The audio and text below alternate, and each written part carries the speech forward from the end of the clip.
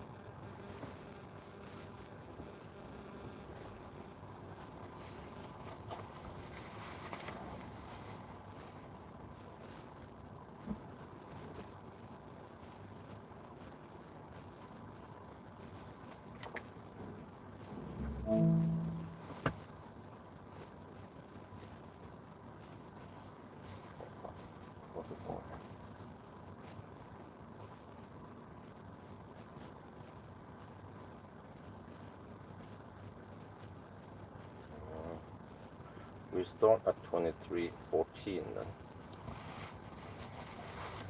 I reset everything. This.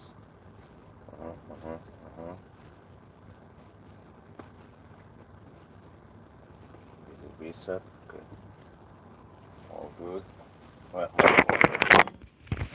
What is the screen rotated? I mean, I think it should be okay, right? Is it bugged?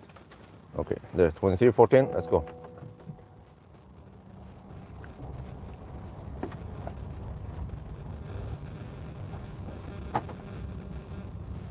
Huh? Do we have a problem with the screen or what?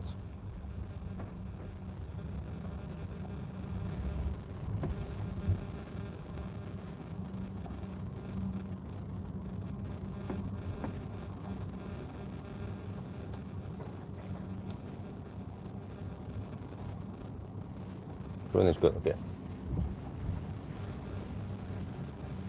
Right. Interesting setup because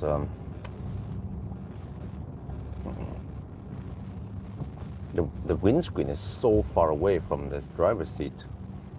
I wonder how people do it. You know, like the professional, they use the carpenters and plumbers. If they need a phone holder on the windscreen, it's not going to work. It's too far away. We need a really long arm. So I managed to attach my camera equipment there, but it's like out there, so far away. Okay, so the car claims I can make it to Speckerud. Really? With 27% or whatever it was. Let me check here.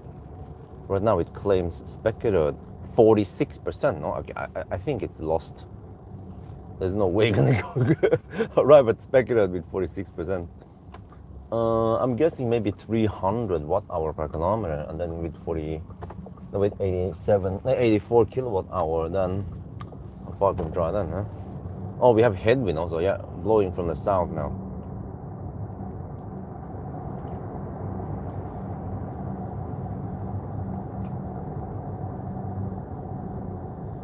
But did Volkswagen improve the soundproofing on these cars, or has it always been like this?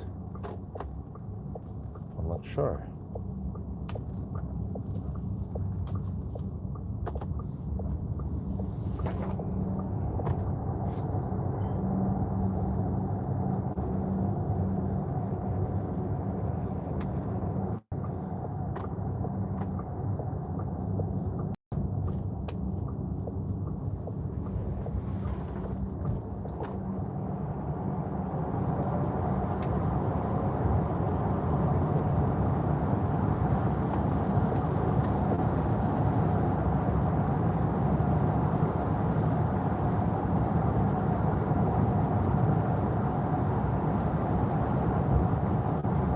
Off we go.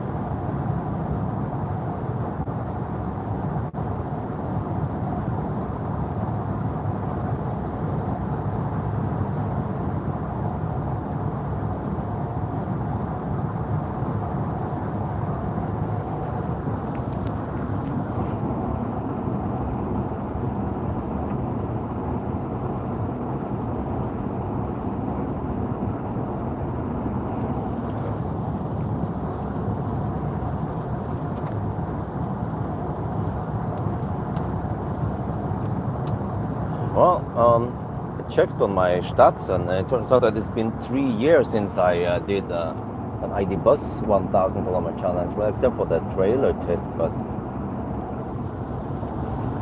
yeah, did the car improve? Well, at least it charges faster now, and I have the 200 kilowatt charging, right?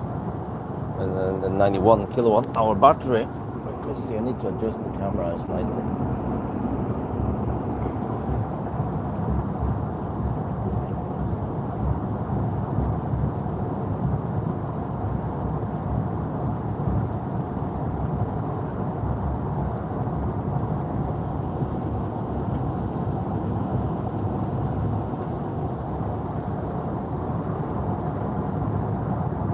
On Vona, I don't know if they will be coming to Norway.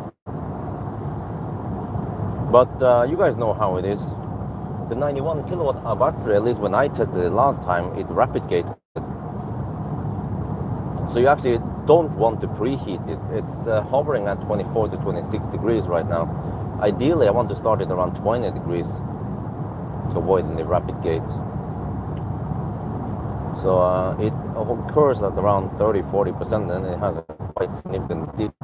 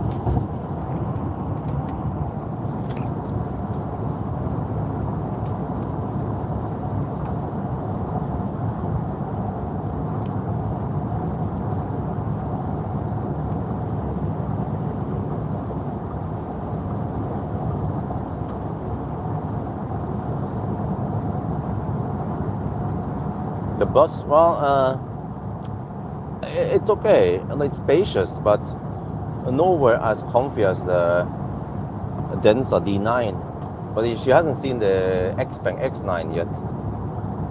But I know how it would go.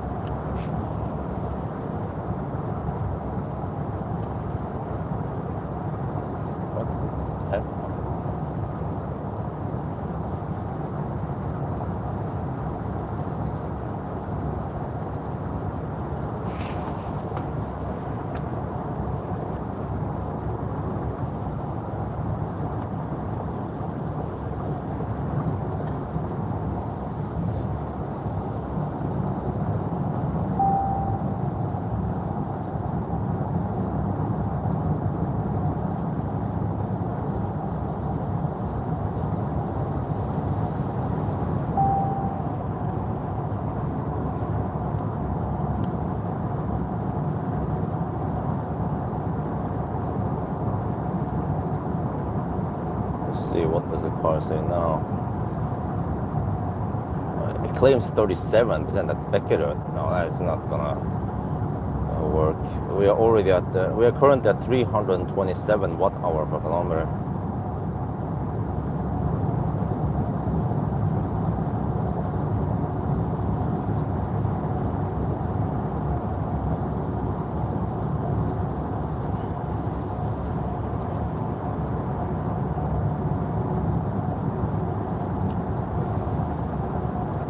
So yeah. Last run was a bit colder run, but it was I think it was October, almost 3 years ago. Regular ID Buzz 82 kilowatt hour. I remember I saw in the video at 50% it was taking only 100 kilowatt. Now it's a lot faster. I think now at 50% you can still go you can still take 130, 140, or I don't remember. And then the consumption was 299 watt-hour per kilometer last time. So it was 10.5-hour run. This time I expect, well, I calculated it would be 10 hours and 20 minutes. But I'm not sure because I haven't done the range test yet. I'm basing this on the charging test only and some previous run on the consumption test on the regular ID Buzz. But I also had to calculate that the GTX is thirstier than the old, but I mean it might actually be slightly more efficient because it has the ABP 550 motor. We'll see eventually. But I did a family trip with it. Went downtown Oslo just to get a feel of how it was. So it's okay. But wifey likes the comfort in the EL8 better. Yeah, not surprisingly.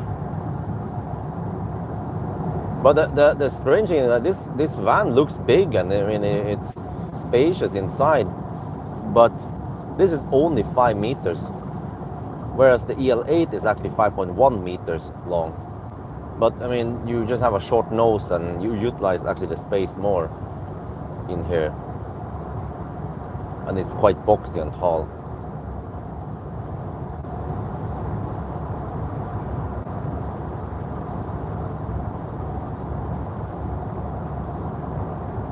Well, we're already down to 92%. Consumption is 294. I mean, it is what it is, right? A van.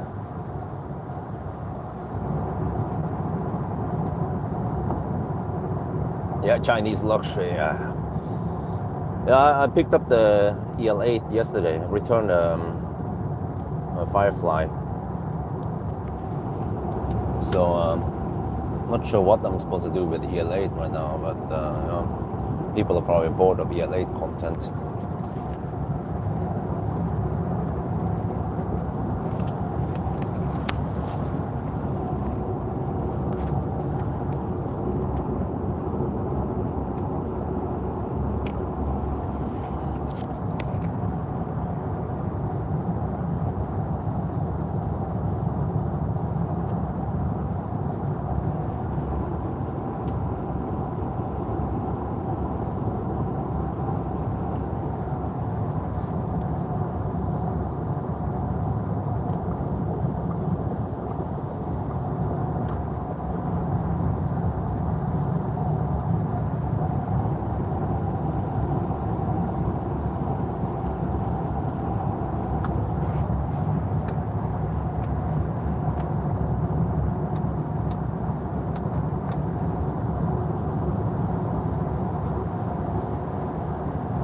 But man, it's nice to be back in a German car again.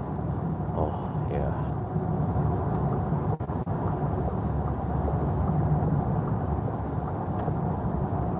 EL8 and, well, EQS, yeah. Well, that would be interesting, but I did the side-by-side comparison. Didn't get that many views. It was a Polestar versus Polestar 3. But hopefully I get more interest once I switch over to the ET5 Touring. That's my kind of car.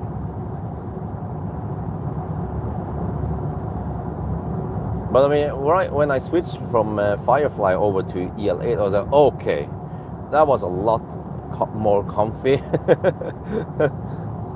And actually, the auto steer worked smoother, and there wasn't no bing bong. So I'm hoping that the Firefly software will also be tuned to be more like the Neo cars.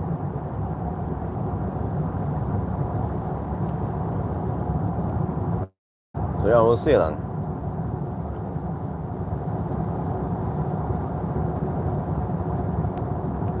I actually fell asleep. Yeah, when Isabel fell asleep, I also passed out a bit.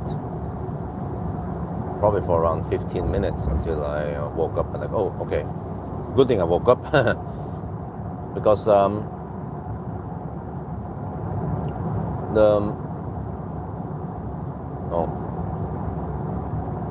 touring, yeah.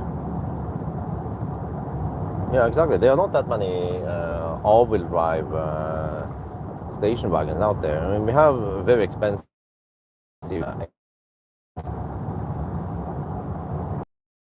ID7, Tourer, what they're called. Yeah, those are quite popular in Norway.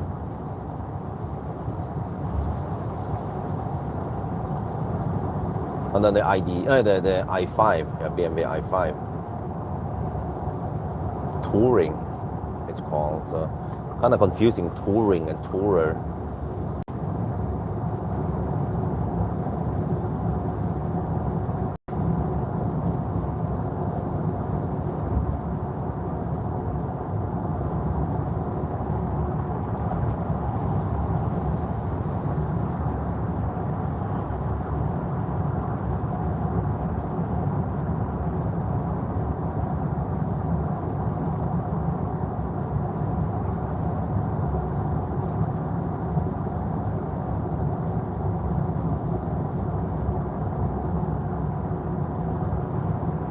I drive around 100k.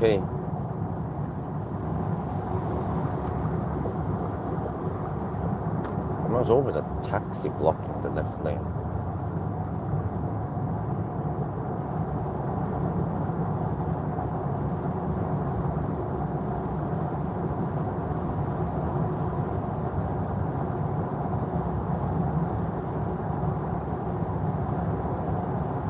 So yeah, not much going on. Well, you guys know it. Yesterday morning we finished the Firefly 1,000 kilometer challenge, and then I got some sleep, and then actually delivered Isabel at the kindergarten. But then Axa stayed home because well, he wasn't ready yet, or I was actually too busy, and I had to go downtown. Or actually, no, I went to Hellfire. That's where the service center is located. And then returned the Firefly. I recorded a summary, driving impression / summary on the way there. And yeah.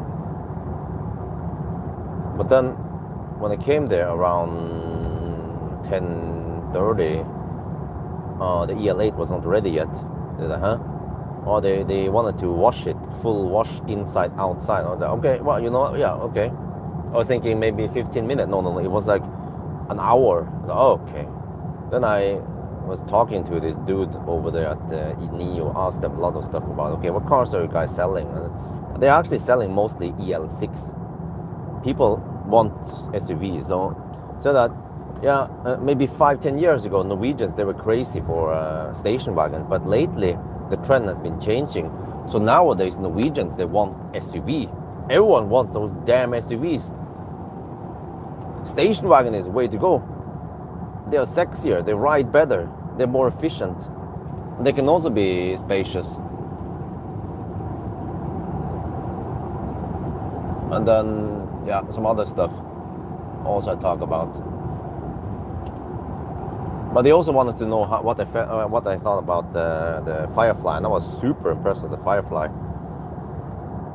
I mean, it's not perfect, but when I compare to the other small, how should you call it, reasonably priced cars, then the Firefly actually scores really well.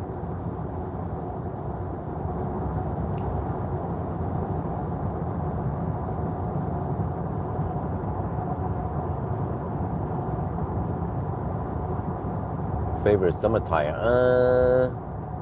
Not sure. I like the quiet ones. Actually, the Pirelli P0 was very quiet and also super sticky.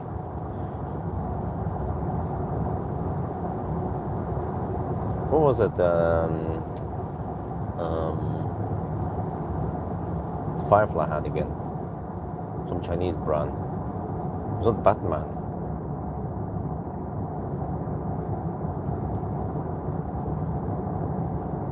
But yeah, and then actually, eventually I talked to him a little bit too much, and he said he had to go back to work, and I realized, yeah, I was actually holding him up. Well,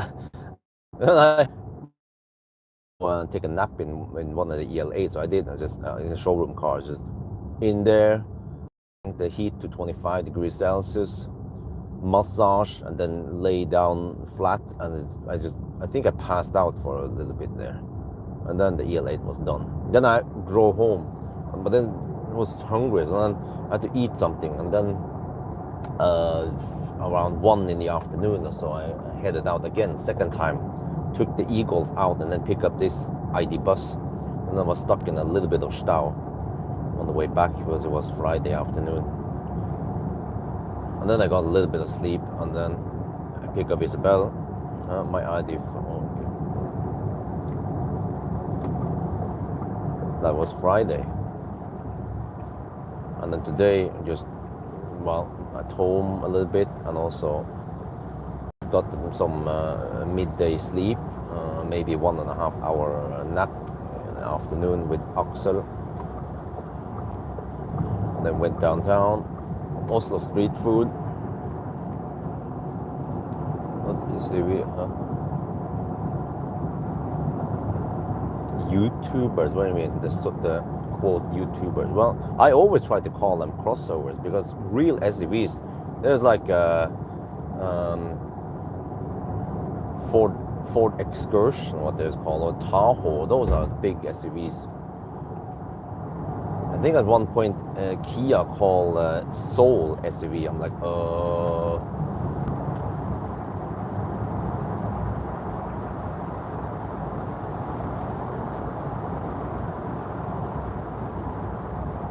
should be very silent, huh? What?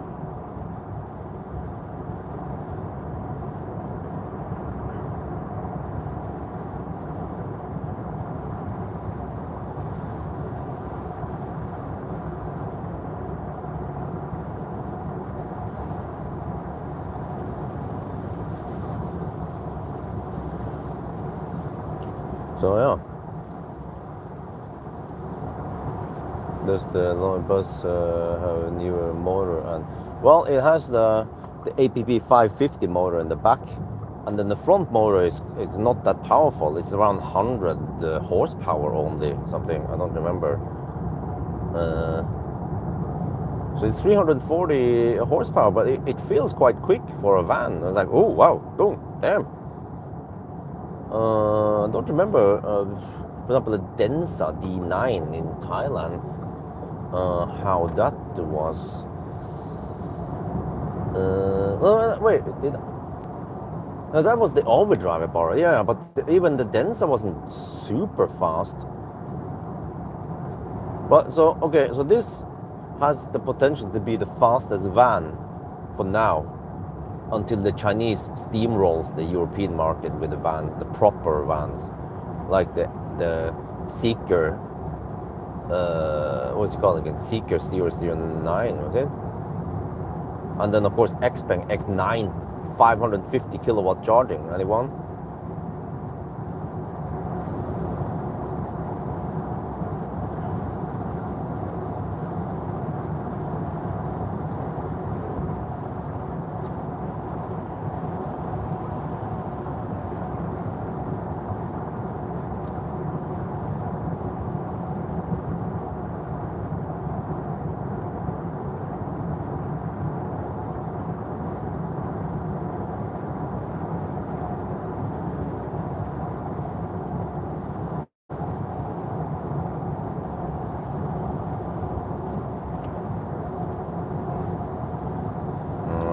24 to 26 degrees. Yeah, we'll see how much it rapid gates, or if Volkswagen fixed this or not.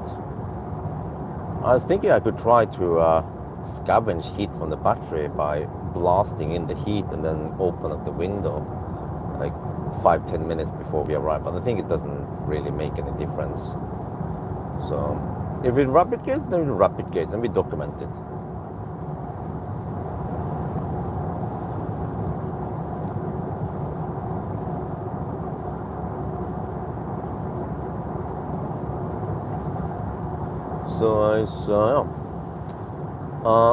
Yeah, this car, this ID Buzz, man, it's been moved so many times. I booked it for spring or something, and then I was like, sorry, there was another car that showed up, or I needed to push it. They were like, okay, fine, they rebooked it. And then I think I rebooked it twice, and then I was like, okay, fuck it, I just need to do it now. Because I remember when I knew I was gonna get Firefly, I could request it over the weekend. But then I was like, dude, then I have to move the ID Buzz even one more time. But then Mölle said, oh yeah, by the way, the ID Buzz, we have scheduled that you're supposed to pick it up on Tuesday, but they need to do some service on it. So then it was ready on Friday. So yeah, I picked it up on Friday, but then I need to return it on Tuesday. So it's going to be a short run with this. But on the other hand, there's not that much I need to do with it. I mean, what are people gonna watch? Sunday Drive? So yeah, I'm not sure what else. Tomorrow I'll probably just recover from the 1,000 kilometer challenge, and then Monday I can't go on a long trip on Monday because Axel needs this special time at the kindergarten.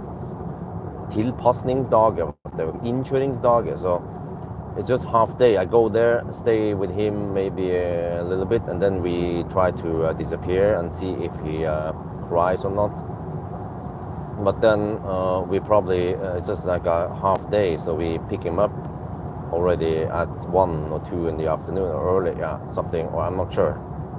So then the next week, maybe the whole next week is just amputated. I can't really go all day, come back at 4:30. No, that's not gonna work. So I'm not sure what else I'm supposed to do with this ID Buzz. Banana box test? I don't have enough banana boxes.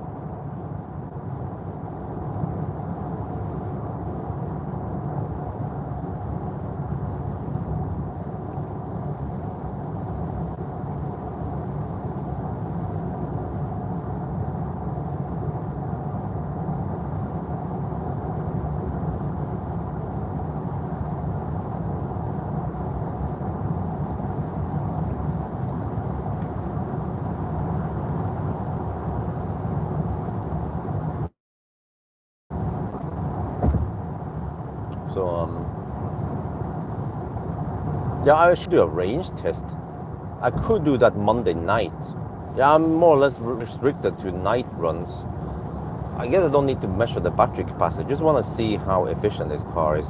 So maybe if I can do a Monday afternoon or some shit, that would be great. But I can't really count on it because of the kindergarten. Well, I could skip Monday. Say, okay, Monday, sorry, Mac, Axel cannot start yet. He can start on Tuesday. So then I could go all day, something. Or if it's possible, if I can just, let's say I leave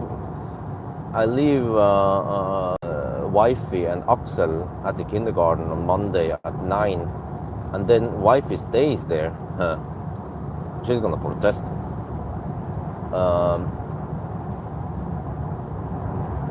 She stays there, and then she just goes away, but she goes to the resting room, or whatever they call it, for the employees. And then Axel, he can try to stay there alone. And if it's needed, then wifey can poke over to Axel again. And then I just need around 3 hours if I'm quick to do the range. I just need to do a consumption test around Mjøsen, and then I can come back. But she will most likely protest. So then the whole Monday is kind of ruined. Unless I just pull out the veto and say, okay, Axel starts on Tuesday. Yeah, that's what the dictator has decided. And then I can spend the day Monday testing this car. I think it's going to be okay weather. So at least a range test, right? I want to see how efficient it is with the new motor. You can probably test it in 20 degrees Celsius or 18 degrees. Nice and warm. Sunny.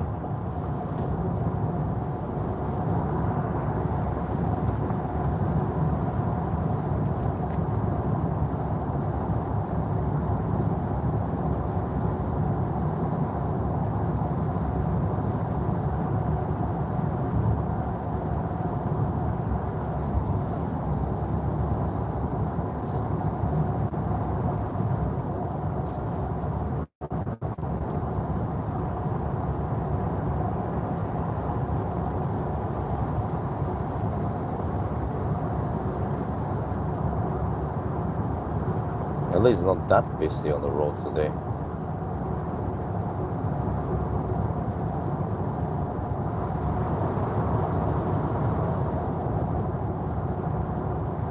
And I think weather should be okay. There might be some rain around Tarnum, but I start kind of late, so maybe I avoid some of the rain, but just, okay, still wet road after the rain.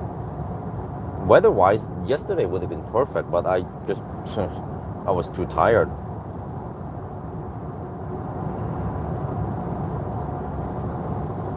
But then according to the spec, this is a 3-ton, almost 3-ton heavy beast. And also according to the spec, dude, freaking Tesla drive. We have only 465 kilogram payload. And the driver is not included there, but dude, like, so take 475 kilogram. Take 475 divided by 6 people, they can be around 75 kilogram each. And then they have 40 kilogram of cargo only combined. I remember the EL8 actually has decent payload. One of it was around 500, 600 kilograms, so that's okay for a 6-seater. But yeah, so one thing I forgot to highlight when I look at the Polestar 3 is that the payload on the Polestar 3 was also quite low, also around 400 kilograms. I don't remember, but yeah.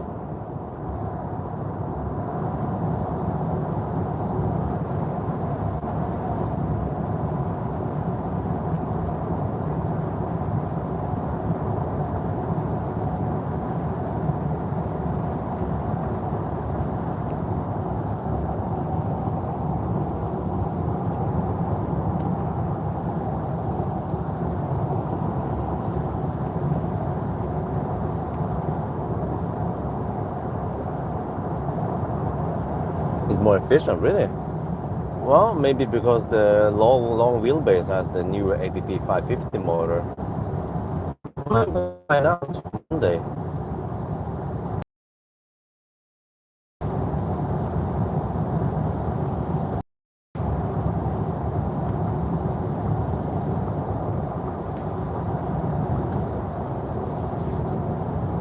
Well, actually, if wifey has this cykelvogn, she could just bring Axel to kindergarten. No, wait, what about Isabel? Yeah. Well, I mean, I could just bring Isabel to the kindergarten, and then wifey can bring Axel to the kindergarten, and then she can also bring him home by herself. But it's not that expensive. I mean, now we have some money, so it's like 6,000 cykelvogn, a bike wagon for kids.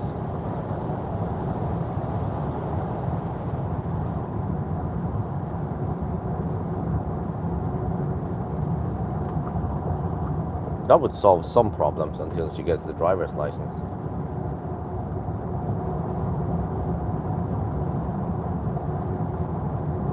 But I really want to do a range test Yeah.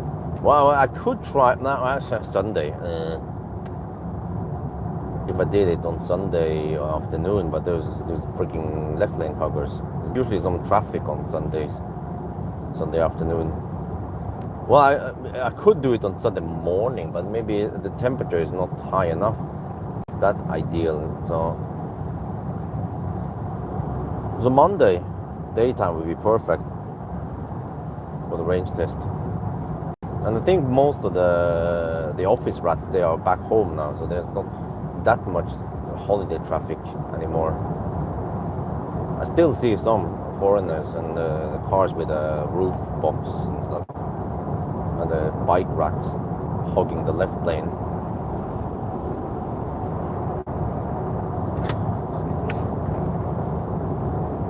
Okay, consumption 257 watt-hour per kilometer so far.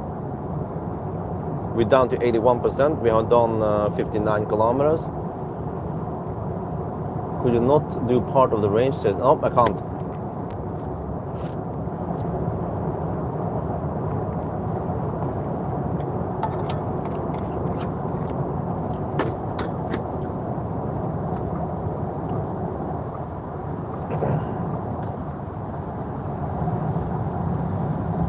What I can do is I can try to do the range test tomorrow. Yeah, okay, that could work. But I'll look at the weather forecast for Home. I could do it tomorrow afternoon if I can get some naps.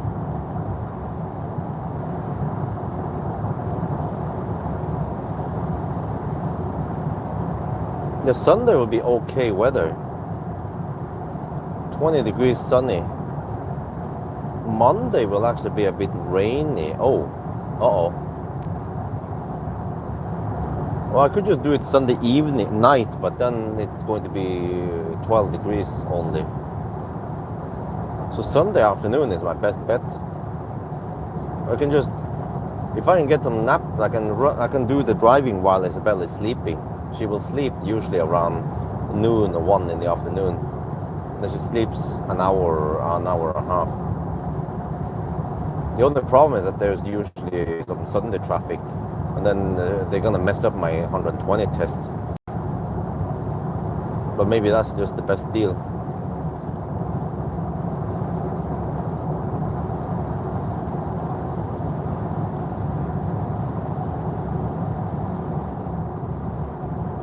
Tanum? No, I'm still in Norway. I just passed Tusenfryd, the Thousand Joy.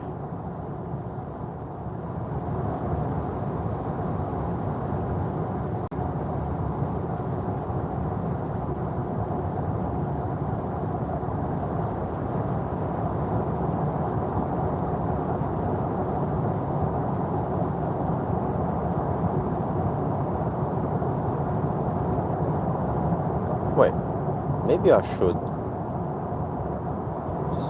run the HVAC on the back also. Auto. Wait, is it on? No, okay, there.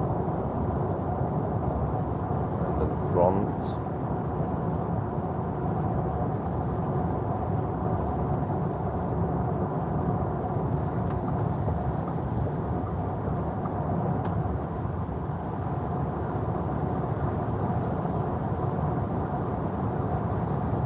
Because it's 16 degrees outside. If I can scavenge heat from the battery to heat up the cabin, that'd be great. Yeah. It's 23.3 to 25.7, so inlet is... it is scavenging heat from the battery. That's good. I want to cool it down as we drive now. Slowly cool it down if it's possible.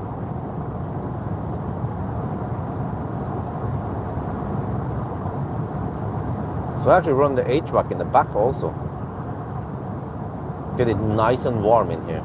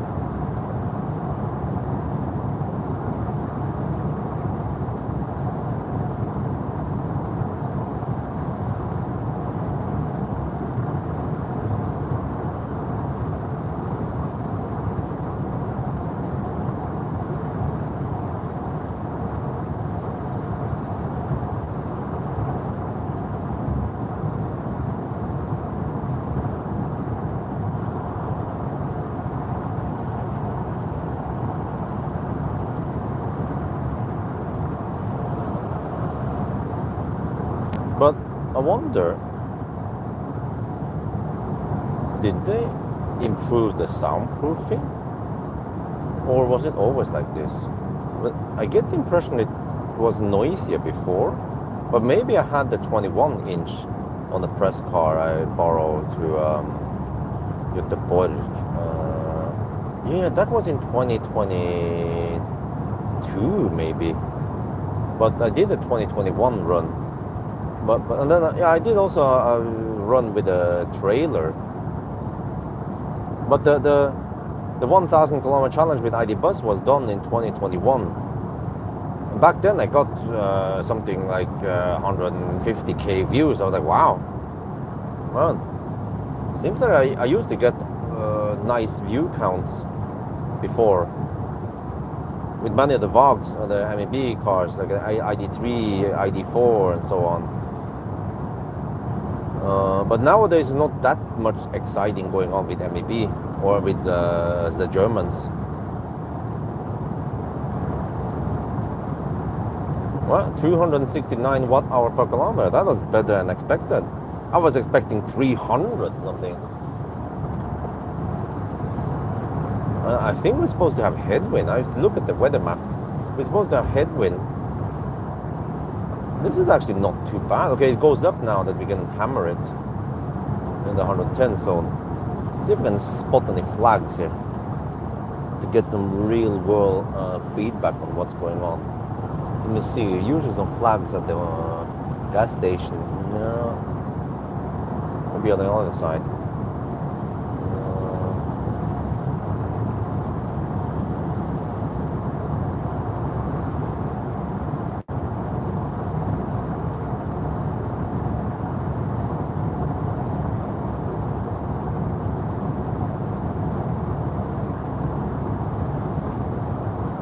Okay, I think I said something wrong about the battery swap, by the way, the other day.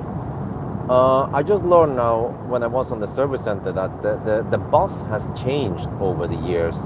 Initially, when you became a signature member, you get 600 kilowatt hour and 6 swaps for free. That was gold. The guys who sign up there, they get it for life. It follows the account.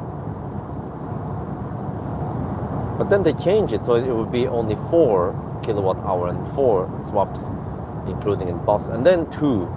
And now, well, now you get the swap fee, 2 swap fee for free. That's 200 NOK swap fee, or 2 times 200 NOK. And that's it. You still have to, and then you have to pay 4 NOK per kilowatt hour for the swap, the kilowatt hour difference. So that means that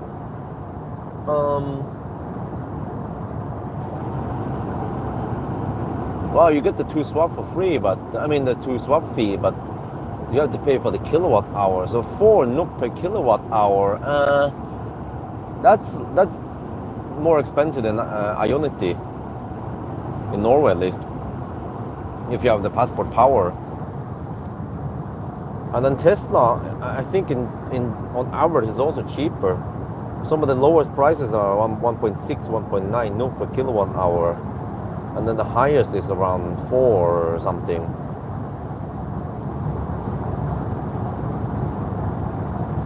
Muller claims consumption extra high, huh? Okay. Well, you're gonna find out tonight how it is. Okay, now the consumption goes up a bit, 272 watt hour per kilometer. Let me look at the instantaneous consumption then. It's at 440, 500 watt hour per kilometer. It seems like we're going up a bit.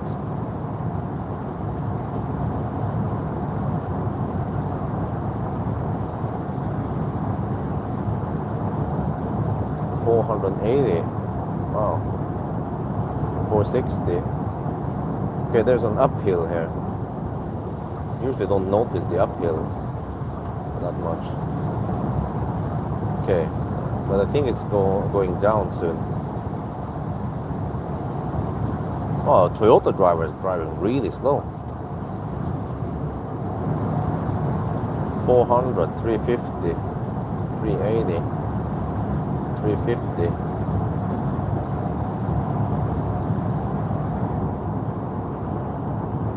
$300. Okay, now it goes down.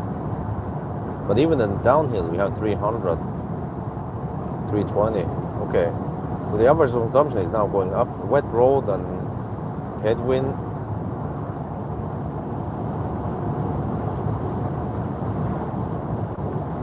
The temperature might also go up slightly now because we hammer it. Let's see if the estimation has changed now. Now it claims 17% at Speckerud. Speckerud is around 290 kilometers. Okay, if you get, let's say, wait, how many kilowatt hour did I get before? I don't remember.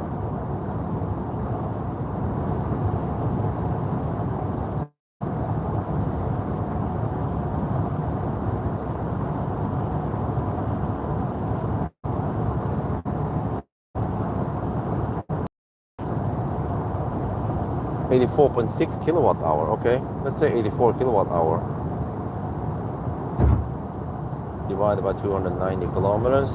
Oh, I have a budget of 290 watt hour per kilometer. Then I think we can make it to Speckerud. So let's aim for I don't know, Hogstorp.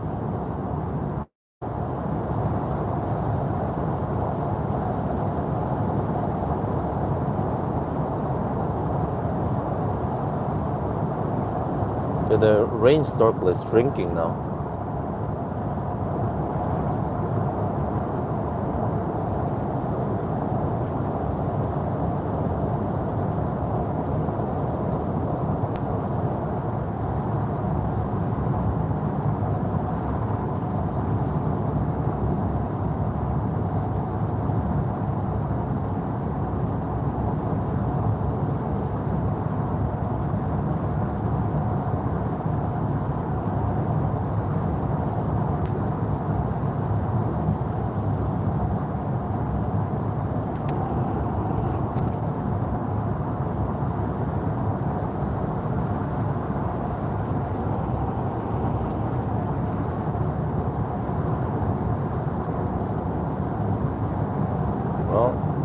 Down to 72% already. 276 watt hour per kilometer is going up now, climbing up. But man, the ID Buzz has no 12 volt outlet in the front. What? Only in the back? Yeah, it's a long way to pull the cable all the way in the back there. So, well.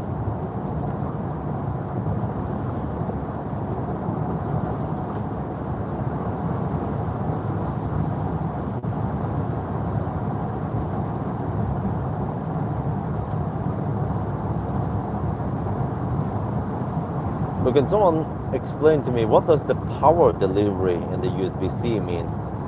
Because I have this USB-C to 12 volt outlet adapter, but I haven't been able to successfully use it because the cars I plug it in is like I don't know, it just doesn't give me any power. Maybe because it's not strong, powerful enough.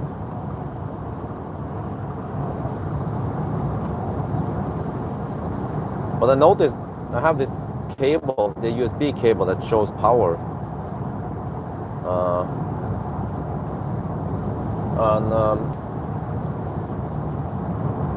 When I plug in on the USB on my laptop, it's not PD, it's just a regular, well, I don't know, but then I get maximum 10 watt from that port. But when I plug it into this dedicated adapter, PD to negotiate 12 volt, What? No, but when I use this 30 or 40, I don't remember, it's 30 or 40 watt adapter, then I get, I think I've seen 27 watt into the phone, and then it says PD also. man, it charges amazingly fast. This is how it is to have a modern phone, finally.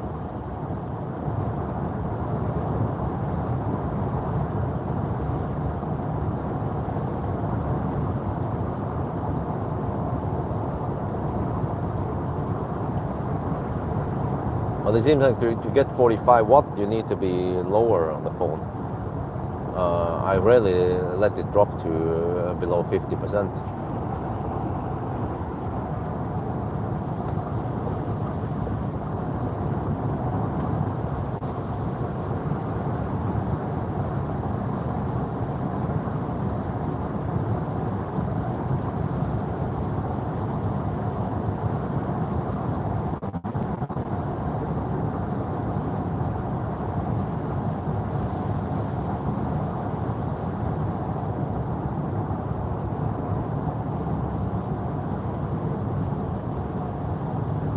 But maybe actually that's no problem, because now, in the past, I've always been so strict about keeping the phone topped up whenever I can. But if I'm close to home, I can always just try. Or actually, whenever I know I'm close to a powerful USB source, I can allow it to go lower. Actually, I think the USB port in this bus has PD, so it charges pretty fast. So it's more than 10 watt. Maybe I should test it. I need to eventually, well, I can test it by plugging the laptop in it, and then you can see how many watt it pulls. That could actually be a useful test to see if it can charge my laptop or not. But the problem is that if it doesn't charge at all, then I can't get any readout there. So then the other solution is to discharge my phone low enough, and then it will charge. But it seems like the laptop requires higher voltage from the USB source. So I tried it already, charged a laptop on the USB in the ID 7 at an event, and it didn't charge. Maybe it requires 20 volt. I guess in most cars they don't have that.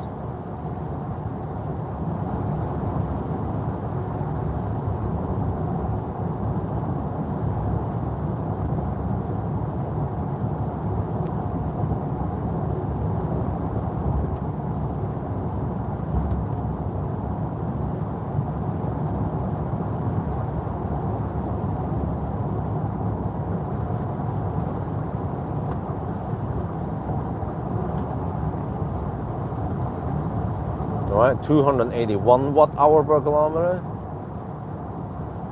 The back ID is 25 watt or 30, huh? That would have been sufficient, but strange.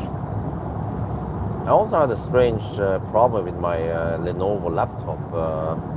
It actually happened on that Kristiansand trip. It would plug in and hold the state of charge, but it wouldn't charge. I tried everything. I tried resetting and everything, and no, it didn't work. I Google also. They say, press and hold the power button for 30 seconds and it will reset. I tried to update the software drivers, whatever. I tried all that. It didn't work until I saw this Indian guy who stated there is this little reset button under the laptop. You just use a sharp object and press and hold it for 30 seconds, and then it resets. And it did, and it worked.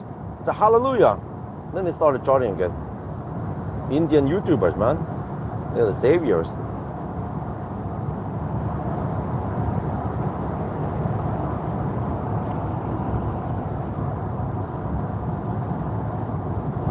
Laptop requires PD power delivery 20 volt. Okay, I see. Yeah, and I guess cars that don't deliver 20 volt, they might go to up to 12 volt. C is either 5 volt or 9 volt, I think it was, and then maybe what's the next step? 12, 15, 20, and 3 amps. Or maybe more. I guess you can go more. Supposedly you can go 100 watts, right? That's crazy.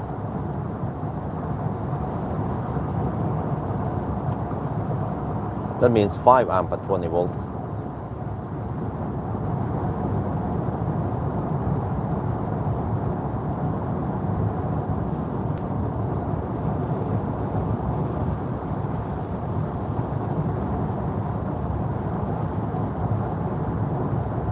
But I mean, if I want to upgrade the streaming phone one day, how do I do it? Because I use wired microphone. So what is the newest or the latest Samsung Galaxy that has a 3. What's the latest? So then I'm stuck. I need to go switch over to Bluetooth wireless mic, and then I need to keep them charged, and I don't know, swap them out if one is out, or I don't know if I can plug it in while it's being used. Yeah, that could also work. If I, for example, want to use the S24 Plus as streaming phone.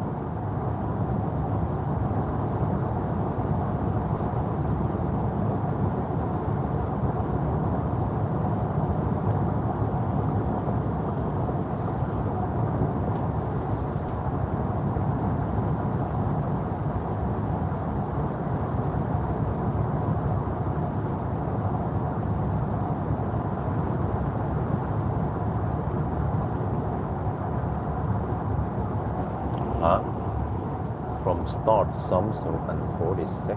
What? Huh? What are you talking about? Oh, can these guys just no, dude? Freaking nisse.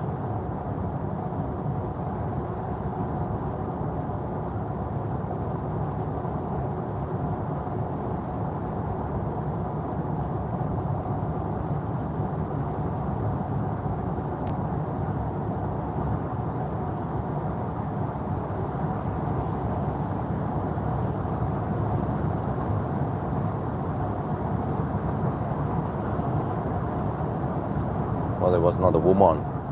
Always a woman hugging the left lane.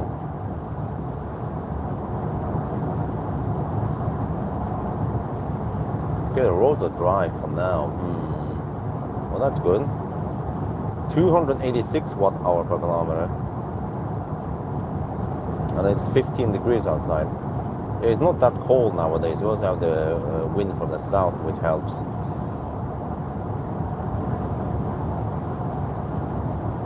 Okay, the battery is at 24 to 27 degrees, roughly.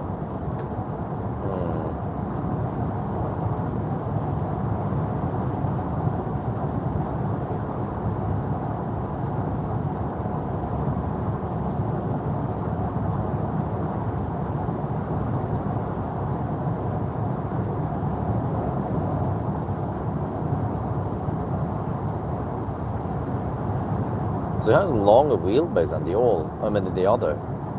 It seems to have okay comfort. I feel that it's better comfort here. The regular bus is only 4.7 meters, and this is 5 meters.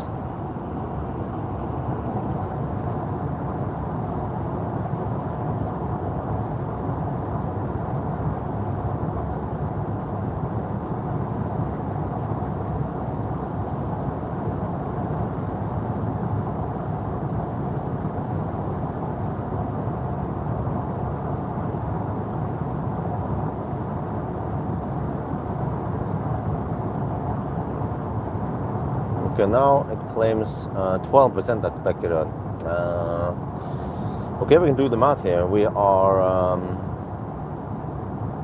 180 kilometers away, and we have 52.9 kilowatt hour left.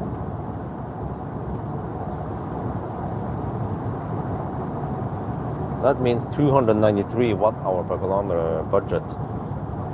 Well, there's still some 100 zones here on the Norway side before we enter Sweden, so maybe there's a chance we can make it there. Let's see. Speculate. Otherwise, Ljungskile might be an option. ST1 over there. They have 400 kilowatt chargers. Should be 500 amp capable.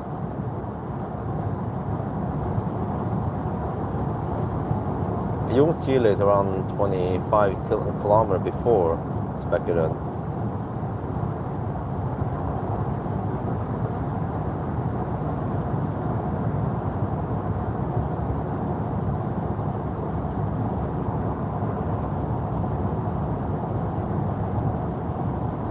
But I mean, this car, I think it costs around 750k.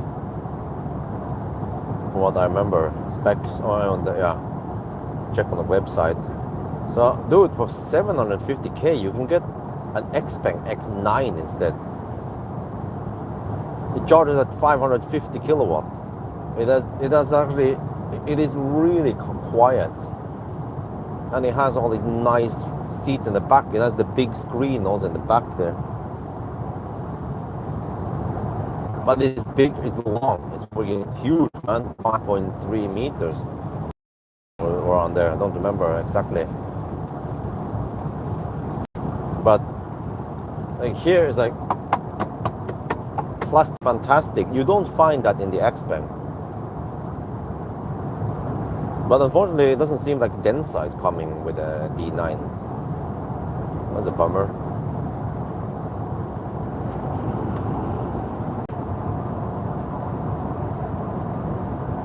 Yeah, exactly.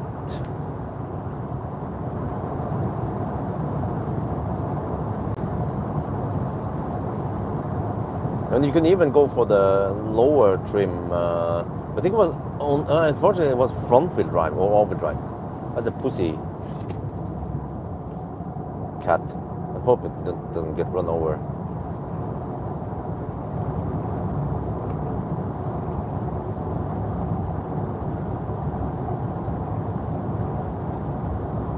If you go for the front wheel drive with a smaller battery, it's even cheaper. I think it was around 600k only for the Xpeng X9, but you still get a nice interior. So I mean, it's a bargain for a big family car. Wifey just doesn't know that car yet, but man, if I can borrow one for an extended time, that'd be awesome. Go on a little trip, road trip with it.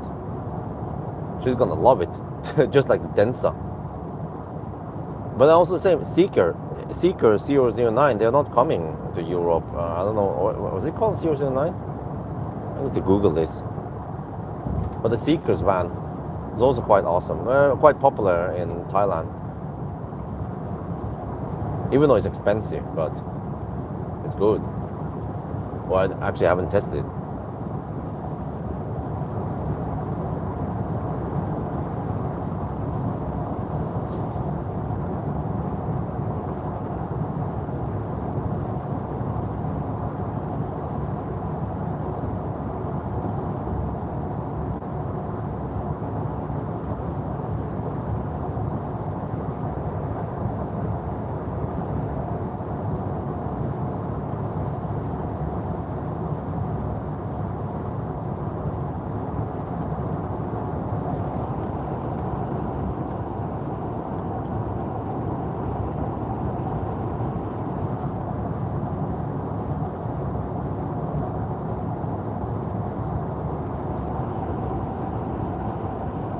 Well, we have staggered wheels here.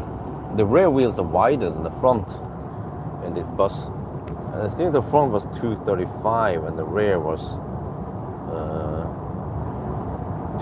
okay.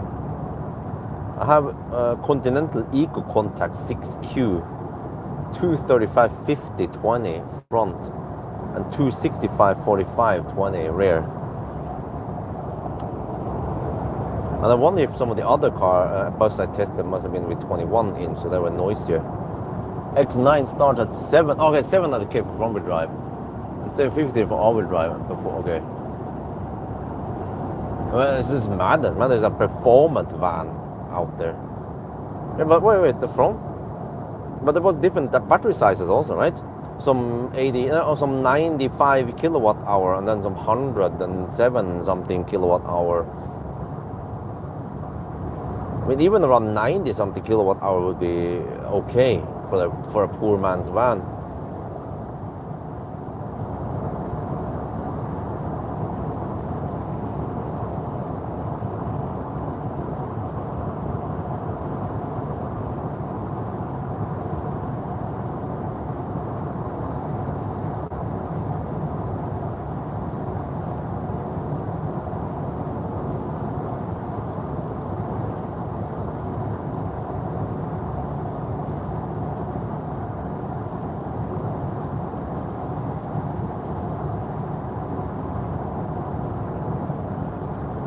Okay, 95 and 105. Yeah. I mean, it's not that much difference in battery size. But I guess if you want the overdrive, you have to go for the big battery.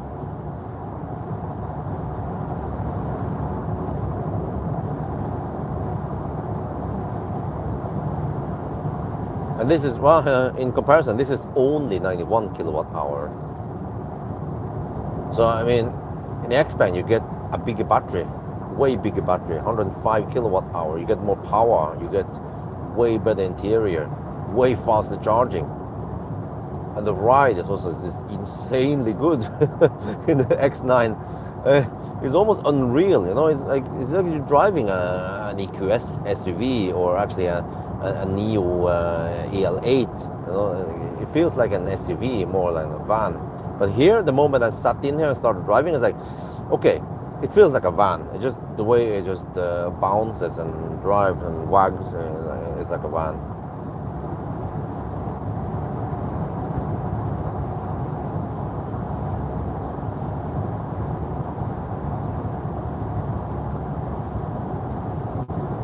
But I guess Norwegians, they are not crazy about the vans. They just want SUVs.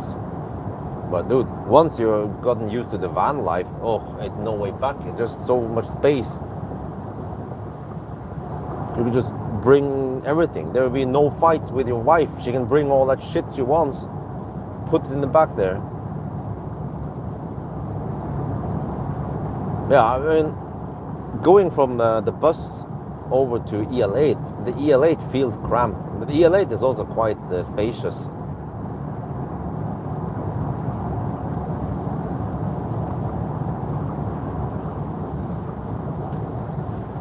So it's going to be a slight downgrade to go to the ET5. But on the other hand, the EL8 is just too expensive for many people, so it's not that relevant. So at least if I drive around with the ET5, maybe some people want to check it out.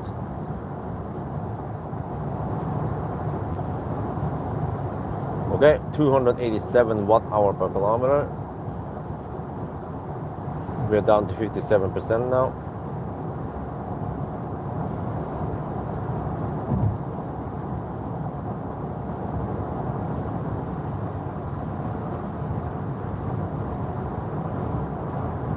Yes, ID Buzz go home. Yeah.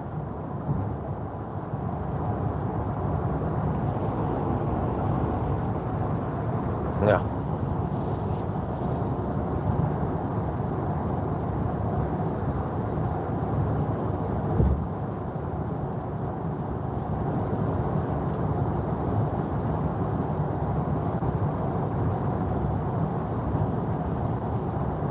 Well, the consumption hasn't shot past 300 watt-hour per kilometer yet. And we even have headwind. Yeah, I forgot to check flags here. Hold on, there's going to be some flags here. There, I see it now. Yeah, we have headwind. Maybe not head-on headwind, but there's some kind of headwind here. It's blowing from the south nowadays.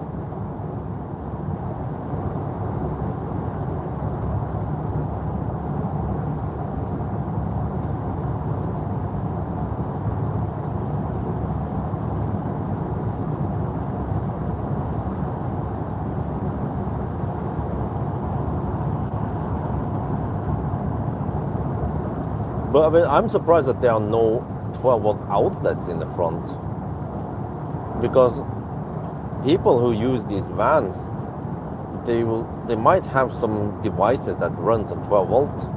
I don't know, some kind of charger or some, yeah, who knows, right? Professionals, I mean. So when I checked out the Toyota vans, I remember some of them that had several 12-volt outlets. Or maybe it was a truck, I don't remember, but yeah. No, I think it was some of the Toyota vans.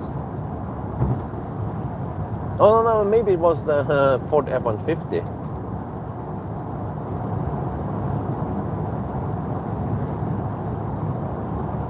EV9, but that's an SUV.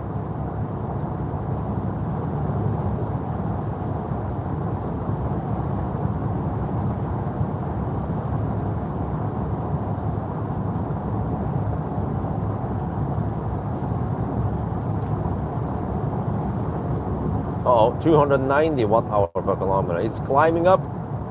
9, it's climbing up. Okay, now the car claims 15% at arrival. Wait, it wants me to charge at Jungs, Chile. No. 9. How do we stop it from adding charging stops? Electric vehicle. No. Disable that.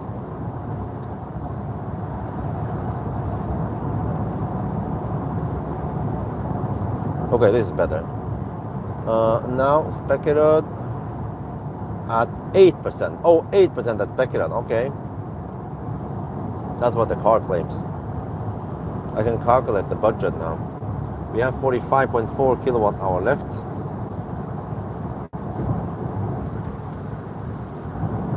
Divided by 156 kilometers left. The remaining budget is 291 watt hour per kilometer. We are currently at 290 watt hour per kilometer. Well, we're not gonna make it to Speculated. So just prepare myself to stop somewhere else before. Maybe I could stop at Hogstorp. Yeah, V3 supercharger. Oh wait, I think for this car you don't want to go too deep. Yeah, I will avoid. I think I should avoid going to 1% or whatever. Try to arrive with around 10%, because at 1% or 2%, you build up too much heat. So just go 8 to 10%, maybe not 15%, and that should actually yield better time. Or you avoid that rapid gate that happens at around 30%, because it drops massively. So in that regard, I mean, in that case, maybe it's okay to stop at Hogstorp then.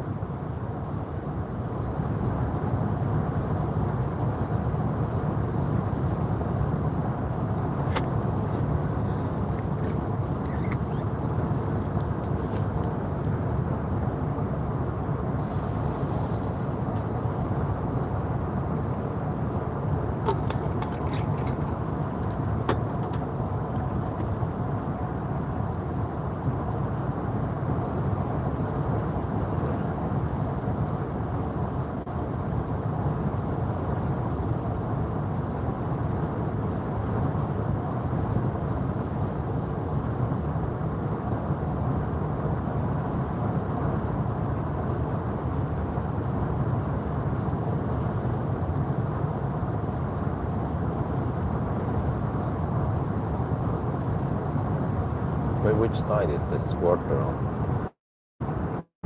This car. Oh, you push the stalk to squirt. Okay.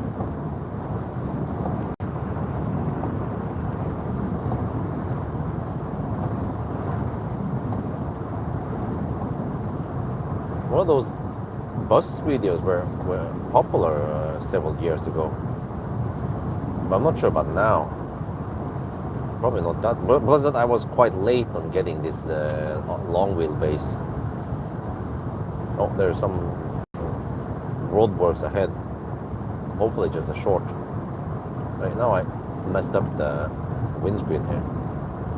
Seems the squirt I cannot reach far enough there. Just try to squirt when I drive slower.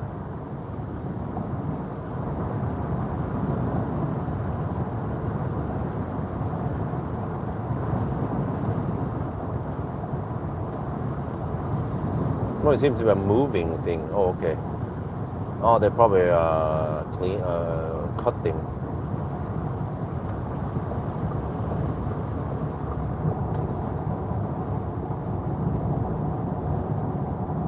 They're slowly moving.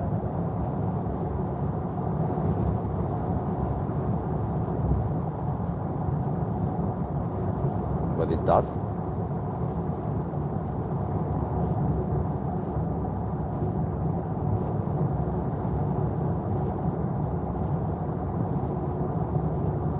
Markings goes quite fast for road marking. Oh, it's quick, man. Yeah, that's a nice little pull here.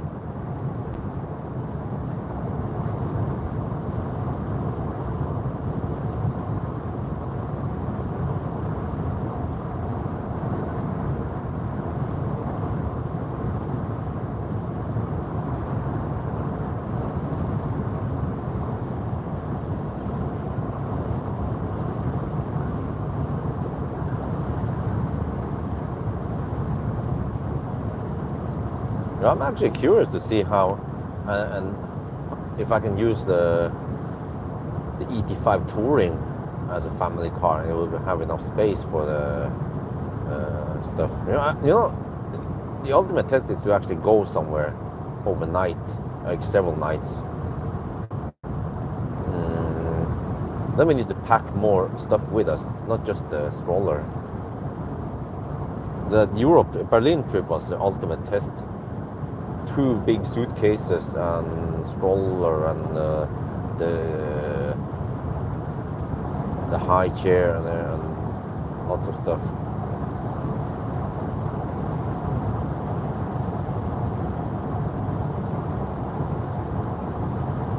What? 292 watt-hour per kilometer now. Let me do a check at the bridge status. Let me check distance. It's supposed to be 146.5. It seems like it underreported. It's 143.2 now.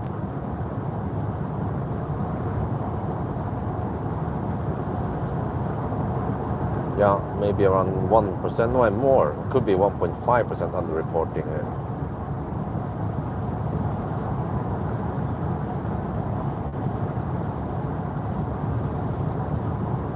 Okay, 144 now.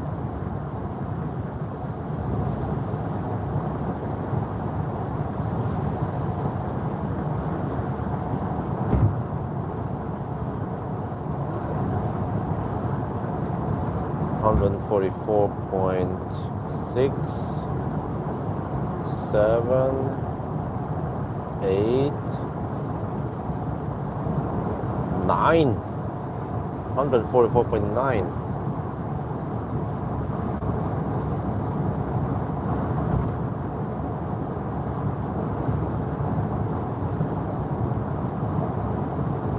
So it's around 1% underreporting. We're going to check more accurately once we stop. But let's see, do we now get another seamless border pass? We've been getting that with Telia. We never got that with Telenor. You guys know how it is. Every time we cross the border, it drops out for around 5 minutes. And I thought, oh, well, it's because we changed country. Well, supposedly, with Telia, you can just go seamless. Maybe there was always a dropout spot there for Telenor. Let's see now.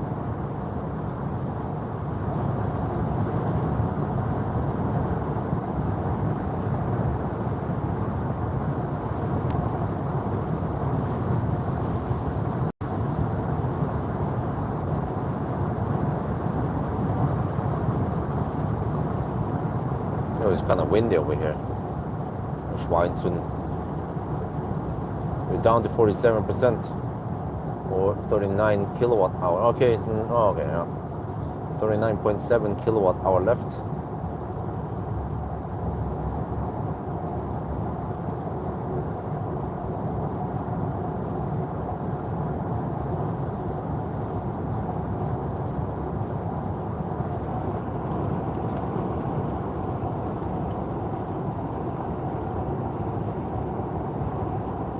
Not Telia for the win.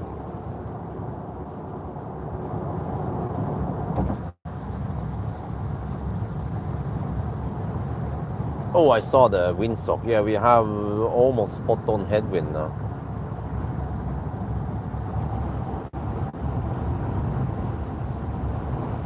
You have to turn on the ambient light here again. I mean the high beam. It's on auto.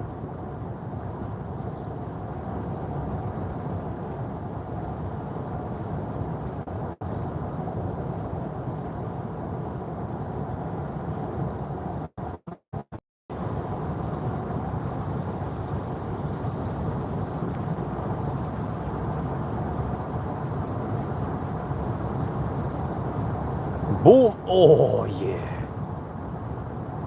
IQ lights. Wait, the windscreen is a bit smutsig. Yeah, it's been raining here a ton also earlier. So it's still wet. Also, Göteborg was raining earlier. But I see the windscreen is a bit dirty inside.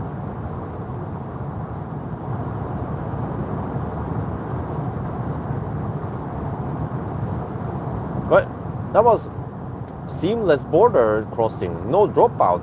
Dude, Telia for the win.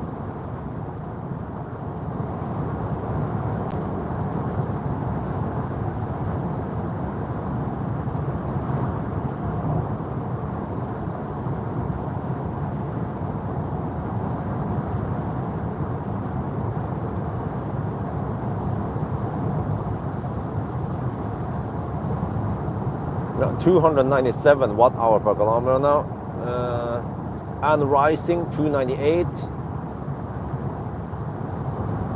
Wind seems to be stronger here, especially around Tannen where we have the wind turbines. There is also stronger. So, well, let's brace ourselves for maybe. Let me check here. We can navigate to Hogstorp instead.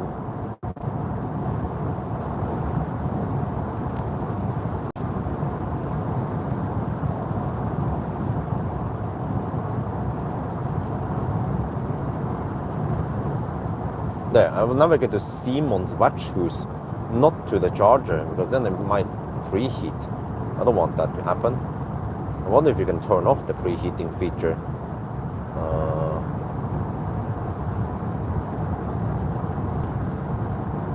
Maybe we can check on the optimizer.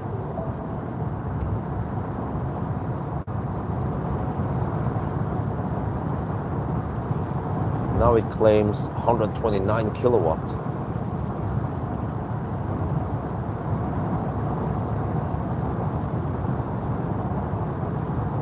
Do you guys know, can we turn off the preheating before fast charging?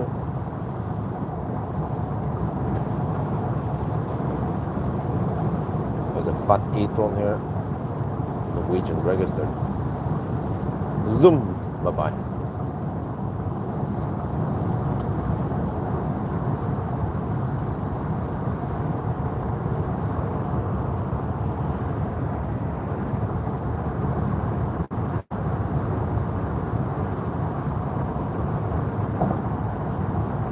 Oh no, I couldn't see it in the optimized screen.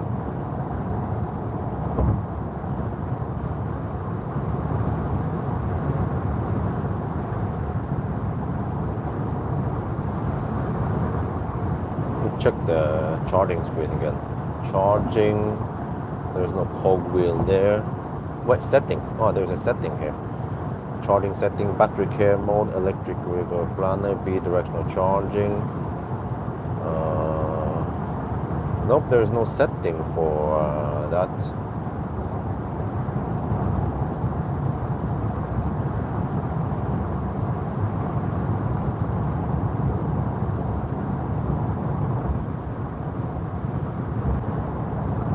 Yeah, we just hit 300 watt-hour per kilometer now. Wait, well that means that this ID Buzz consumes roughly the same as the EC3 Aircross, right? That Aircross was so damn thirsty. It was unbelievable how thirsty it was.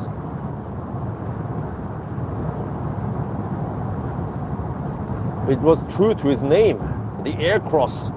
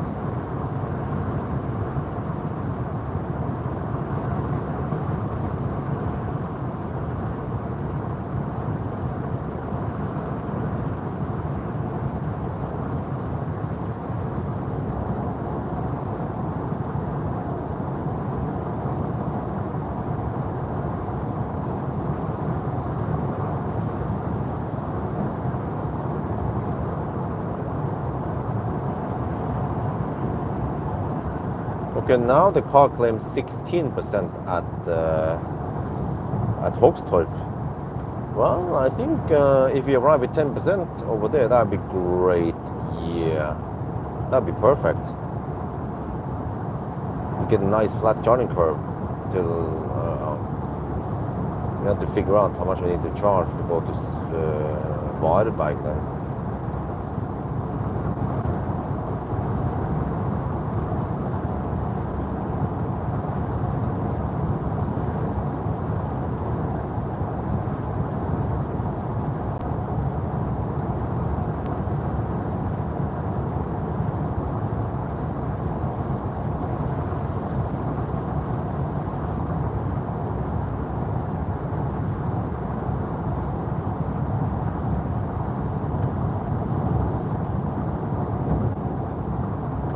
Is that another Ghostbusters?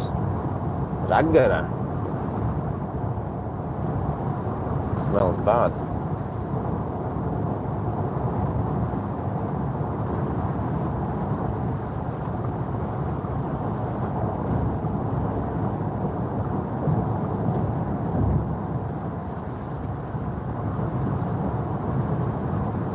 Yeah, 301 watt-hour per kilometer. We're down to 40%.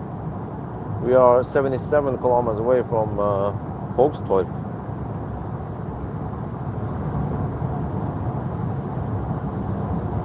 Well, if we want to test the ET5 touring, we could take a trip to Göteborg.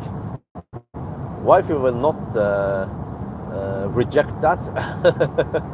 Yeah, we'll sleep 2 or 3 nights at Göteborg, for example. Pack some luggage and shit in there, in the trunk and the stroller. Maybe take a day at Liseberg. But I'm not sure. Isabel is not super fan of Liseberg, and Axel is like,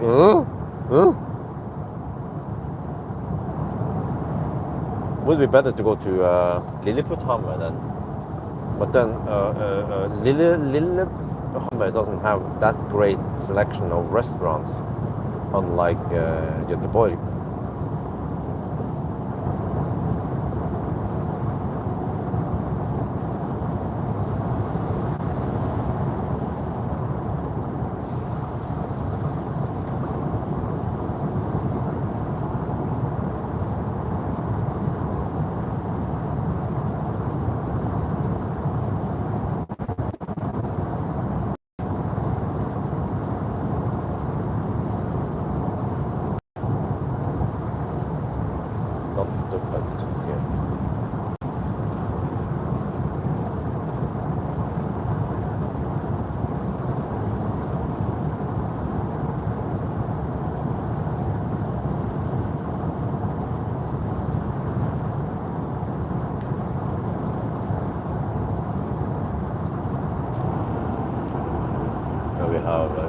Strömstad, just a little outpost in no man's land.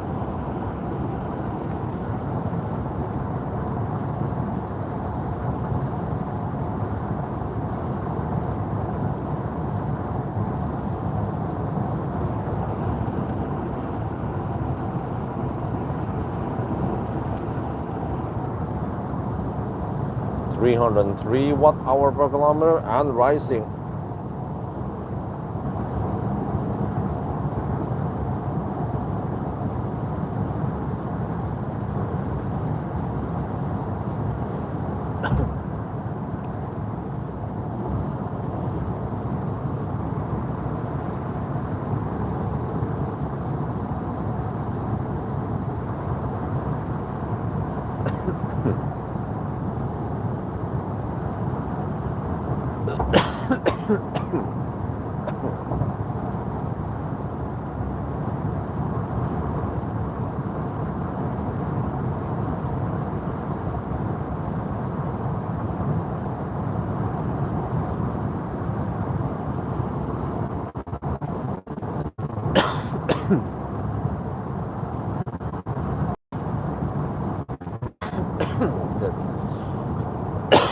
(3.8 SEK per kilowatt hour.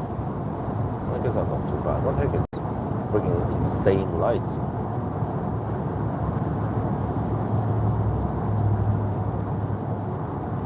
yellow also.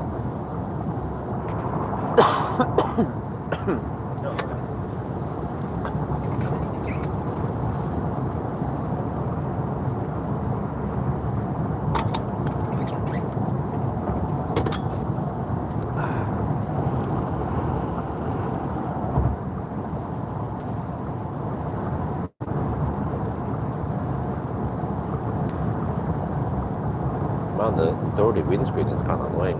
Can't do anything about it.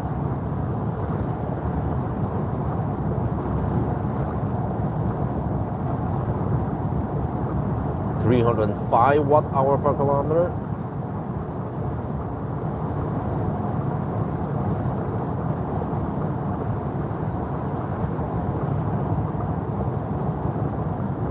Well, the battery is heating up at 25 to 28 degrees Celsius. But I guess as long as we arrive at 10%, then it's not going to be a disaster versus arriving with 2%.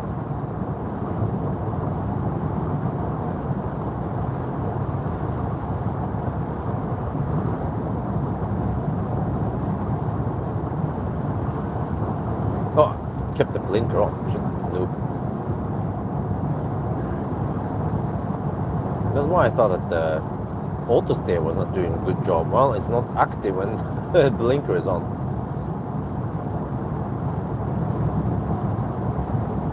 But it's now it's kind of noisy with the headwind and the rough Swedish asphalt.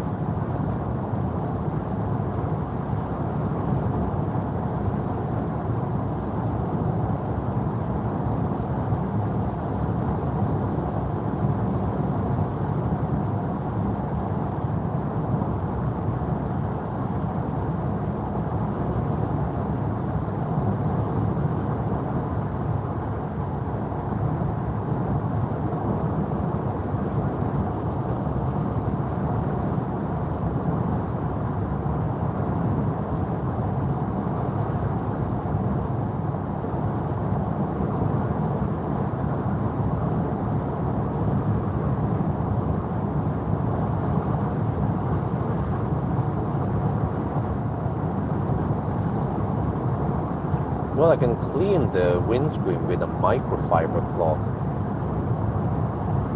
But ideally it needs to be on a pad with an extender arm like I have in the garage. But I didn't notice this because I didn't drive at night until now.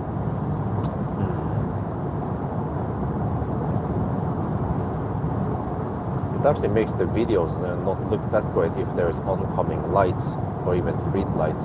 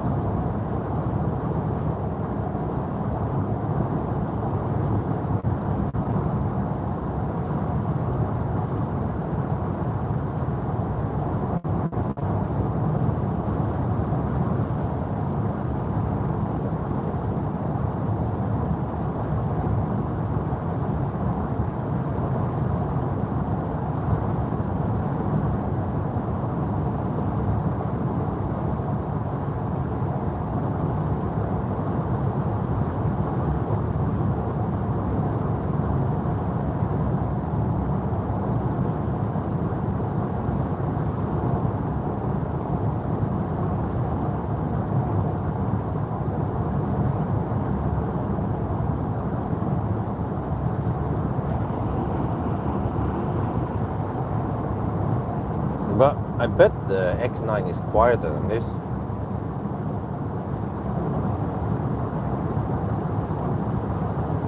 Wonder when the press cars will be ready. I have opening by the end of August. I haven't booked stuff there, and then there's stuff going on in September. So eventually I need to book something. I have roughly 2-week gap in the beginning of August and in the end of August and beginning of September. I'll see how much views I get on the Firefly. If it's high enough, then I can get it again.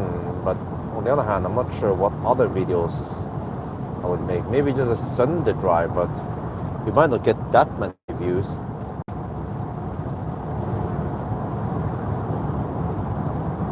And then I realized, okay, I forgot to flip the back seat up so I can fall flat. But if I do that, someone mentioned that in the banana box test. If I fall, if I go flat there, then I lose 3 banana boxes in the footwell. So I'm not sure if it's worth it. It might actually not be worth it, because I managed to pack everything really well. We could try it.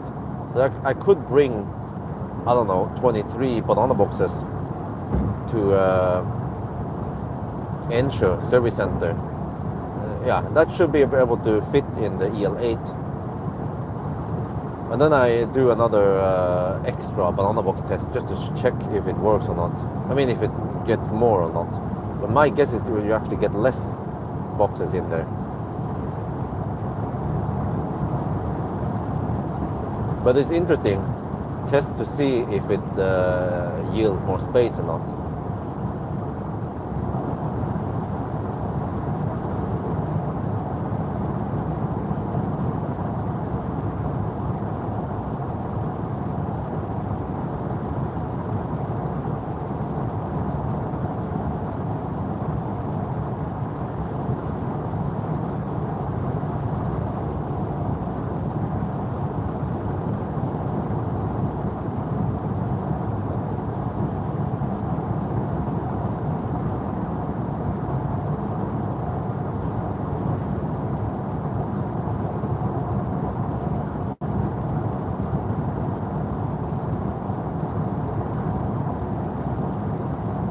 Down to 29%. Yeah, I think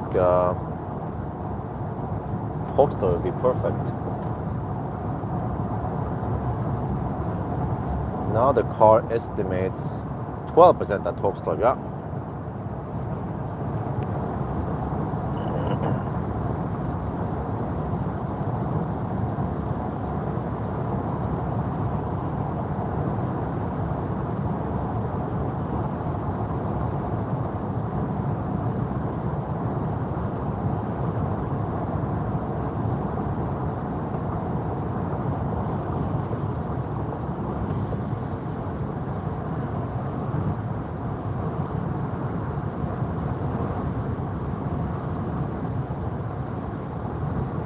Man, such a big difference. Going from Firefly to ID Buzz. It's a tiny car with tiny battery, and suddenly a big van with a bigger battery. Yeah, twice as big actually, more than twice as big battery.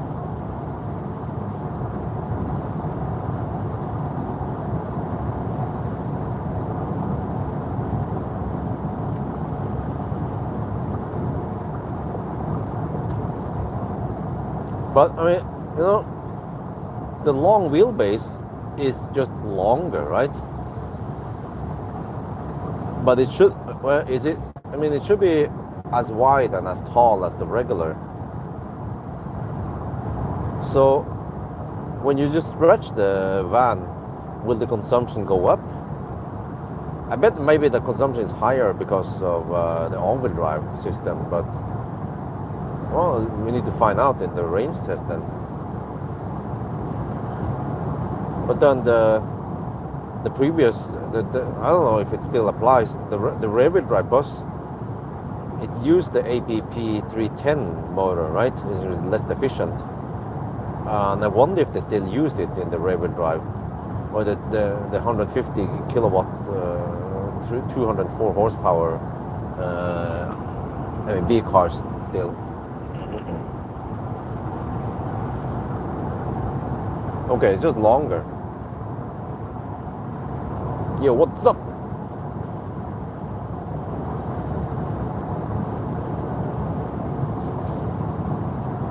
Just hammering the bus? Yeah. True.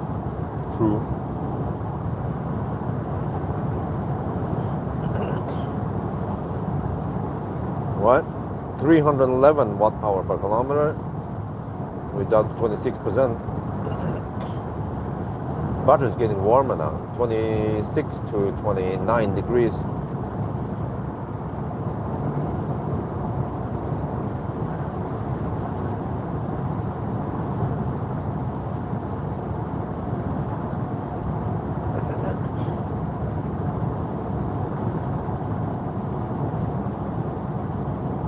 Yeah, it was raining here in Tottenham maybe 1-2 hours ago.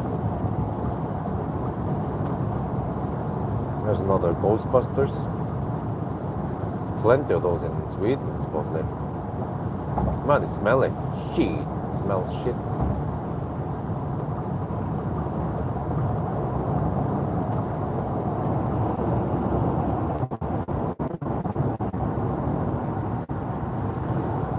Yeah. Well, in Norway, the buses are really popular as professional cars. Oh, yeah. See lots of...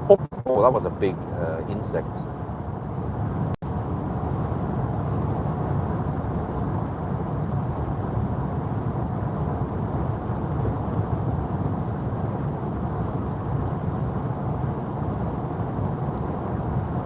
You can also see on elbil statistic that Volkswagen did sell a lot of buses. Possibly just, I don't know, 90% of them, they were company cars. Or the cargo version. And I actually haven't seen many buses at charging stations used as family cars. So maybe that's not a thing for Norwegians. They just want these instead. They don't like vans. Neighbor, he has 3 kids. Specifically chose. I remember, he's a car guy. He spent time searching for a suitable car for 3 child seats, and he found a bus. But he went for Audi Q7 e-tron. Well, I think I'm not sure if it's e-tron, but Q7, it's fossil. And it has 3 Isofix in the second row. And it's, I don't know, probably a little bit wider than other cars. So it's quite spacious in there.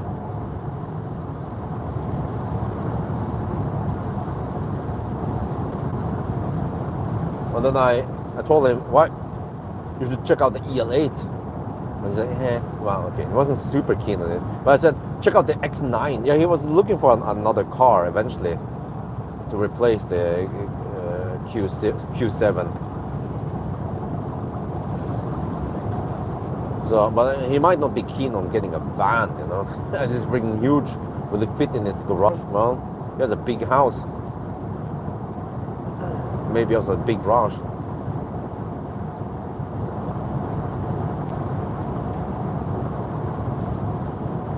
But I mean, in Thailand, it's very common to get vans as family cars. I think maybe because of the way, I mean, the whole, I mean, how it works over there. That they maybe bring a bigger family, or they bring the grandparents, or yeah. But it's all about culture. Economy getting worse now.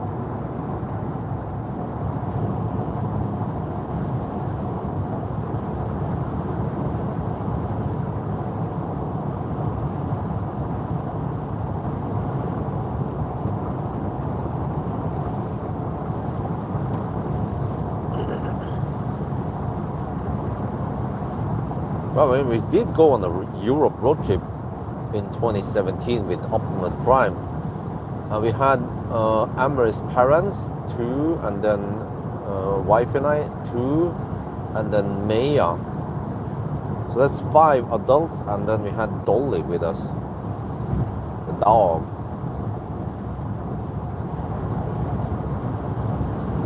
And Optimus is a 6-seater, so all the seats were occupied. And the crazy part was that we managed to bring okay luggage with us in the Optimus trunk and frunk. And it's not that much space when you have the third row up.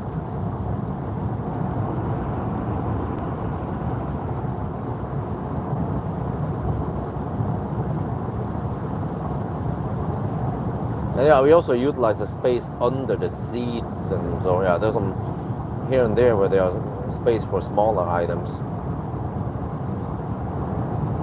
But you guys heard about the news, right? That Tesla, they took Model S and X out of the shop. You can't order them anymore. But they just disappeared without any press release. So I wonder what's going on. People were, and even the news sites, they were posting about this, that they discontinued. And then other people claim that they are retooling for the next gen S and X. What do you guys think? Is Tesla gonna bring out the refresh SX? But there's a warning, a 20% battery left. Okay.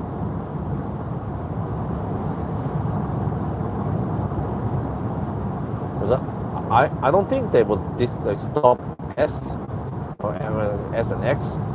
It's still a flagship, low volume, okay, but they have the Plaid, you know. Are they gonna give a Plaid, really?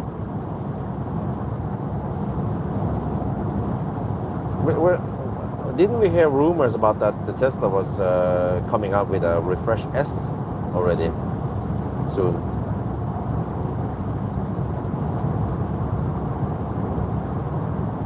Maybe they just clear inventory and get ready for the next gen SX.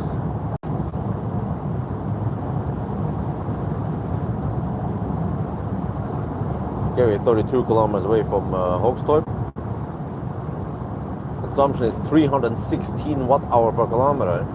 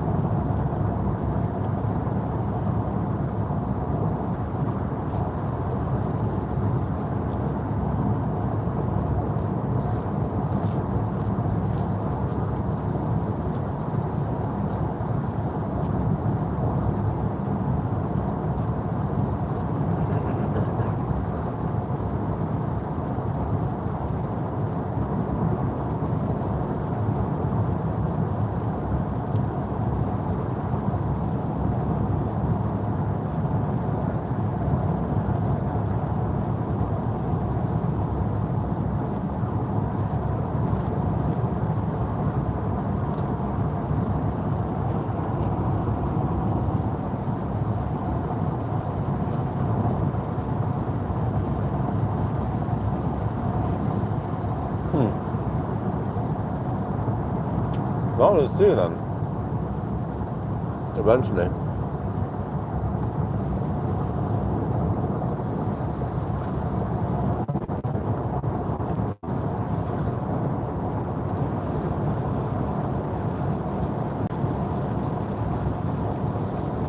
Holstoy, next stop.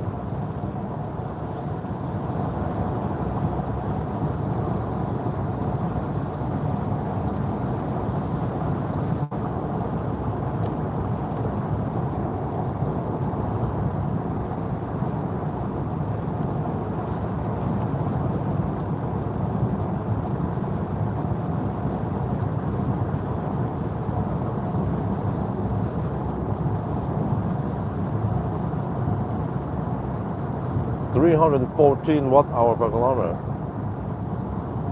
We're down to 16%.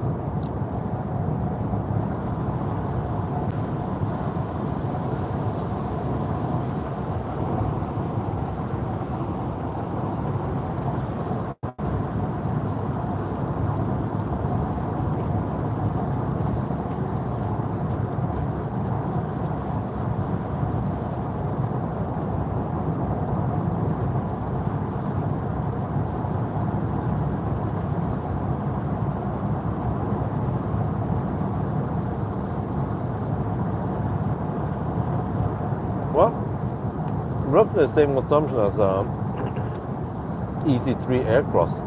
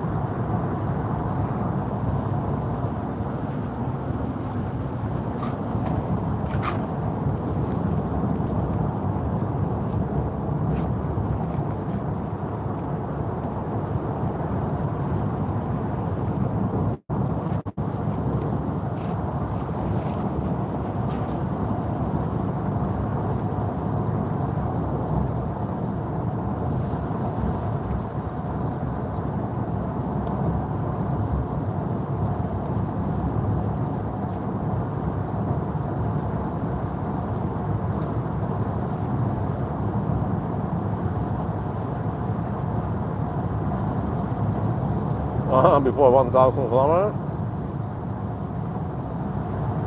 Sometimes no sleep, sometimes 2 hours of sleep.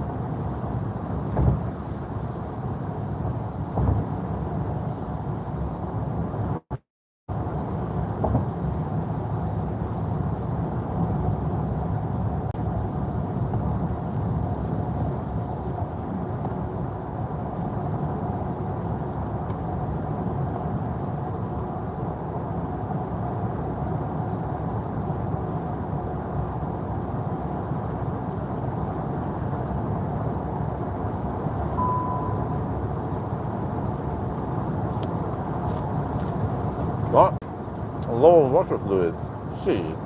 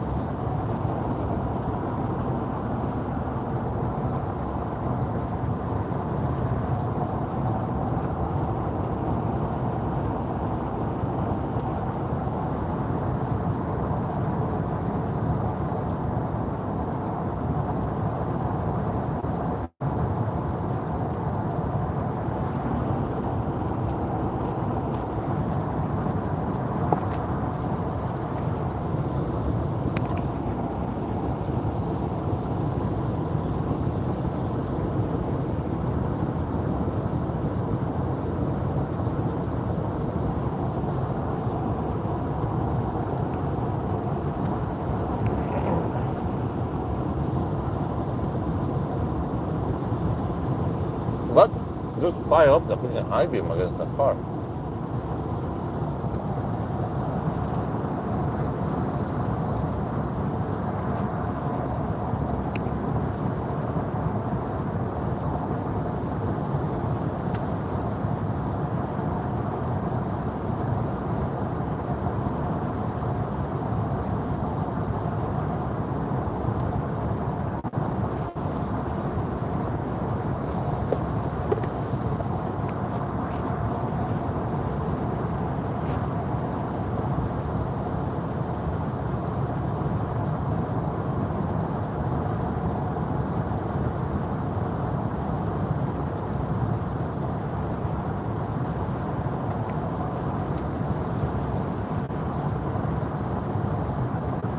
Right, 11% post life is perfect then.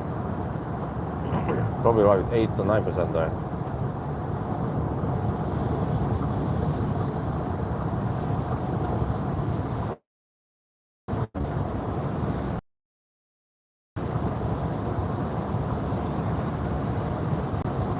The body's getting hot, 28 to 32 degrees now. Don't want to go too deep then.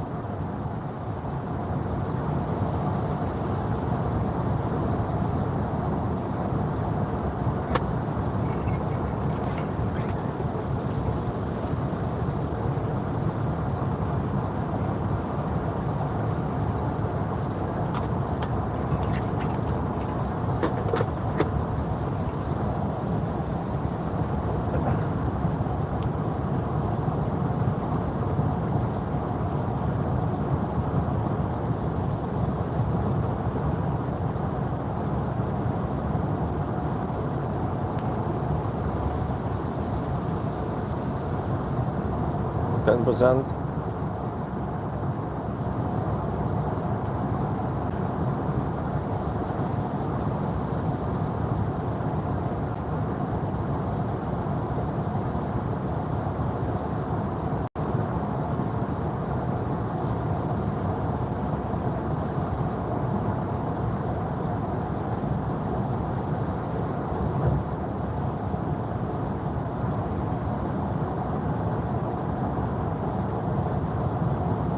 I can check it, but the road planner has ID Buzz GTX in there.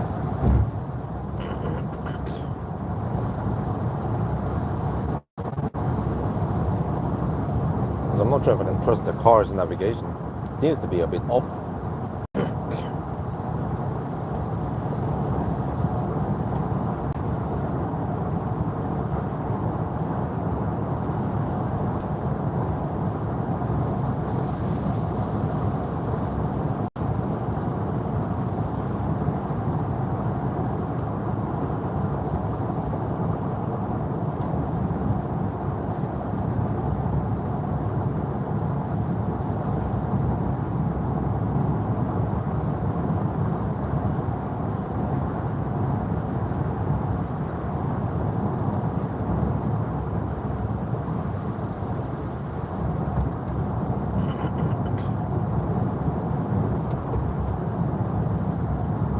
9% left.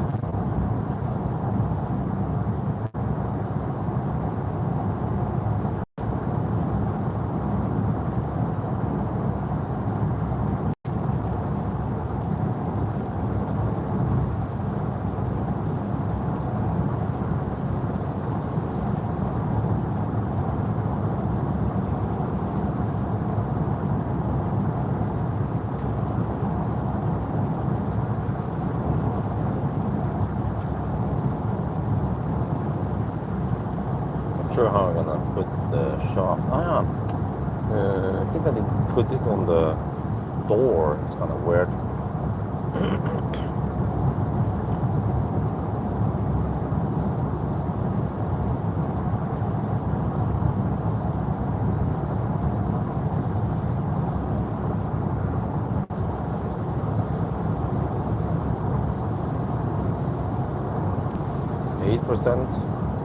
Oh, I guess it's deep enough. 29 to 32 degrees now in the battery. No preheating needed.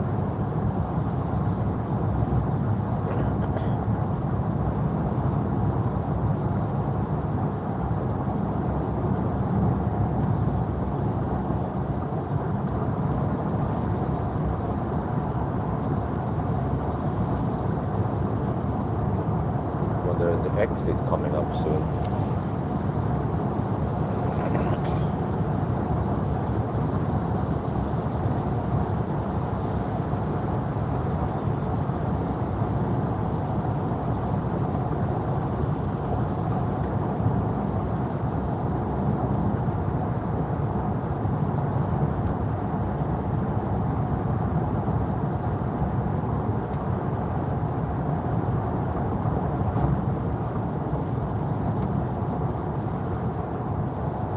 %. Well, it's deep enough.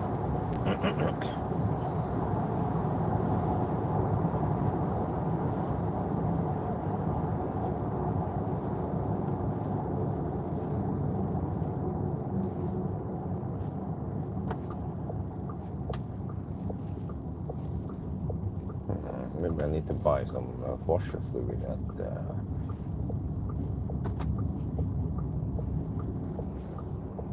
Pawel.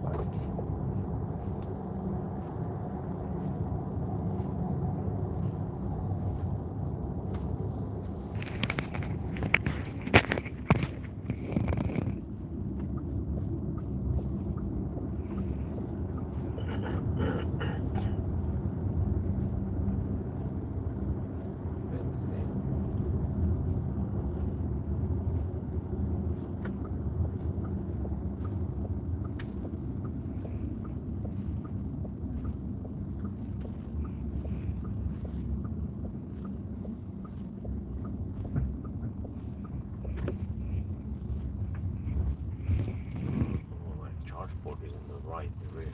Okay. Fit this. I just plenty of stalls. That's 4C is probably not broken.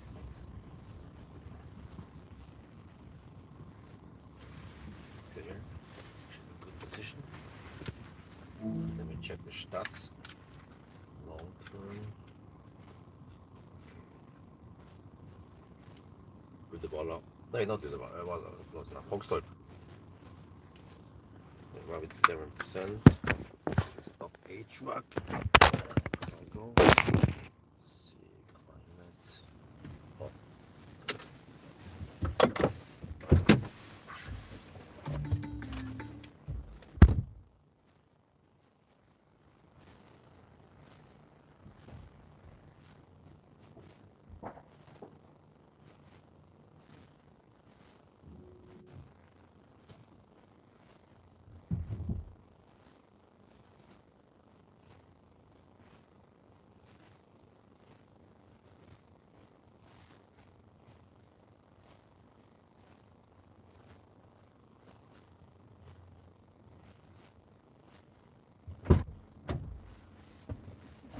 Shouldn't have any handshake problem, right?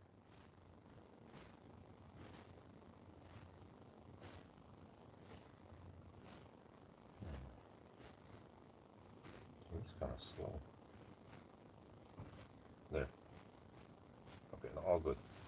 Now, need to put the shot somewhere.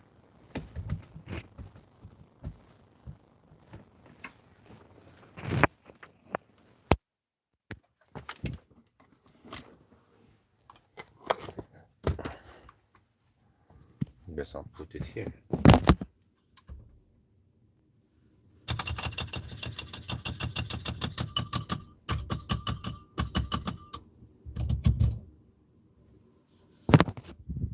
You can.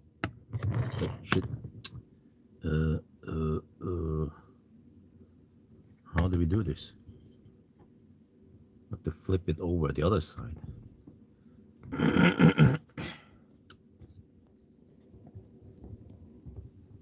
Like this every time. That's kind of clumsy, but okay.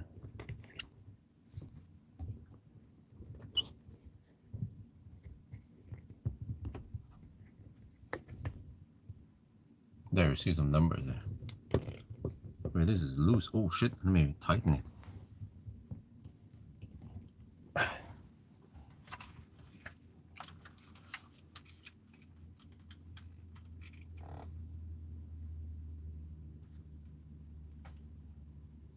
We are now at Hogstorp. Wait, what happened there? There's was looking at something here. Shit. Wait, no, not charging. Back to charging. Yeah. Getting 193 kilowatt, 194. Oh yeah, I forgot. It's kind of capped at 500 amp. I think the car cannot take more, even if there's more available. Yeah, I mean, the supercharger has more, but eventually we get 200 kilowatt. But actually, with these batteries, the 91 kilowatt hour, you don't want the temperature to be too high. It's gonna rapid gate. So you actually want to arrive with around 10%. Yeah, if you arrive with 1%, that's bad. Yeah, believe it or not. Okay, all good. We managed to get over here, but the car, I mean, the van is, I wouldn't say thirsty. It's actually fairly efficient for a van. So if you look at you go here and then, am I lost? It's here, it's here. Yeah, you see, I need to check also something else here. I have to check for distance error. Okay, at least now I have a little break.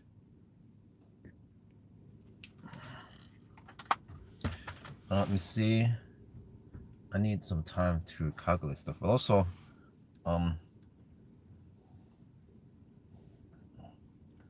okay, 241.0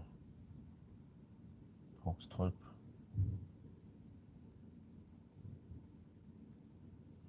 Let me check how far it is from home to here. 243, okay.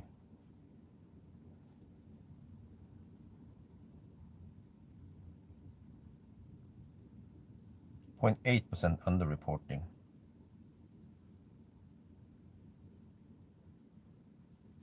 Under the cooling, how is this again? The cooling hasn't, well, on the AC compressor, it is on. What is this again? You want to avoid messing up the cooling, especially once the temperature hits 50 degrees.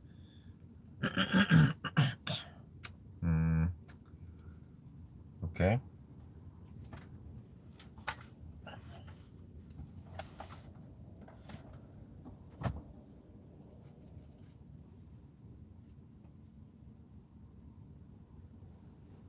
You see, we get a nice curve now. Oh, now the pump flow goes up. Compressor is active. It's good now. Just wish that it was more aggressive.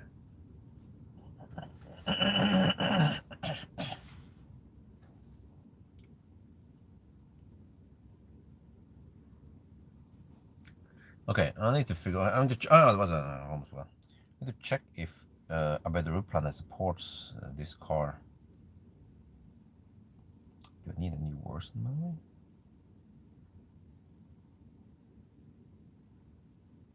No, okay, nope.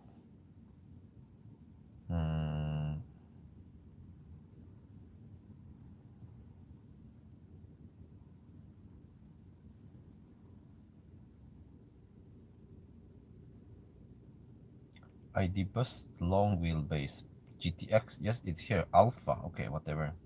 Heat pump. Yeah, I bet it has it.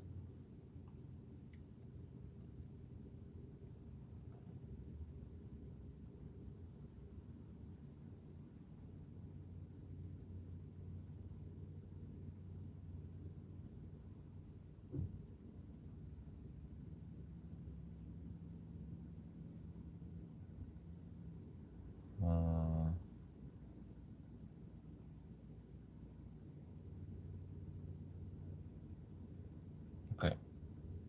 All right. So if I want to go to Ionity, Wahlberg, there. Let's see what the car, what a better route planner expects. I think it should be very accurate anyway.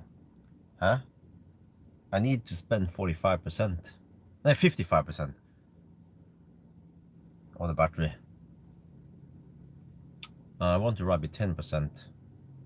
So that means charging to 65%. That should be quite slow. Yeah, now we get 100 kilowatt, 200 kilowatt. Ooh, nice. This is where you don't want to move, because if you mess up the cooling now, then that's not ideal.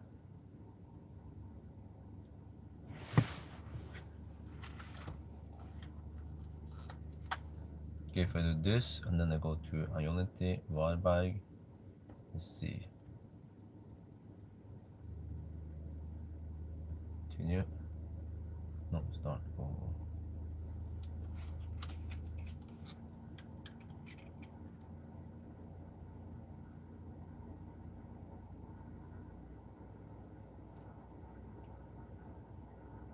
So the next stop is going to be Ionity, Wildbag, 152 kilometers away.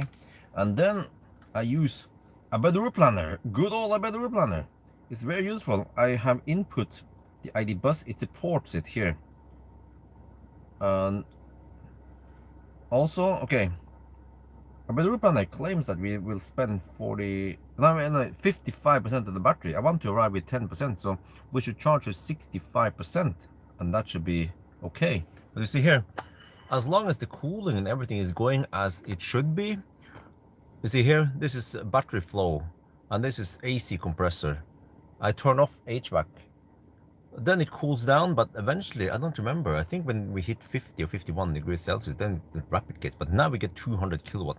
Nice and flat. This is awesome charging speed. It's faster than the old ID Buzz that hit around, I think around 180 kilowatt. I'm not sure. It was 3 years ago. I watched my own videos, but yeah, the old ID Buzz at 50%, I was reduced to only 100 kilowatt. Here, as long as we don't rapid gate, then it goes a lot faster. Yeah.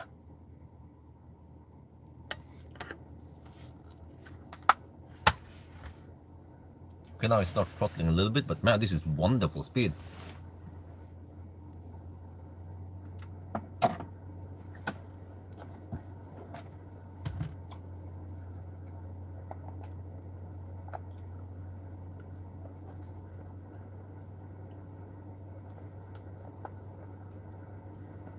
But I don't remember. Oh, you see, it heats up now.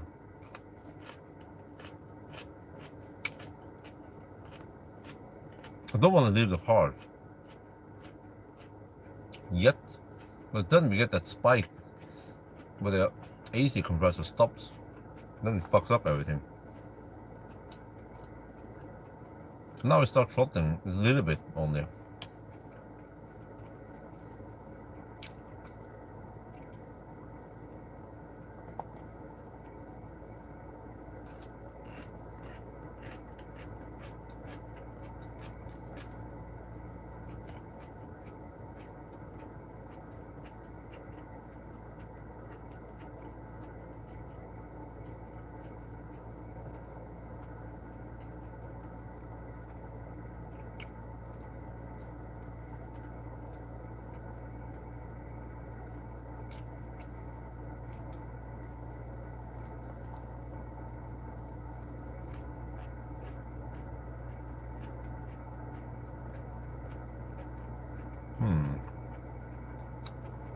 Wait.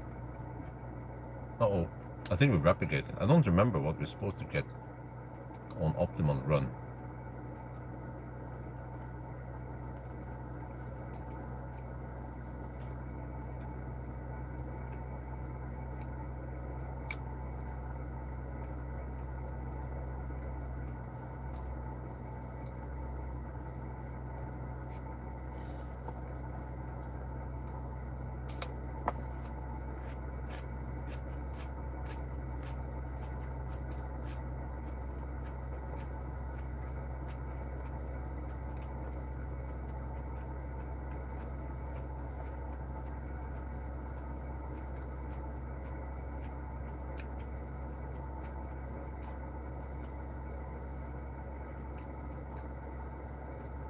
At 4,000 RPM now, his cooling is going quite hard.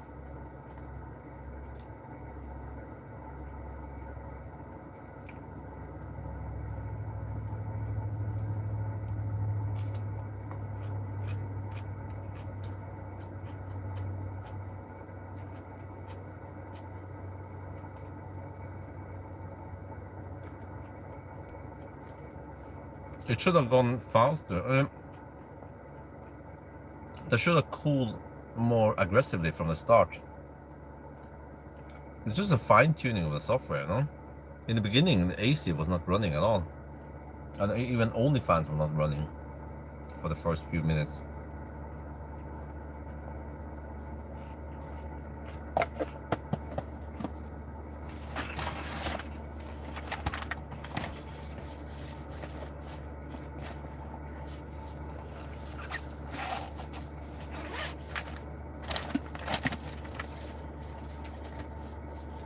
But if I leave the car and come back, then it's gonna mess up the AC. The AC will stop temporarily.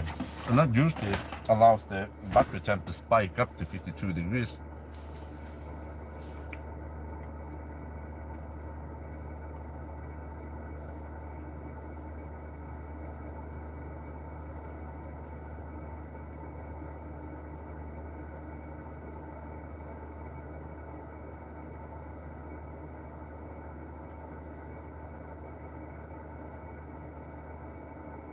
Yeah, it seems like I hit that dip. It throttles to 130 kilowatt roughly. Because if we had a perfect run, it should keep a flatter curve. So it replicated, and you get the 126 instead of 170 or something, 150.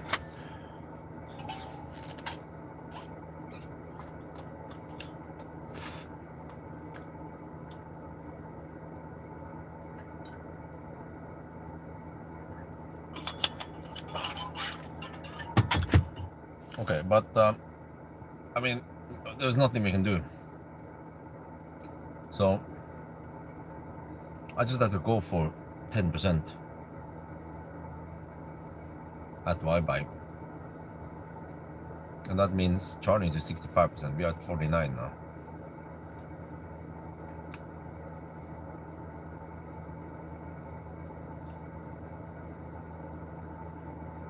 If I left the car and came back, it would be even slower.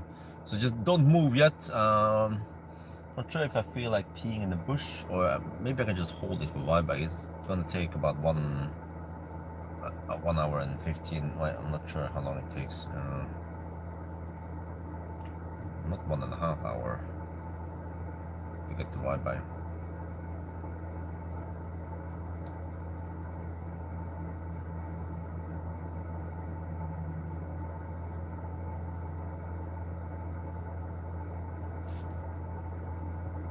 Well, it will be interesting to see the consumption. Oh, now it starts dropping finally, the max temp. Yeah. You see the consumption from Y-Bike in the 120 zone. Are we gonna hit 400 watt-hour per kilometer?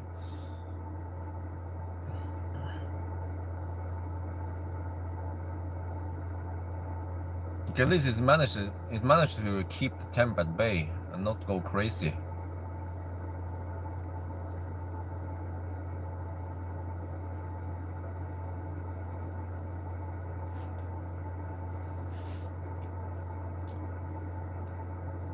Well, the Teslas are still here. 2 Teslas are charging here when I arrive, and I'm almost good to go. Are they gonna charge you 90% or 100%? Maybe they're napping here. What is the Model 3? Let me see, that's... wait. EB... I wonder if that's the pre-heat pump version. I'm not sure. No, I think it probably has the LG battery. Yeah. Okay, now it starts throttling once it hits the throttle point.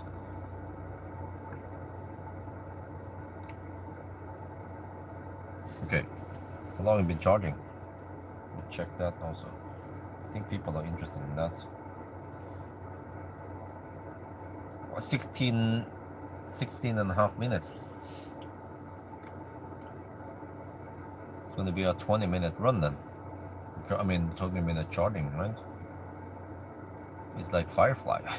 Okay, no, but we can drive quite much farther than the Firefly.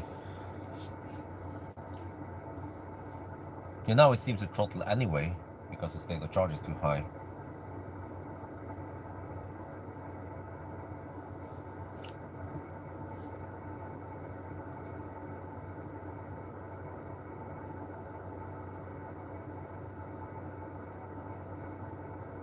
Oh, yeah, let me check here.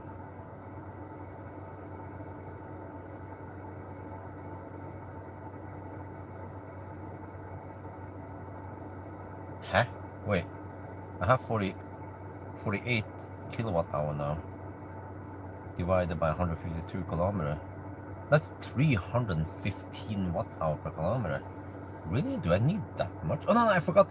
I can't arrive at 0%. Yeah, I forgot. I need to arrive with 10%. I need that buffer so I can get okay charging speed. But it's a trade-off because now it's going kind of slow.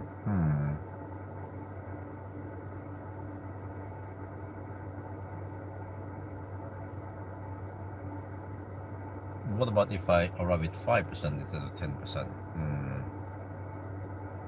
Probably at 58% now. I mean, it goes still relatively fast.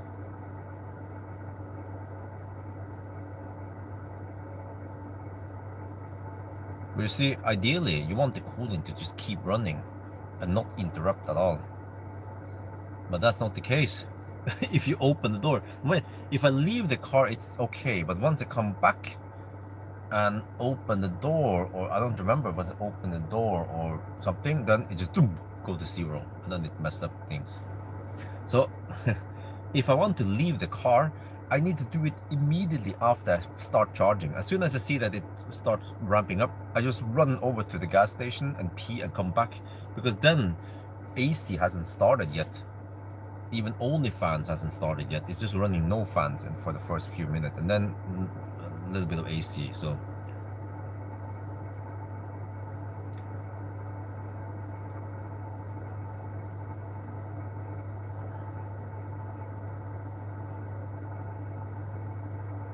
okay, almost 65% now. How long did it take so far? Let me see. Check the stats. 19 minutes.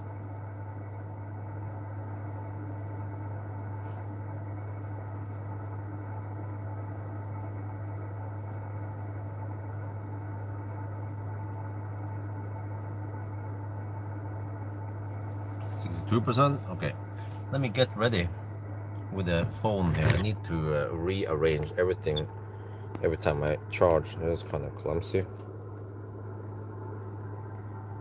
Maybe I can put it this direction. Yeah, that's actually better. For the bus at least. Let me see if I do this.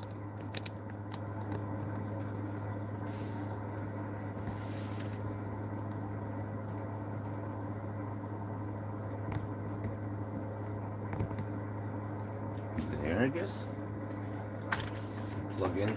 Yeah, it needs a little bit of time to plug in everything. The live stream.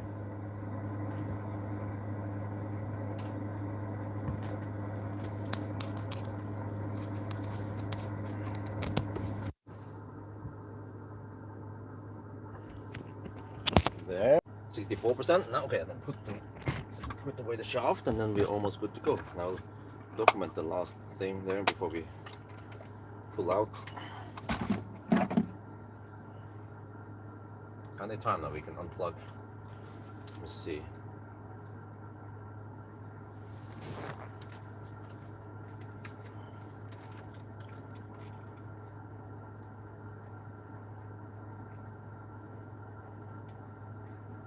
There, 65%. We're good to go. Let me check here. The car estimates. Oh shit! Sorry, too bright. Car estimates we arrive at 20%. According to the route planning, we arrive at 10%. See, now the battery is still hot.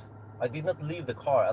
I just sat in the car waiting for it to charge, so the AC compressor won't mess up. Because if you leave the car and come back, it will actually temporarily stop, and that heats up the battery. But this was a 21.5-minute charging stop. Okay, let's go.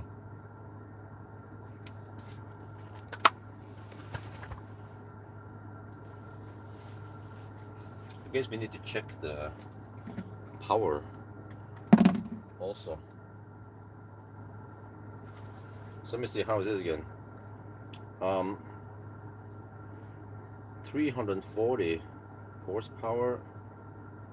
So it's 250 kilowatts. Okay. Let's see if we get that.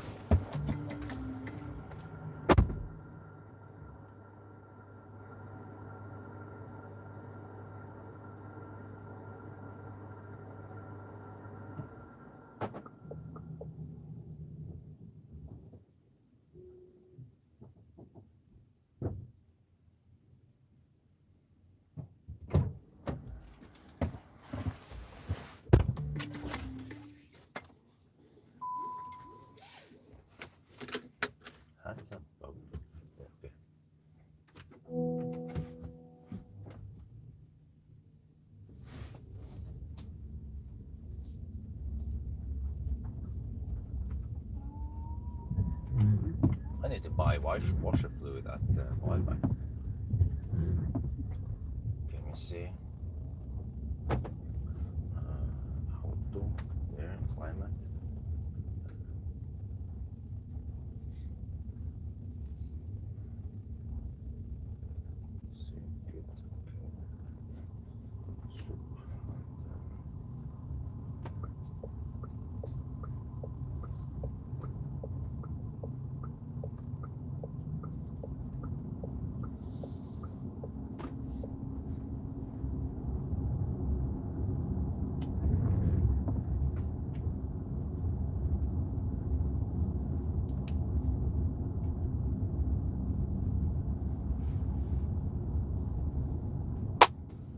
After Hogstorp.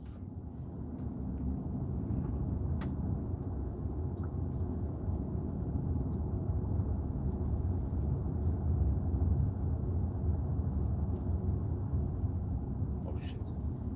Is the bus also going that direction? Yeah, it is. Okay. Let's see. It's going slow. I need to test the power.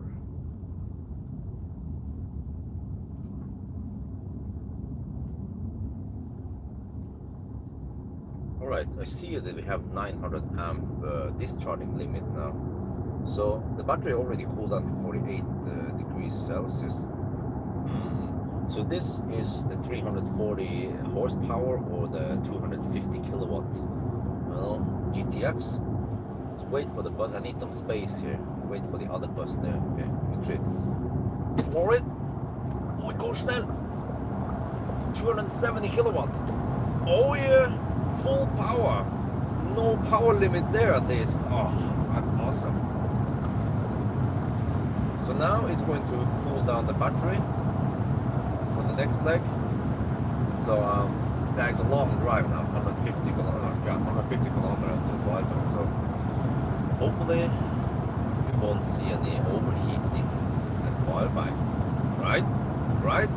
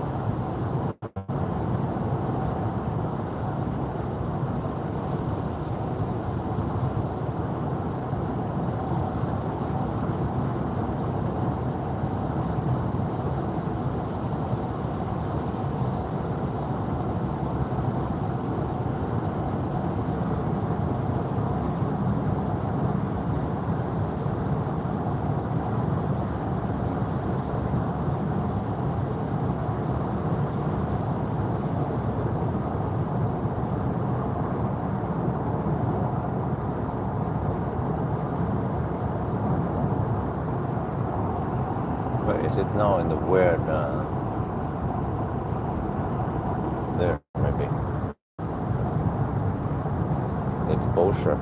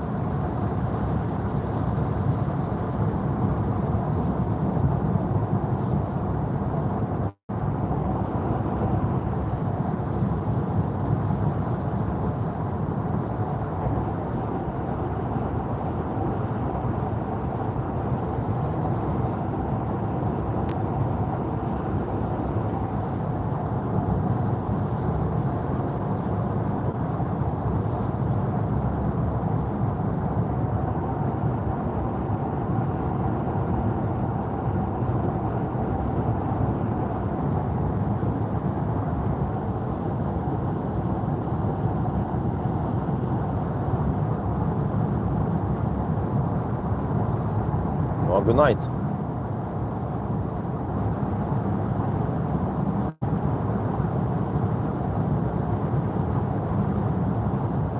Yeah, consumption is a bit high now. It's cooling down the battery quite rapidly. AC is at 600 RPM and there's 60% power flow. Yeah. Do I see any? I don't see any power to the AC, but auxiliary. Yeah, auxiliary consumer is 2.6 kilowatt. It's pulling a lot extra now to cool down the battery.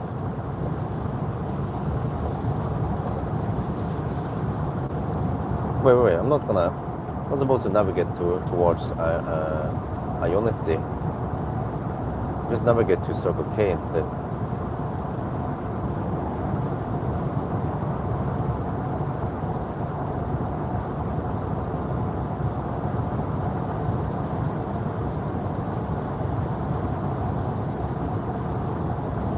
There's a Baustelle here.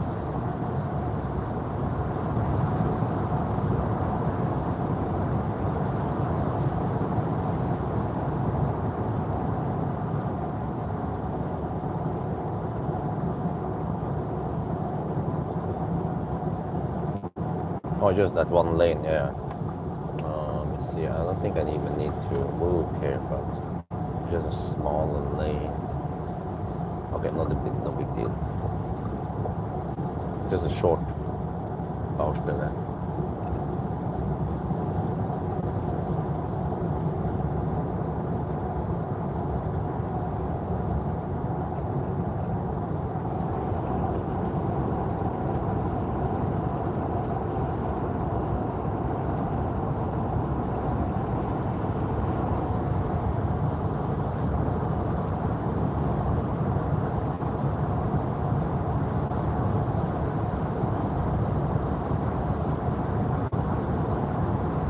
Well, 360 watt-hour per kilometer right now.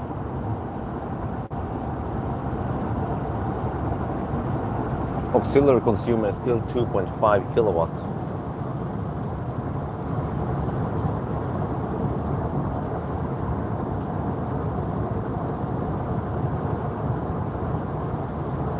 So actually it means that if I charge to only 45-50%,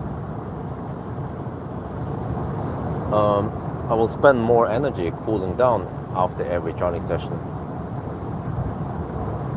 And the consumption will be higher, versus if I go, let's say, 65% and charge less, or not that often.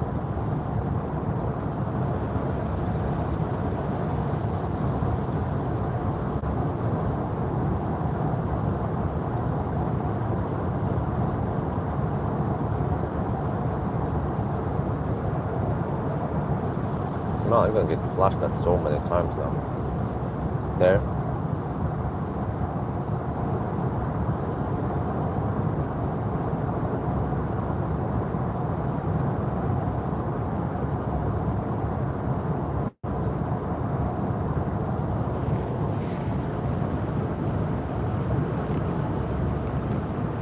Oh, it's dry here already.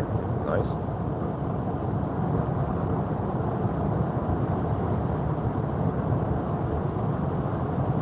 Well, I know that Spekkerød to Varberg takes an hour or 55 minutes something.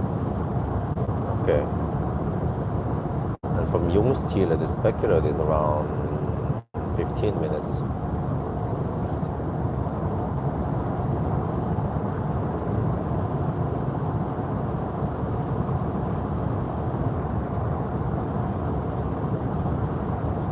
Okay, batteries cool down to 41 to 45 degrees now.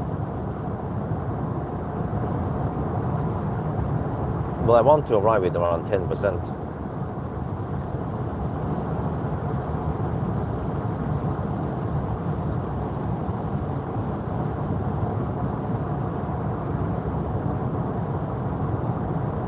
Well, ideally, if I could arrive with 1% and then around 15 degrees Celsius in the battery, that would be ideal, but that's not going to happen.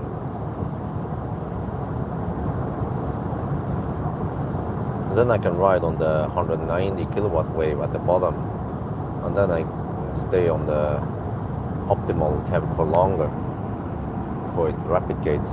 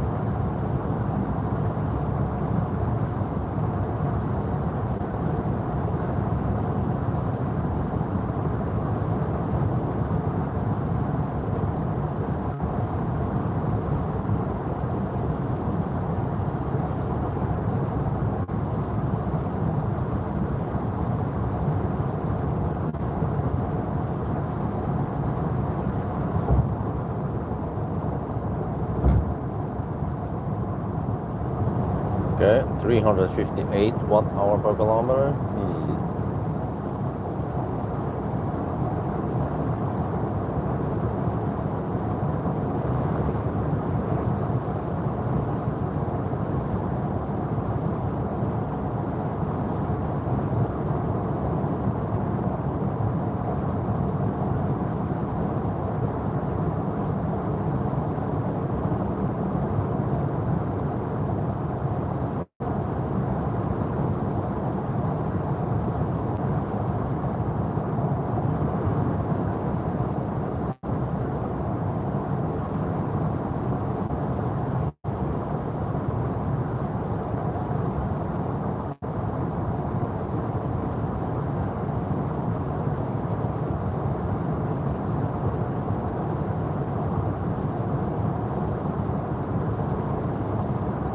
But eventually we need to find out how efficient the X9 is compared to Buzz. Can the Chinese make efficient cars or vans even? Because the Denza D9 was quite thirsty at high speed, but it's tall.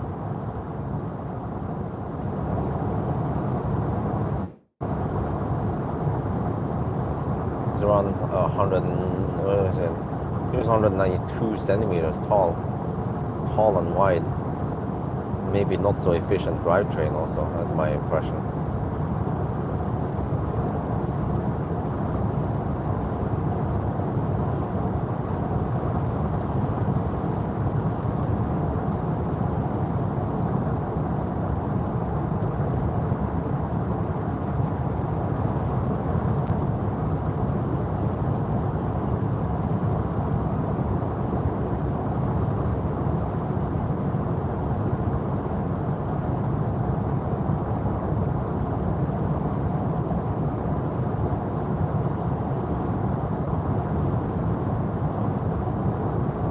But okay, 65%.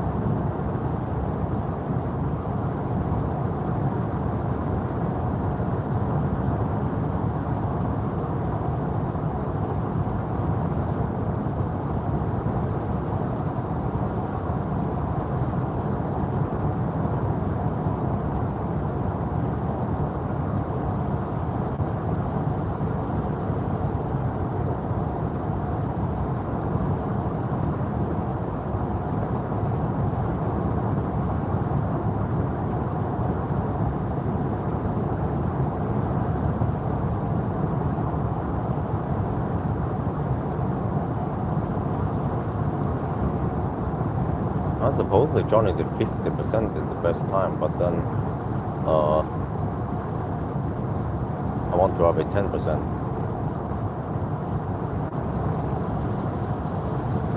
But actually even 70% would be okay. Yeah.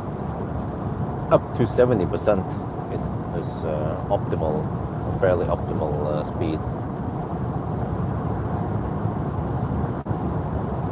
But I calculated I only needed 65 to reach Waterberg. And then I have to figure out from Waterberg to the point is 103 kilometers, and then Houston then, which would be around 100 something. Yeah.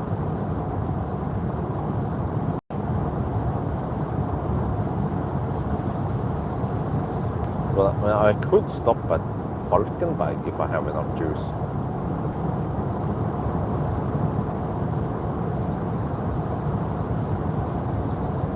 I have to calculate once I'm charging the next stop. So I have roughly 20-minute stops.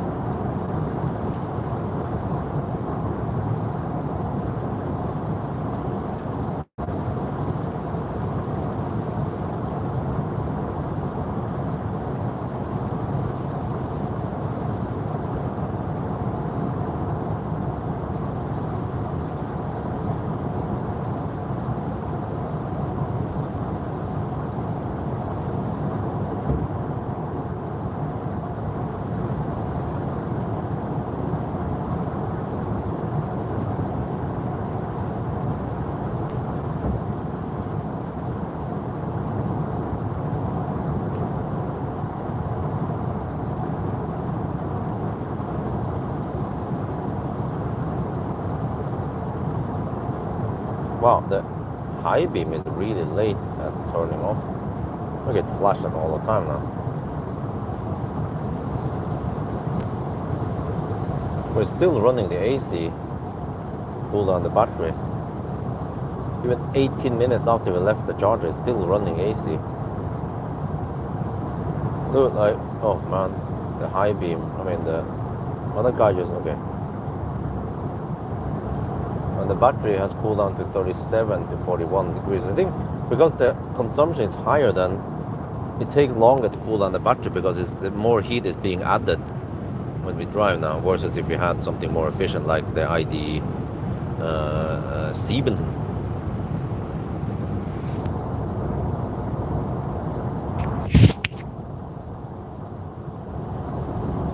This is interesting. Yeah. I think it's best to aim for those longer legs and try to charge to maybe even 70%. But if I charge at 70% last stop, I could have gone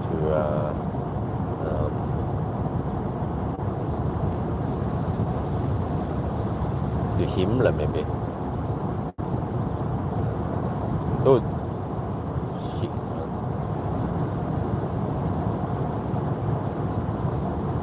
Let's see, 8 minutes now since we passed Ljungskile. I want to count how long it takes to go from Ljungskile to Speckered. We're getting close now.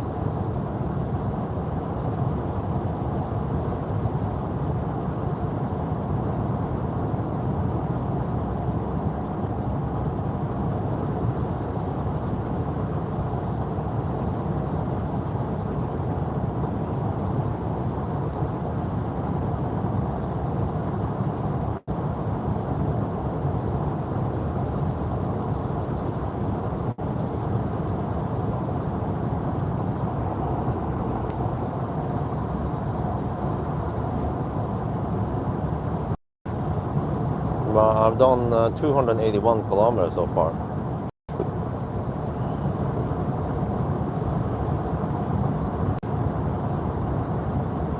So you have around 700 left.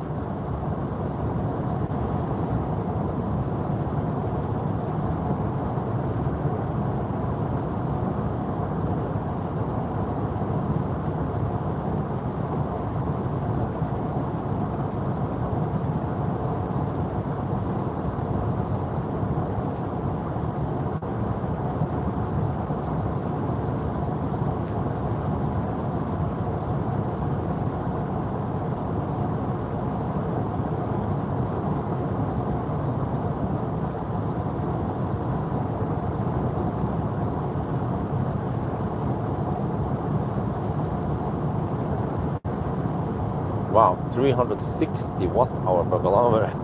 Shit. Well, the cooling has been running now. It's still running.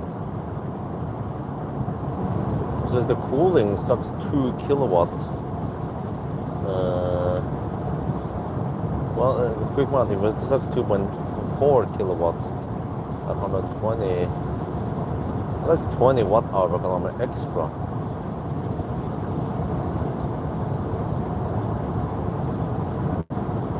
Yeah, I expected something high like this because of headwind.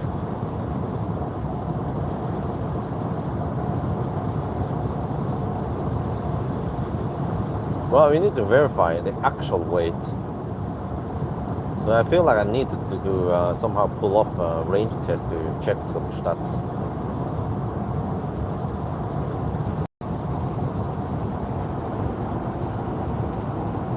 Okay, back it on. Yeah, it seems like it takes around 12 minutes only from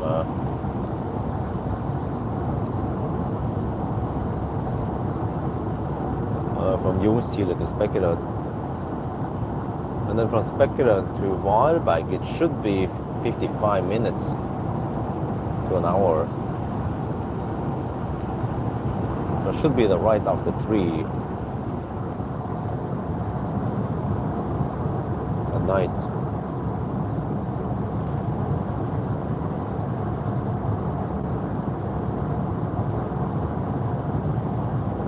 There, AC compressor speed is 0 now. Now it's only fans. So it seems like a break point at 40, below 40 degrees Celsius, it cuts off the AC. No, then it's back again at 600 RPM. Still pulling 2.3 kilowatt for HB auxiliary.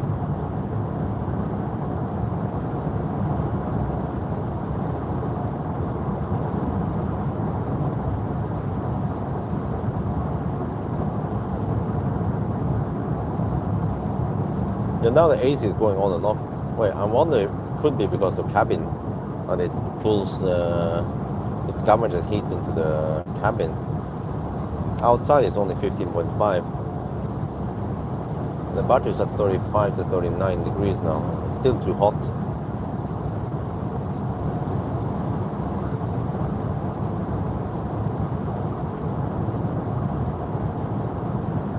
But the battery had a bad starting temp at the Hogstorp, 20, what was it again, 28 or 29 degrees. Ideally it should be around 20, 25.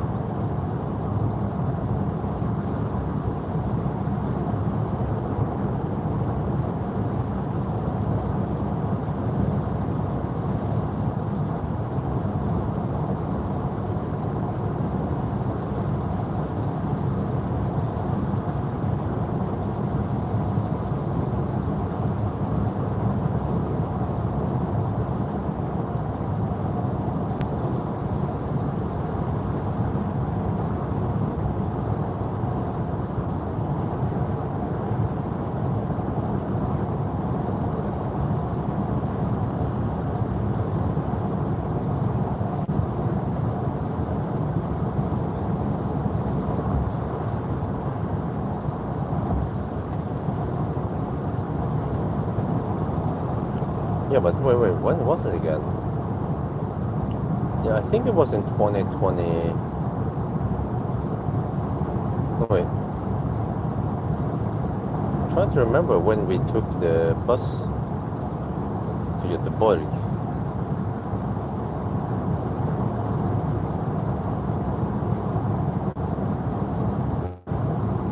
Wait, was it 2023?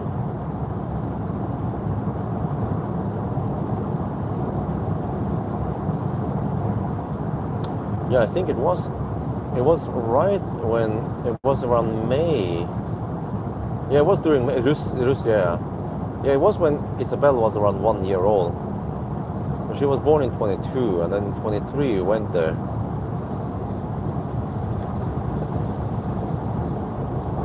But eventually, Maya also joined. Yeah, so in the early runs, in the April-May runs, that's when we brought the bus.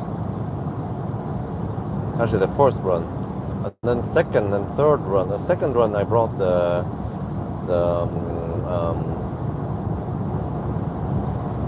Toyota BZ4X, and then third run it was Aria. I think that was it. And then later that summer, Maya arrived, and then we what car did we bring then? We stayed at Airbnb again. I remember.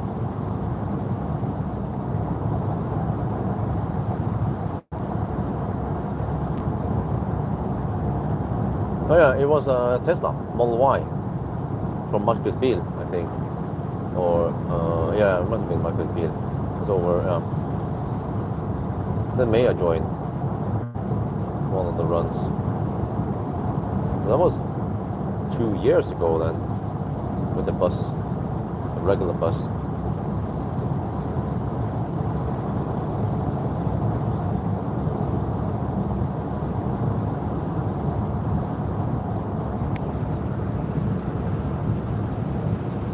Now that was overkill to bring the bus with 2 adults and 1 baby. Yeah, I remember the Aria was even okay back then.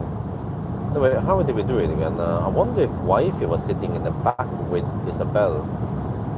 Yeah.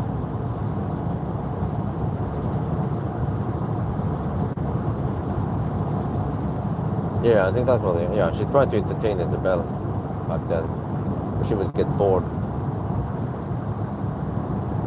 But then I did the ID Buzz 1000 kilometer challenge in 2022. So the year before that, when the bus was quite fresh.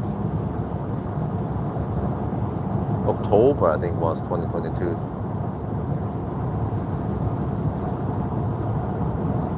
So back then it wasn't charging that fast. I mean, it was charging still okay. One of it was 180 kilowatt, and then yeah. But you see now, even now in the rapid gate state, we got 125 kilowatt roughly at 50%. But if it wasn't rapid gating, we would be getting around 140, I think, at 50%. Yeah, October. Okay. So I mean, so this bus is charging a lot faster than before. And it's a bigger battery also. So then it boils down to the consumption then. So far the total consumption is 324 watt-hour per kilometer. But eventually we turn around and get the tailwind on the way back. This car should be very much affected by wind, since it's so big, boxy.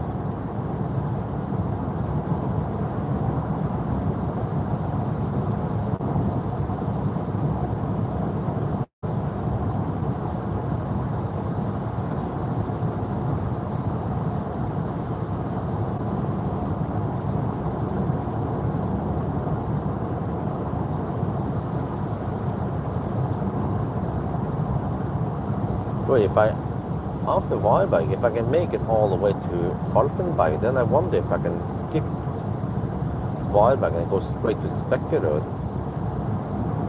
Yeah, I think so. That would be a good plan. Spekkerud and then Strömstad.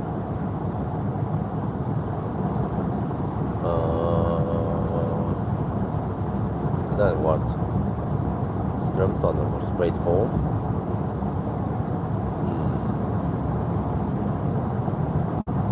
Don't remember the distances from Strömstad and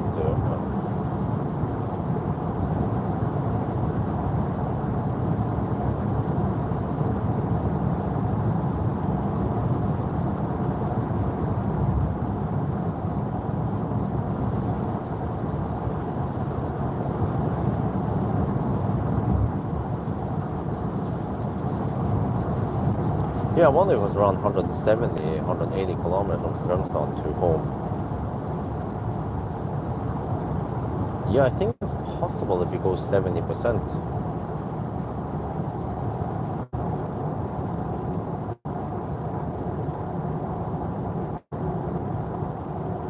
Well, I have to check on the route planner. and my own calc. But I get a feel once we get in the tailwind what the consumption will be. So I get an idea once I go from Spekkere to Strømstad.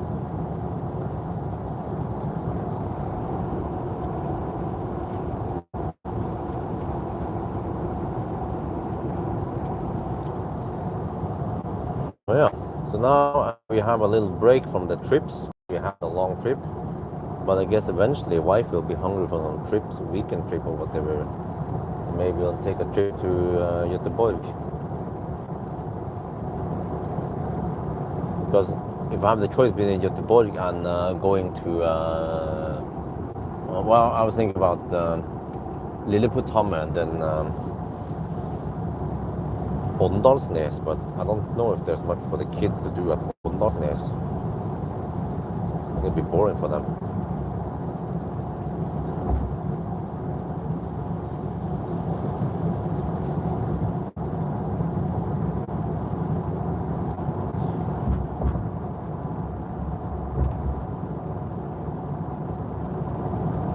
Okay, the car estimates 13% at Varberg. Perfect. Consumption is 347 watt-hour per kilometer.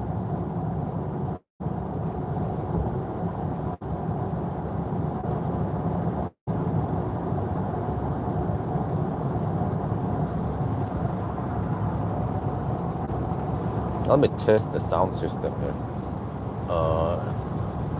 Is there any difference between this and the regular bus?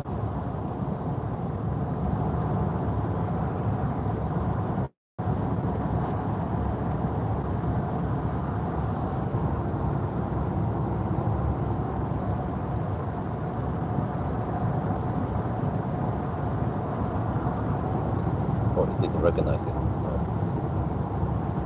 There, blinks.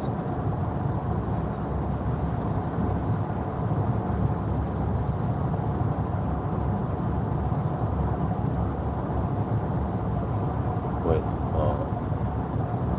sure if he found it.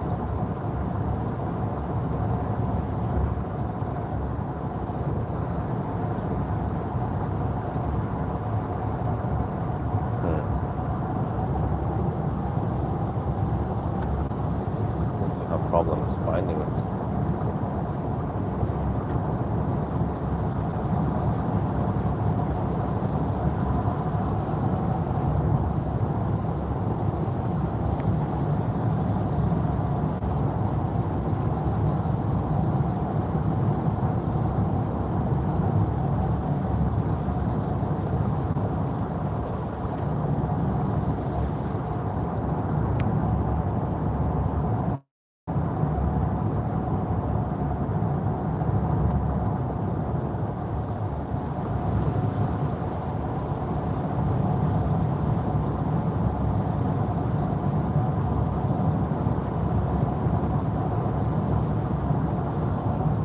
Seems like it doesn't recognize the USB drive here. It blinks briefly and then what? It blinks a couple of times, but then it stops blinking. Let me try the other port. Maybe it's random which port it works on.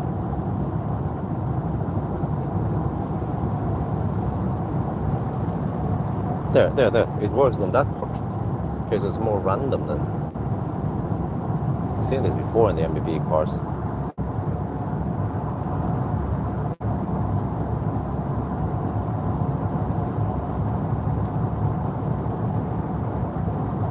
And then it just didn't work again.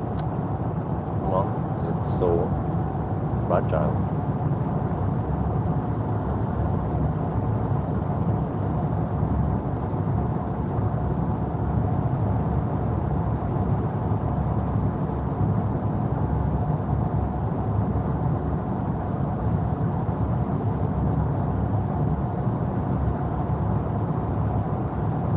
Oh, okay. And maybe it did work all the time. Okay, let me move this back again.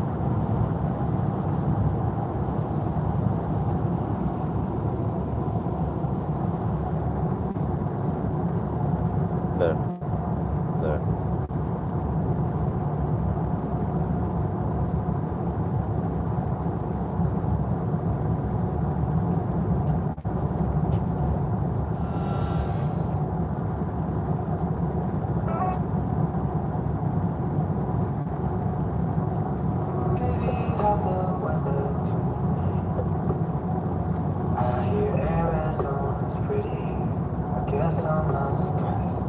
No,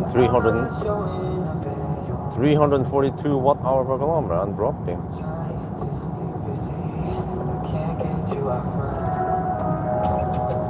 I'm afraid you'll say you're happier where you are, and you really don't mind being apart. When you're far away, is it weighing on your heart? I know it treats you well, but I can't love you more than Arizona.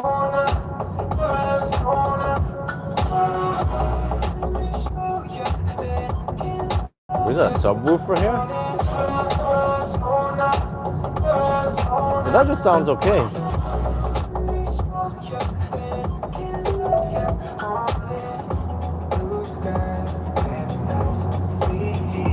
Well, friggin' Swedes, they're hammering it.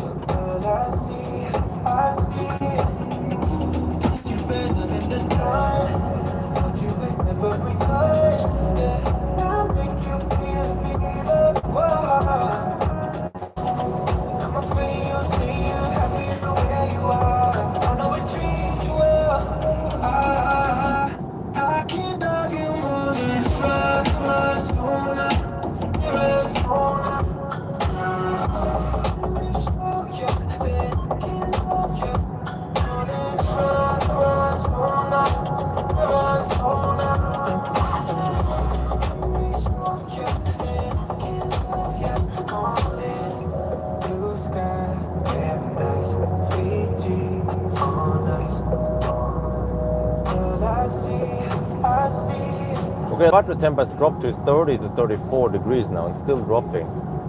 That's great. But eventually, once the state of charge goes low, then it's going to heat up again.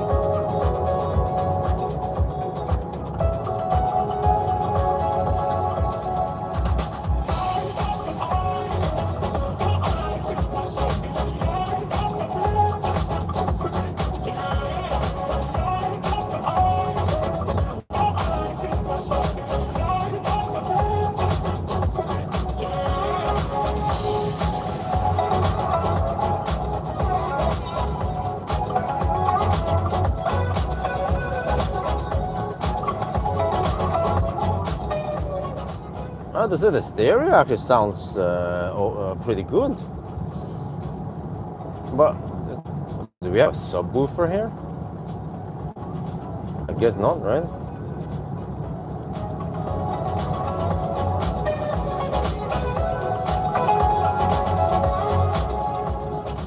It's not Harman Kardon or anything, right? So it's just some kind of in-house Volkswagen. Still sounds okay. It sounds better than the Firefly recently.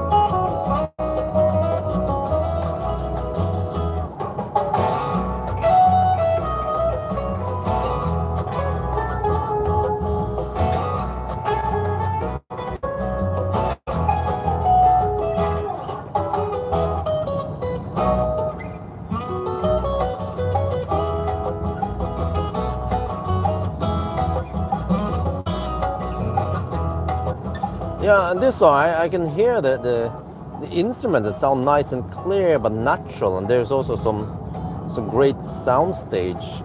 It's just now that I hear this, I realize that it sounds a lot better than the Firefly recently. I'm also not super impressed with the EL8 sound system. I mean, it has impressive 1,600 watts power, yeah, but it's not all about. Oh, whoa, whoa, whoa, whoa, whoa, whoa, whoa, dude! Freaking cut in front of that other dude there. Freaking Nisse.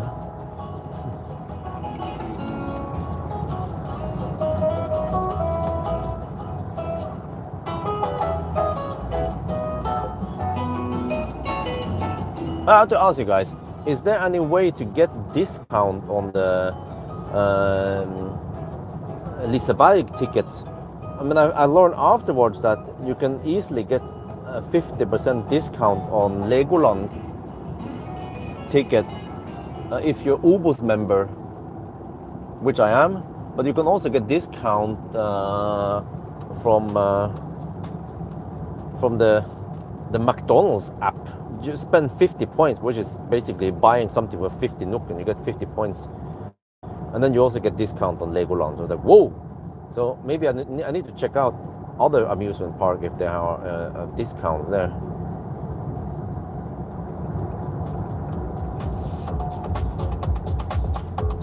Oh, the bass sounds deep.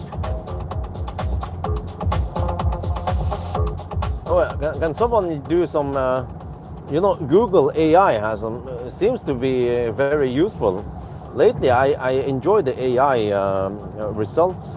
It makes a summary from various sites, I think. So if you do an AI search on ID Buzz long wheel base GTX sound system, does it say how many speakers and if it has subwoofer or anything like that? It sounds actually pretty good for a van.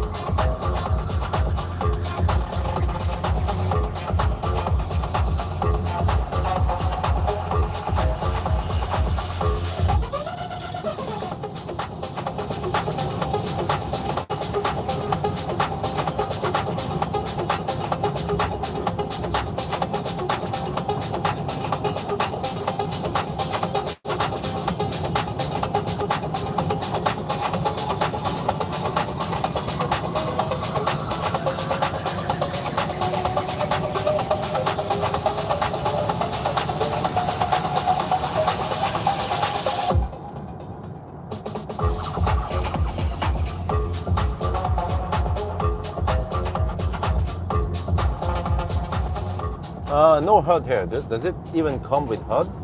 Because ID Buzz dashboard doesn't seem like there is placeholder for HUD.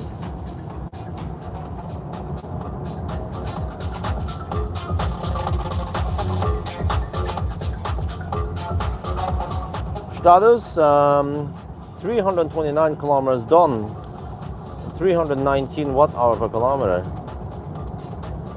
And then time, how do you count time? We started 14 minutes past midnight. 14 minutes past. So you take current time plus 46 minutes. So we are a little bit past the 3-hour mark.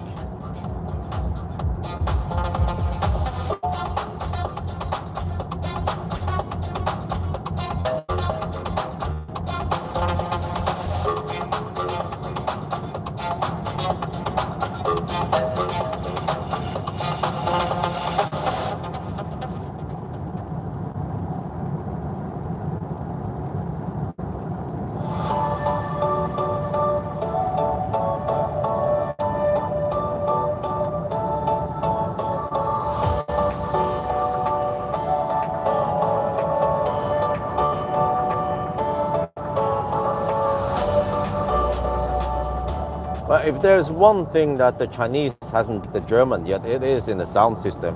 In general, the Burmester and Bang Olufsen, well, I mean, yeah, but that's Danish though. But the German cars, they have better sound system than the Chinese cars. Actually, I haven't really found a good a Chinese car with really awesome sound system yet.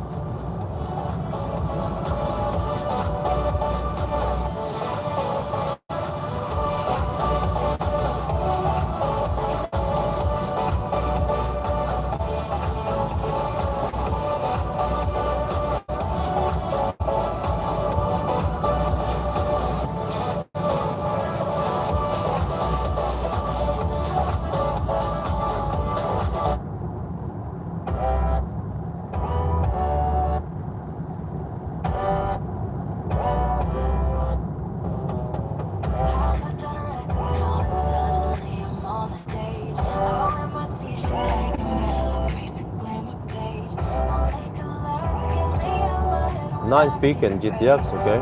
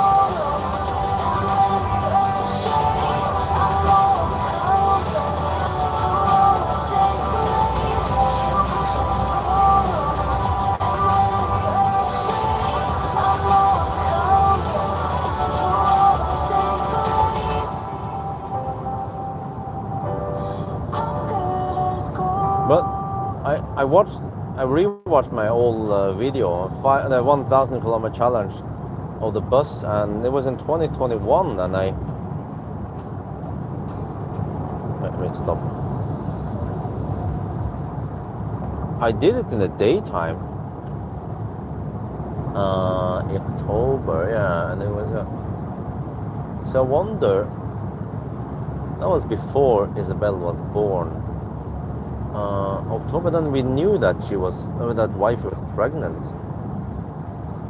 And then back then, Maya didn't come over. She came over more frequent when we had the small kids. But actually at this point, Maya is not really needed in Norway to help us because soon in a couple of weeks, Aksel will also be in the kindergarten, actually Monday to Friday. And that frees up a lot of time, so I should focus on getting the driver's license for wifey. And then, I don't know what car she can drive. I mean, we actually don't need to leave the press car shuttle at the dealerships or whatever, importers. But then wifey needs to drive with us. I mean, I need to drive together. Yeah, that's how it is. And then we drive the e-Golf together. And then we drive, how is this again? I drive the press car. Wifey drives the e-Golf. And then I swap car. And then she needs to shuttle me over to the other importer. And then, yeah, drive together and back, something like that. So, I mean, that means spending more like 1.5 hours maybe, once per week. But then that frees up the e-Golf. Otherwise, the e-Golf will be parked at various places like now. But it's actually better utilization of the e-Golf to spend that little time, and then we can use the e-Golf for local runs. But maybe we should switch it to something else, because the e-Golf is kind of a little bit beaten down and so on. So at least app support would be great. Or, well, actually, Neo was hinting something about maybe, Firefly. Well, if I can borrow Firefly for a little while until we find something else, that could be great. Because then we have app support. That's great. But actually, it can just be any okay car with some. I think I need app. I want app for preheating and to check status for charging and so on. So it's very useful if wifey can drive, because there are some times when I need to borrow a press car without parking. And even if we go on trip, if I'm really tired, then wifey can take care of the driving. At least if I can drive maybe 80% of the time, and she can do 20% when I'm really tired, right?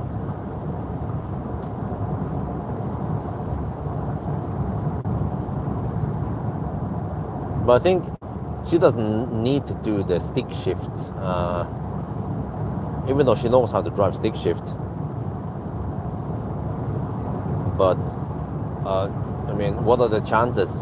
Okay, one, what are the chances she will need to drive a fossil car at all? And then also, what are the chances for it to be stick shift? Because nowadays, even the fossil cars, they are automatic. Most of them in Norway. And also the school cars, they are like lots of them are electric nowadays. So yeah, but I probably have to set aside 30-40k NOK for the driver's license.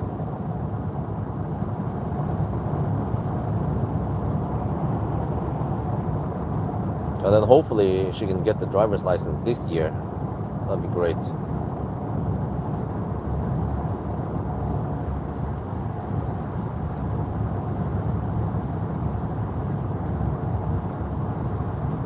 Well, actually, we can wait for Valdemar to get a hold of a car he can repair. Maybe he can repair an old Model S. Or actually, wifey doesn't like Model S. It's too big. Okay, a Model 3 then, a broken Model 3. from Valdemar. We can even put the Elbilmek stickers on it. That'd be great. It doesn't even need a heat pump because it will be mostly local driving. Maybe if we can get a hold of a Model 3 SR Plus or something, or even the first gen SR, that would be plenty enough. Now I'll be in the Tesla loop again.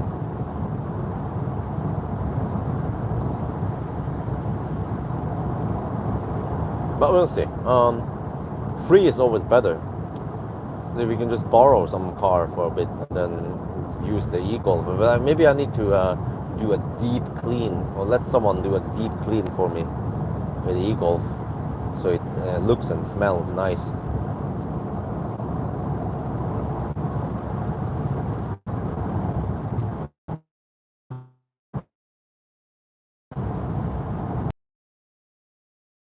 Lines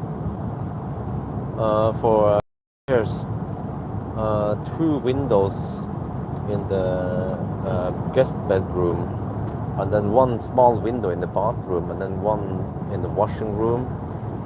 Okay, so that's 3 big and 1 small, and then 1 in the living room. So that's 4 big and 1 small, and it's going to cost 30k NOK. Like, wow.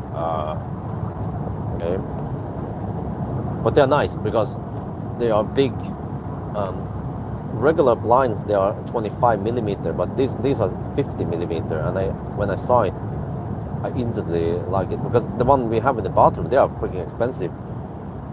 9,500 NOK each. They are 50 millimeter and wood, but they're expensive. That would cost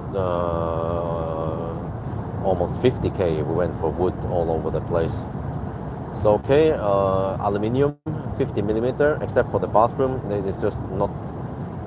It's too small for 50 millimeter, so they'll go for 25 millimeter.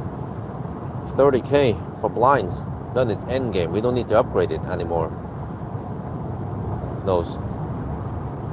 And then want to install a heat pump in the living room and in the main bedroom. Those are the critical parts. And then I can move the temporary heat pump over to the other room if it's needed. But let's see. There might be some partners who want to give discount on heat pumps, so I need to check out where I should buy it.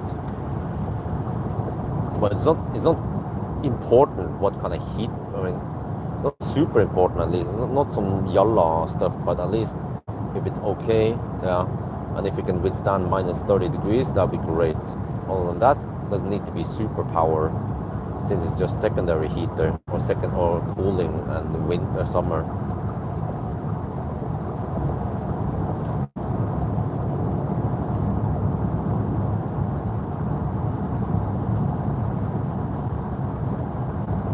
But also I need to figure out about the whole painting that should be done this year.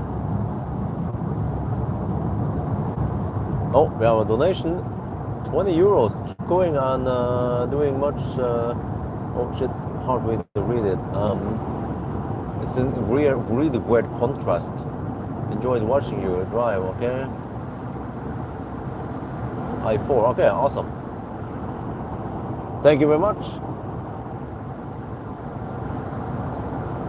Keep hammering, yeah, okay, thank you. Going down to 21%. What is the car saying now? Arrival. Arrival with 10%. Huh? Spot on. Wow. Is it going to be spot on like about the route planner predicted? Well, I actually charged a little bit past 65%. I think it was 66 or 67 by the time I unplugged. But that means about the route plan is highly accurate, and don't trust the car's navigation. Because the car claimed I will arrive with 21, 22%, and we are currently at 21% now, and we're still 30 kilometers away from Wildbank.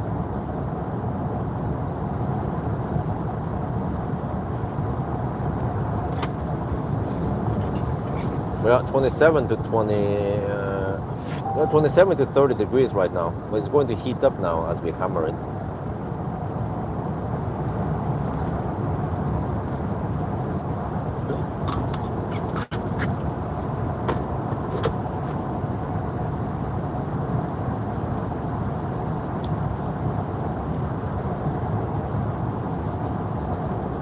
I have to be real quick to shoot a quick shot once you start charging, and then I go for the Circle K bathroom, maybe grab some snack, because I'm not sure if I'll be able to visit many other Circle Ks. Wait, do I have snack? I have a little bit of snack.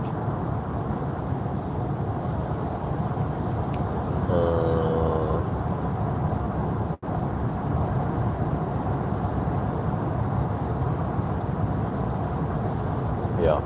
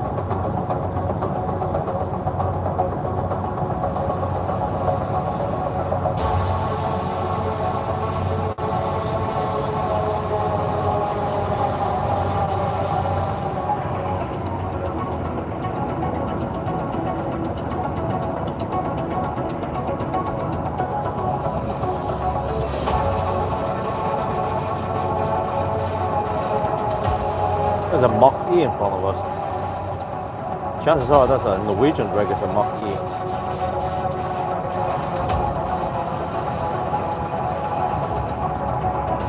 Oh, it's actually Swedish.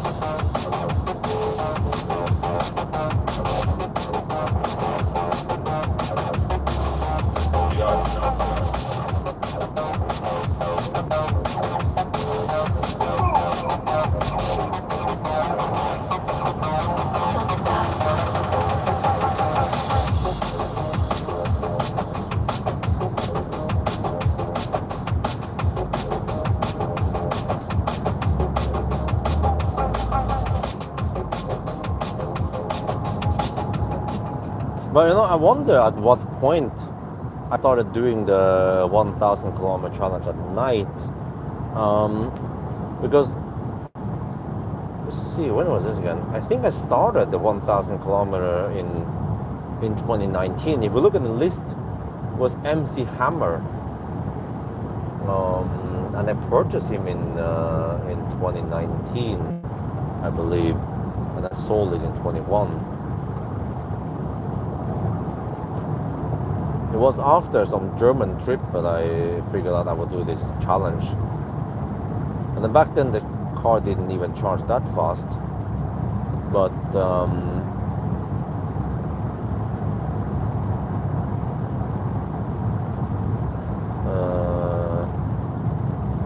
yeah, in the beginning I did the day runs, but then I think at COVID times I had to start doing night runs and Norway route, and then because daytime through Oslo would be pain in the butt, so it was just night runs. So that was in 2020, yeah, during COVID, and I wonder. Later that summer or in 2021. No, wait. I think it was in 2020. Yeah, summer. There were crazy Laderstau going on. So then I also started doing night run to avoid Laderstau, and then the charging network in Sweden wasn't that great back then. Circle K didn't have that many stations, and then we had supercharger wasn't so that widespread.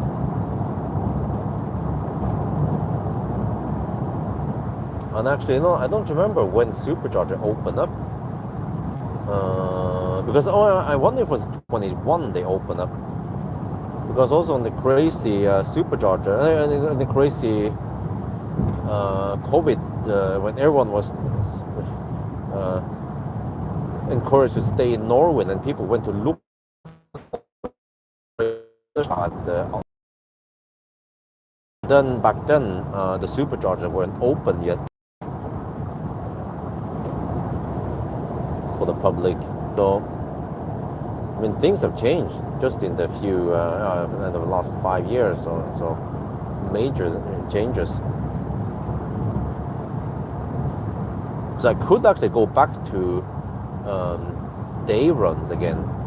I can start on a standard Saturday morning and end in the evening. But do I want to do that? No, because more traffic and not that consistent run.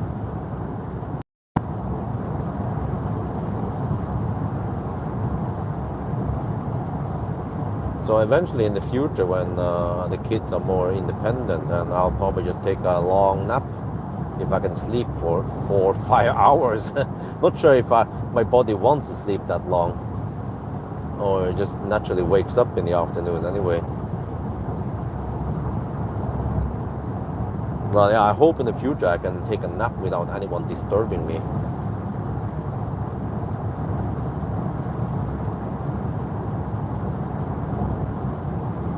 That was the case, yeah, before we got kids. I could just lay down one afternoon and sleep. Try to catch up, sleep. And then the kids change everything. Wait, we're already down to 10%. Okay, but we are 4.4 kilometers away. So, okay, close enough. Oh, shit, man. Maybe getting wireless mic is not that bad idea after all.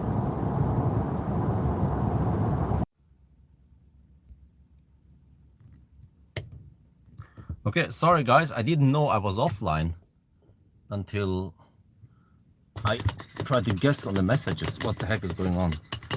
So I don't know how long I've been offline, 10 minutes. It wasn't clear from the chat that we were offline, and then the live stream did, I mean the app didn't tell me. It appears as if I was online, but apparently I was not. But it's a strange state where I can see that I can see the chat, but I don't see that we are offline.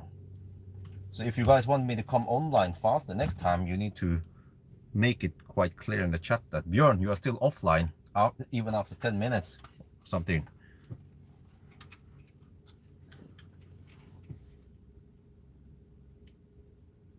I went to the restroom. What the?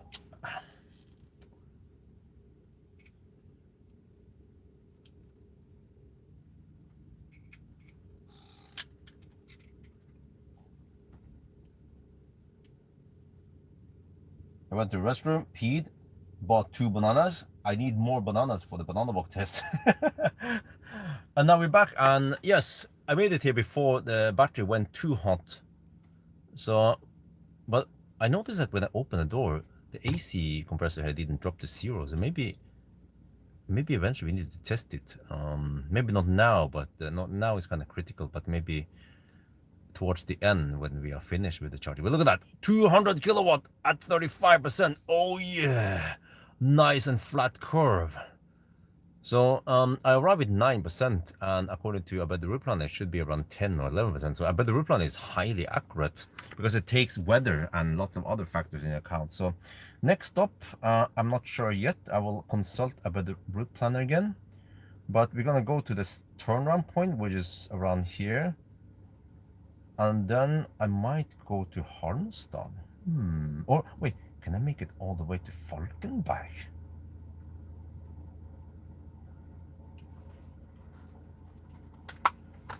Let me check on the better route planner then. If I try to input that.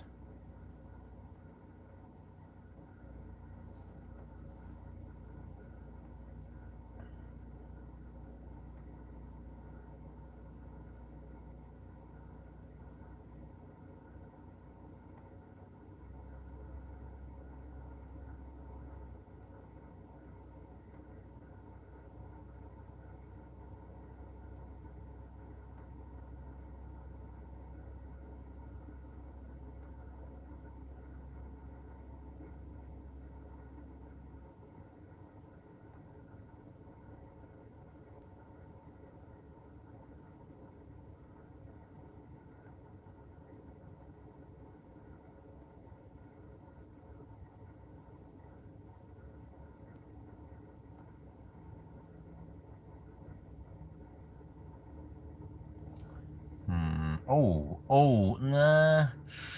Ooh. Well, no, I don't think that would be good to go to Falkenberg. I think I need to stop at Halmstad. Yeah, okay, let me see. Unstop. Tesla. I haven't stopped at Halmstad for a while now.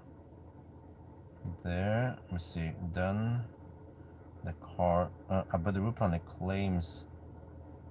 Wait, no. Need to swap them around here.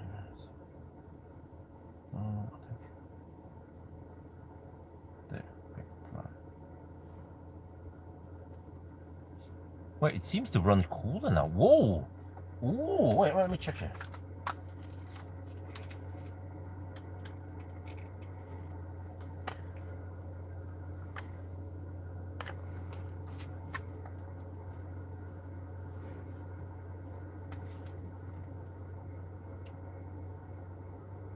Wait, I was doing my trip planning here at the route planner, and I think we're gonna go for turnaround point and then Halmstad. Yeah, spend 50%. Okay, I need to jump to at least 60%. Might go for 65 again. But suddenly I looked over here and I see that this time the battery did not hit 50 degrees that fast yet. It seems to hit 50 degrees slower, or 51. So this time we get a flatter curve. Previous stop, it dropped quite sudden to 125 kilowatt and stayed there flat for a while until it throttled again at around 55%. So now we don't rapid gate. Huh? Awesome.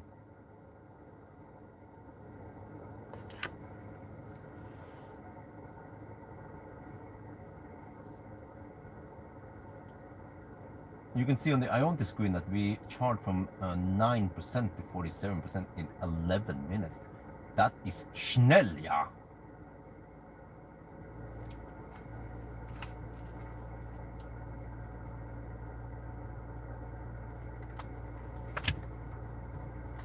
Okay, and according to this, if I charge to 60%, no, let's say 65%, yeah, 65%, we hammer it, and then I stop at Halmstad with around 10%. Washer fluid. I don't think I need washer fluid yet. Yeah, the problem is that it will take extra time. So for now, no problem. As long as I can wash the car, I can do the ABC on the thing. I needed to rush, just to, yeah, avoid overheating. But look at this, because now, yeah, this is way better, because by the time the battery hits 51 degrees Celsius, then we hit the natural throttle point anyway. We're already at 50% now. This is the way it should be.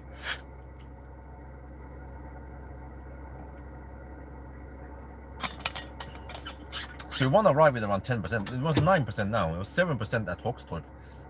It seems like if you go further down below 10%, then that gets worse and worse. This is way better, huh? Last time we charged for 20. I can check last session. Let's check on the Tesla here. Oh, hey, we have it here. Oh, maybe I should take a screenshot. There. Drive. Last time we charged to 60. No, how many percent was it again? 66 or something. 66 or 67. But it took 21 minutes and 40 seconds. Now we are charged for 13 minutes only.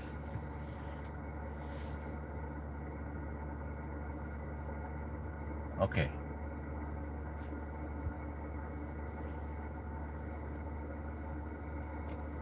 Eventually I'm gonna pop the bananas. I can actually eat while I'm driving, no big deal there. Let's see, there have a let's get it. Because I'm aiming for Halmstad then. Yeah, in the northbound route, then we have relatively short detour anyway in Halmstad. Okay, so around 65%, that's still optimal. Gross capacity is, I measure it to be 84.6 kilowatt hour. I think it's supposed to be 86 according to papers, but that's not what I managed to get.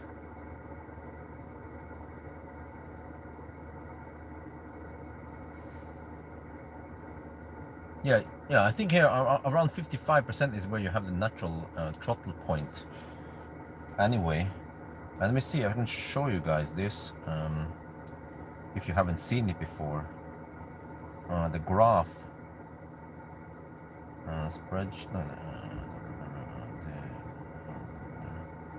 public charting curves. Okay, so let me see if I can show you here.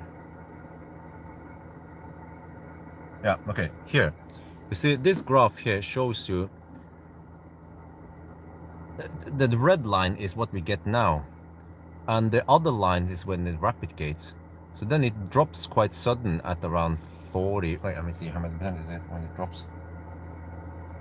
No, actually around 35% it drops, and it seems to follow more or less the same profile on both cases with the rapid gates. So the first session at Hoxton was the one that dropped quite similar, but now in the wildback session we get that nice red line. So the trick is probably to arrive with 10%. 9% like now was also okay, but 7% seems to be worse and worse. And the lower you go below 10%, the exponentially worse it gets. Yeah, now the temperature stopped rising because we hit the natural throttle point, which occurs at let me see again on the graph here.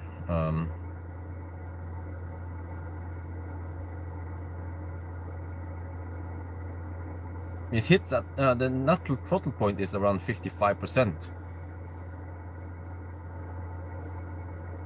So yeah, Volkswagen could fix this. They still haven't fixed it. It's been several months now since I released the video. I bet some of them must have heard about this within Volkswagen, but they haven't fixed it yet. Wow, look at the HV. Is it really pulling 4 kilowatt for cooling right now? That's crazy, man. Okay, so if I go for 65%, then I should have enough, and I have also quite a big margin in case I miss. Yeah, then I just go deep. But then I will rapid gate. But actually, I might rapid gate anyway on this run because it's a high-speed run. Yeah. Let me see. 61. Oh, I need to document this also. Okay, let me see. 61. Let me move you guys over. It takes actually a minute or so to get moving over because of the camera angle here and everything. There ish. Okay. I'll put you guys here. You see, the windscreen is so far away from the dashboard, the driver's position as well. Unlike pretty much all the other cars. Maybe the Denza D9 was also like this. I don't remember how the heck I saw that. Okay, by the time I plug in everything here, then we are already at 63%. We should leave soon. Okay, there, and then put the shaft away. And then shoot the video soon, and then we go. There. I'm gonna test that. I'm gonna test if the cooling drops. Or the cooling. Yeah, okay, let me see.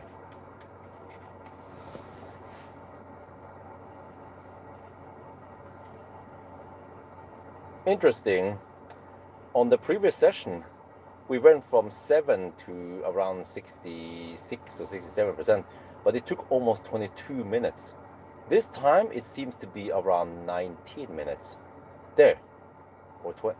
So it seems like we are around 1 to 2 minutes faster than the rapid gate session. And I'm going to test something else here. Okay, so you see now, auxiliary, because 4.2 kilowatt is going for the cooling supposedly. AC compressor is at 5,500 RPM, and then battery flow pump is 80%. I'm going to test if leaving the car and then locking it down.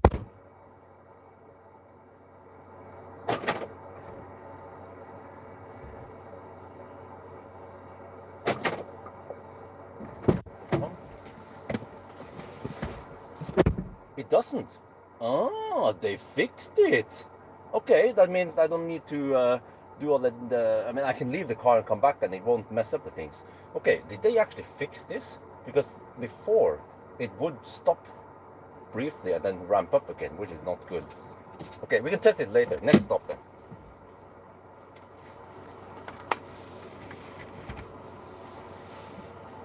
Wait, I'm kind of tempted to try to go for.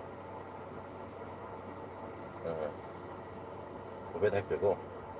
If I stay a little bit longer, can I then stop at Halmstad after all? No, not Halmstad.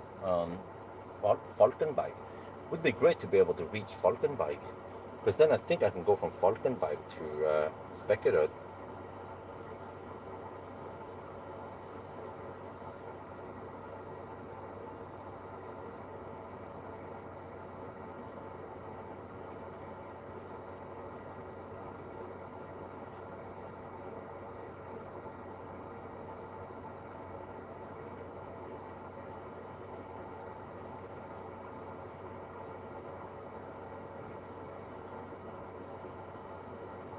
See how many percent do I need there? From Falkenberg to Spekkerød. Oh, I need 55%. To spend 55. So if I then go 65 again, then I can make it to Spekkerød. Ooh, okay. You know what? In that case, I want to stay a little bit extra, 70% already, and then we try to go for Falkenberg instead.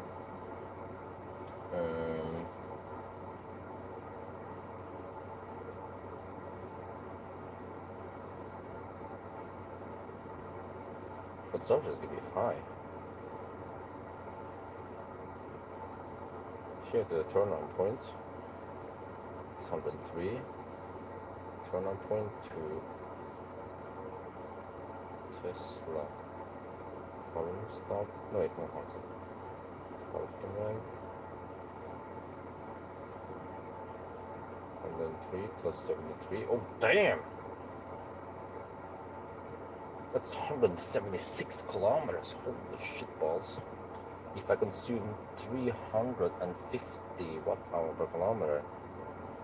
Wait, I need to check what was the previous run. It was 320 something, 310.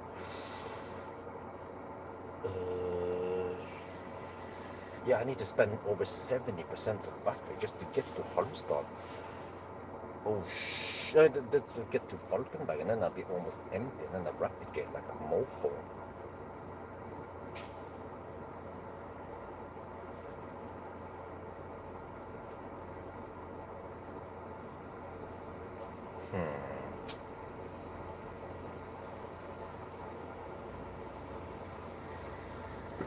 But then going from Halmstad all the way to Spekerød would be too far, and I don't want to stop anywhere before Spekerød. Okay, so you might actually charge a little bit higher this time. It's not ideal, but maybe it's the best compromise.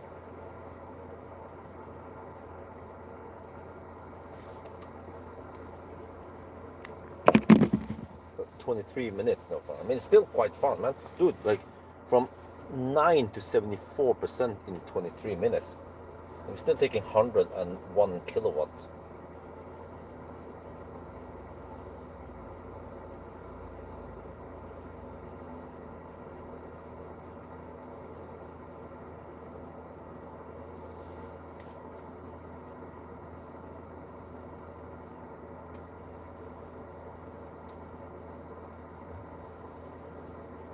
Okay, now it's dips a little bit. Okay, 75%.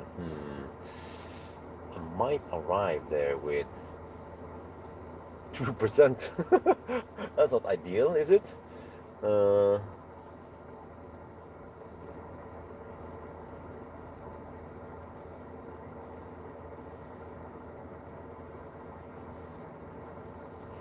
this bus feels quite quick. I like it. Quick and nimble.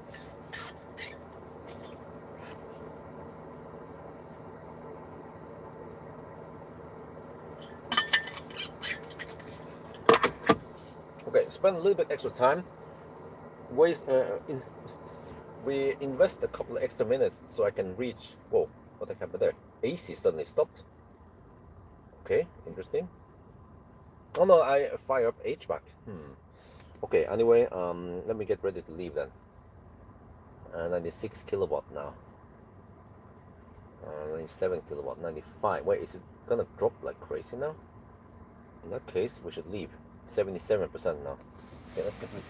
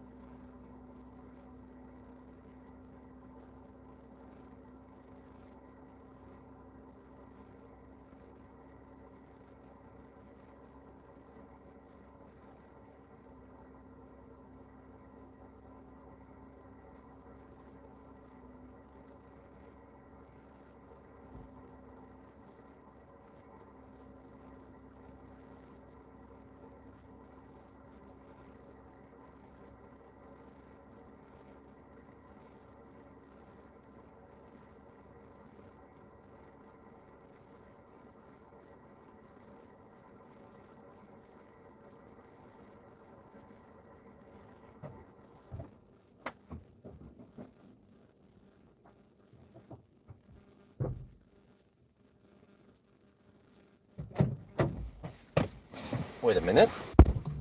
I was taking around 90 kilowatt at 80%. We actually charge to 80% now. Did they? Wait, can you guys check? I can't do that right now. Can you check the spreadsheet and look up on the? It's called ID 7, I think. 91 kilowatt hour battery. That test.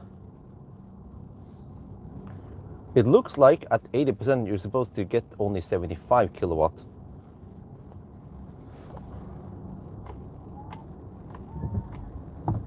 But I was getting 90 kilowatts. So did they change the charging curve? In that case, I need to document the new charging curve.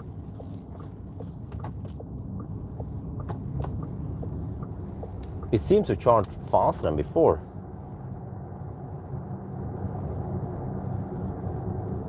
Oh, we still have max power now.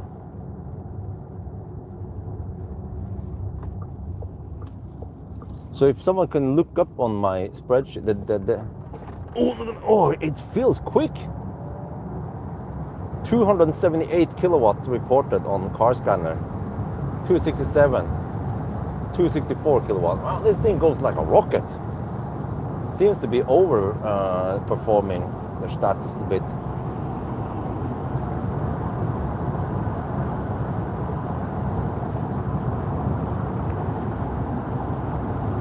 Yeah, but can someone check the spreadsheet? My own spreadsheet.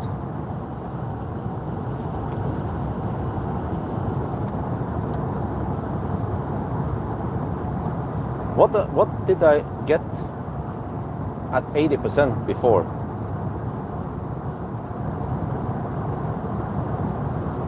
I saw on Ionity screen outside that it was taking 94, 95 kilowatts. And then with the cooling, I assumed that it was around 90. Could have been 91 actually, 91, 92 kilowatt. I was like, huh? Dude, like that felt really quick. That was a 26 or 27 minute charging stop from 9 to 80%.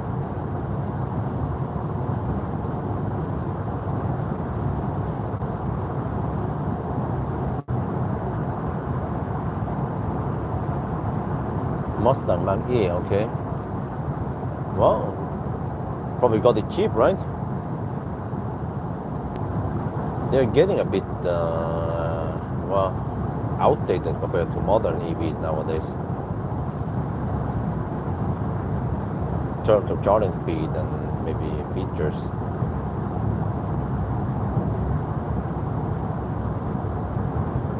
Yeah, I'm attempting to go to the turnaround point and then come back and then go to Halmstad. No, go to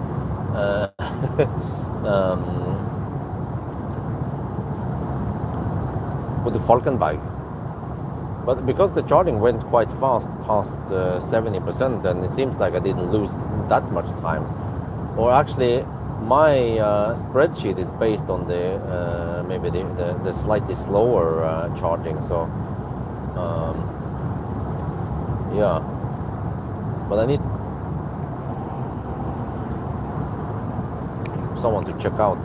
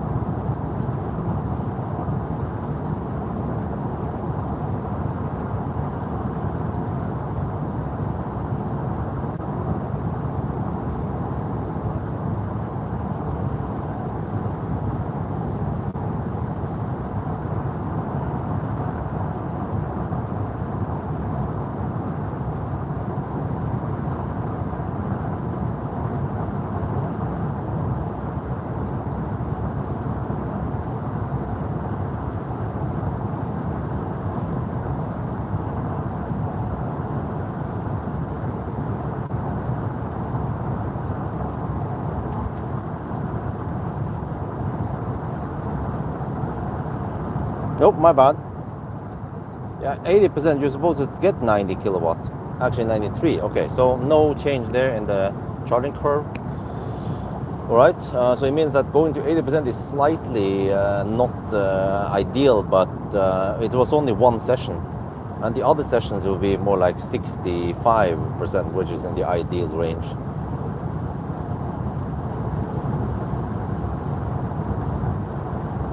All right, thank you.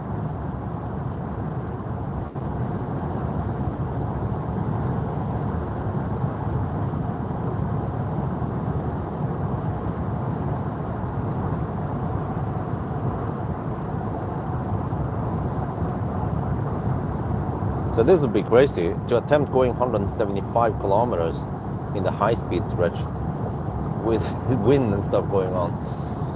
Worst case is I have to bail out at Halmstad with 20-25%. That will actually be not ideal, because then I won't be able to ride on the 200 kilowatt for too long. And I don't think it will flatten the curve much.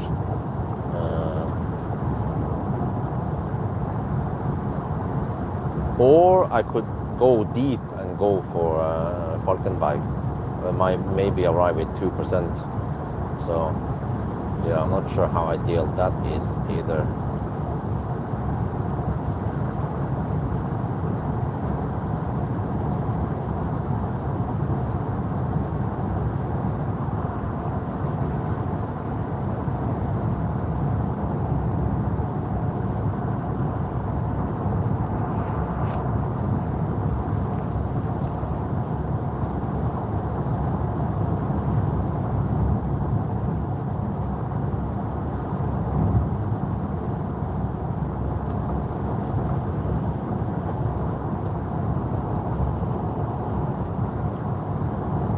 Let me see, we take the current time plus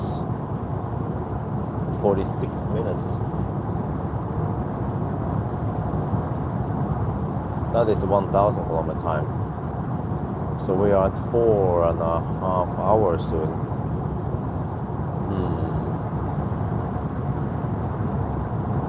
And we've done 404 kilometers, not found.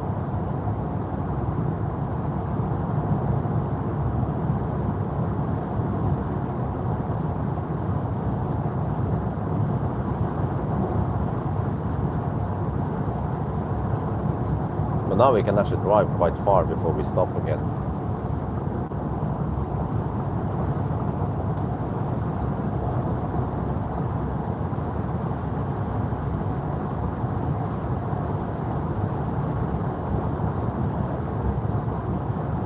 Well, it seems like the compressor doesn't stop now when I leave the car and come back. So it could be that they have fixed it. It's the Germans.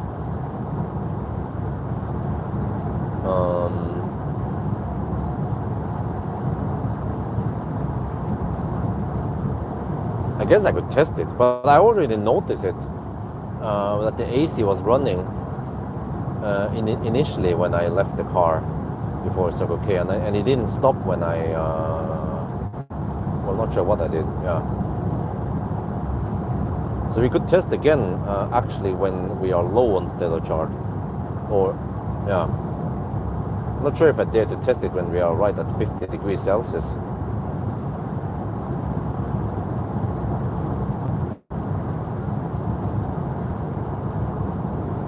We can try, yeah, why not? We'll just try, alright? We don't have that much to lose. We might lose 1 to 2 minutes if it stops the AC.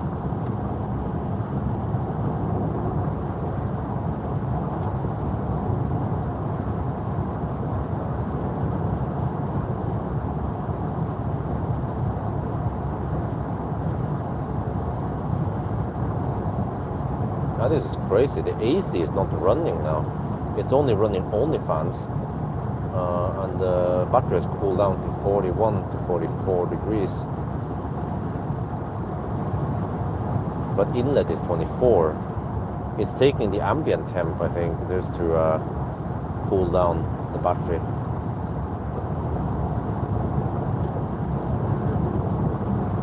Wow, okay.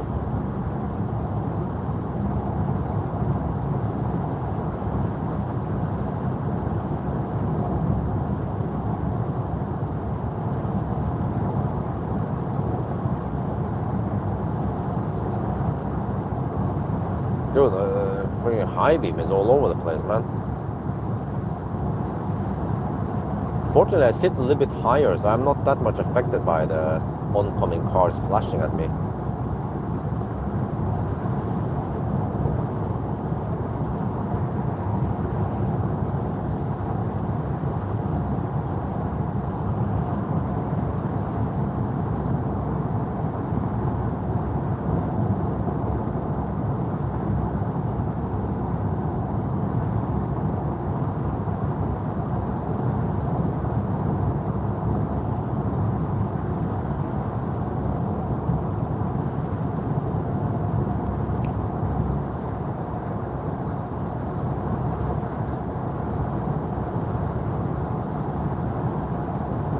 Well, consumption is 390 watt-hour per kilometer right now.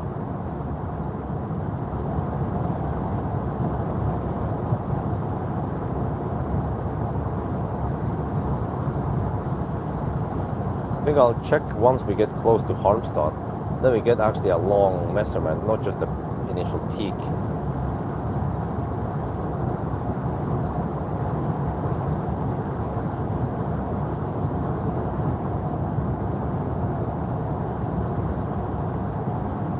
There, okay, there we go.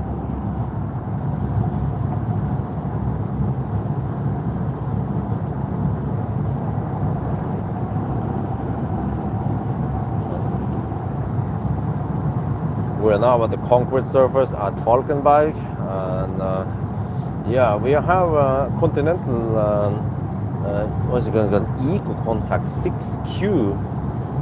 So, and they're 20-inch. So, yeah, I guess it's okay sound level. Let me move over to left lane. Some metal is rattling in the back there because of vibration. You hear it's better.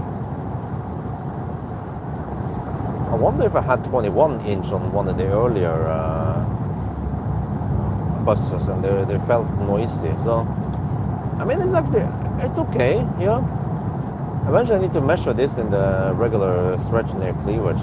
But actually, on the right lane, that thing in the back just rattles and creates this little metal rattling sound. But on the left lane, it doesn't happen. So I'll just hug the left lane then.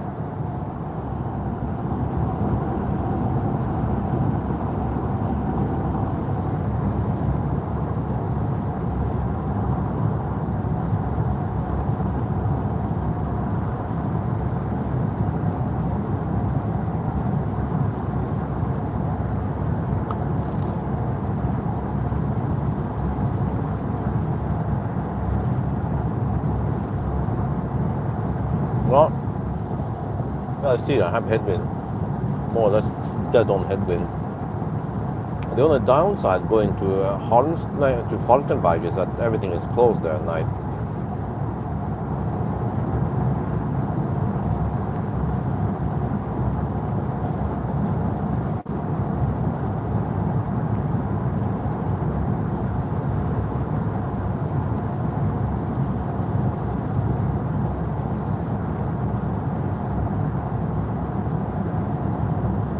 Well, 378 watt-hour per kilometer now.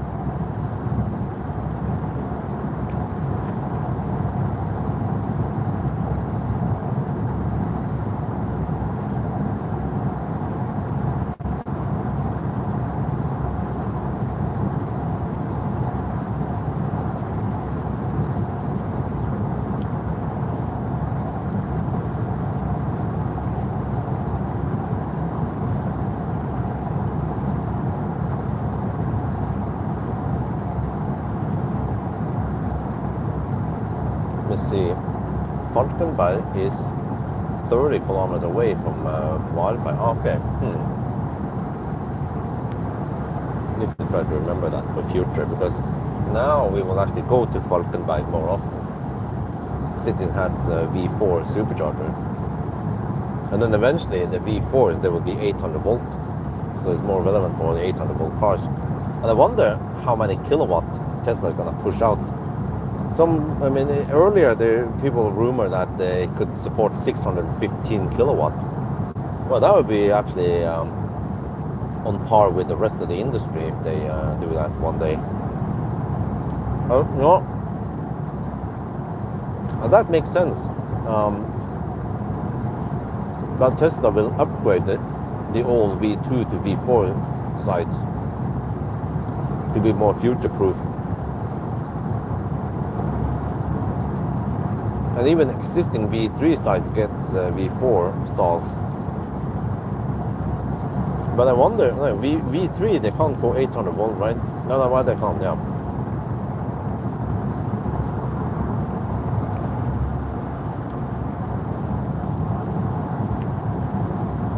But I wonder if Tesla can also upgrade to V4. Well, they can. I mean, they already did. So.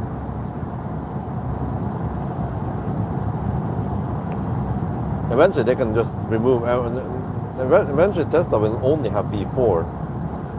They will upgrade all of the old ones to V4. And they will be future-proof then.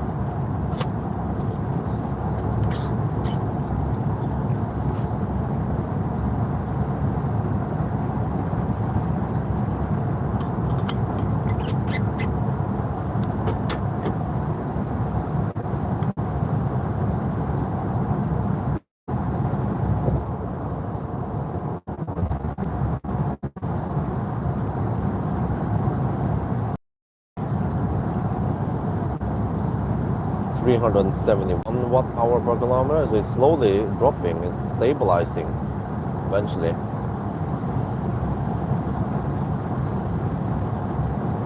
Just wonder how hot the battery is going to be at Falkenberg. But fortunately, we have tailwind on the way back.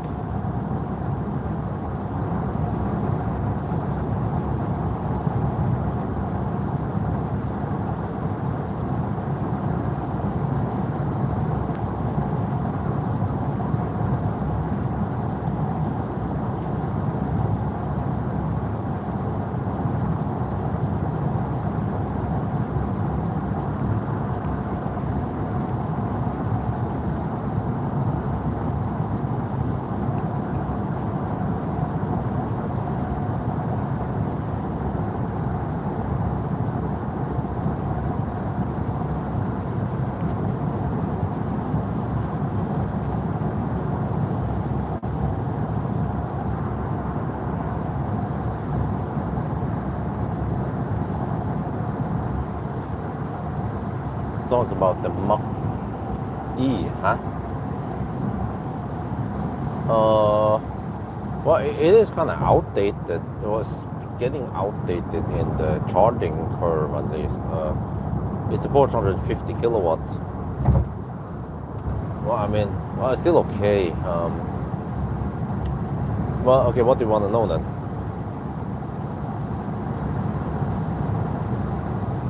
I mean, it's still a big battery and yeah, at least not that thirsty.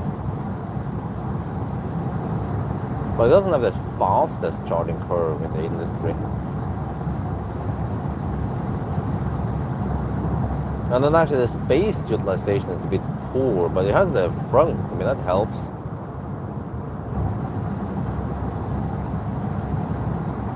Comfort. Acceleration, winter driving. Yeah, comfort is okay. Just a bit flat seats. I'm not a big fan of the big vertical screen, though. Winter driving. Let me see. I didn't do too crazy winter driving. I'm not sure how it performed.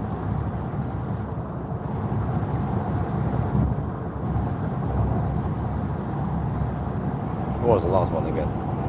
For acceleration. Well, I mean, it's fairly quick. Yeah.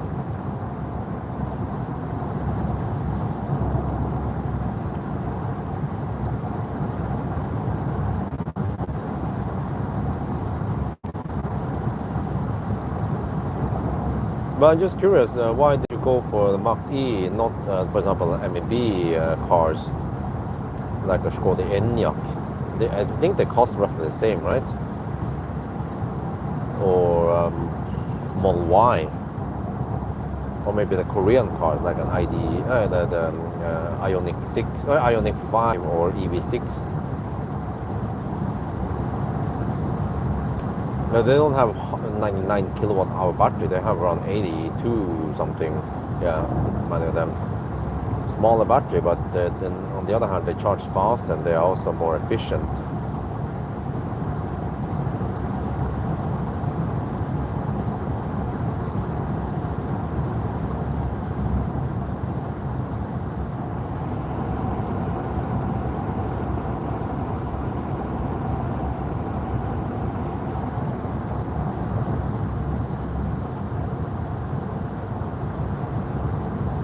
But and also, why didn't you go for an Xpeng G6 or a BYD Sea Lion 7? Or even more important, why didn't you get the most obvious best car in that price range, Seeker 7X?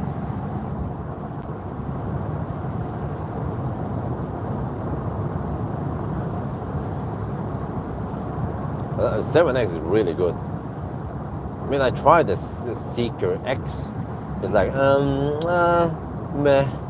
And the 001 was like, well, I mean, it's a nice looking car, but somewhat annoying software. And yeah. Don't remember what was the price. But at least the other Seekers I tried, they were like, it's okay. But then the 7S was like, oh yeah, now they nailed it. Is that a question?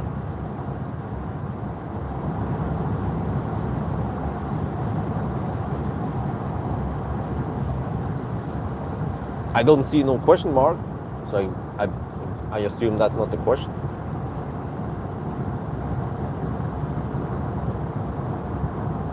EMEA R, but that's not an SUV. Then you should mention you meant the Lotus Electra, right? Well, that's 2-3 times more expensive. At least the cars I mentioned, they are in the same price range as Mach-E. Hey, why is it slowing down now? It's doing phantom braking and shit.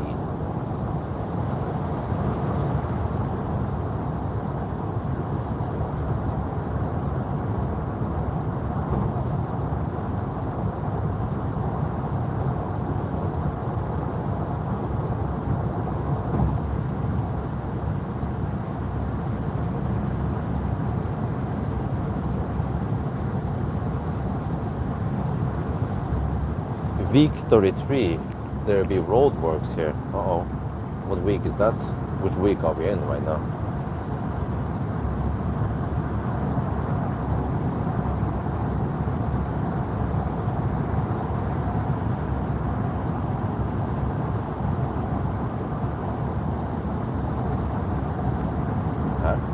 Is it now?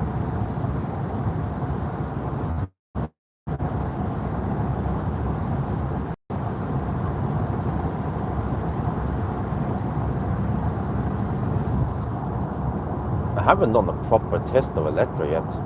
I haven't done a banana box test of it, from what I remember. I did 1 day test and that was it, and then just disappeared. And I haven't seen customers buy them even in Norway.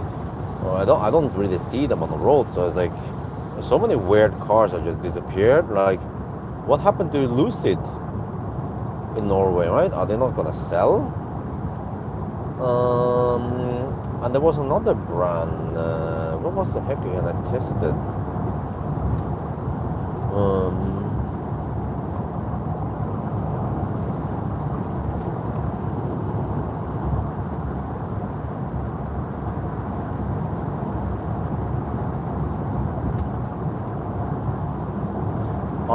Okay. The Monday. You mean in 2 days, right? Well, technically in 1 day. So next week is Monday. I mean, next week is week 33. Oh, are we at week 32 now?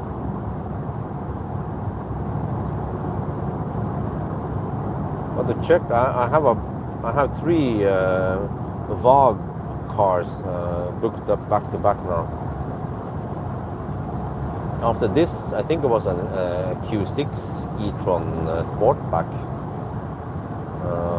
and then I have the A6 e-tron Sportback also. And after that, then I don't have anything booked yet. Okay, now it's okay. Thank you very much.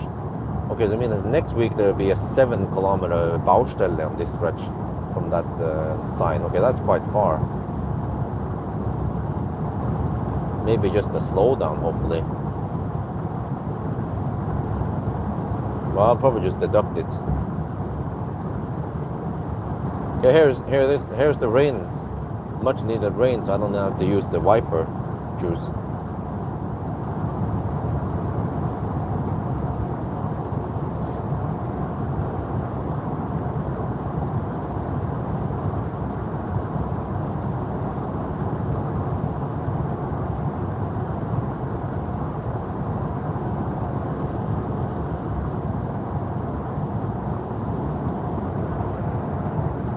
But yeah, it seems like they forgot to fill up washer fluid on this press car. Normally they would, well, I mean, it was clean at least. They would clean and then charge up the car and fill up washer fluid, and yeah. Not sure what else they do.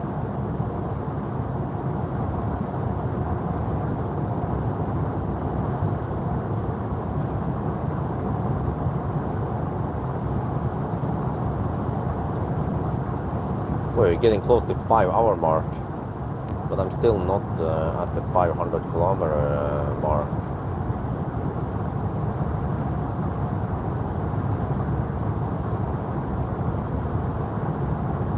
See if we can still beat the old bus, right? 10.5 hours.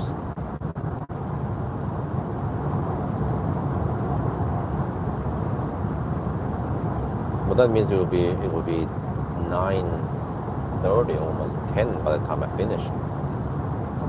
Around 9:30, yeah.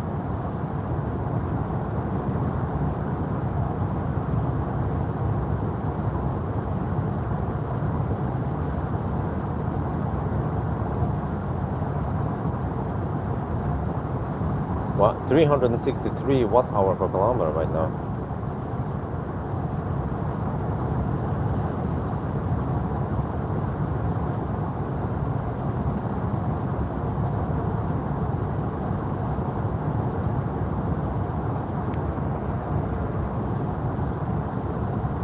Getting close to Halmstad now.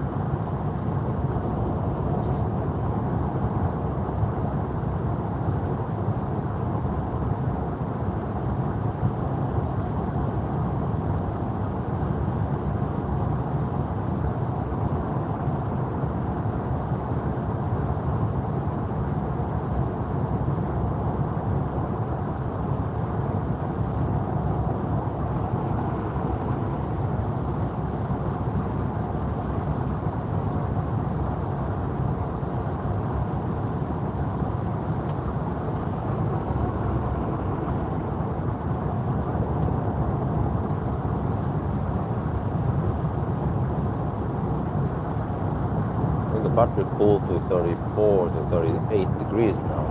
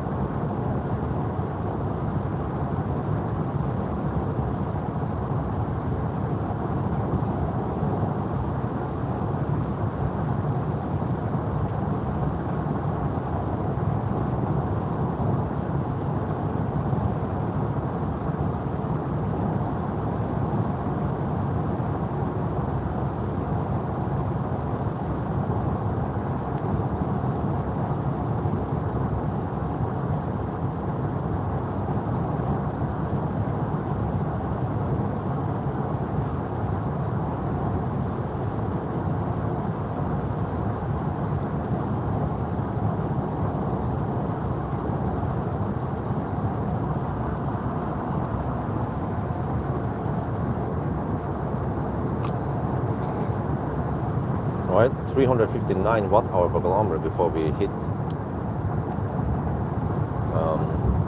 Halmstad now.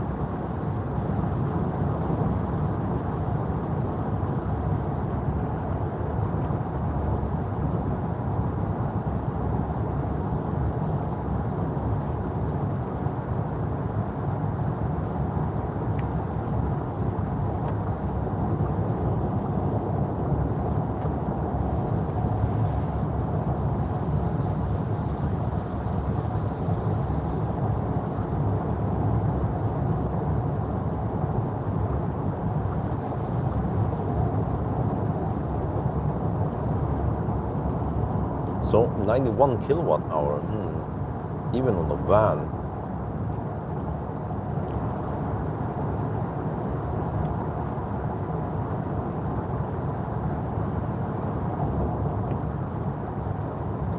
I wonder if it would be better to have 120 kilowatt hour, but then it would be more expensive and heavier.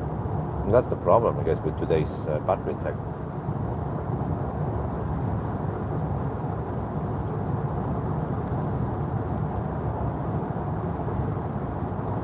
But on the other hand, we have come quite far compared to the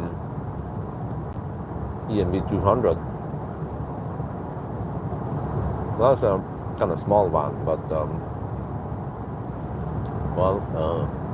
should be mentioned E-Crafter.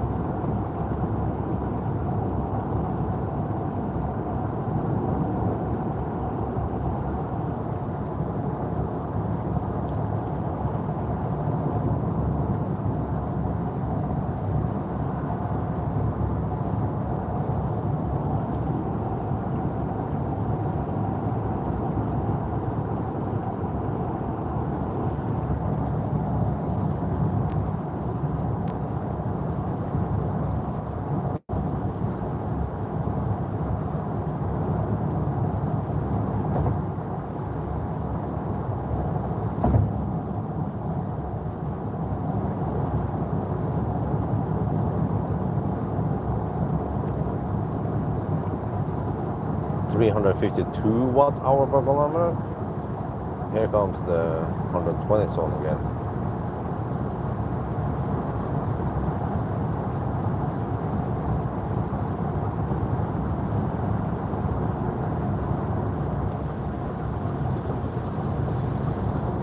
It's getting bright soon. Let me see how far we can go at the 5-hour mark.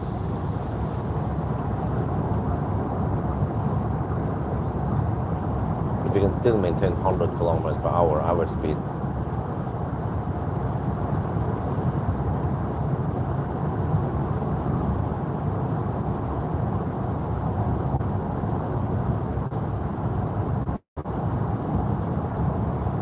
Okay, so in 9 minutes we'll be at the 5-hour mark.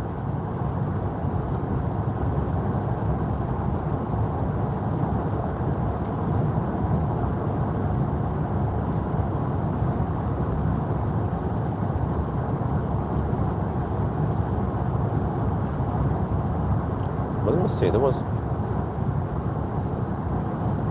Okay, so I tried Lucid and they just disappeared in thin air. And the same with Lotus test drive event. No wait, that was it. Didn't borrow any press car, yeah. But there was one more car I tested. What the heck was that again?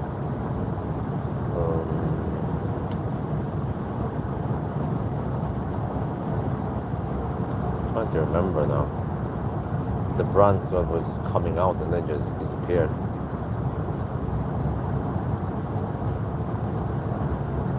I also wonder why it takes so long for Rivian to establish in Europe. And if there's one market they could start at, it would be Norway, just to test the water and see if people want Rivian or not. But I bet it will sell, like, well, maybe not like hotcake, but it will sell enough to make it worth it to come to Europe.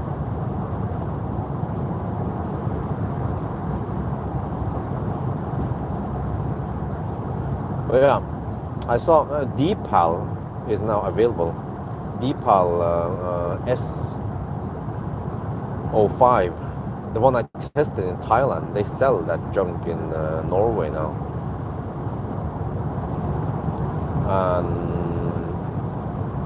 let me see, I think it was rear drive, but it doesn't have overdrive, but they price it low, only 400k. It was tested by Nybiltesteren, the guy from Grimstad, and he mentioned that the charging is slow, which I know, but he did not mention about the bouncy suspension. So either he didn't notice it, or D-Pal has changed the suspension for Europe. So I actually want to test it. But everyone in Thailand knows that D-Pal is bouncy. You need to contact the importer. I think it was RSA-bil or Motor. No, I don't remember. No, where was it? RSA-bil? No, it was not Motorgruppen, what they were called. They're the guys who also import Hongxi. Because I was invited to that event, but I was busy. So I can check if I can get a press car.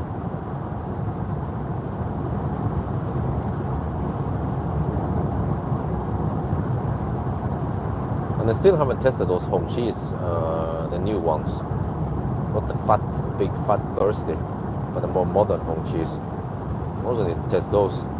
And I still haven't gotten the Jack E30X and the Nami box yet. I don't know, I contact those guys and they want to borrow it and they reply, but then they just don't nail the date and get me the car. So don't they want to sell them? No? And to be honest, I haven't seen many of those Nami boxes or the E30X on the roads. So I actually don't know what the heck is going on.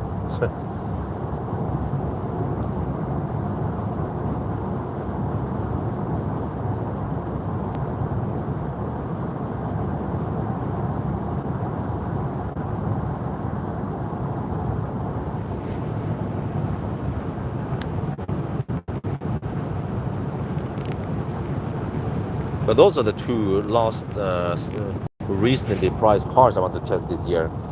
The Nami box and the E30X. And then I will crown the winner of the small and affordable city cars. But right now, I think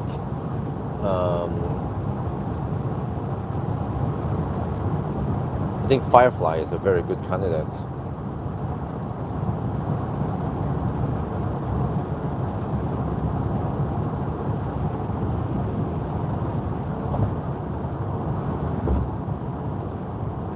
ID3, I don't really consider it a strong competitor because they didn't really make a small car like that originally. They just stripped it down, made it affordable in that price range. But it's still 320k for the cheapest ID3 pure, and it's above the other cars at 280k or lower.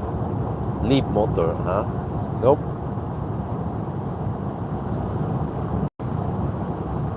Trying to figure out, there was one brand I believe I tested the test drove. They had a test drive event.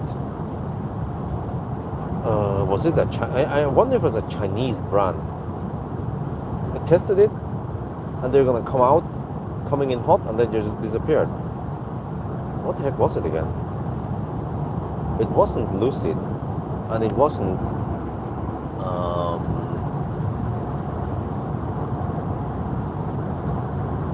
Lotus.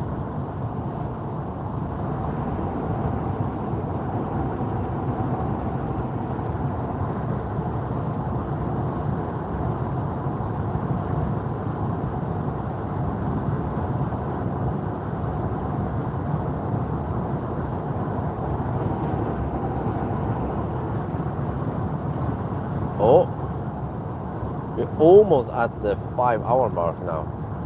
We're at 480 kilometers. Wow. But the average speed will go up now as we hammer it. So now is the time to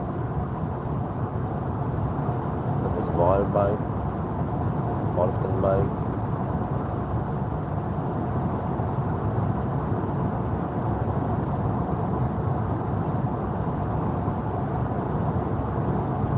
Navigate towards Falcon bike there.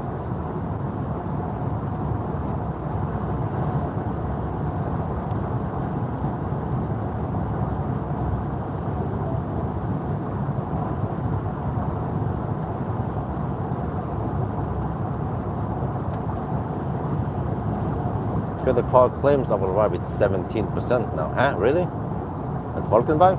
What? You sure about that?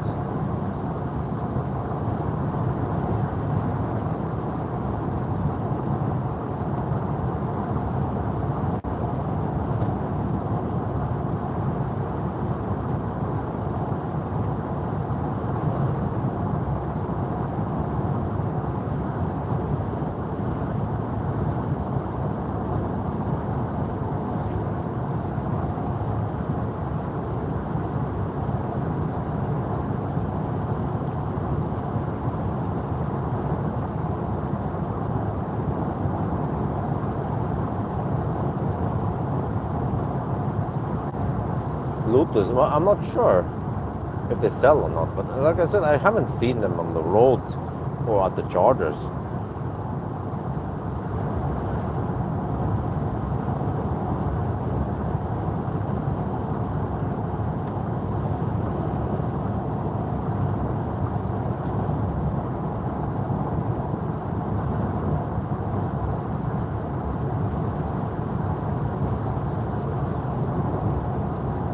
Oh no, phantom brake again.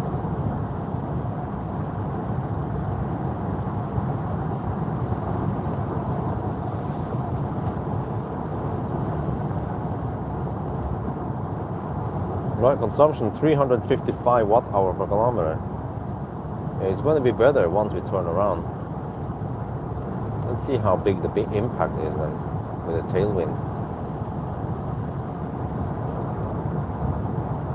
Okay, so now the car claims 15% at Falcon bike. Oh, okay, there's a pretty high chance we can make it there. Let me see. 71 kilometers to go. We have 33.7 kilowatt hour.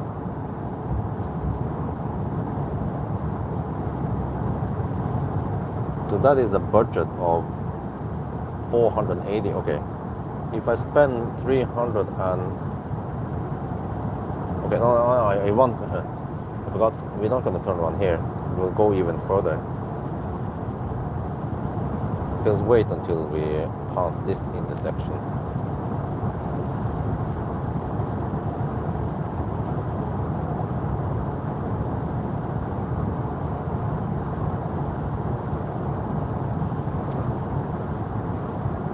But there we hit the 5-hour mark. We're at 488. Okay. Let me see. We have to go to 496. That's the 500 point.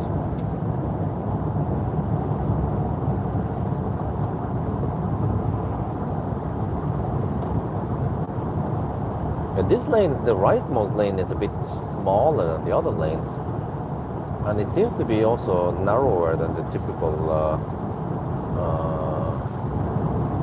lanes in Sweden.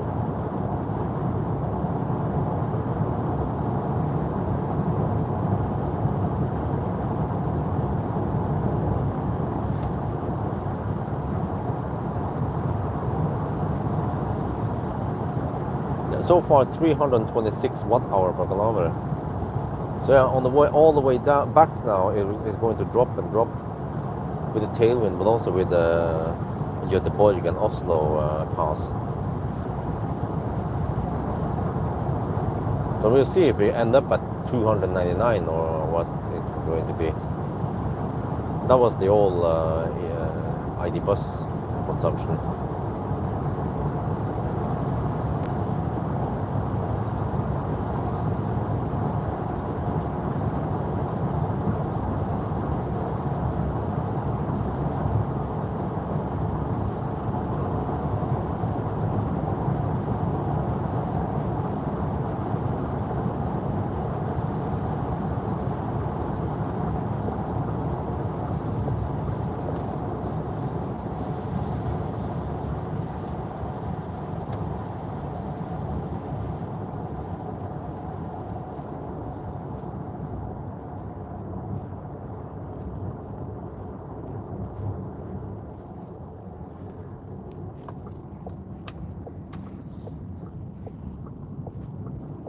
Yeah, awesome headlight, man.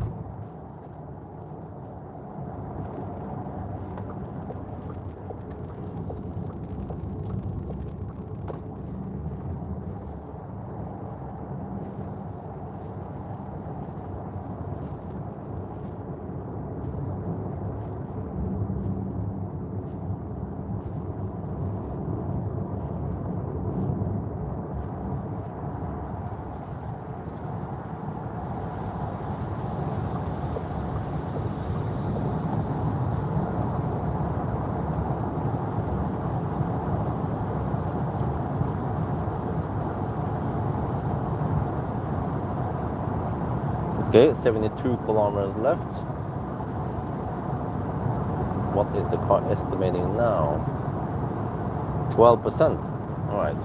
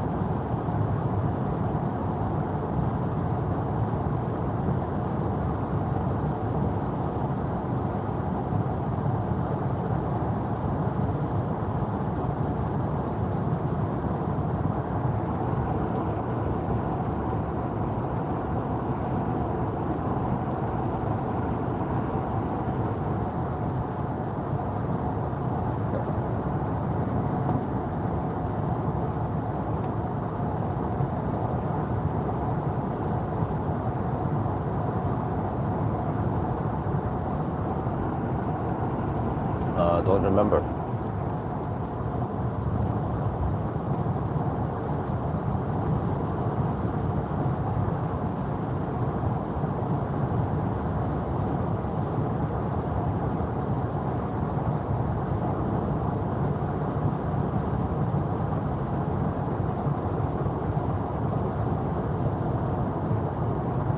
Yeah, it's getting bright now.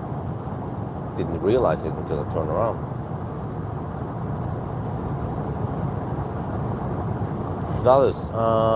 Yeah, we just hit 500 kilometer. 500 kilometer, and that took 5 hours and say 7 minutes. So we are slightly below 100 kilometers per hour average speed, but the average speed will go up now as we go until we stop. Hopefully at Halmstad. I mean, Falkenberg. Yeah, I mean, there's pretty high chance we can make it to Falkenberg now.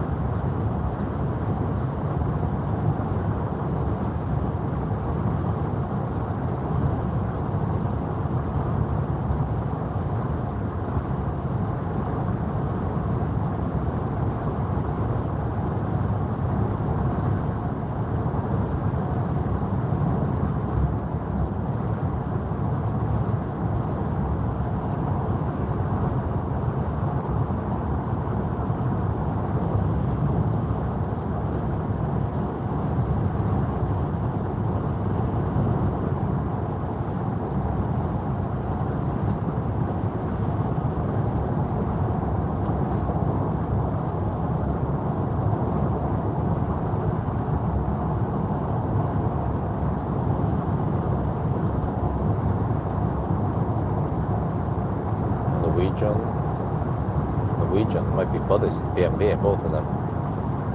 Probably traveling together.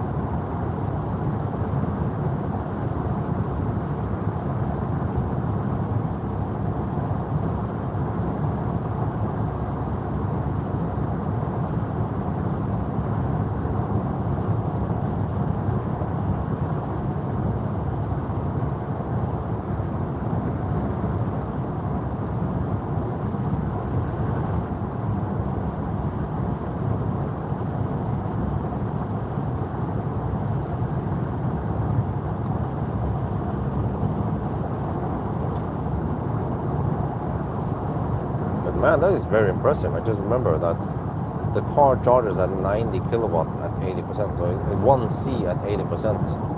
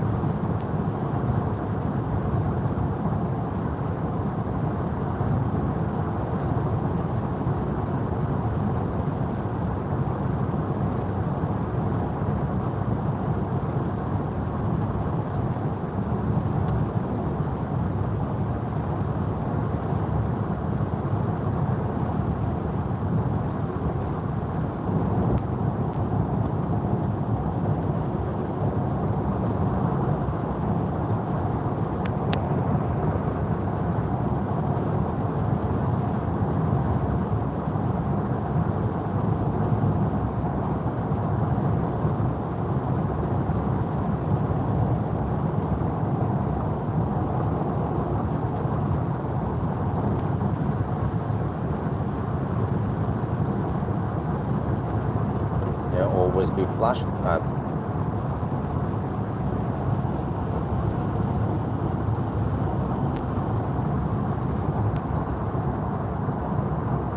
Did you use AI? Nope, I don't.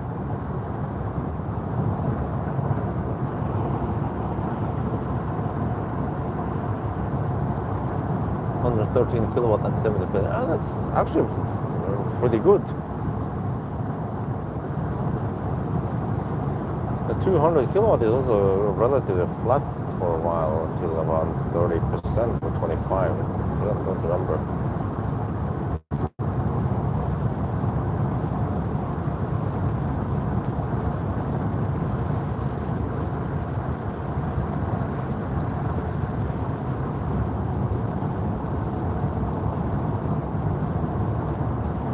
But then I remember that Model S Palladium charges at 250 kilowatt flat until around 30%.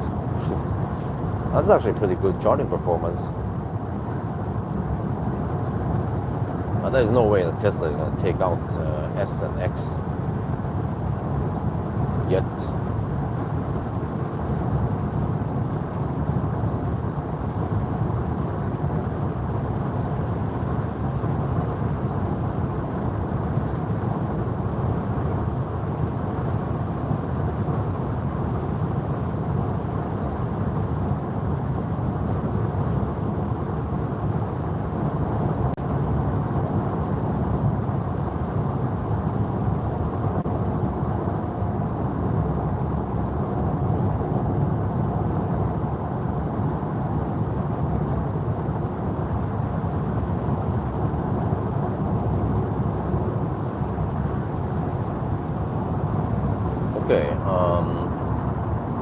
getting close to Halmstad.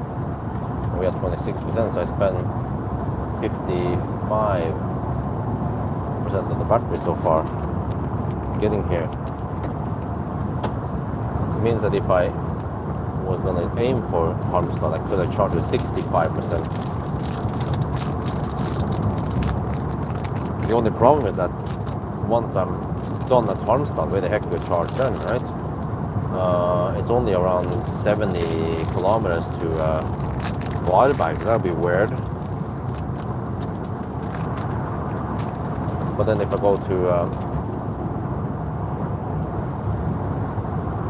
Falkenberg, then I can jump from Falkenberg straight to Spekkerød.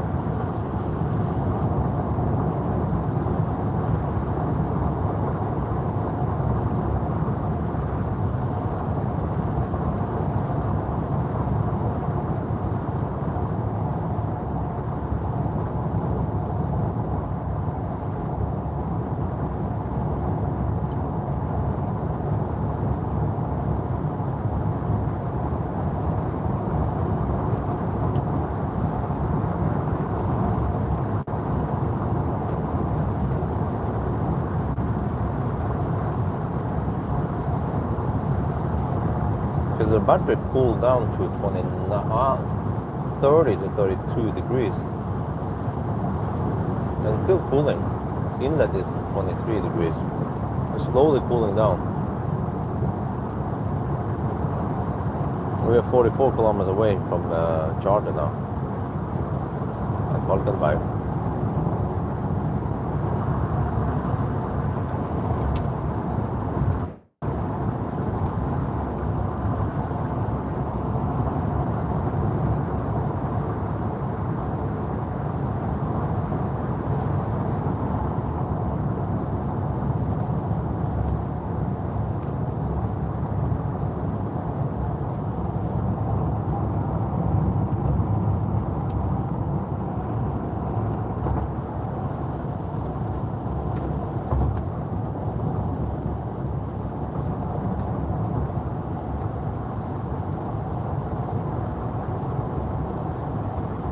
Norwegian registered one.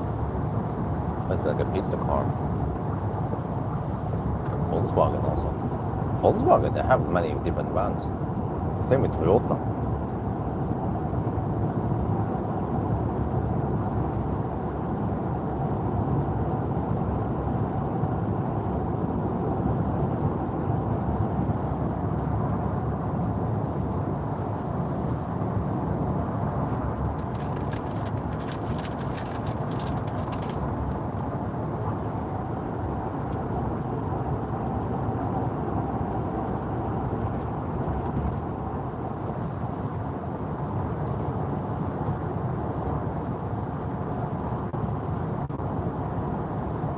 Well, 356 watt-hour per kilometer right now. I think I might need to go deep. What is the car estimating? Falkenberg at 9%. Oh, at least we'll make it there, but might replicate a bit.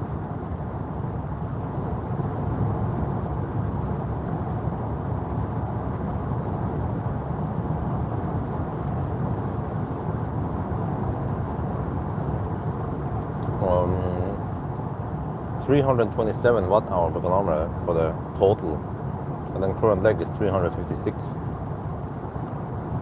It's quite intense, even though we are on the tailwind run right now. 16 degrees Celsius, also nice and warm.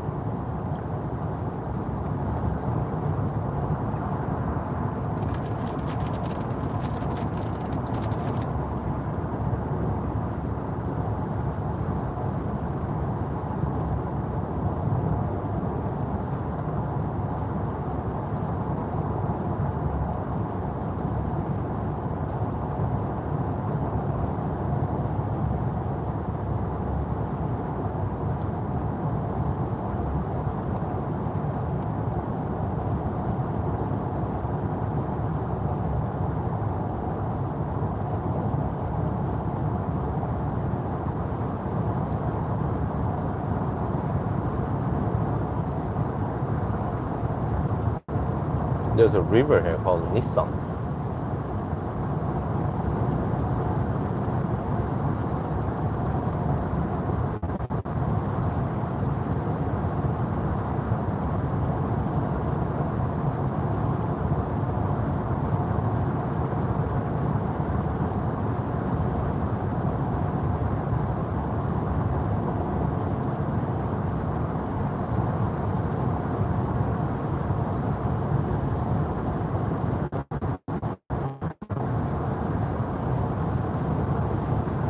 So the next stop, parking bike, take it to do then. Take a nap. No, you get some free cleaning again.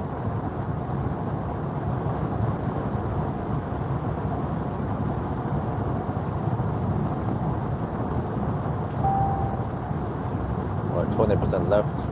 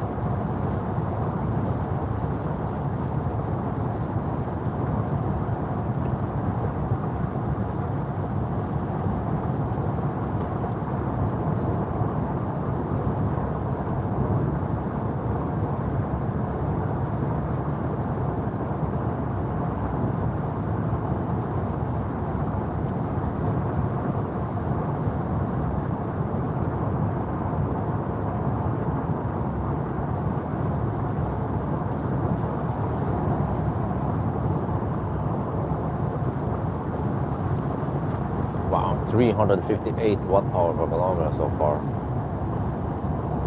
Even with a tailwind. That's high.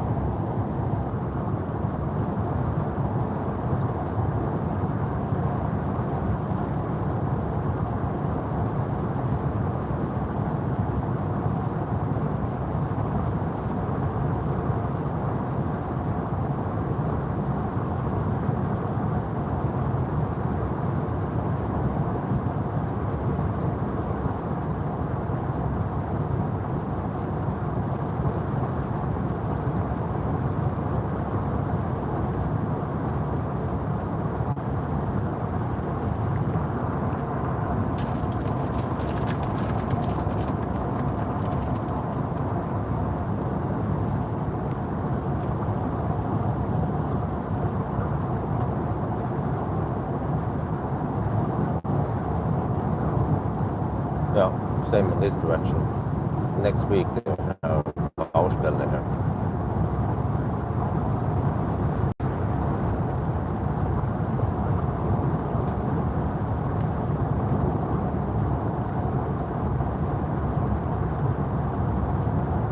I bet they're going to fix this section here that has damaged road there.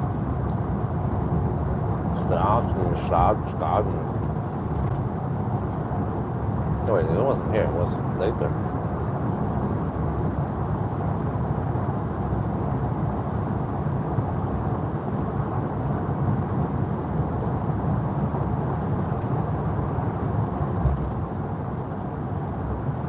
Oh, it's getting hot. We're gonna arrive deep and hot.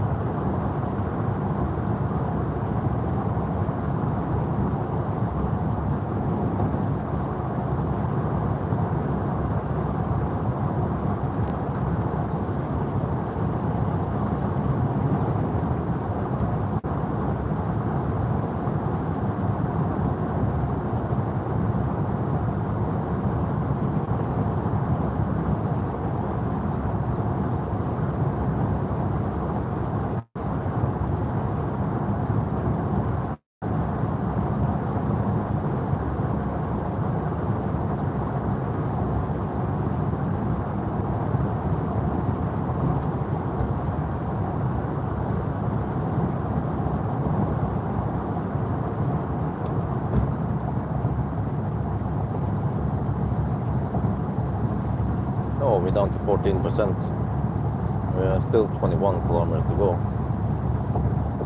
So that should consume around 7 kilowatt hour. That means we'll be at 5 kilowatt hour.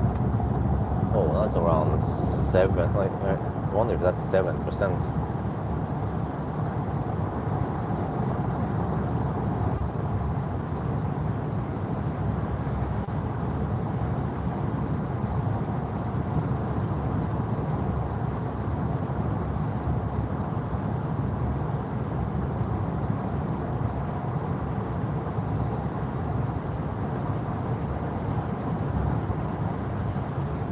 Well, the Swede wants to hammer it.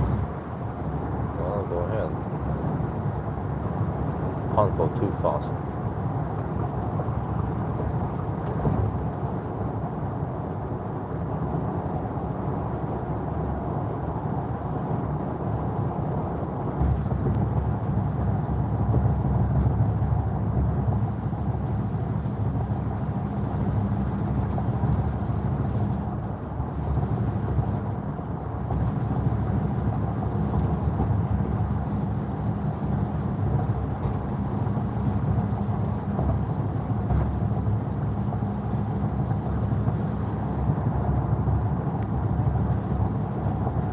It seems like the concrete surface takes longer to resurface than asphalt, right? On the other hand, the concrete has higher durability.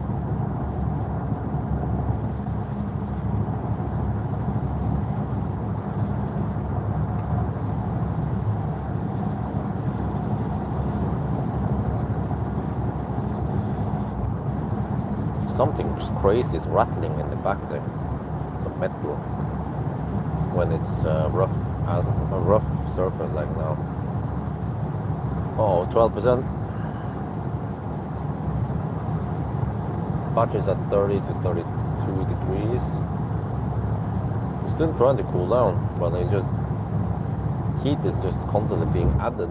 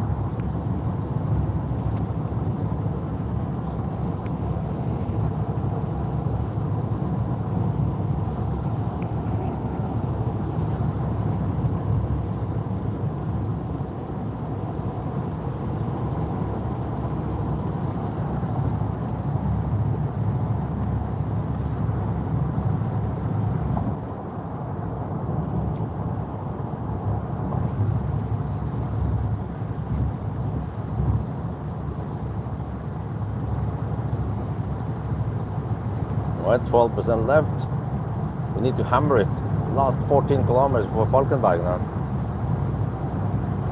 Gotta go snell, otherwise lose too much time. 11%.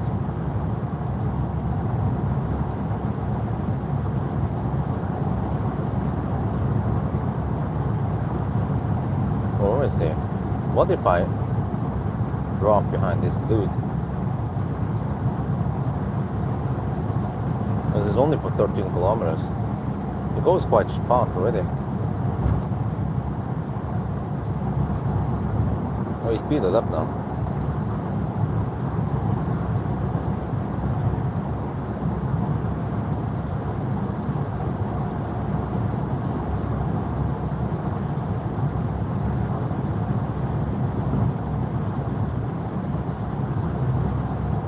Because actually it seems like arriving with not too low state of charge is actually more important than the battery temperature at arrival.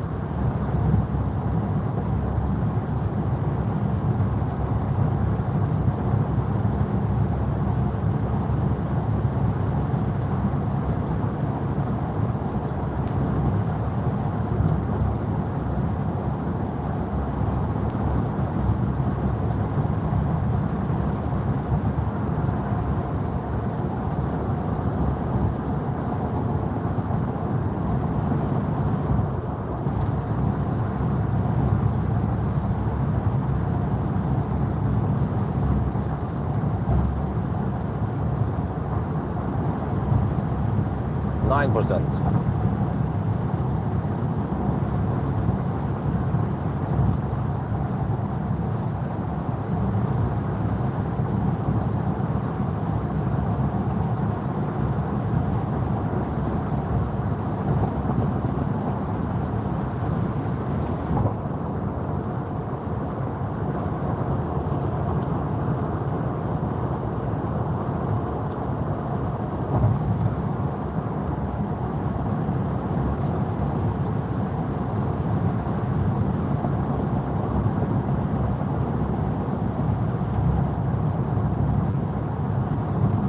It seems like 80% was needed. That we actually spent 70, I don't know, we're down to 8% now. We'll spend around 75% of the battery for that trip. But hopefully it was worth it. So we can go all the way to Speculative now.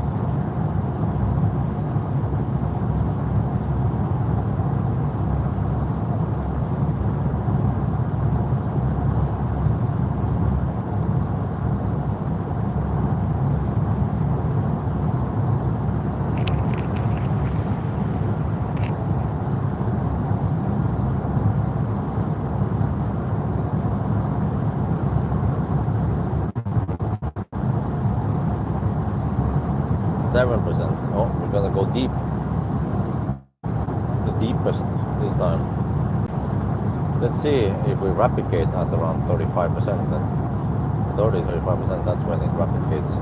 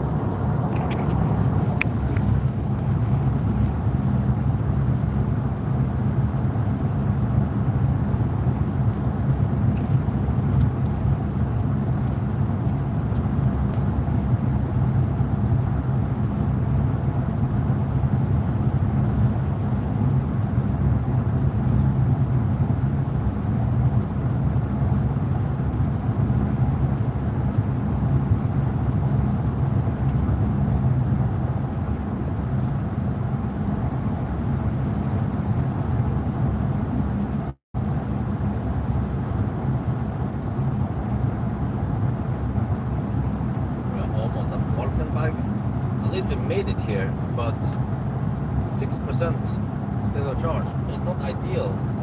Might be 5% by the time we get there. But let me show you guys. Consumption 358 watt-hour per kilometer. Holy macaroni! That's high. But it's a van after all, and we've been hammering it.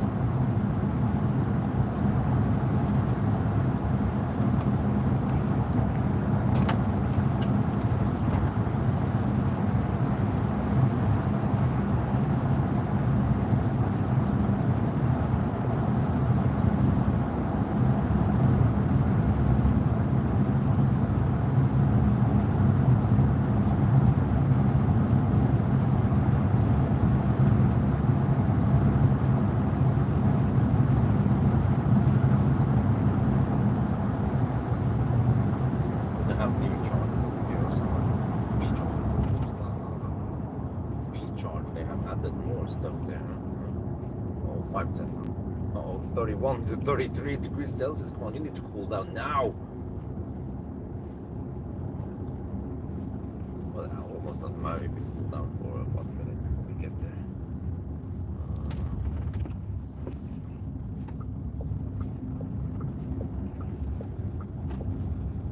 But the cooling should start immediately at least. Wait. Oh, is the gas station open? No, I never checked that. It seems like they're open. Maybe I can grab some food there. Or is it just not hookah?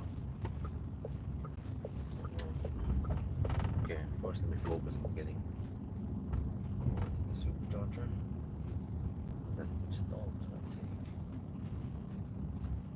It's on the back right side of the charger port.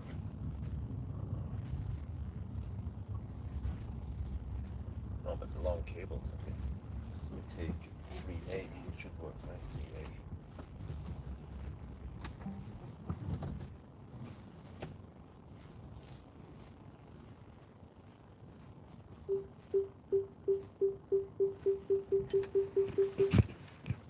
Alright, that's 564 kilometers so far. Consumption is 329.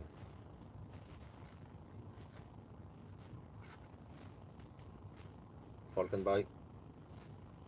Oh, I had to turn off.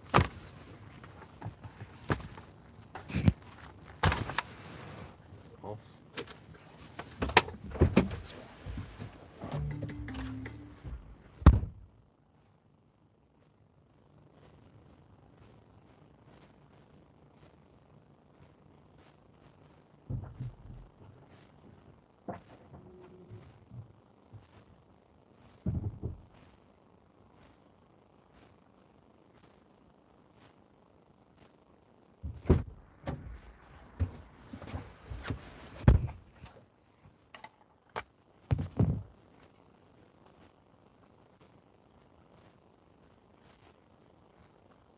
Oh, it started already.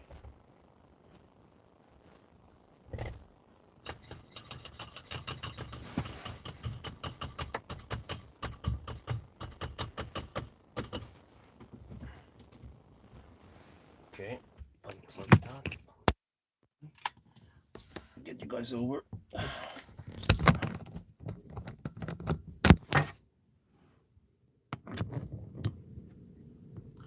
Wait, it seems like they have changed this. The cooling starts immediately. Huh. At least that's good.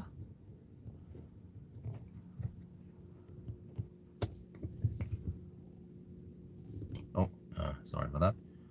You guys, okay, you have a little bit of stuff there and there. There.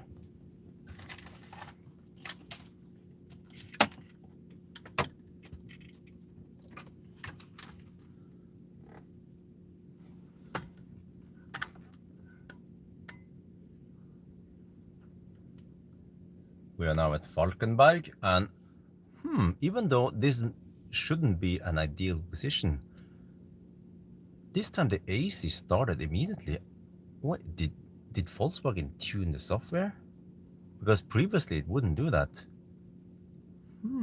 Okay. We'll see if it replicates or not. If it replicates, it should happen at around 30 to 35%, and then it's going to go quite, it will drop quite significantly. We'll see. Okay, but next up now is going to be actually Spekkerød. Let me see here. No, you go here, navigation. Okay, and then zoom out a bit, and then you find Spekkerød, which should be around here. There, Stenungsund. Yeah, that's it. There I found it. So, but actually on purpose, I don't want to navigate to Ionity. I just want to navigate to Circle K. So I don't want the car to preheat. And I don't think it will pre-cool anyway. There. 137 kilometers away. Well, that should be easy, right? I think I pre-calculated that I need to charge around 65%. I'll double check with a better route planner anyway.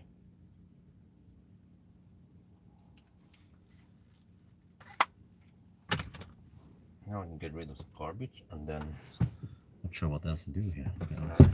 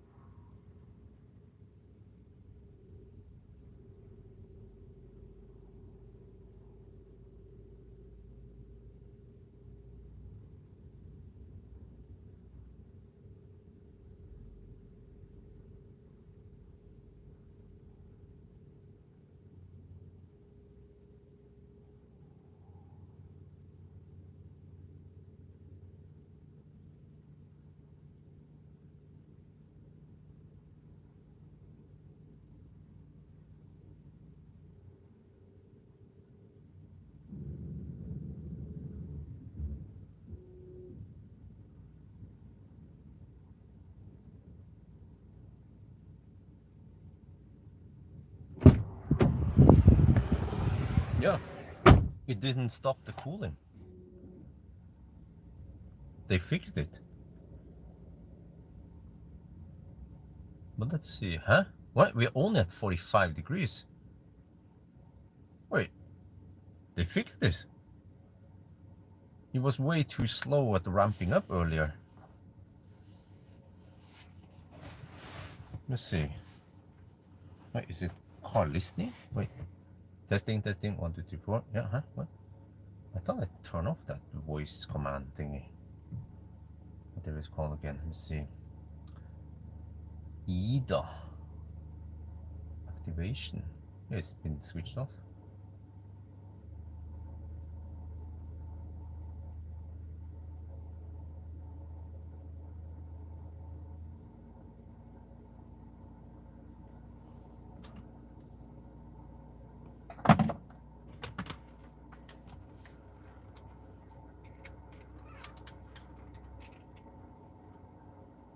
Well, good that you hear me because I haven't muted myself.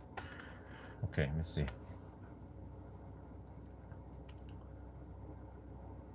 Well, this is interesting. When I leave the car, you see that AC compressor speed 1900 something. Battery's at 47 degrees Celsius, it's getting full speed. See, and then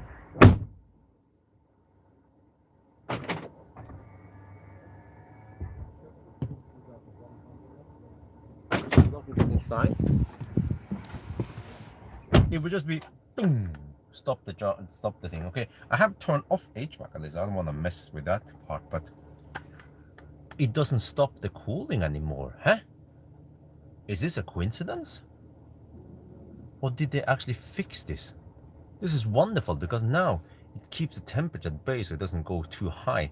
Previously, it would stop the cooling temporarily and then start ramping up. It would take a minute, but that minute means that the temperature would spike past 51 degrees Celsius and then it rapid gates. This time, it actually doesn't rapid gate. Wonderful!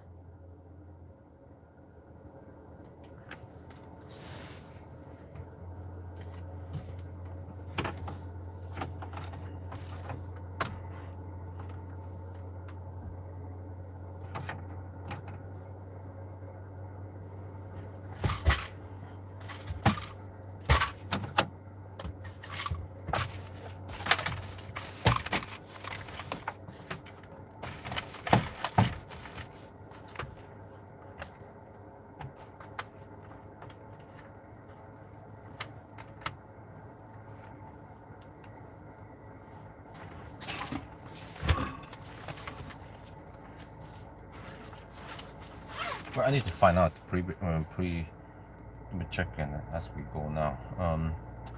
Need to quickly check what a weather planner claims. Wait, so it means that I can go deep. Speculated. What was it here? One position to speculated. Plan. I don't have to go to 10%. I can go 5% or even lower.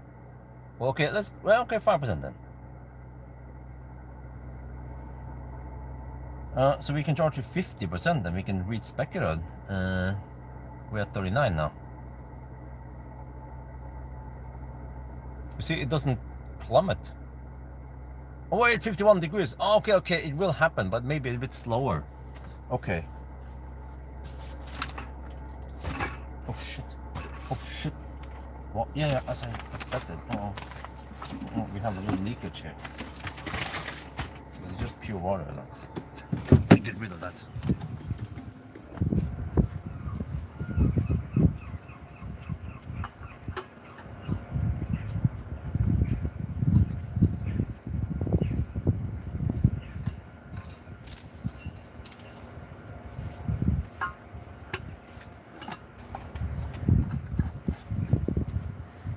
Okay.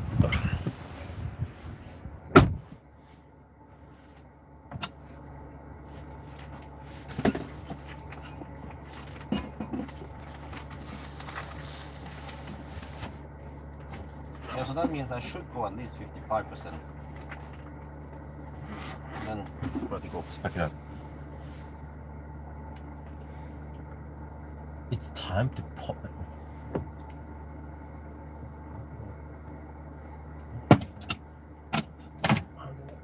There.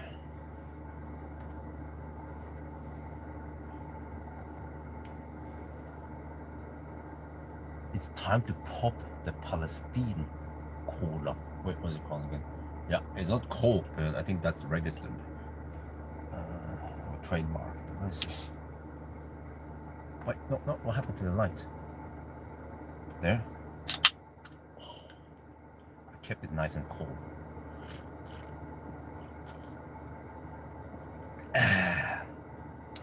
But it turns out it does rapid gate, but just slightly.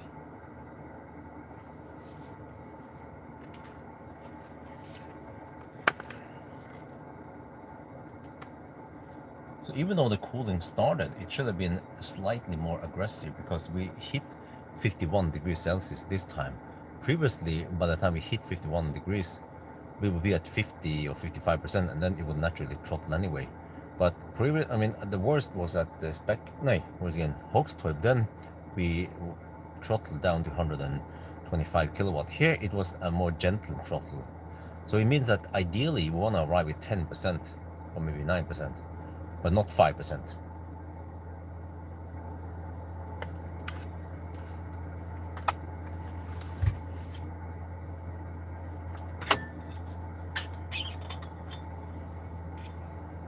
I didn't bring more snaps.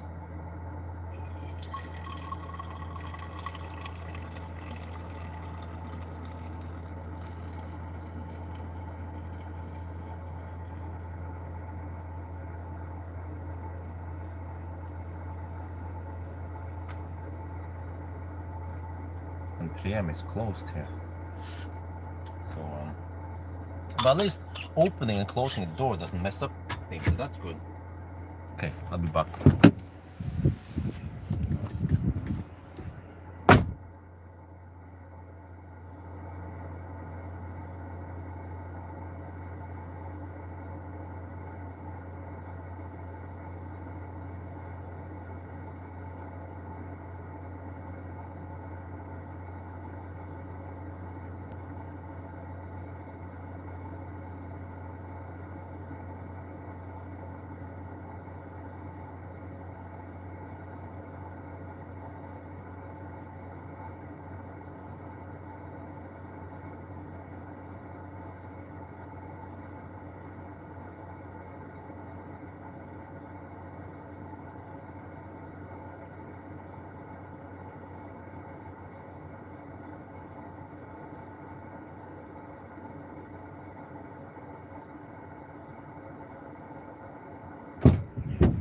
This is wonderful.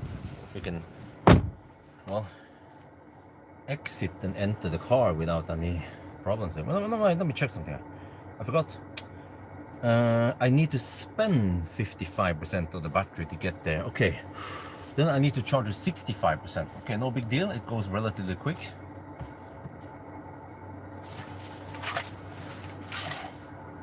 We can just check now also how long it takes to around 60%.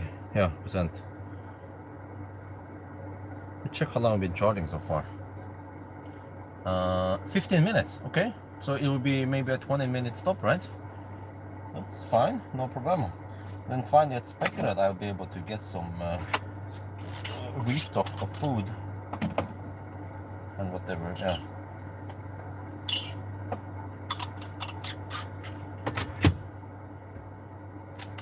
Just everything is closed over here. That's a downside. Halmstad is nice because it's always open. And that's why I like Varberg and Specular at least. And Strömstad.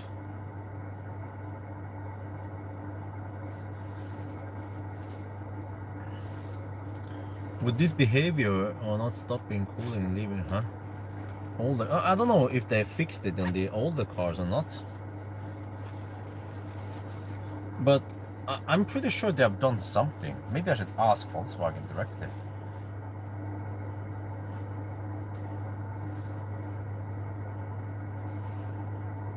Because this was not the case before. It would run OnlyFans in the beginning, and then yeah. But I haven't recorded. Well, I have got an idea. I need to record a new charting session, and then compare what happens. Because I have an old session, well, actually from springtime over there when I borrowed that ID 791 kilowatt hour.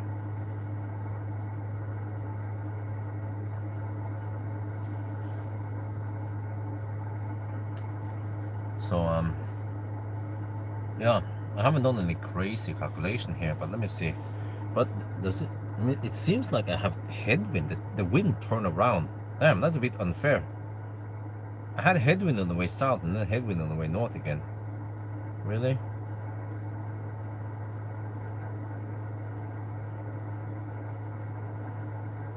Yeah, it actually turned around. I had headwind. Man, that sucks. Now I have slight tailwind, headwind, and then, well, eventually crosswinds. And I will get tailwind on the Norway side, but mostly just crosswinds. And earlier I had headwind. Okay, that sucks. It's not ideal driving condition.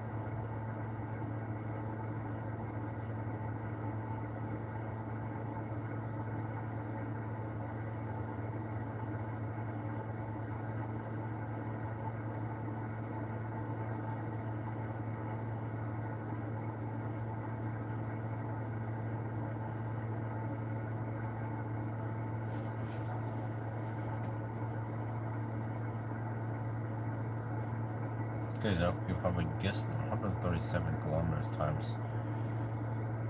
It's still going to be high, 315.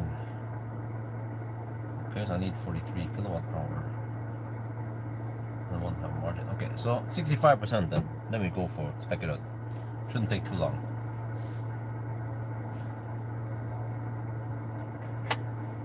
Got 60 already.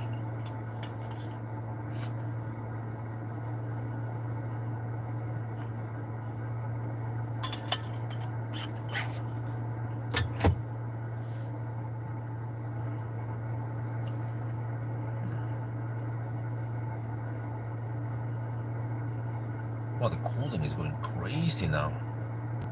I wonder if it's going a bit more aggressive than before.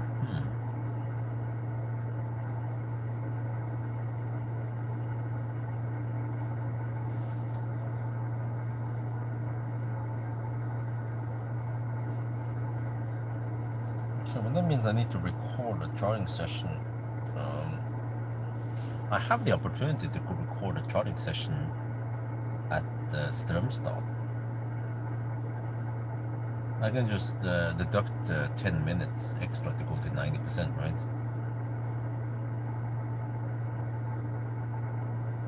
I could try to arrive at 10% at Strömstad. And it's no big deal if it's not exactly 10%. Then I can compare the behavior on the AC and OnlyFans. Yeah, so I might do that. That's the best deal. Not wasting too much time on gathering data. But okay, I need to get ready now. 62%. Okay. Need to move this camera around. This. Put it on the shaft again.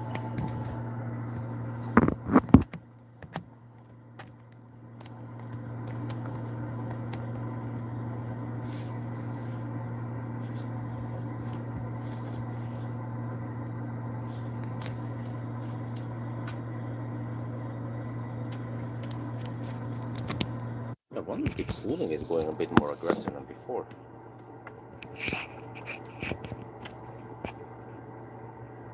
No, I wouldn't be surprised if Volkswagen actually watched my videos and made changes based on that. But they haven't told me anything. just silently updates it, right? 64, yeah, we're almost good to go. I will record a video, check how long it's been. Oh, it was only, oh, okay. 65, okay, we should have enough. Let me check.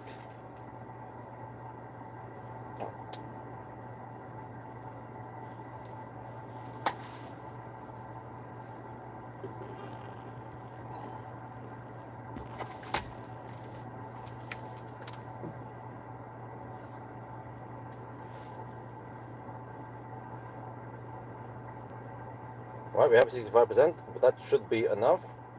And let's check now. How long did it take? 21 minutes. Oh. Okay, let's go.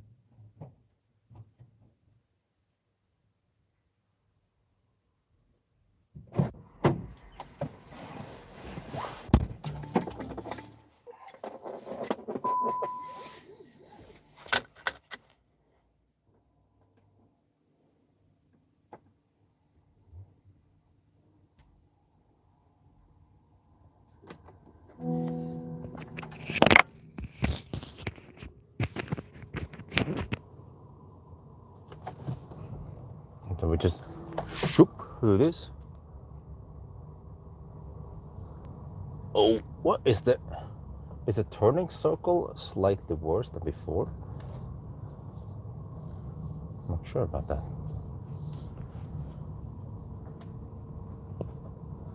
Possibly.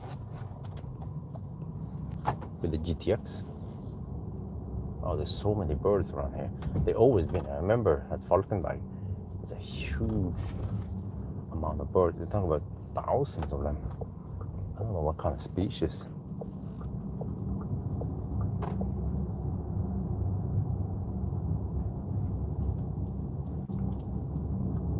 Okay, Speculator next.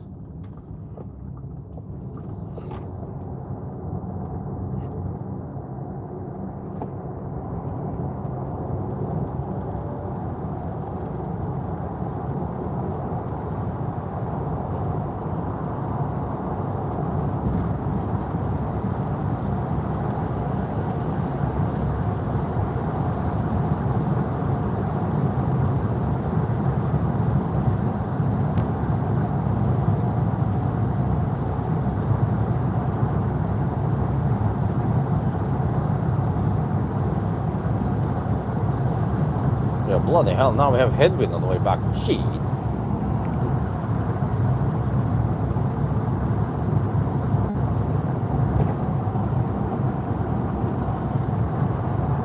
Man, what are the chances? On the way south, we had headwind. And then when we turned around, went back north, the wind changed. So now we have headwind on the way back also. Shit, so that is bad luck. Bad timing, rather. Yeah, just bear that in mind, that we've been running against the wind now in the 120 zone. So, okay, that's not ideal. Right now the consumption is 600 watt-hour per kilometer. Okay, but it's on the peak right now. So, well, not much we can do about the weather, right?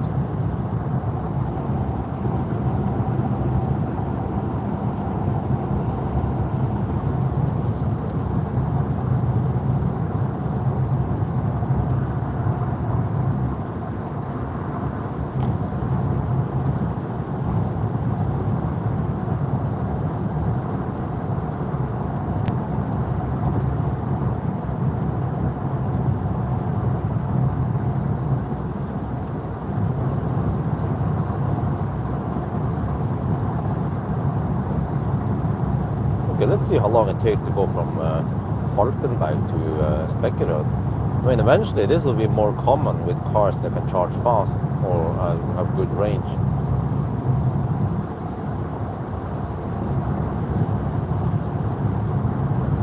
Yeah, I charge only 65% to 66%. But if for something thirstier like a Seeker, but with smaller battery, well, actually, Seeker was 100 kilowatt hours, right? Then I might have to go to 80%, right? I mean, it's still impressive. Only 91 kilowatt hour we can go these distances. No, I think Seeker went almost 200 kilometers between each charge. The 7X, I mean.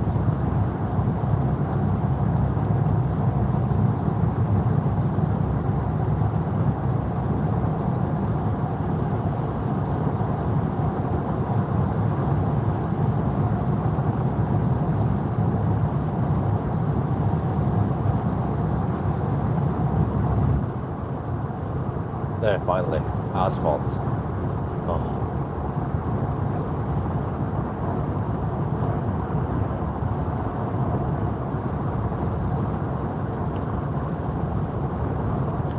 All right.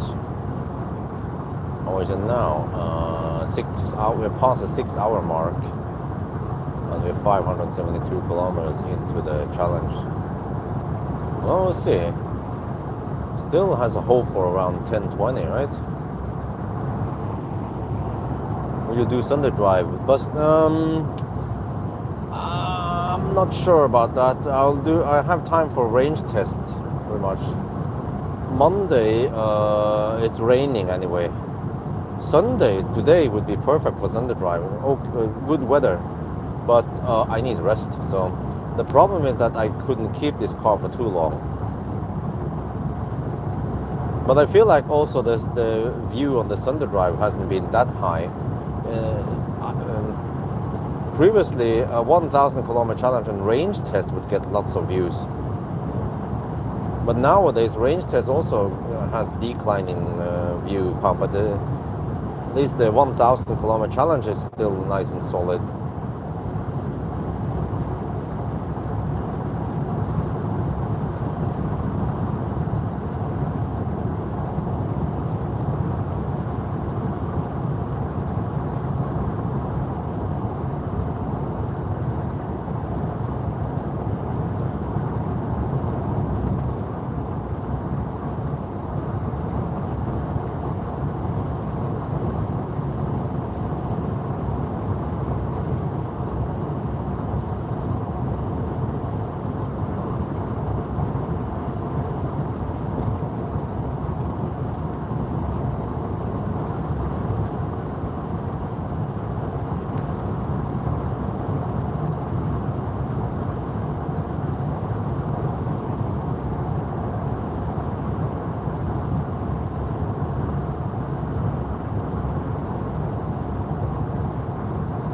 Oh yeah, at the Specular I'll also be able to clean the windscreen.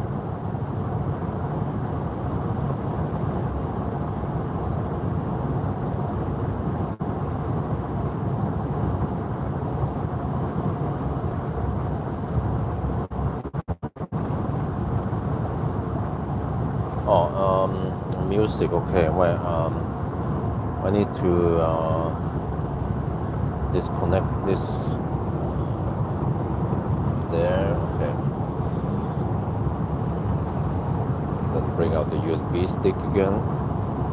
Because I have only 2 USB ports in the front here, easily accessible, and I use them for charging 2 of my phones.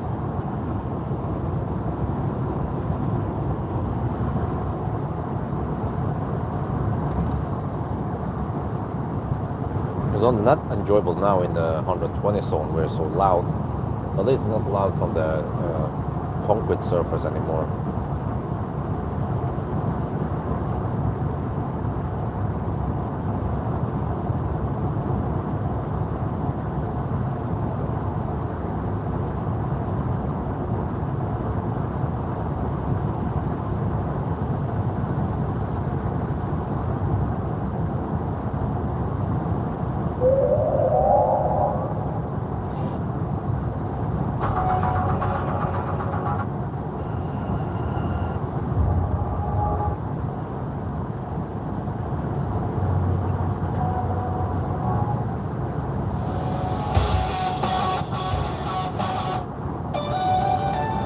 Listen to this.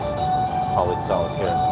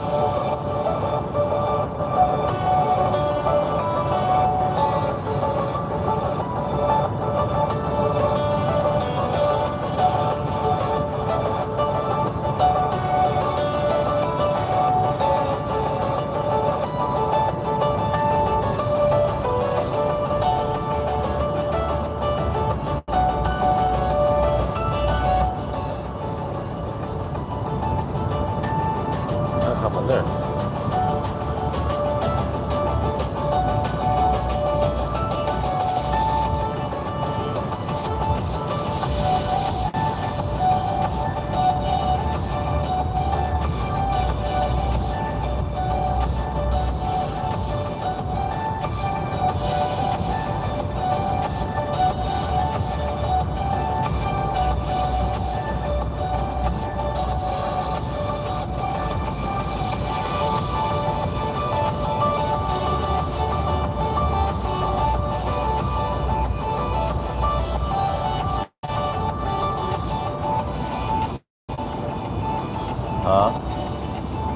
We used to do Sunday drive. Oh, okay. No, I think it meant Sunday drive one of the days, but not on the actual Sunday, you know. I tend to do Sunday drive on weekdays.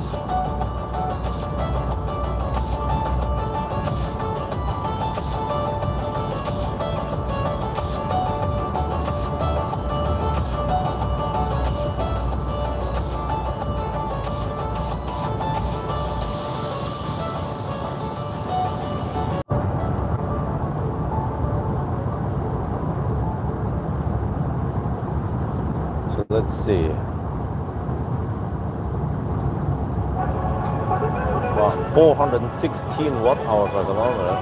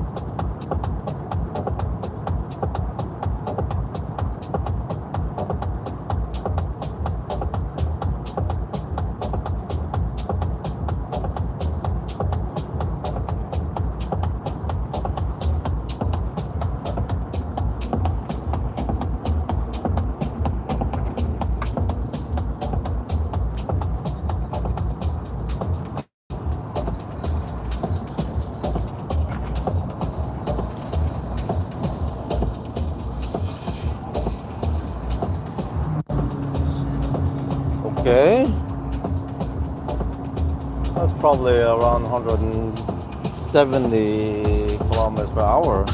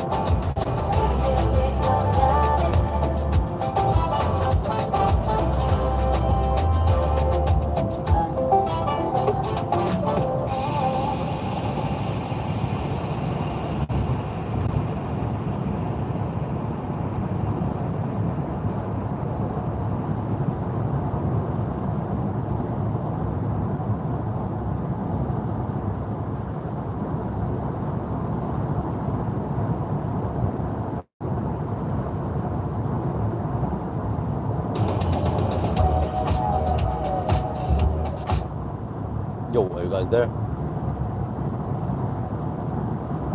Now the car estimates 17% of arrival, really.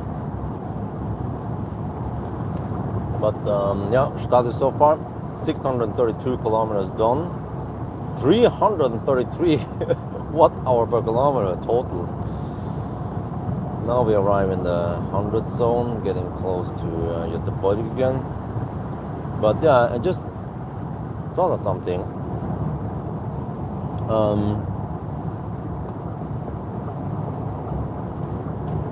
If you want to go on a trip, another trip this year, a road trip rather, not too crazy long like the Berlin trip, I thought about going to visit Pawel, but then going via Stockholm and then take the boat over to somewhere, I don't know what it's called again, but over to Finland. I had to coordinate with Pawel. I haven't been there in a couple of years now, but I have to bring the whole family with me, and of course bring Neo. Maybe test out the ET5 touring on that trip, but also ask Pawel if they're willing to cover some of the travel costs. Not sure, yeah, how they're gonna do it. The easiest would probably be for them to pay for some of the hotels on the way there, at least a hotel in Helsinki and what's it called again, Lahti. Maybe we should visit the Mumin museum. It's a little bit north of Helsinki. And also I want to check out the new factory and how it's going now. They've been growing like crazy, man.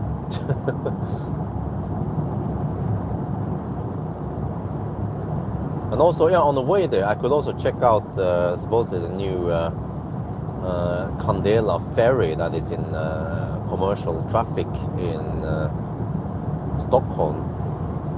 So yeah, I think we should be able to go from Jesheim straight to Stockholm in one day. It's going to be a long day, but I don't want to take a weird sleepover somewhere in I don't know, Karlstad. That was like 3-hour drive or something to Karlstad, sleep over there and then go to whatever, just hammer it to Stockholm, but then we can stay in Stockholm for, let's say, at least 2 nights before we proceed over.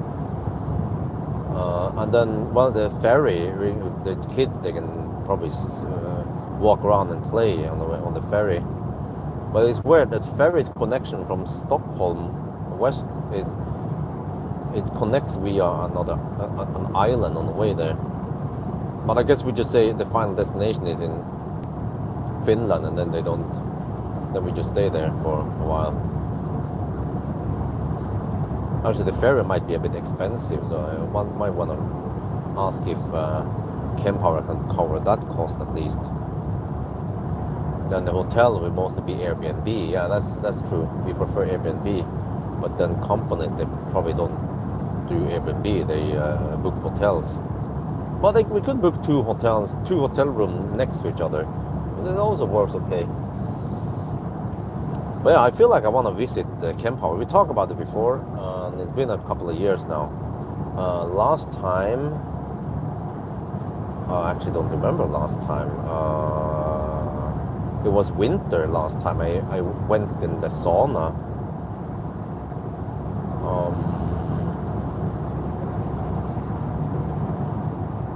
I actually don't remember. I had to watch my own video to see the visit.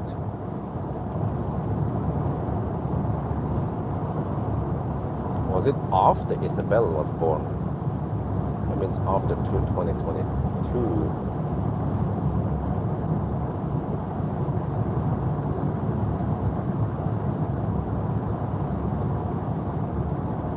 Yeah, well, that'll be interesting. Talk about charge and stuff. Maybe Chinese cars and how they're gonna, yeah, how can they deliver? Not MCS. They have MCS 1 megawatt. Or was it 1.2 megawatt? I don't remember. But what about CCS? How high can CCS go? So I feel like that could be an interesting trip. Visit one of my sponsors.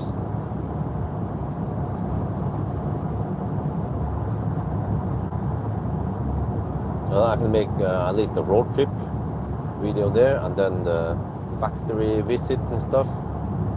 And yeah, maybe bring some blueberry juice back to Norway. UAD megawatt centimeters, yeah. Well, they have, I get the impression that the GBT supports higher power. Actually, Chodomo, but I guess the Japanese, they kind of gave up Chodomo. They pretty much almost gave up electric cars altogether. Like if there was a country that has been slacking on the electric mobility, that's Japan. Not many Japanese brands are going electric, but most of the Western car brands, they go electric. Well, this Vogue is quite big, and also the Chinese brands. And then in the US, it's like, nah, well, we're Tesla, and some of those like Rivian, yeah, the Ford. But I mean, I feel like Ford is not going crazy high on it. And then we have Jaguar. They had I-Pace, and then they've been slacking big time since I-Pace. But man, if those car manufacturers don't adapt soon to electric, they're gonna go bankrupt, or they're gonna struggle.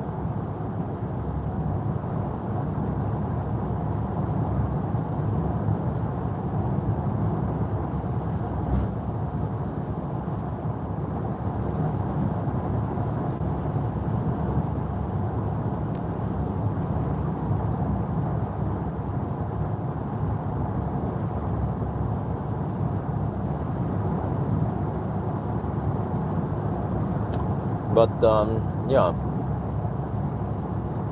not all brands are that great, you know. I get the impression that the Japanese brands are like meh, they're okay, but Nissan is probably the best looking, or the best in the best position. Toyota is like, well, they're coming with some cars, yeah. And the French, man, well, at least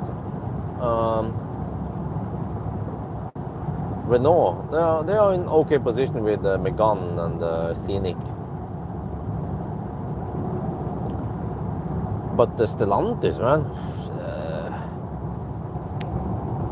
I guess they sell because people just don't know better. They don't know how that the Stellantis cars are not that great, or they don't care about that really sparse infotainment, for example, and the lack of preheating.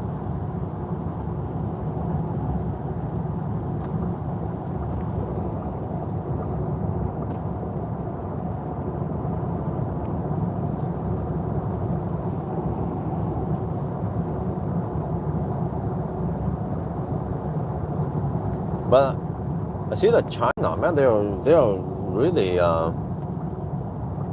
doing it great. They're doing the right things.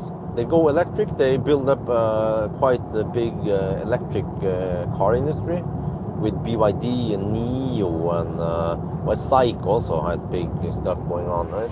And also the Chery Group, which includes Xlantix and yeah, a bunch of other sub brands. But also China is moving more and more away from coal and more renewable. I saw there was a site in China with lots of wind turbines, but also massive solar panels on the hills and everywhere. It's like, it makes the solar panel farms in Europe look small compared to China. So if they keep going like that, they will be fossil free soon. They will have lots of renewable energy, and they will have great electric car brands or models out there to compete with the rest of the world. They're going to steamroll the Western world, and we've been slacking. I feel like Vogue is the best we have in Europe, and then in America we have Tesla and Rivian. They are the best over there. Well, this could be actually a pretty good podcast when I think about it. A 4K podcast about the future of electric mobility and China. And China again, yeah. I tend to talk about China a lot nowadays.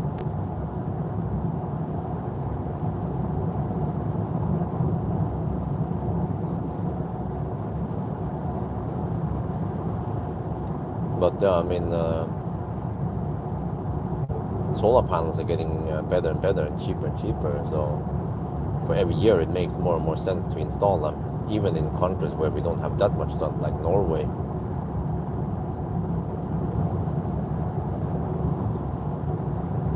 It's much air pollution in China. Well, but it's also different, because in China you can just, I mean, they have the regime to just force stuff upon people. So I mean, that's, in a way, that's good, because other countries like in Europe, they are reluctant to change, right? Just look at France maybe, or some of the, let me see, what other countries. Yeah, but many of the European countries, they are really, really slow to adapt to electric mobility. Also parts of Germany. I mean, we already know that electric mobility is the future for trucking also. People are skeptic now, but you know, it will work for personal cars, but for big trucks, no, it doesn't work. No, it works just fine. Just look at Norway. It's not about the limits. It's all about the sky is the limit. You know, if you want anything to happen, you can just develop and change, and no problem. I mean, if you have the same mindset for fossil, if fossil cars were invented 20 years ago, people wouldn't believe in them, or they wouldn't get the same development. But for some reason, the oil industry drove the fossil cars forward, got a nice push there, even though it was dirty and expensive, and yeah, the fossil car and everything around it is just bad. The only thing good going about fossil cars is that it has good range and it can fill up really fast. But I would dare to claim that if fossil cars were invented 10, 20 years ago, it would be way harder to make it or like to develop it to the point where it is today, with all the gas stations everywhere and all the companies building fossil cars. If you have like today, you know, 500-kilometer range cars, and fast charge takes around 20 minutes, and there's fast charges everywhere, and you can also charge at home. And people ask themselves, why do we need to go somewhere else to refuel? Can't we just refuel at home? No, it doesn't work like that. And also, like, you cannot regen downhill with fossil cars. People are like, huh? Why would they go for something worse than electric cars today, right?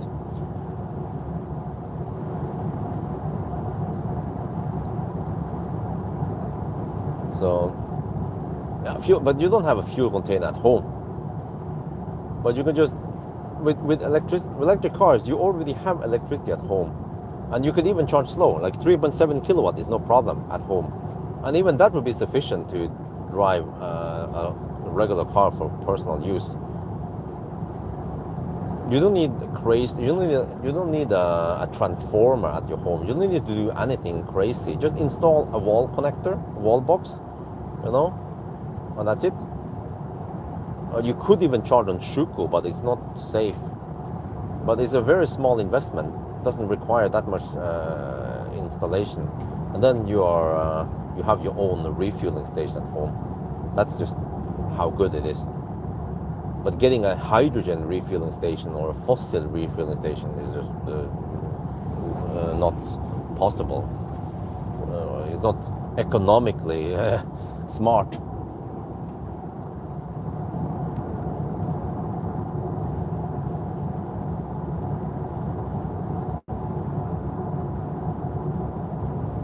Yeah, well, who's gonna fill that fossil container? 5 liters, huh? you need to fill it up also. It doesn't make any sense because electricity just flows via the grid anyway. You already have it there. But there is no, well, I mean, one way that could work is if it, like in America, you have the gas grid, with the gas pipes that runs to the homes. You could somehow tap the gas there and fill your car with gas. Yeah, that could work. But that's basically how electric mobility is.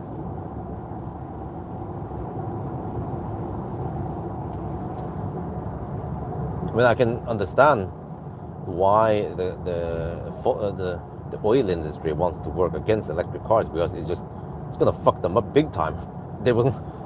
It's gonna destroy their main income, which is selling oil to consumers.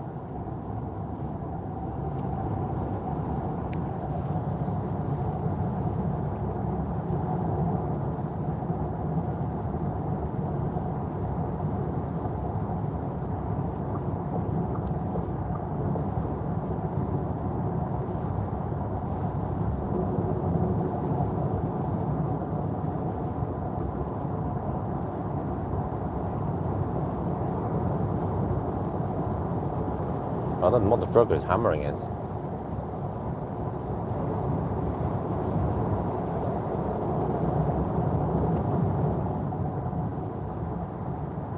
And he's probably thinking, that van is hammering it. Yeah.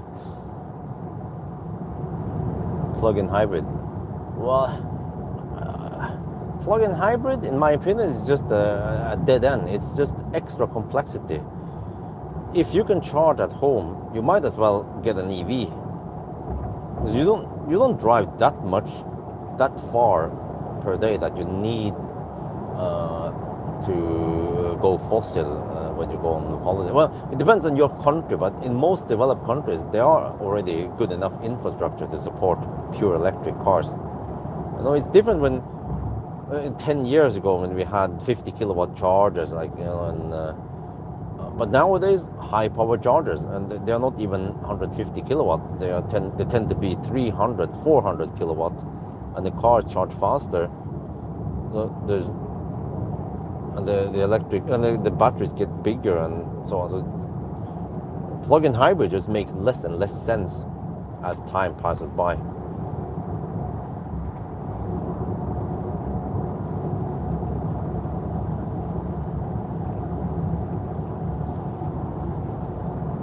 .22 kilowatt hour battery, I mean. But 70 kilowatt, you charge at home, yeah. But like I said, if you already have electricity at your home and you can charge your car at home, then you might as well get an EV. Because why settle for only 70 kilometers of range when you can get 400, 500 kilometers of range? Because the benefit is that then you don't have to use fuel at all. And lots of other benefits by going pure electric versus fossil.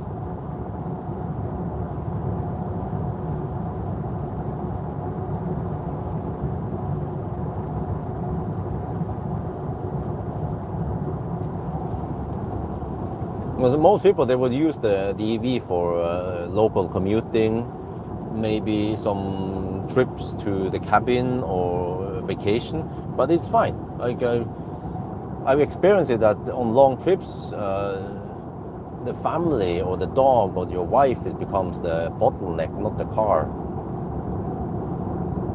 But of course, it was different only just 5-7 years ago when we had fat e-tron, kind of thirsty cars, like fat e-tron and then 50 kilowatt charger, and you had to stay there for 2 hours to charge up to 90%, right? Okay, that was different. But nowadays, even the fat e-tron got a big boost in speed, mainly because now there are 150 plus kilowatt chargers all over the place. So then fat e-tron only needs around half an hour to top up.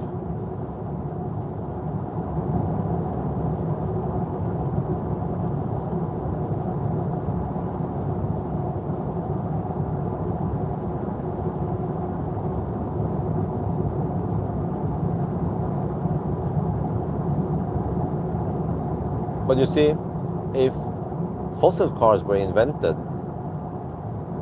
today, for example, they would have nowhere to refuel.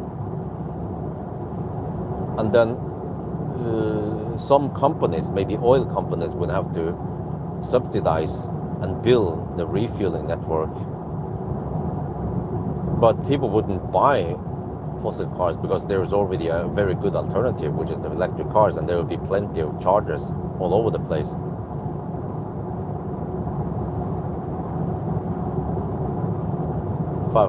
Yeah, but your parents doesn't know how EVs work. They are in the old mindset that you need 1,000 kilometer range. But everyone who owns an EV, they know that you don't need 1,000 kilometer range. Simply because you already stop after 300, 400 kilometers. And then you eat up, take a toilet break, and then the car is ready. That's how good today's EVs are. And we haven't even touched into the crazy fast charging Chinese cars.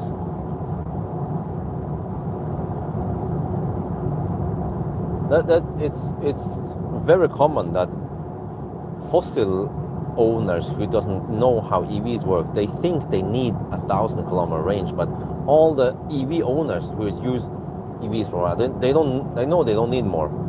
500 is plenty. Simply because you can charge almost anywhere. You can charge at home. So for home driving, if you commute, then you just charge at home. You never have to visit the gas station. And even if you have some weekend destination or cabin, if you have electricity at the cabin, you can also charge there. So you don't need to fast charge even to and from the cabin. Then when do you need to fast charge? Well, if you go on a road trip, maybe holiday.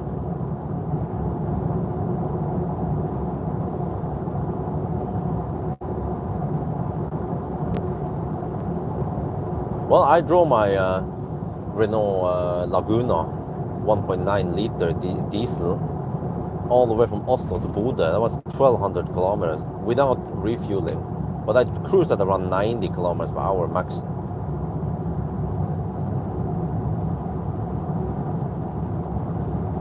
So many diesel cars with okay size tanks, they can actually go that far, 1,000 kilometers.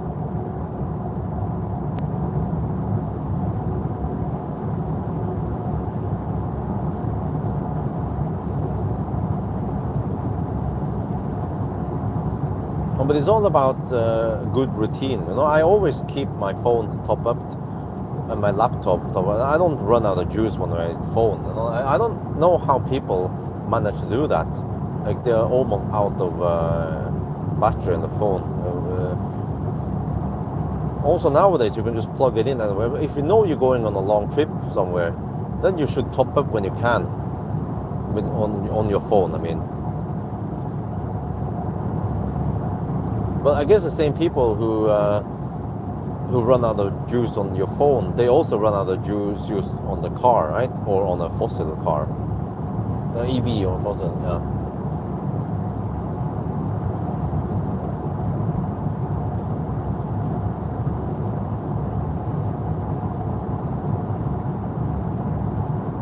Well, I did stop. I stopped at Elverum, had a hot dog, and then I kept going, and I stopped another time, probably around Trondheim, and then another time, at least another time at Mo I Rana. Not sure if I stopped, but that was at least 3 stops, and that means one stop every 5 hours or something, right? Or yeah, or every 300-400 kilometers. Stop mainly to pee and grab some food. And if that was an electric, I could have topped up. Those stops were not just a quick 3-minute stop. It was more like a 5-10 minute stop. And you know, you can fill up a lot in an EV if you charge. But stuff has changed, and I guess people who haven't paid attention, they still think we are in 2013, right? But there's a big difference between 2013 and 2025, at least in Norway and many other countries. But even when I went via Sweden, Denmark, and Berlin, Germany, I noticed that there are a lot more high power chargers.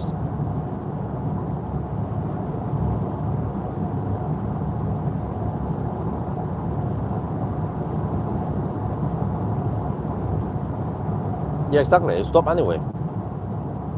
But it was more like I wanted to test if I can go all the way there in a single tank. So that's the whole point. Because I mean, I understand why the fossil cars, they have a big tank, because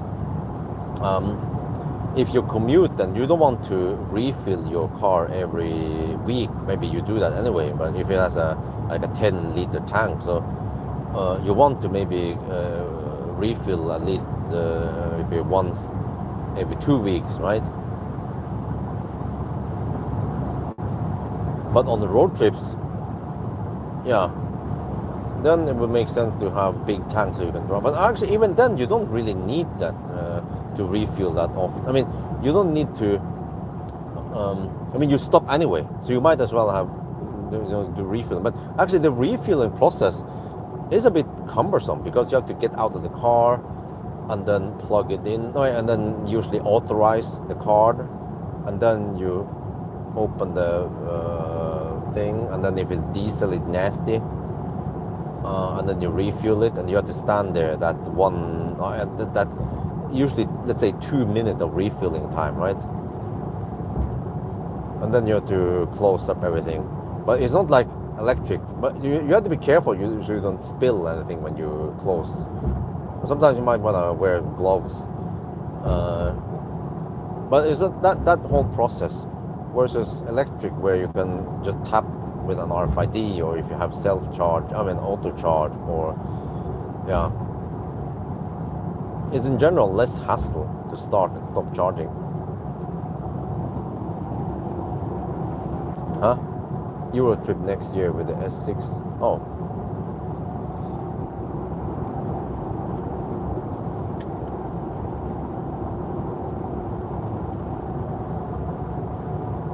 Well, I have 21%. Shit. It's way too much juice. How many percent am I gonna arrive with that speculator? 15%. Okay, it's not that bad. But I see that I charge a bit too much. We're 20 kilometers away from Spectrum now. Well, I could skip it and go Chile, but then I might be too low again. Okay, whatever. Let's see what happens if you arrive at 15% then.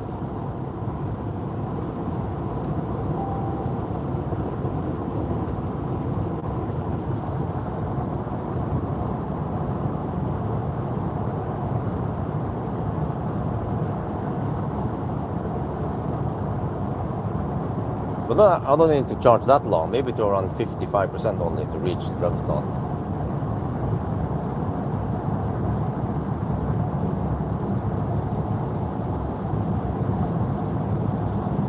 Okay, 20% now.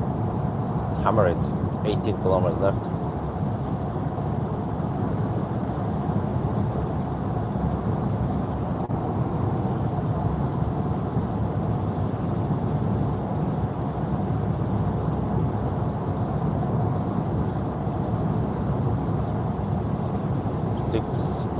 We just hit the 7-hour mark.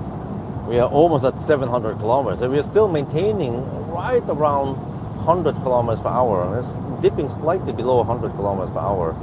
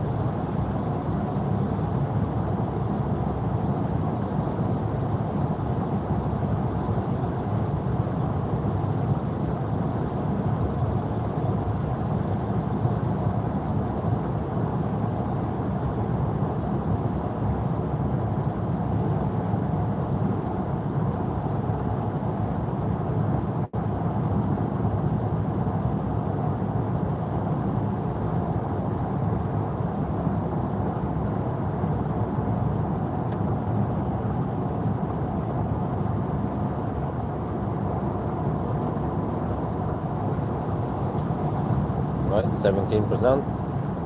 Trying to go as deep as possible now. Well, I mean, not that deep, but towards 10%. And then I get why people don't want to stand around filling the park.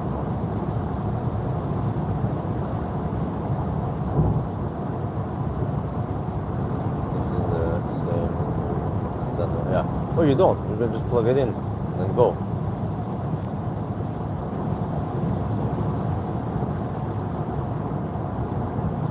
Well, it depends, but in Tesla, you have to just go in the app, but it's relatively quick to do that, and then plug it in, and then, yeah. And then in Ionity, yeah, same there, just the app and then bloop. But many places where you charge, you already know how to start and stop it. It's not like the first time you go there and you have to install an app or something.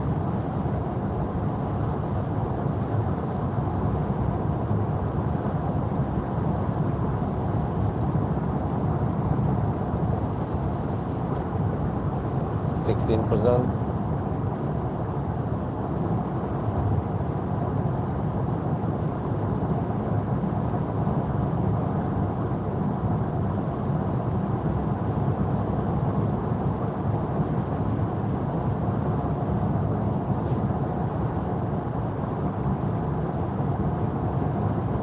8.5 kilometers left.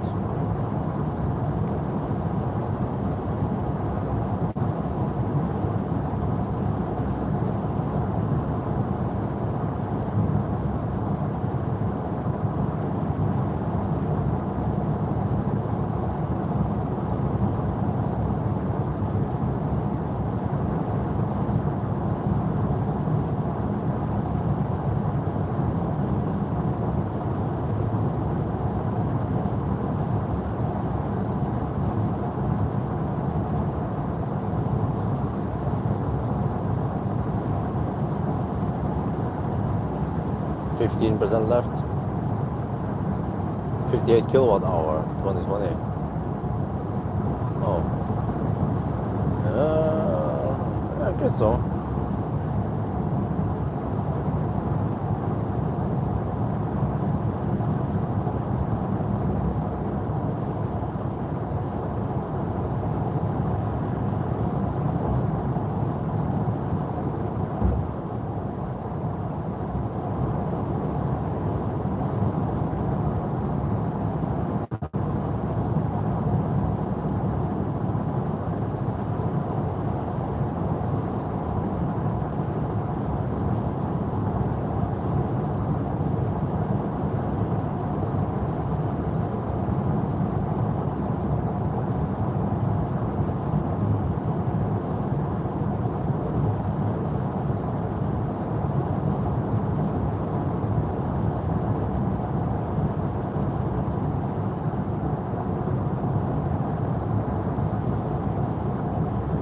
%. Well, it's going to be deepish anyway by the end of the day.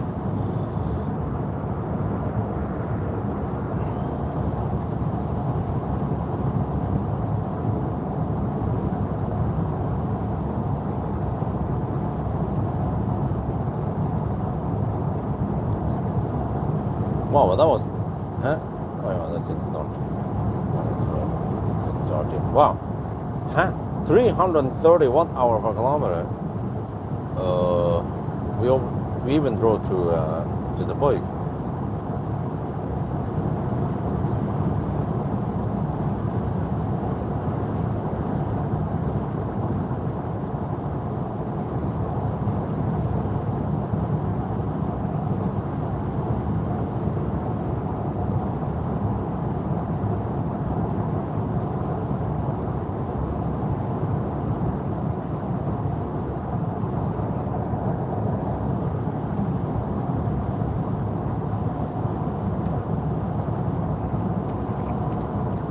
Get ready for arrival.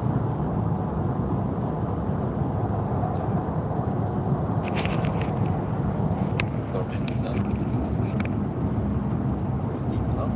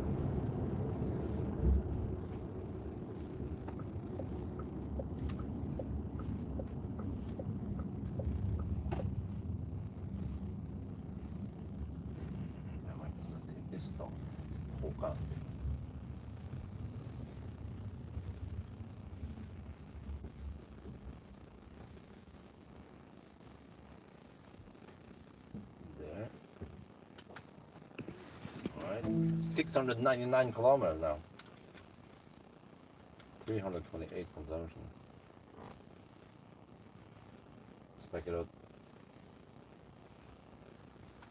And we are with 13%. I guess that's low enough. Let's see.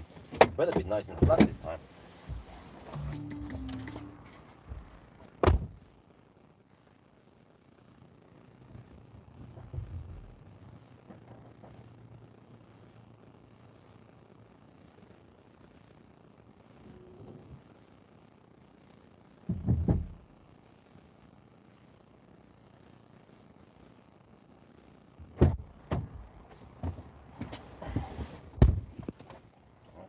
The shaft for you guys.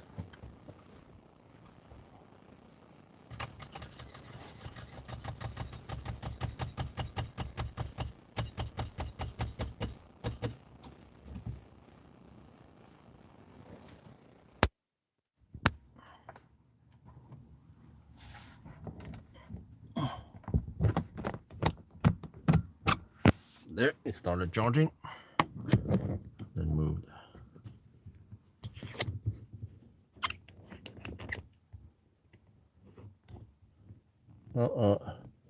Not kilowatt, kilowatt hour. Wait, I need to swing it around that.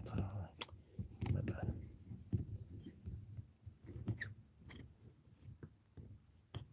Swing it around this way. Yeah.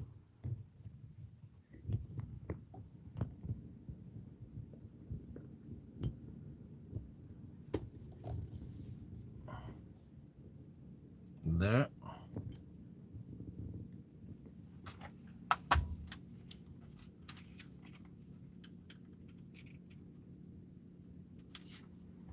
And Strömstad is not that far away. See, I need to hurry then. That's going to be a short stop.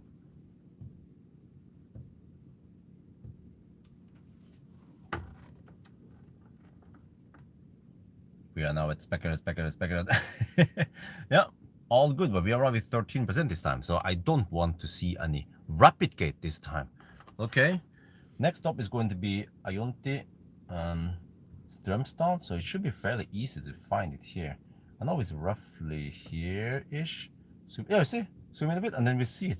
Many other navigation, you have to zoom in so far to see that waypoint. But actually, I want to, on purpose again, avoid going there. Okay, there. I avoid going to the fast charger because I don't want it to preheat. I don't think it will pre-cool, but okay, whatever. All good, let me see. Then I need to consult a bit of route planner again to see how many percent I need.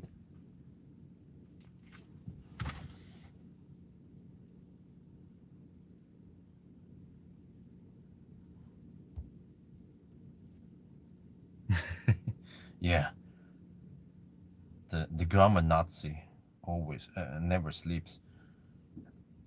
From here to Ionity, Strömstad.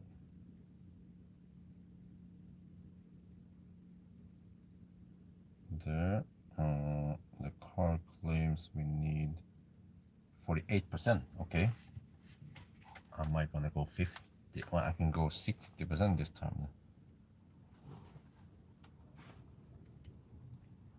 Okay, we need to spend 48% according to your better route planner.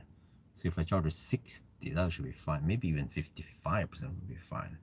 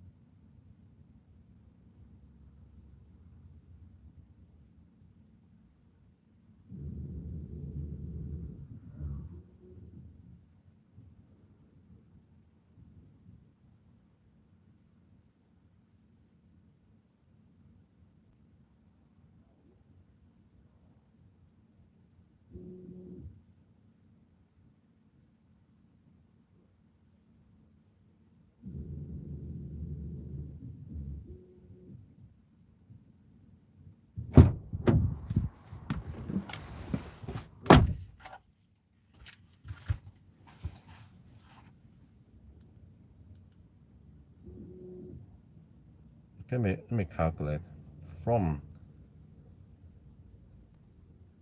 Stromstad to home, then how it's gonna be done.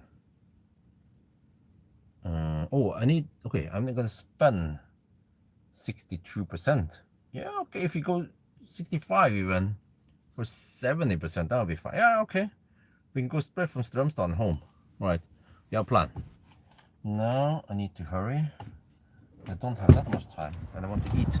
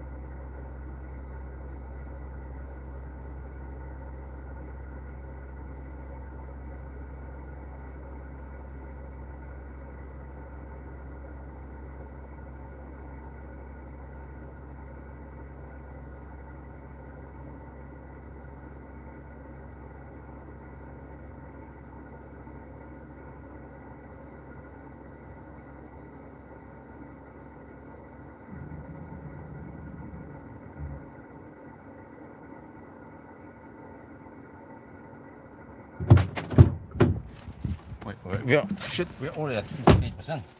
I need to hurry.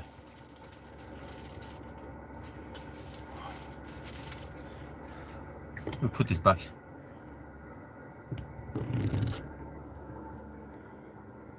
So it was nice and flat, right?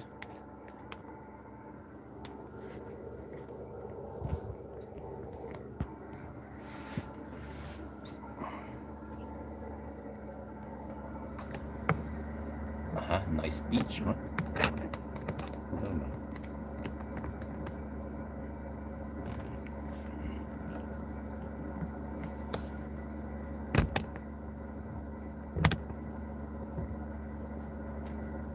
Okay, plug in everything.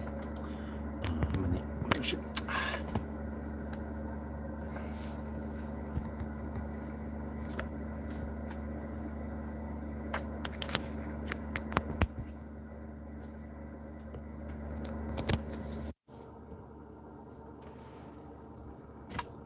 I don't remember how much cent it made again.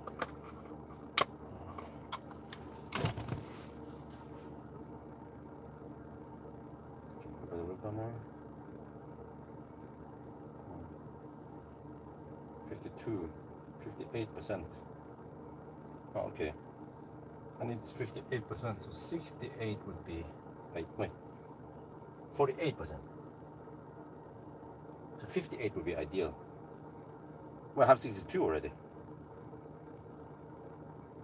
I need to go now.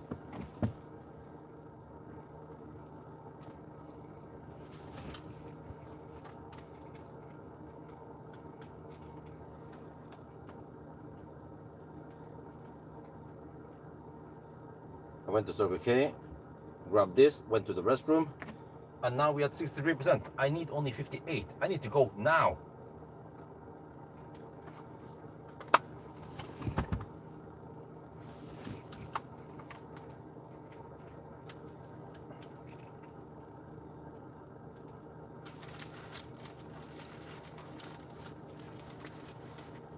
Okay, before I go, just do the marked veins.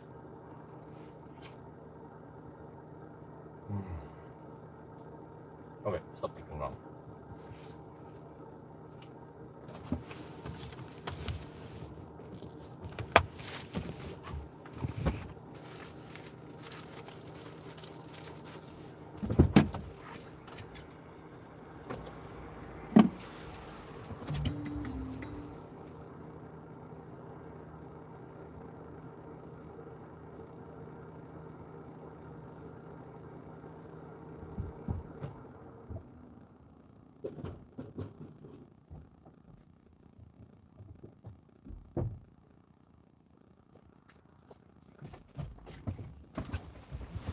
Yeah, that was 18-minute charging stop only. Impressive.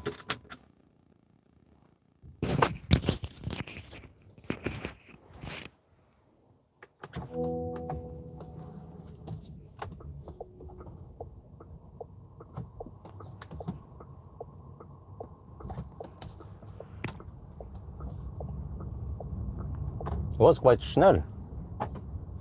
I think it was flat, right? We didn't have any slowdown there. So it seems like 10% arrival is ideal, 10 or even 13.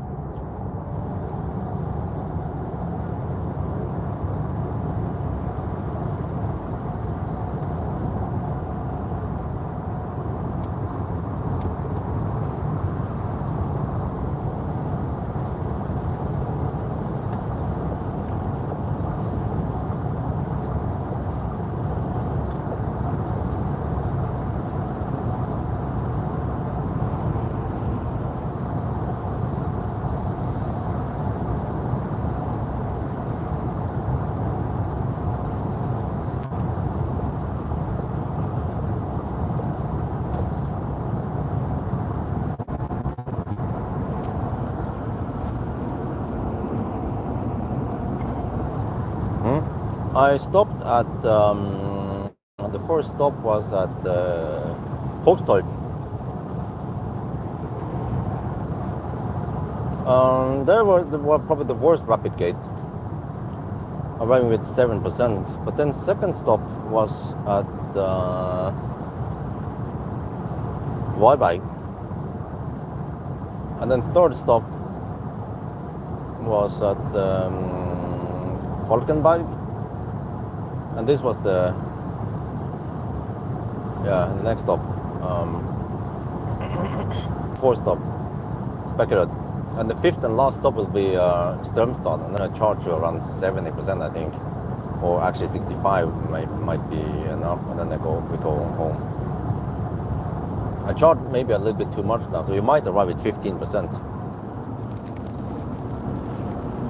And I just went for the double sausage penetration now. So we hear the munching sound. It's just me munching on some sausage in my mouth.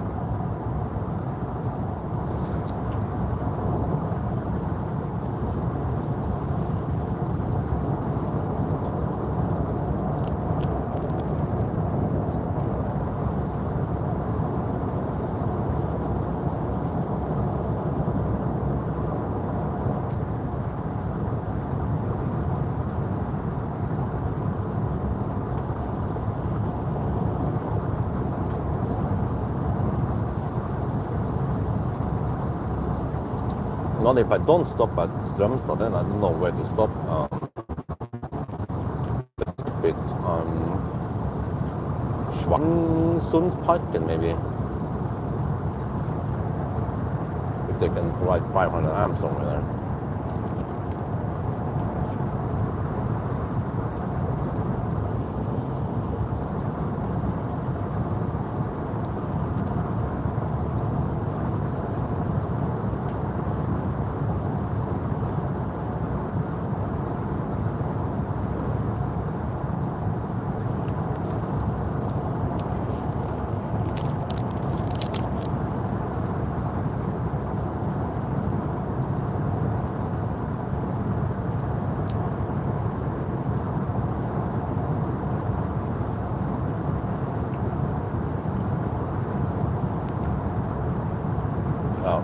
Well, just a slight rapid gate, you know. But you see the graph. It hits 51 degrees, which is not ideal. It should stay below 50 degrees.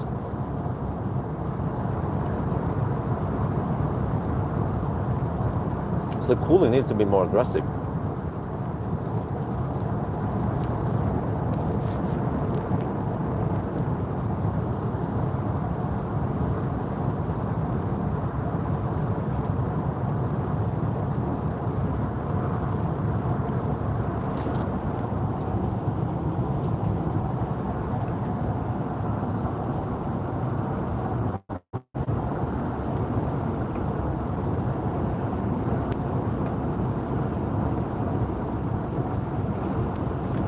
How hard is it to hit the USB-C there?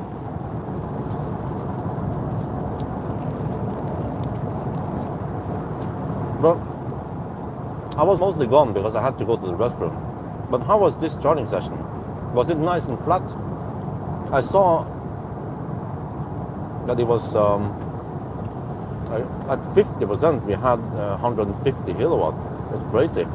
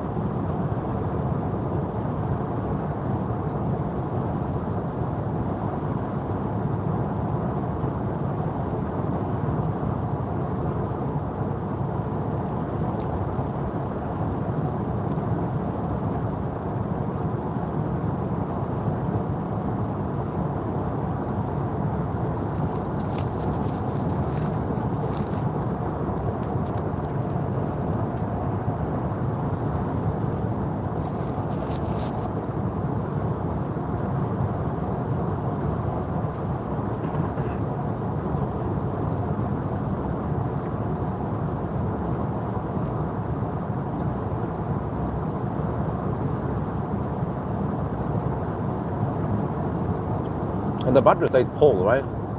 Mainly because we didn't go that deep.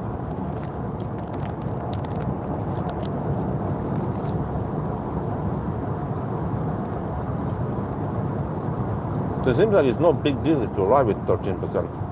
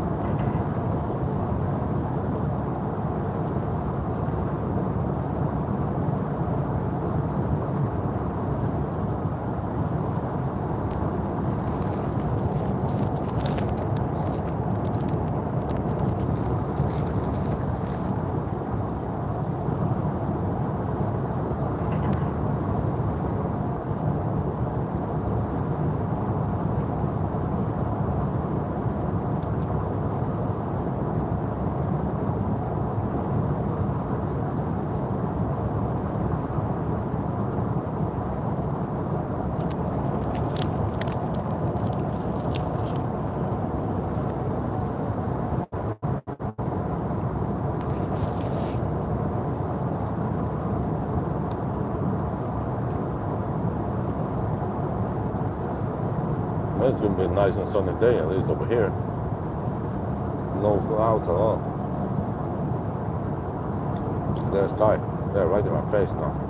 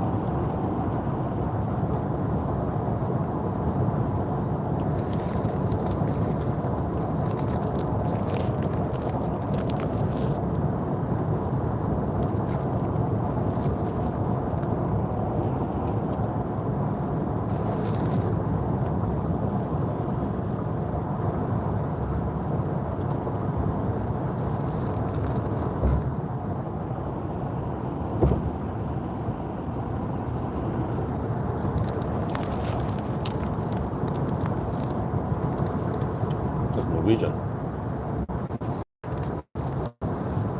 Probably going back from vacation.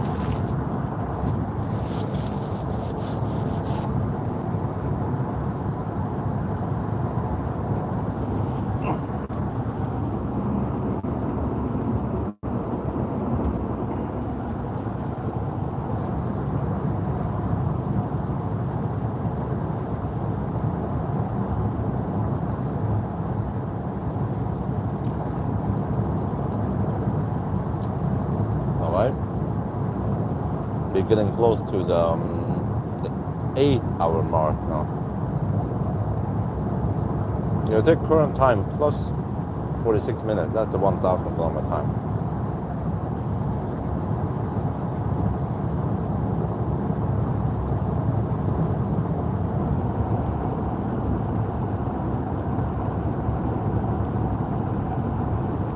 The hammering through the Swedish motorways at night is just super efficient in time-wise. Just flows so well. No Baustelle, no slowdown. You can have quite high average speed compared to Germany. Holy crap, man! Even at night there will be Baustelle, no, slowing you down.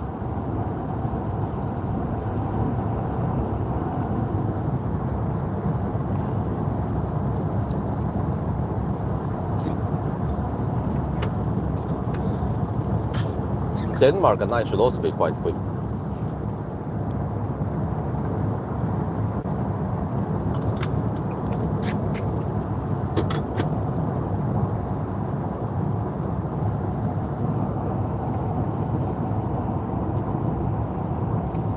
At least for now, I'm not able to drive at night. Even though I did suggest for wifey to drive at night. Because it's more efficient, less Laderstau, less everything. But the only problem is that stuff might be closed at night. But the kids will be asleep. But I just wonder how long they can sleep. So I want to test it with Isabel to see how she sleeps at night if I hammer it. If that would be a viable option. But wife is always like, but they don't sit comfortable in the seat. Well, I don't know. I sit okay if it's not. I mean, it's not every day. It's just occasionally.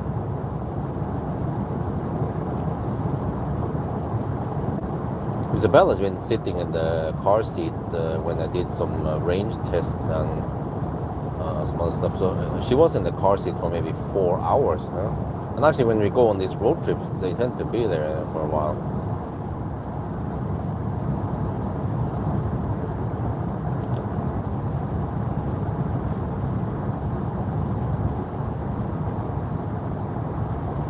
Because in a way, if they are awake, or when they should be awake, then they probably want to play if they're bored. But if they're tired, then they sleep in. They can sleep in the car seat, or they can sleep in a stroller. So instead of taking that they tend to sleep maybe 1 to 2 hours in the midday nap in the car seat while we're driving. So I just wonder if it's possible to extend it to, let's say, 4 to 6 hours. I'm not going to do like a 10-hour run. But then also, if it's possible to, I need to if it's possible to, let's say go for 6 hours, and then we move them into the bed, and then they do the remaining 3-4 hours in bed. Because getting 6-hour drive at night could yield, let's say, 120 kilometers per hour average speed, so you can cover 700 kilometers at night, and then plus the charging, of course. But but then in the daytime, if it could be reduced to 100 kilometers per hour, maybe 90, because of traffic and Baustelle and Stau and all that stuff that occurs.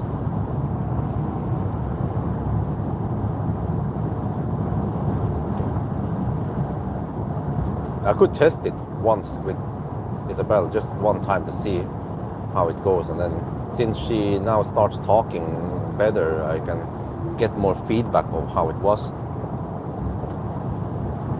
But Isabel claims that she sits and sleeps comfortable in the car seat.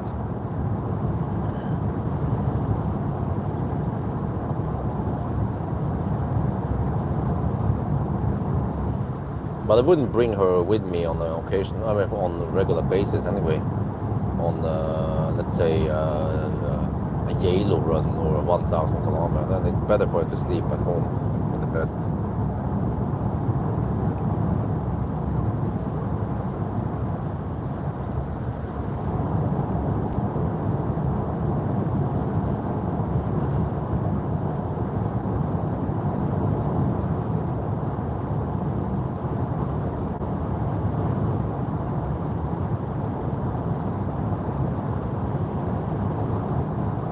So ideally, we don't want to mess with the sleeping schedule.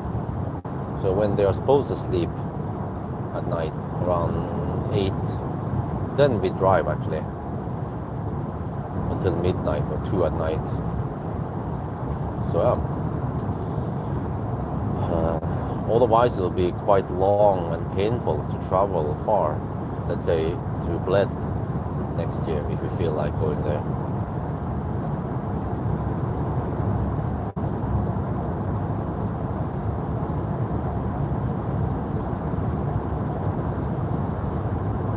Wow, the consumption on this leg is 364 watt-hour per kilometer.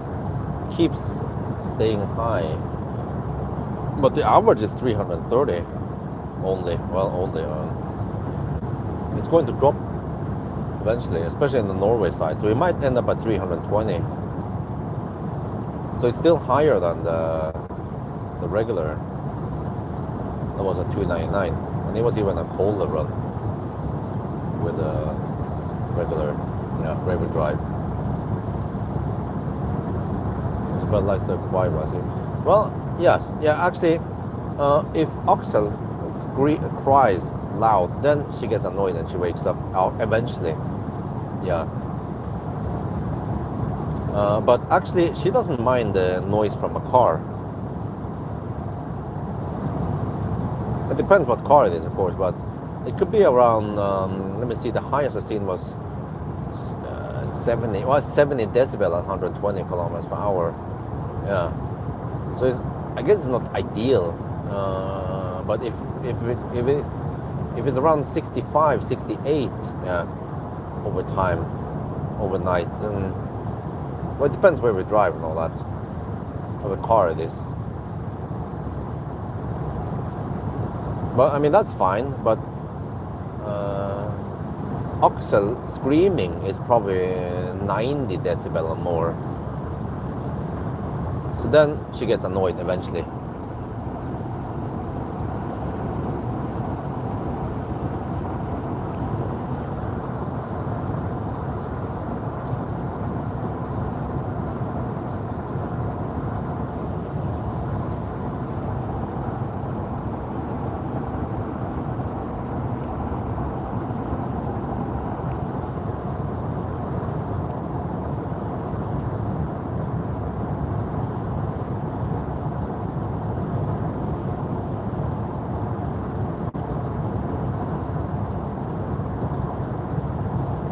But I mean, the biggest effect for us, if we want to go on a road trip next year, is to avoid July.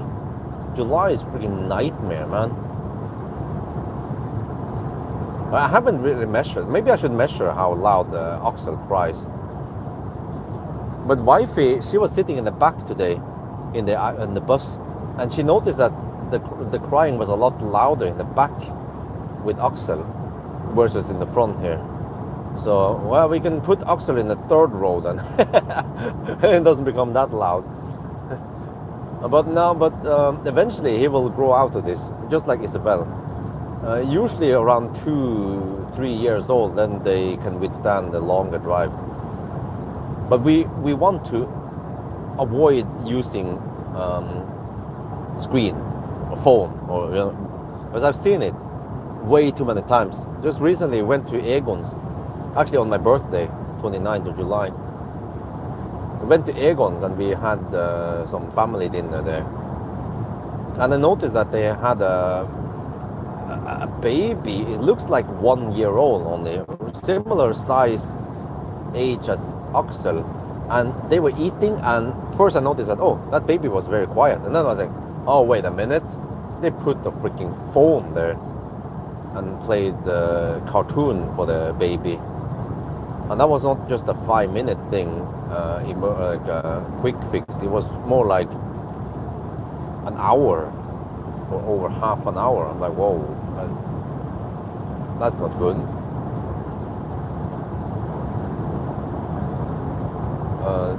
We allow Isabel to watch some cartoon only around 5 to 15 minutes at a time, usually once or twice per day only. Very restricted screen time. And then I don't really, I mean, for editing videos, I don't edit videos that much. And actually when I edit videos, they are not that much interested in the screen TV. They are more interested in playing anyway.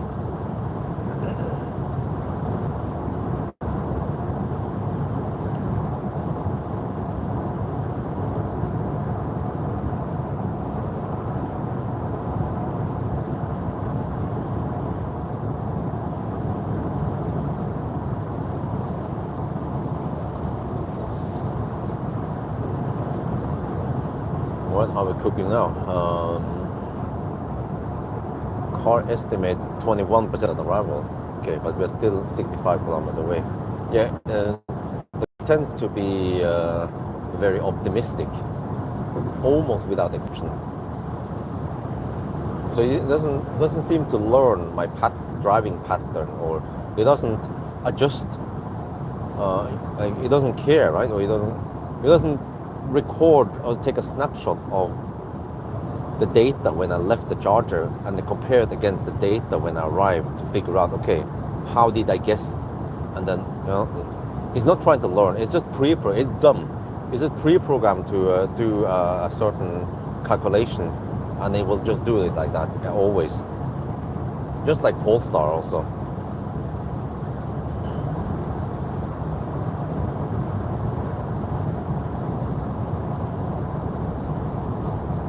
But Tesla is a lot smarter. It didn't take too long before the car realized that the consumption is this, and then it just projected the rest, and it was guessing really well. It would guess 2 hours ahead, how it would be, and it would be spot on.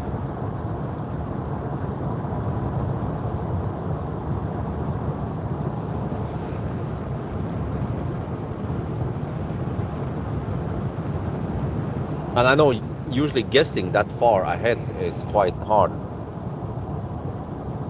You need to know the route ahead, the weather, and yeah, lots of stuff, elevation and so on.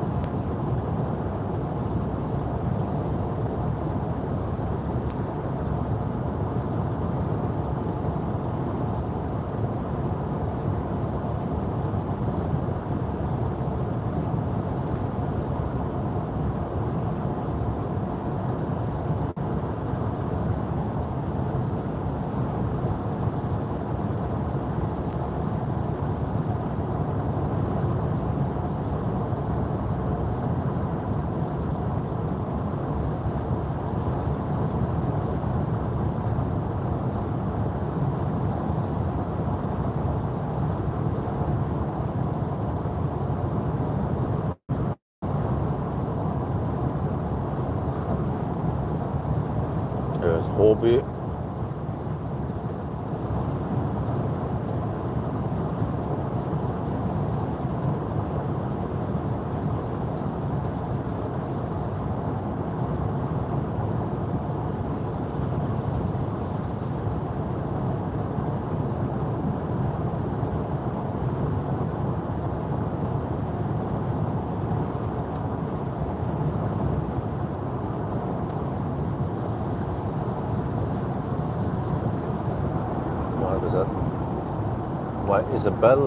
Isabel.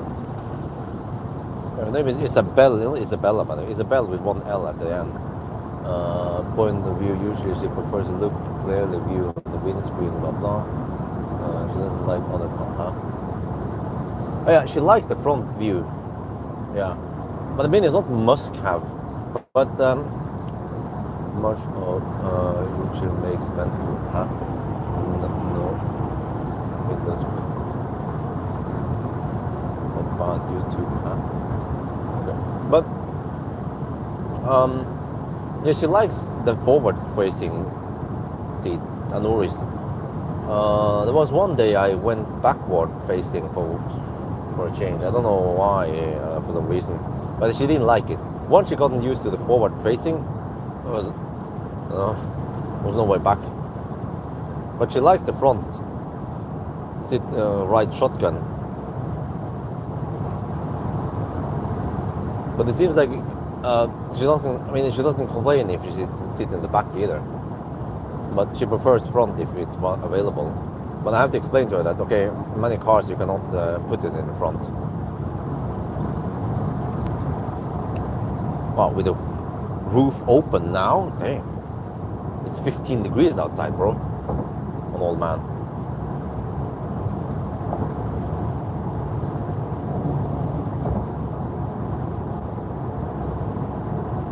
But yeah, preferably if I go somewhere and she would be awake, then the front view would be the best. But I mean, eventually she gets bored, I guess. I haven't tested it too far to see how it goes, but okay, she might spend 1 to 2 hours sleeping, and then eventually she might spend some time eating snack or fruit, and then eventually she might get bored.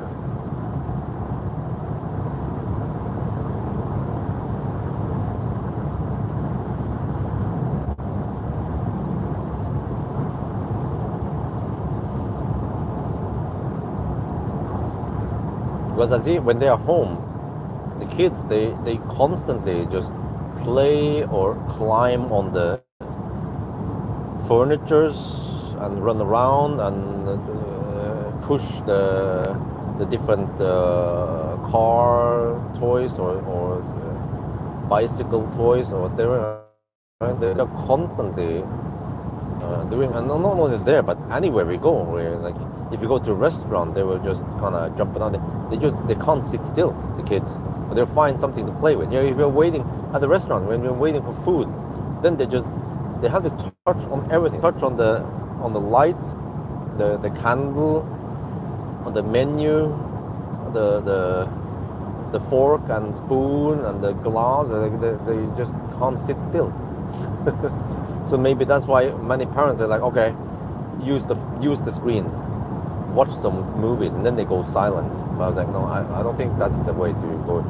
But that's why I like I like McDonald's and Burger King, and also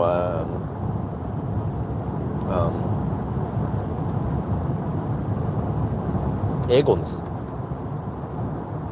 because on Egon's they have a play corner with toys, typical toys that triggers kids to play there, and that's good. That they get, training and pushing on real items rather than watching some screen. Eventually they're gonna watch plenty of screen, no worries. Ball attracted men who might move ball around the pet, something like that, yeah.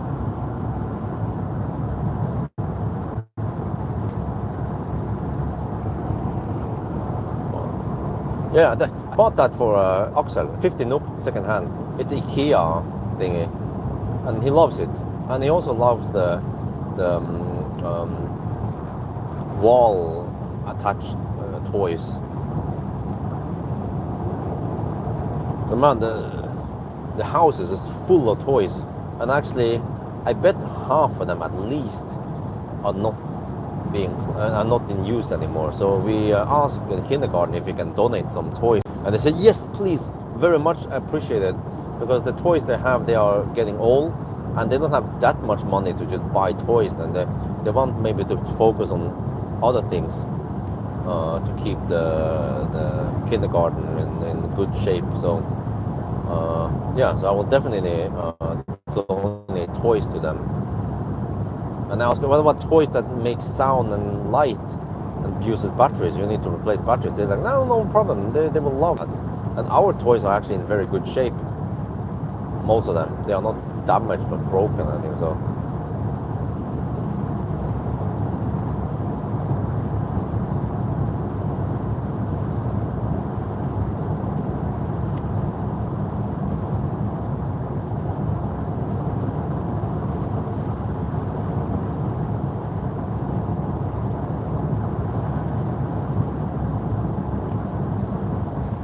and it's great. I mean, I prefer that they play with toys than play with regular items.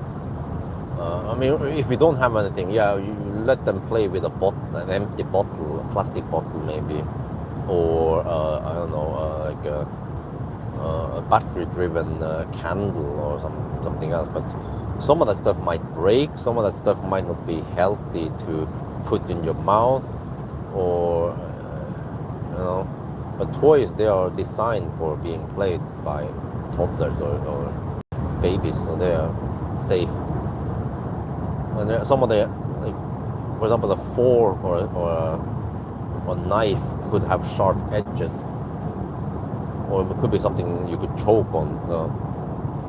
Or also, like the material, if they chew on it, it could be, I don't know, a material that is not healthy to swallow. So.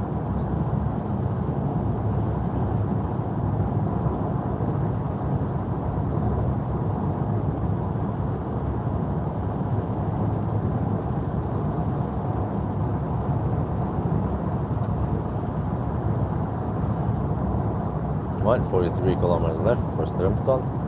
I think I'll skip the recording session, whatever, just charge to 65% or 70%, whatever is needed, and then go for it.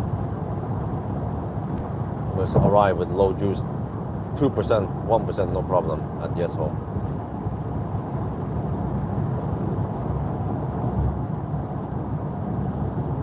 But okay, 720, yeah. So we passed the 8-hour mark now. We are 774 kilometers.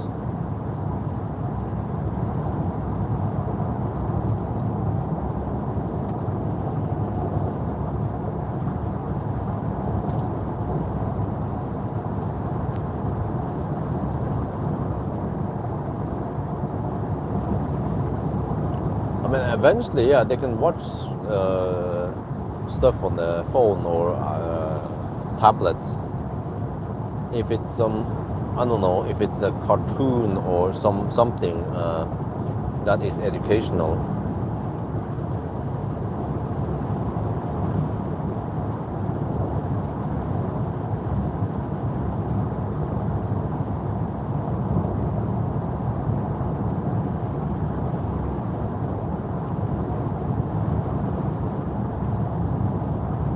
Because I also don't want them to fall behind. Eventually, Isabel's friends, they will get phones and they will know how to use them.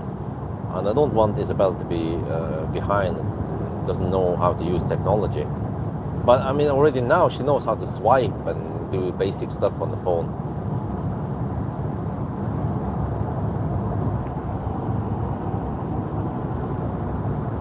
Well, what kind of bad content then? Or do you mean like Cocomelon? I tend to open Cocomelon, and usually just a song, something, and then there is some kind of topic. I know, like Old MacDonald had a farm, or no, had a dog, and then what is it again? And then BINGO, yeah, you know, those kind of songs, or the potty training song, or the colors. So, I mean, I like them because there is actually some educational stuff behind it. They teach the kids different colors, you know. They show the color, yellow, purple, red, and then there's like 1, 2, 3. So they get the basic stuff going on. Plus they understand that, okay, potty training, if you poop in the pot or toilet, you can then wear panties. You know, there's something they can learn from. Not just some brain dead. So I've seen some brain dead ASMR, just like nothing going on, just no speech, nothing, just once again, they fill up a tank with lots of pebbles, and then they make noise, and then that's kind of pointless, useless.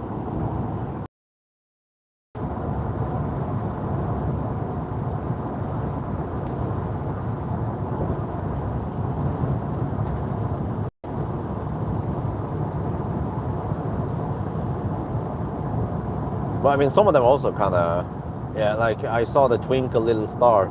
And then the little JJ, he went with his mouse friend on a spaceship, and then the spaceship broke down, and then the star went. Also, some stuff is just, I know it's bad physics. Like they blow. They use the mouse to blow up, and then the balloon is floating. You know. No, you need helium or something lighter than air to make the balloon float.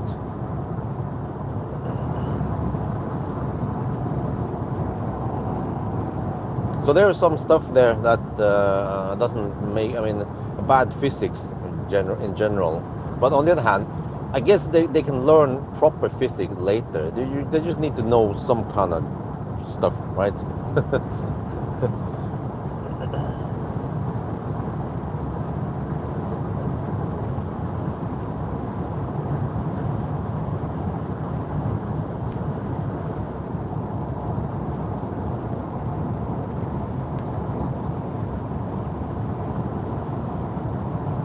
Yeah, exactly. They are well, I wouldn't say babies. Isabel is over 3 years old now. She starts understanding more and more how stuff works.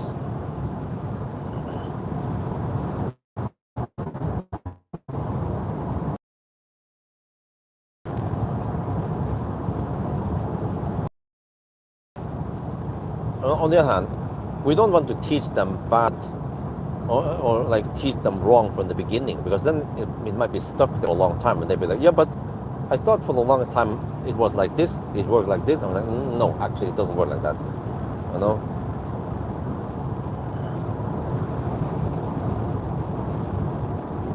So for example, eventually one day Isabel will be able to blow or inflate balloons herself, but she will wonder why they don't float upwards. Then I have to explain physics to her.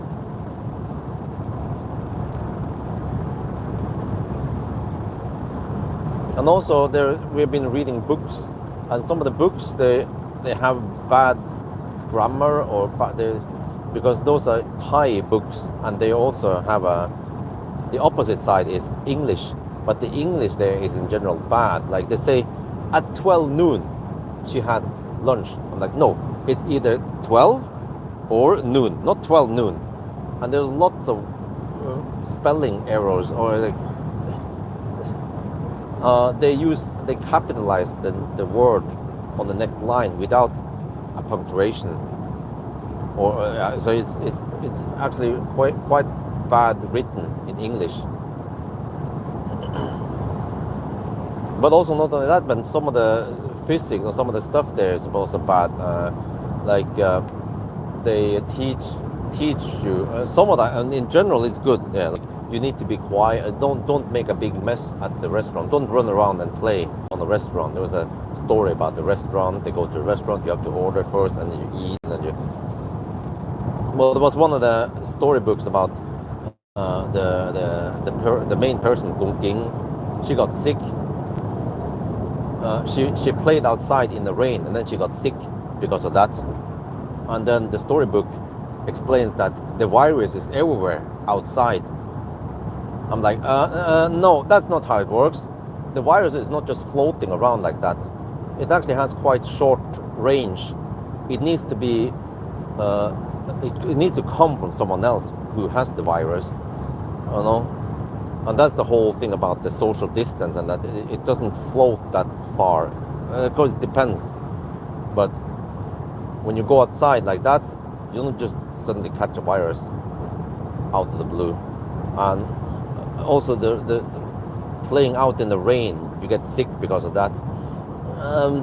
Well, at least you don't get a virus infection because you were out in the rain.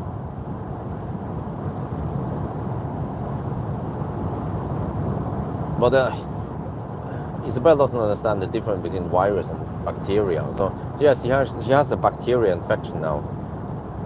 And then I try to explain to her, don't scratch on it, because when you scratch on that thing, it will not heal.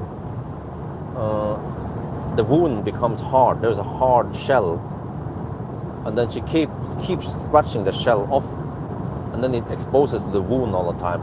Then I tell her that you will get infection in there. Bacteria will infect that wound. But when you had a hard shell, it protects it. But she just keeps scratching it until she got that infection. So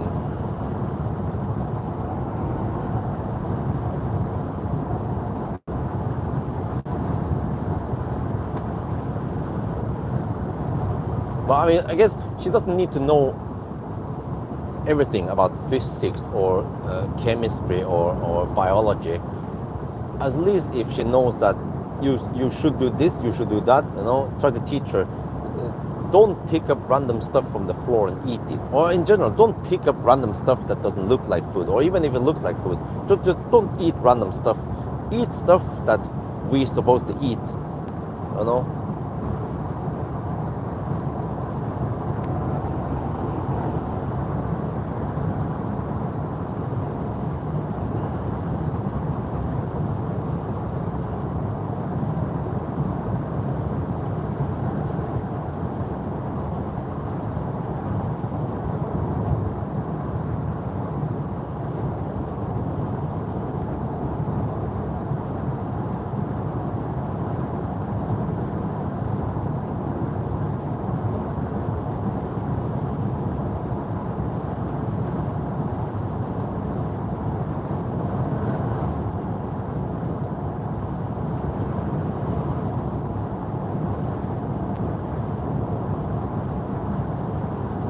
But nowadays, Isabel tends to be mean against Axel, but that's actually quite common, unfortunately, that big brother, big sister, the biggest siblings understand that they are physically stronger than the little one, and they tend to just, if Axel is playing with a toy, then Isabel would just take the toy away, but she doesn't want to play with it. No, she just puts it somewhere else.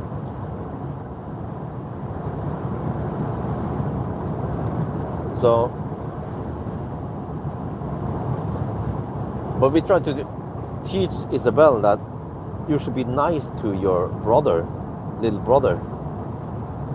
Because at school, I mean at kindergarten, she doesn't act like that. Then she's a different person. But at home, she becomes this mean person against her little brother from time to time, but not always. Normally they are fine. It's just weird trigger sometimes. But we try to teach her that don't do that. You know, don't kick your little brother off the chair, or don't push him so it falls over, right? Because he doesn't have that good coordination yet. But I try to teach her that if you are being mean, then you don't get the goodies. You don't get ice cream. If you're a good girl, you can get ice cream. But she doesn't understand the whole thing there yet. And oh, sorry. Bit drop down, but when she wants something, she was like, you know, she wants a cream, like she will just scream. But eventually she understands that it's pointless to scream and request it.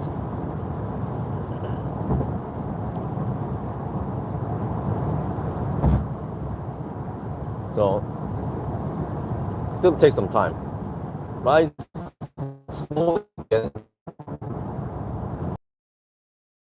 I mean, like, I remember when we went to the hospital, and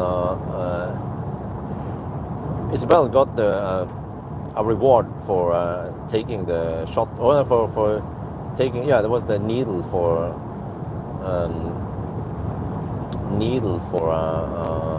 checking blood, you know, blood sample, and then she did something else. I don't remember. She went through pain, and she got to pick a reward, just a toy. And for me, it's like it's just a little toy, but for kids, that means everything to get a little toy. So the first time she picked this heart, which is a rubber, what's it called, a rubber thingy. But then the second time she could pick a toy, I thought she would go for the teddy bear. No, she went for the second heart, the exact same, and she wanted that to give it to Axel. So I was like, wow. So she cares about little brother. And also when Axel is in the back there crying, Isabel tries to comfort him.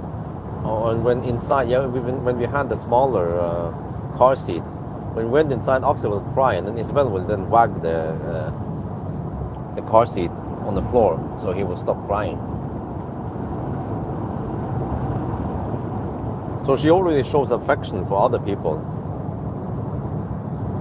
but it's not always perfect.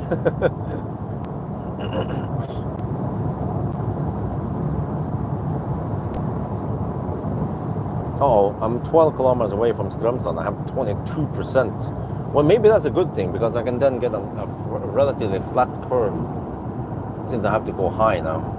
Maybe 65, 70%. Yeah, I mean, most of the time, she will follow logic. But there are times when she doesn't do anything logical after a while. Okay? We tell her, don't do this, it's a big mess, she still do it. Or keep scratching the wound. And she knows it's painful, but she still keeps scratching them.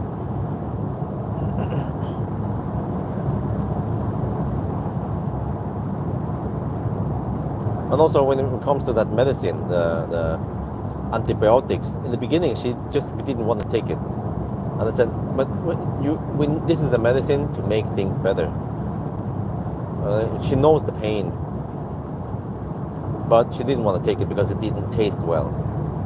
It didn't taste good. You need to teach her that sometimes you need to endure some pain or some inconvenience, but the reward is way greater than that, because she will then be well. She will not get any pain or itching or any of that stuff waking up at night or whatever. But no, for kids, they don't think that far. That something is inconvenient or doesn't taste good, I don't want to take it.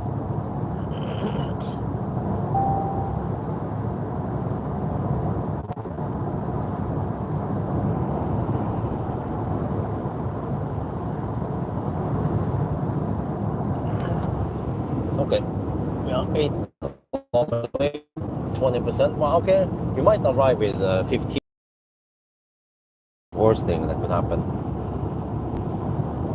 Child medicine, they are quite sweet. Eventually she got used to that antibiotics, and now she takes it without any problems. But in the beginning we had to mix it in with ice cream and orange juice and stuff. But she could still taste the medicine, and she refused to take it.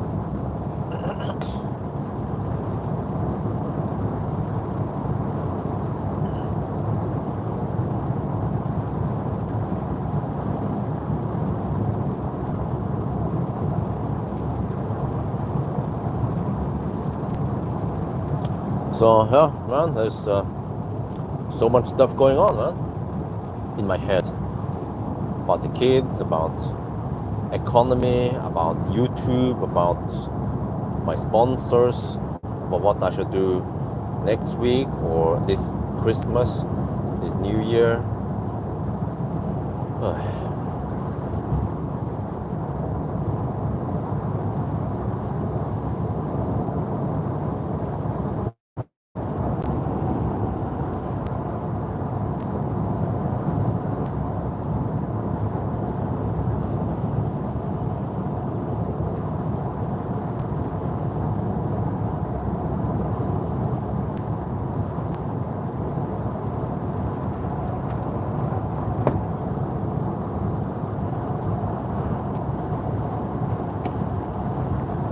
Oh, it's 7:30 already.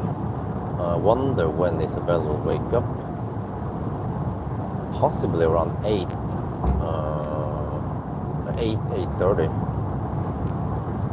Which means it will be about an hour until I'm home after she wakes up. What do you do with this sponsor, huh? Well, I mean, yeah. I should maybe make some content with some of them. Like I talk about with Power. What about Bilkomponenter? Yeah, I could make some more videos. I still have to make some video about that LED bar, double LED bar on that plaid.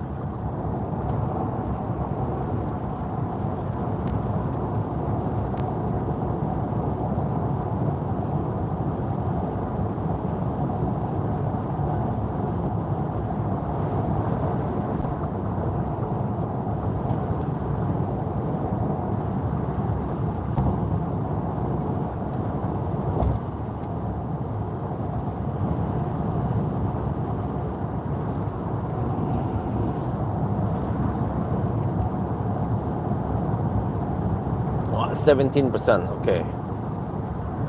Not the worst that could happen, but maybe that's a bit too high state of charge, because now we can't ride on the 200, 150, 200 kilowatt wave for too long. It will throttle at 50 something percent. So I think around 10% at arrival would be the best. So I expect nice and flat curve now and no overheating. The battery shouldn't hit more than around 49 degrees.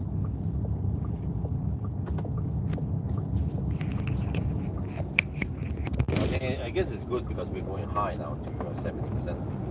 We'll see now. Maybe 65 is enough.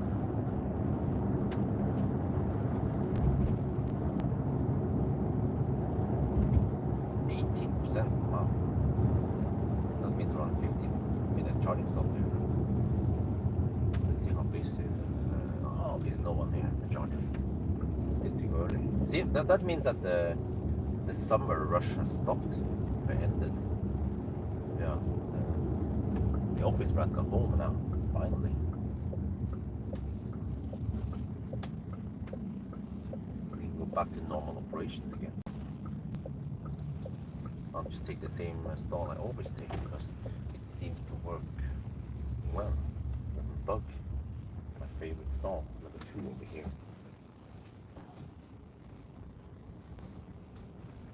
Just place myself right in the middle.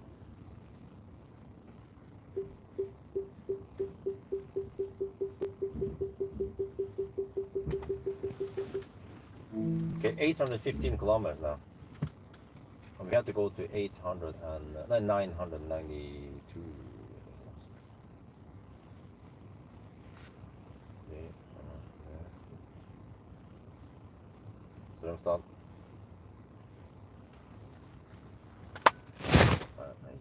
Off.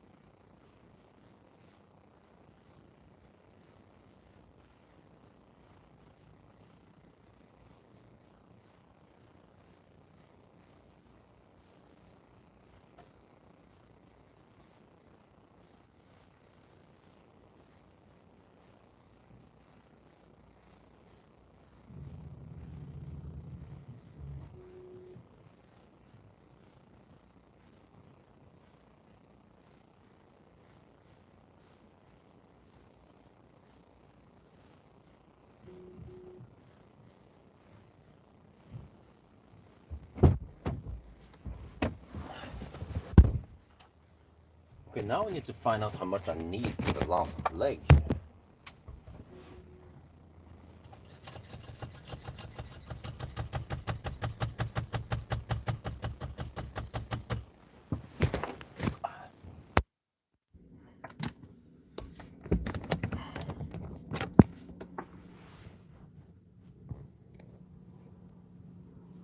Oh man, I need to flip this up shaft and put you guys on my shaft, and then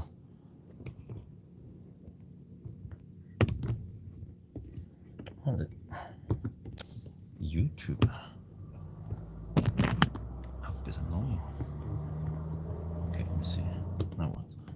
How can you see anything there? No? Okay, maybe if I use this to help cover something. See anything now? This, they're kind of not shit.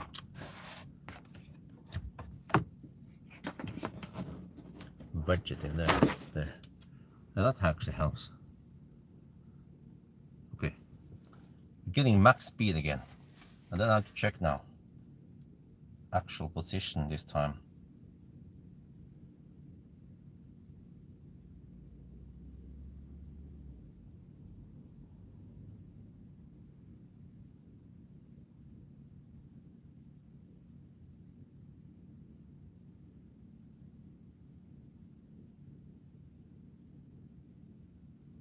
Okay, from here to home. So I need, wait a minute, to check my notes here.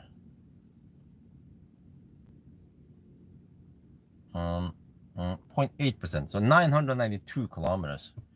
All right, 815, wait, 1000 minus 815,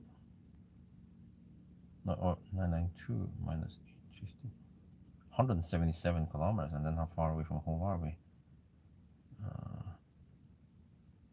172, huh? Okay, so we have to drive a little bit past. Okay, so then the car claims 62%. What was the consumption?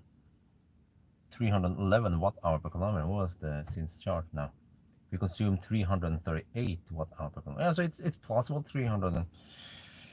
So okay, 38%. No, I need to spend 60% roughly. No wait, no more. 60, huh? 62%. Okay, maybe I should go around 65%. That should be safe then. Even 70% would be plenty, right? Just in case. Okay. So no, roughly. Wow, I get over 200 kilowatts. What? Huh? How is that possible? Oh, I know.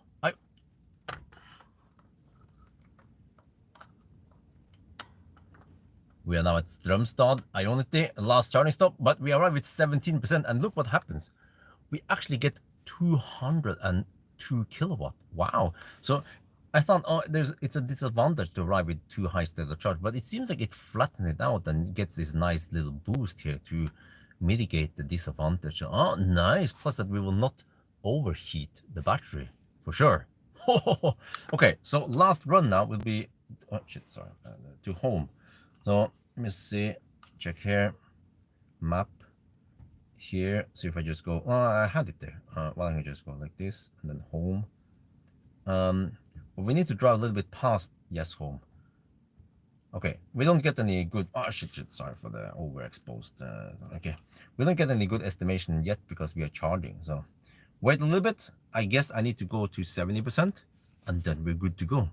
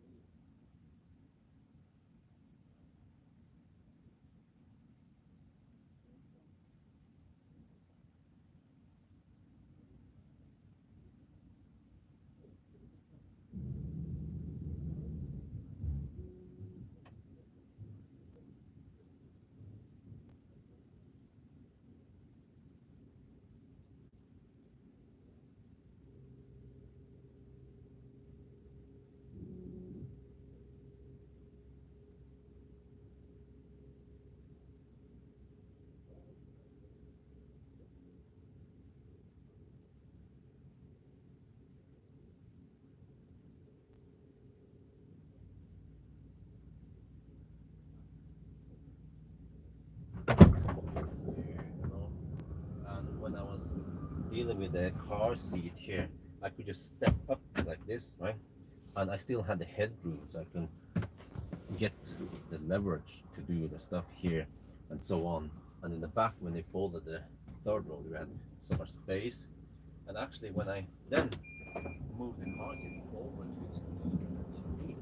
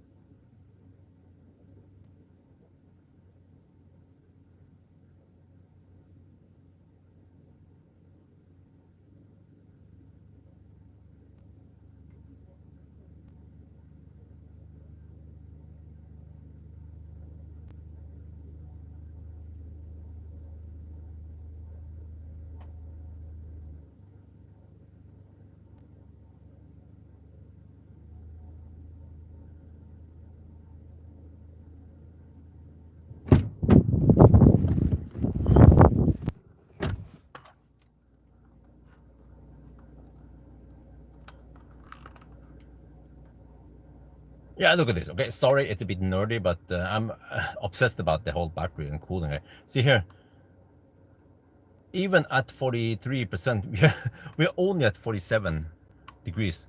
Why is this possible? Well, because we arrive at 17%. But ideally, um, Volkswagen engineers, they need to detect that we arrive at 5% and then kick in this AC, because it's actually quite slow now, or low. It's 1.5 kilowatt only, 1900 RPM. They could kick it up to 5,000 RPM maybe, and this will be at around 4 or 5 kilowatt earlier, right? Or cool more aggressively if you arrive with 5%. You know, that would solve things.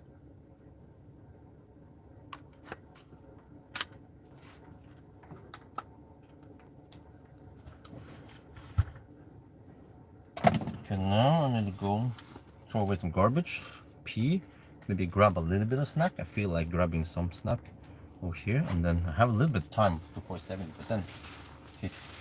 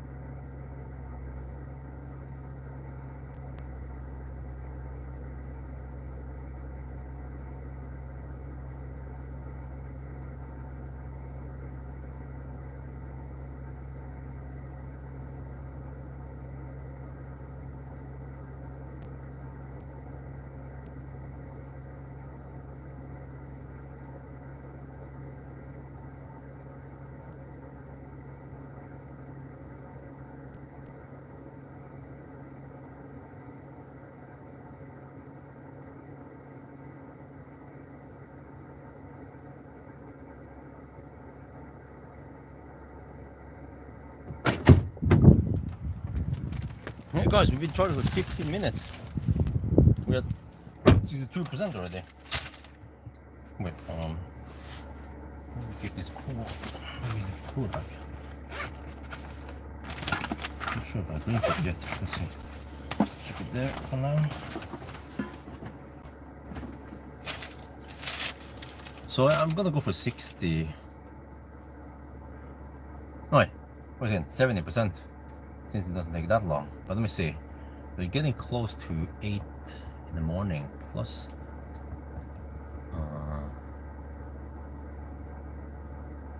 So that's around 8:45 coming up soon time.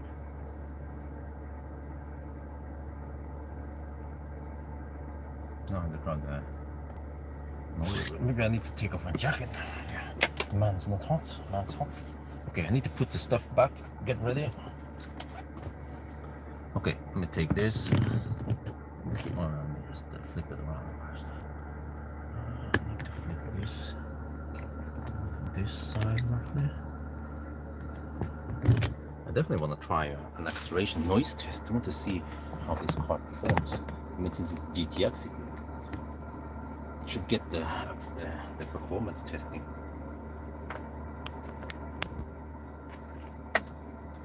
Not sure when I will do it. Maybe tomorrow, maybe tonight. Just keep running and then go get some sleep. 66% now. Almost good to go. I need to hurry and film. I'm packing my stuff.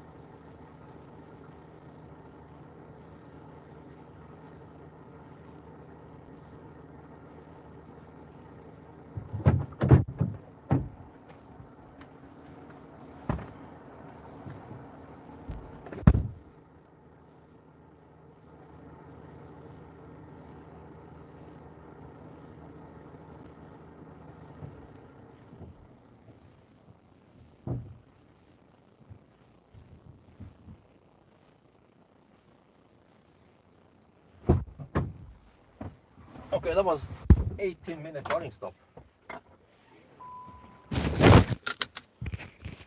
We're good to go. Let me see. And then go. Say climate, auto. And then, okay, now it's not too critical. The battery temp at arrival, then assist, off. Okay. And then off we go. That was 18-minute charging stop. Okay, we went from 17% to 69%, so we added only 52% to the battery.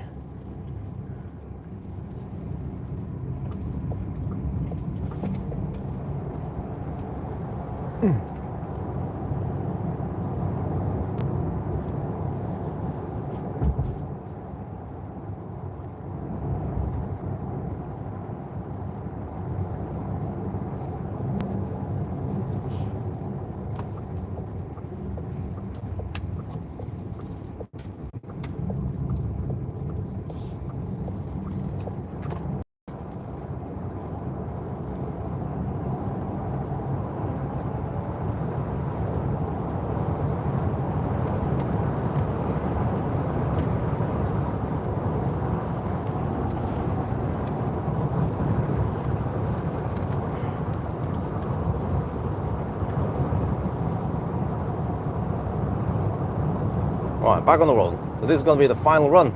We will drive actually quite far, 180 kilometers.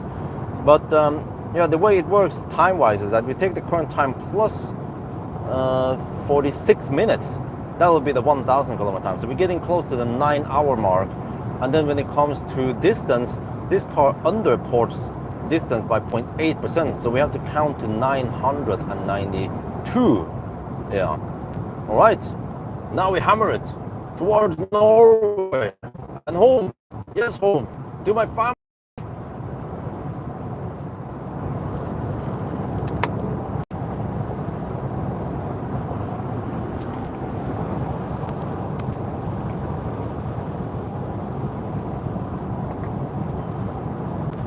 All right, let's see.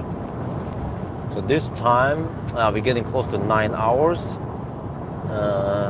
Well, I can predict it will take 10 minutes to get to the border, right? That means that at the border we'll be at 9 hours. And then we need 1 hour and 20 minutes to get to Jesho. Yeah, so it's going to be 10:20. Spot on as I predicted on the spreadsheet. And also spot on that I predicted that this car will be around 30 watt-hour per kilometer Thursday. But actually it's maybe not that bad. Maybe it's only around 20-25 watt-hour per kilometer higher than the other ID Buzz, the rear-wheel drive. The short wheelbase, the short bus. Shave 1 hour, huh? What do you mean?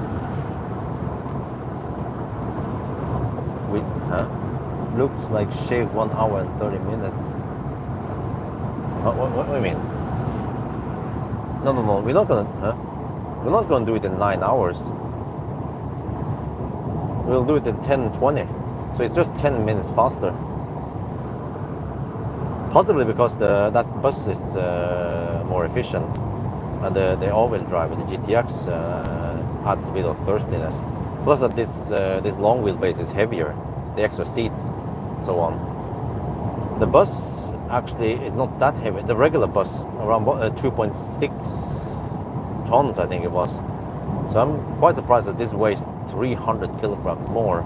But I guess those extra seats and the extra steel around it adds weight, which ultimately adds higher or increases consumption.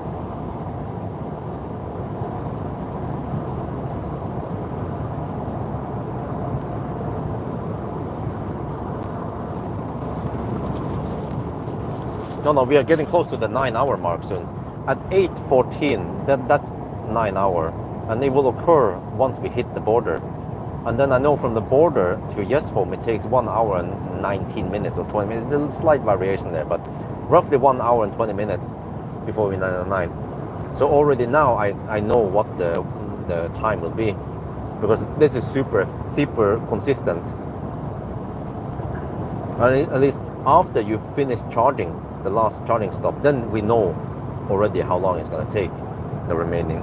There is no variable there. Until before that point, there could be some variation in how long it takes, if there's some overheating or how much juice we need. But already before that, we could also kind of predict how long the charging stop is supposed to be. I guess that it was around 15 minutes. Well, it's 15 minutes. It actually makes perfect sense, because we arrive with 17%. If I arrive with 5%, then it might take around 10%. Then it might take around 20 minutes to charge up. But what was the fastest? I think the fastest van was the ID Buzz 10:30. So we'll beat it. We set a new record. The fastest bus, the fastest van is this van we are driving right now.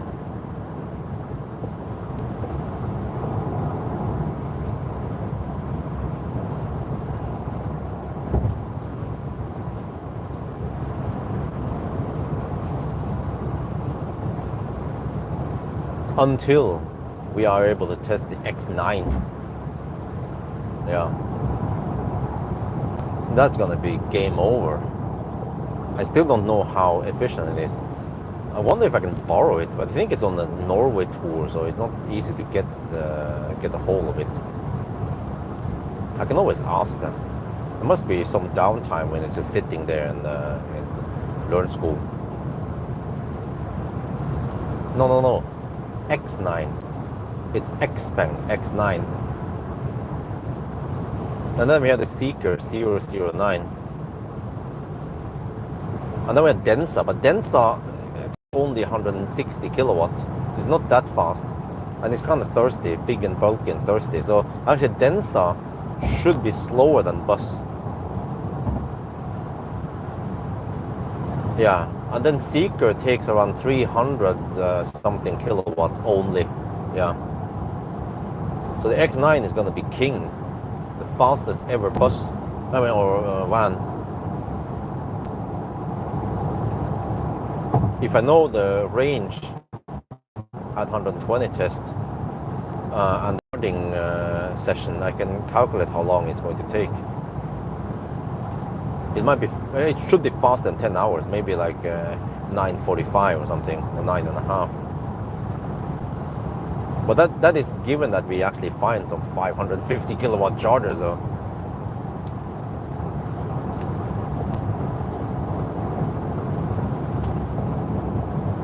So we might have to settle with only 400 kilowatt chargers or 350 kilowatt Ionity for now, until they start rolling out 600 kilowatt Ionities. I mean, eventually you're gonna get it, but it's still out there in the pipeline somewhere, right? We're not there yet.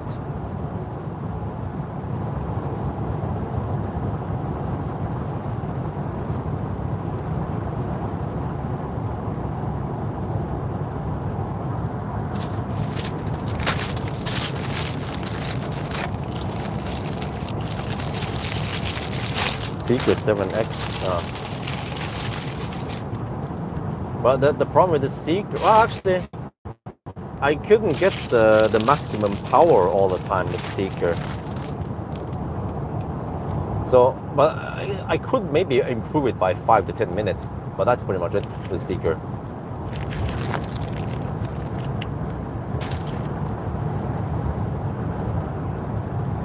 I mean, it couldn't sustain 400 plus kilowatt for too long at the new Gen 3 chargers that are supposedly 480 kilowatt.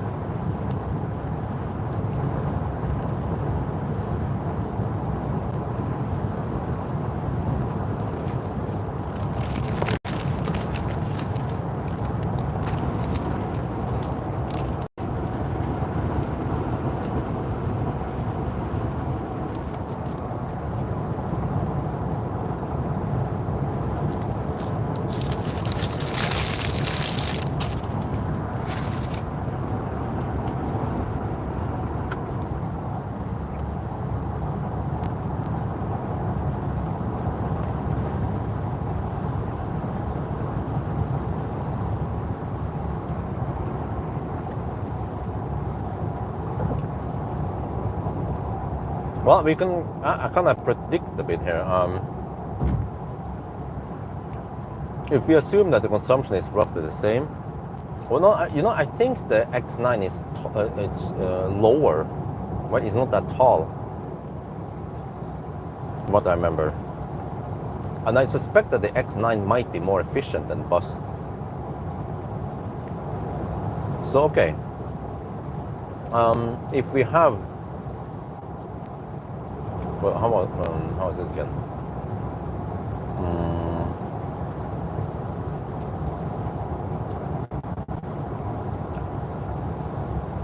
Because if it needs to charge, well, how long did this car charge?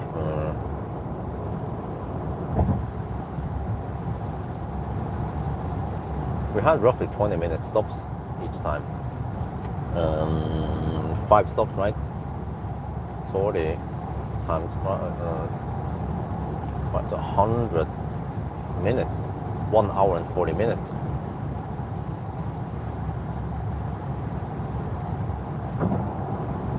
Then how many kilowatt hours did we need? We had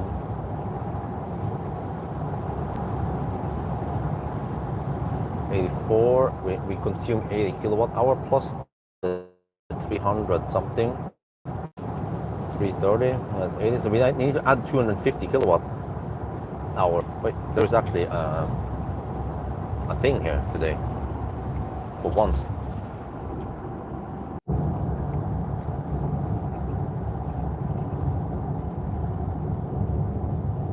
Oh, that's quite low drag coefficient. It looks super slick.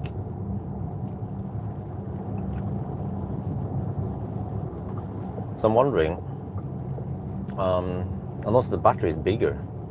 So let's say, okay, this car needed to charge 250 kilowatt hour. No, yeah. If the Xpeng needs only 220, for example, wait, damn. And then if you can average over 200 kilowatt, wait, we need to deduct this. Dude, they're searching some dude.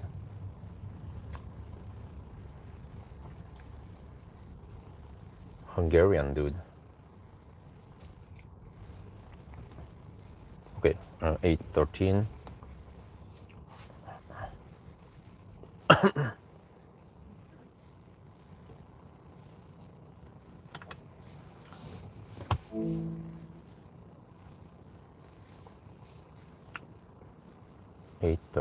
Okay, 2.8. Wow, holy shit, that's a big difference. But if it might need an hour versus 1 hour and 40 minutes. So okay, let me see.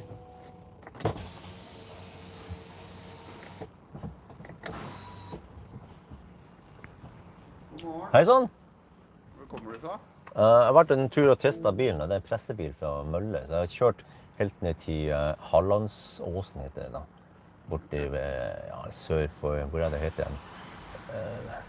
Hvilken firma er det? Jobber du for Møller da, eller? Nei, jeg har YouTube-kanal. Ok. Så jeg driver og tester biler. Ja. Det er jobben? Ja, Tesla-bjørn. Har du handlet noe på veien? Alkohol, sigaretter? Nei, jeg har bare kjøpt sånn mat på veien, litt sånn boller og litt pølse og sånn. Så det er bare det. Så bilen er helt tom da. Kjør på. Ok, takk skal du ha.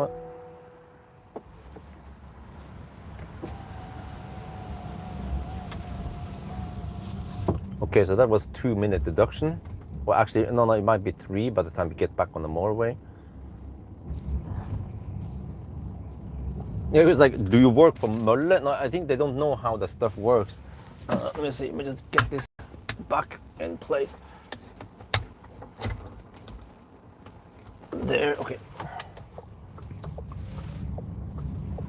They probably see the phone, I mean, they see some camera equipment. They're like, okay, that guy is not lying about stuff. And it's like, yeah, did you buy anything? No, I just drove through the night. I'm testing the car. But okay, if we assume that the charging speed is 200-ish kilowatt average, then that's, see, let's just set the speed here and get going. And that's 1 hour charging, but I suspect that it might even be faster than that. If we can average, let's say, but let's say, okay, 45-minute charging total.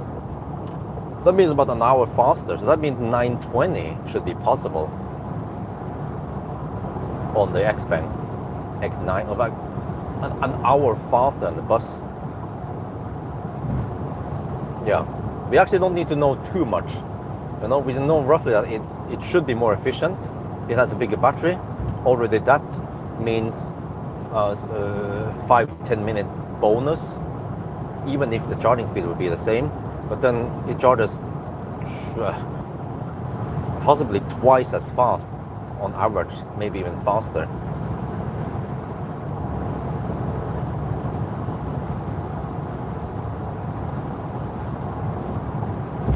So when we will have 1 hour and 40 minutes, 1.6 hours to put in 250 kilowatt,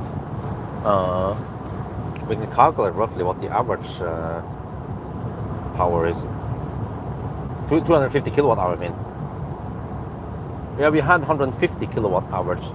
So it is then reasonable to believe that the X9 might have twice that, or 300 kilowatt hours.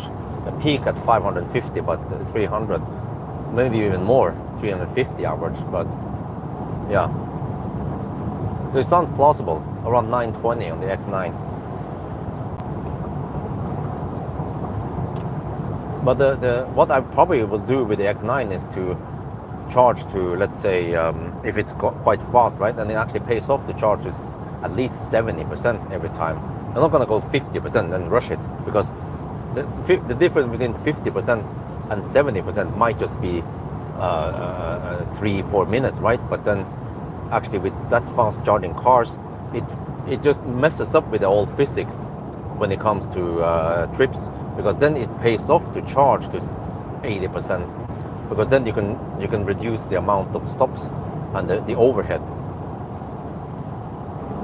So it helps it greatly. Ideally, if you had something that could charge really fast to 90%, for example, or 100%, then it pays. Just like, okay, prime example is the hydrogen car. It refilled really fast, but it still needed some time. But it was a matter of around 3 or 4 minutes refueling time. It was so fast that towards the end, it goes a little bit slower to go to 100%. But it paid off, because then you can shave off the overheads.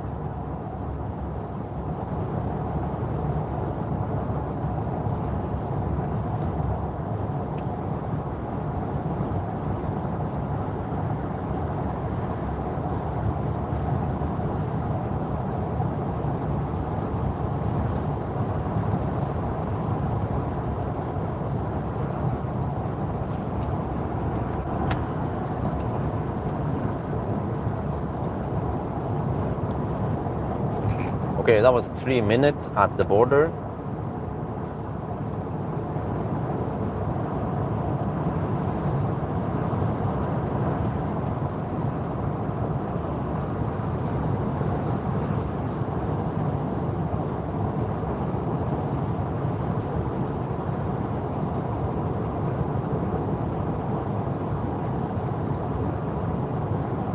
That means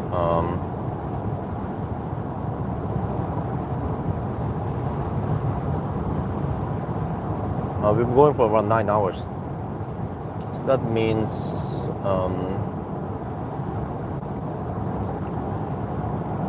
17:53. Yeah, wait, 43 minutes.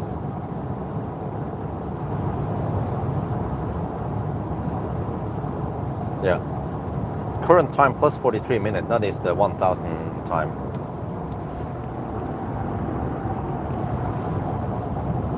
Right at the border, there was actually border control for once, and I had to wait behind an Hungarian van. The toll guys needed to check, and then he asked me about where have you been. I was like, oh, I went to Hollandsåsen. It's just down there somewhere. And then I went back, and he was like, oh, okay, are you working for Møller? Because I said this is a press car from Møller. I said, no, I'm a YouTuber, Teslabjørn. And I said, oh, okay, he doesn't know me. I was like, okay. And then he asked me, did you purchase any goods? I'm like, no, I bought hot dogs and snack and drinks on the way. And he probably saw my camera equipment. He's like, okay, have a nice trip. Okay. But yeah, that was 3-minute delay. So that means that we take the current time now plus 40. We have to correct for it. Yeah, 43 minutes. Yeah, all right, whatever. Once we count down, you will see the time and so on.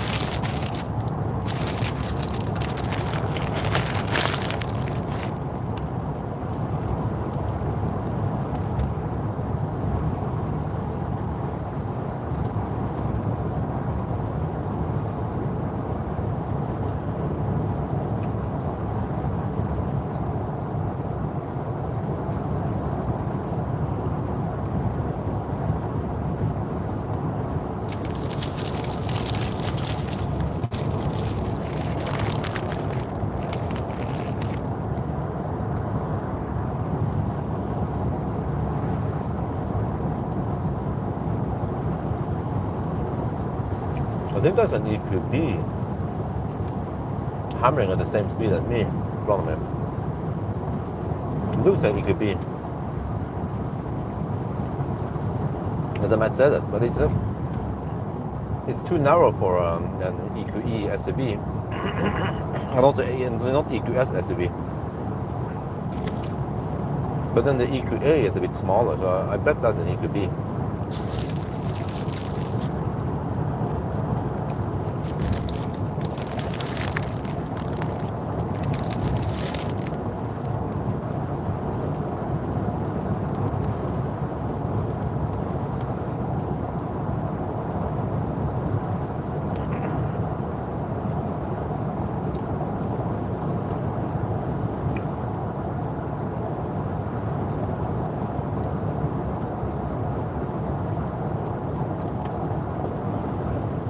Interesting AA license plate, but pretty much everything nowadays is electric in Norway.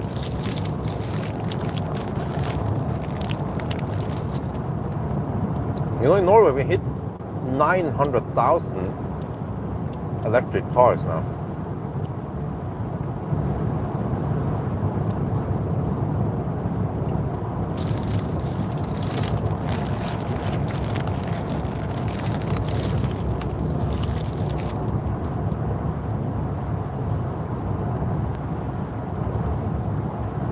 Yeah, I think I see it. EQB 300. It's actually quite expensive for the car you get. I think it was a 66 kilowatt hour battery, right? Only. And what else? Not that fast charging.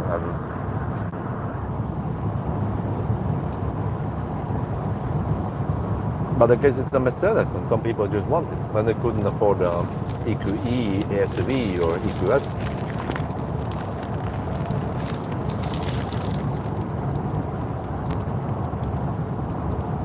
But I think it's a bit overpriced. I don't remember how much it costs. Maybe it's on some kind of campaign right now, or a discount. Let's see. If he goes the same speed, okay, he actually slows down.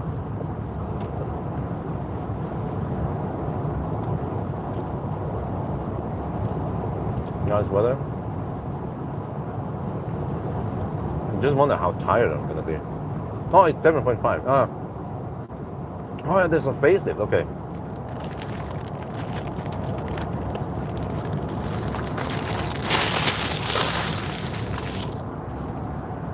No, I haven't tasted those in a while.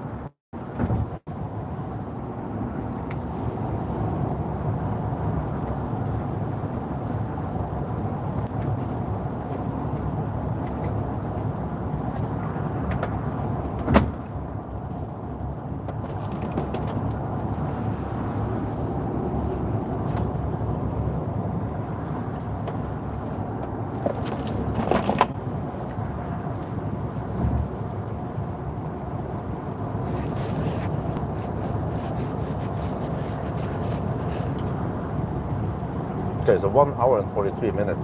No, current time plus 43 minutes. So we hit the 9, now we had 9 hours and 9 minutes now. And 861 kilometers.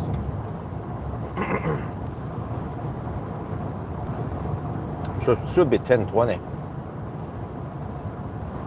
Well, improvement by 10 minutes. But it has a bigger battery and overdrive, more power and more space. I think that's decent. Maybe we need to test more vans. Like that huge Toyota van. But that one is limited to 90 kilometers per hour because it's so freaking fat and heavy. The only way they allowed us to use a Class B license plate is I think it's like registered as a truck or some shit, but limited to 90 kilometers per hour. So it's gonna be slow. It will need over 11 hours, roughly 11 and a half hours of driving time, plus the charging. So I need to split it in two and do a Mjøsen run first and then a night run afterwards. Otherwise it would be too long. At least for now it's like that. the 1,000 kilometer challenge via Sweden, there is like a limit for how long it can be, and I can calculate beforehand how long it should take, and then as long as it's a night run, then there is very little variation or delays or detours, something like that, or unfall. So it's quite predictable that it will be that time, but it shouldn't take more than 10.5 hours.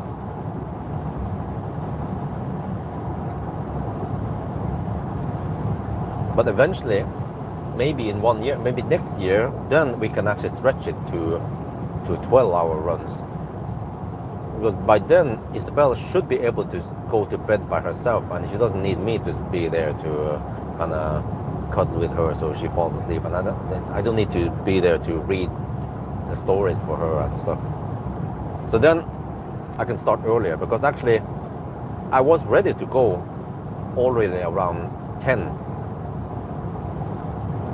But I spent almost an hour just getting Isabel to sleep. Well, not actually, I think it was more like half an hour. But then I also passed out a bit before I woke up and got ready. And also in the morning hours, when Isabel is bigger, she will be more independent, and wifey will be able to take care of both children without too much hassle.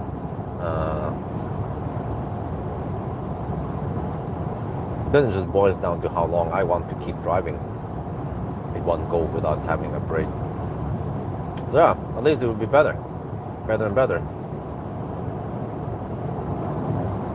But I still don't know when I will be able to do Arctic Circle runs, because I believe people will watch those. I will get high-ish view count, like 50k views on 2 episodes, maybe, or 3 episodes. So it will be definitely worth it going to Arctic Circle for some cars, some high view cars.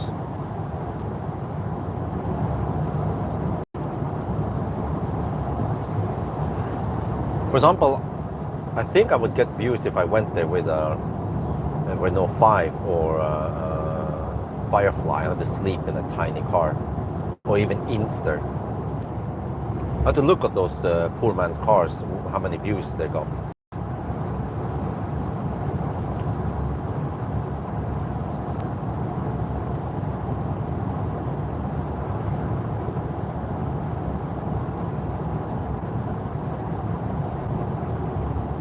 Let me see.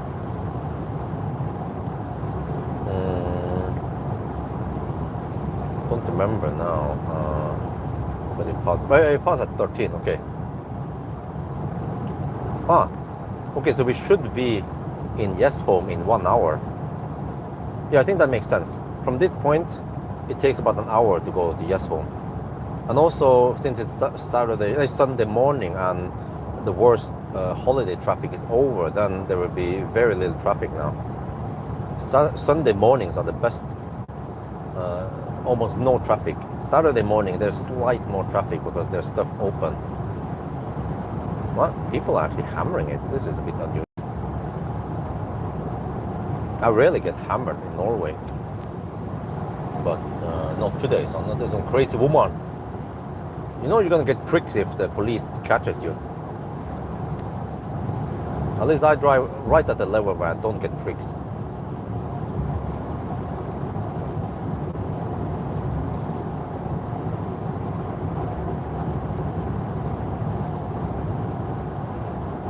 Yeah, what the heck happened to Sully supercharger? They just shut it down, just like Klatt. They probably have enough, so they don't care. They have plenty of supercharger sites. And maybe Sully was not that great site after all. I don't know what make them choose various sites and why they add more. Maybe no, I think it's based on visitors. Yeah, they want sites where more people visit the chargers and they can do something there while charging. Firefly views status, Axel, okay, but not that much views yet. So unfortunately, I don't think we're gonna get crazy high views on it. I mean, bigger cars tends to get high views if there's something interesting. And then also some of the Korean cars tend to get high. Like Ioniq 5 got lots of views. back then, and also EV6, especially the one in Germany.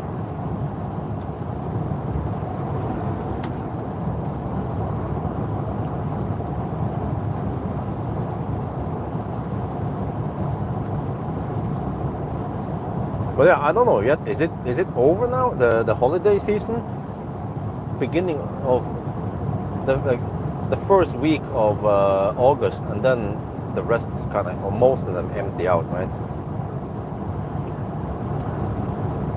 But when does school start? Because school doesn't start 1st of August or the first week of August, unlike kindergarten. The school usually starts around 15-20 August. That shut down due to Circle K once off. Yeah, fully understandable that they finally realized that, oh, they want to put their own chargers there. Just like Shell now with SD1, they'll be like, oh, we're gonna put their own chargers. Yeah, like, dude, took them 10 years to realize that putting chargers at the gas station was a good idea.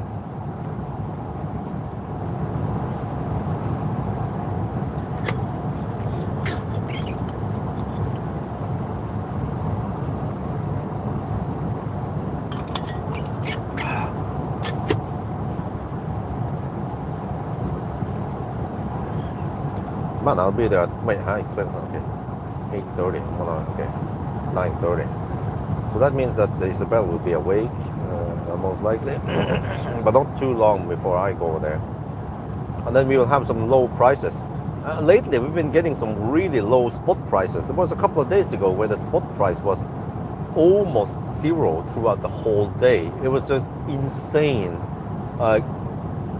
If I had enough batteries or cars, I would fill them up one by one. I don't want to go crazy in the power here, but I can just pull 10 kilowatt continuous for the whole day, or 10 or 15 kilowatts without going too crazy. I actually I heated up the pool to 34 degrees Celsius. I didn't know what else to dump it. The pool didn't pull that much, but wifey felt the water was like, damn, that's nice and warm. Like, yeah, it's like sauna, or it's like jacuzzi. Freaking pool. 40,000 liters heated up to 34 degrees Celsius. And now it slowly cools down, but it takes a while. So I want to heat up when it's cheap. But ideally, I need something faster to grab like a buffer. Even if it's only 10 kilowatt hour battery, if I can then charge it for an hour, I get 10 kilowatt hour. And then I can slowly discharge it over 5 hours, right? For the pool or something else, or the pool pump. So,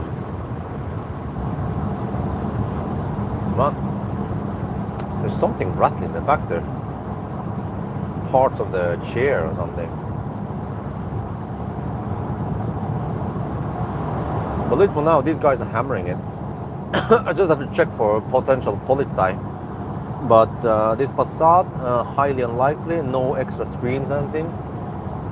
And also the police cars, they are usually tinted.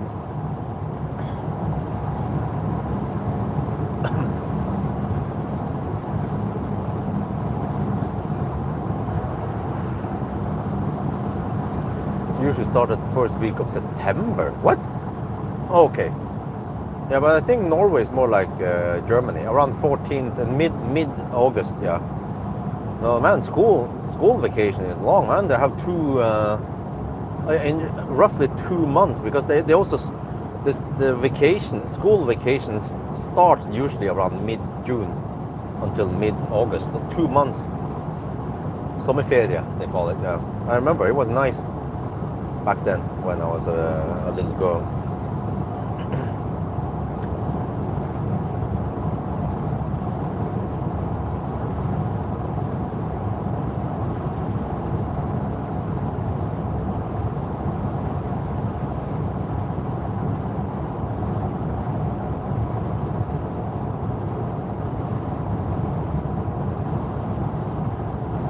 Oh, high school, okay. Boot camp, you mean? Summer school? Or band camp?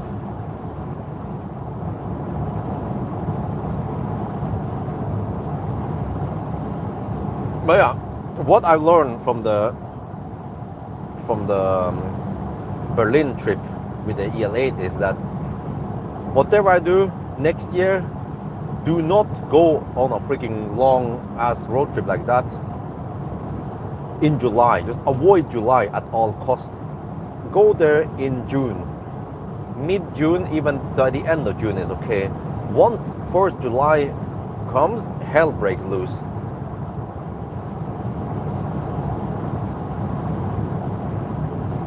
And they're just campers, caravans, RVs, vans with shit on them, like vans with bicycle and boats and shit on them, and also cars with bicycle on the roof, on the back, or a ski box. You know, you can spot them far, and they just camp the left lane like a mother trucker. So yeah, so you want to try to attempt for some Bled run. I feel I want to go to Bled next year if I can, and visit Metron and some other places maybe. I want to go also to well, actually I'm not sure, but at least Bled would be fun for the kids if it's nice and warm and they can play in the water, or other activities, of course. Maybe also visit Legoland. This time get those discount codes. But I feel like 1 or 2 full days at Legoland is enough. You're not gonna spend 1 week there. Yeah, it's super annoying. They drive under the speed limit and they just camp way too long. They could have moved over to let faster traffic pass. So it just becomes, the left lane becomes clogged with lots of people who wants to go fast, and then a bunch of idiots is lurping there in this slow, I mean, it's going way too slow, going under the speed limit in the left lane. It's super annoying, and I'm not the only one who complains about this. There was also another guy, he read like a lesson, like he read like an article or something, right, about this, and he was commuting on E18 towards Larvik, and it was frustrating for him to go to work and back. It was going a lot slower than normal.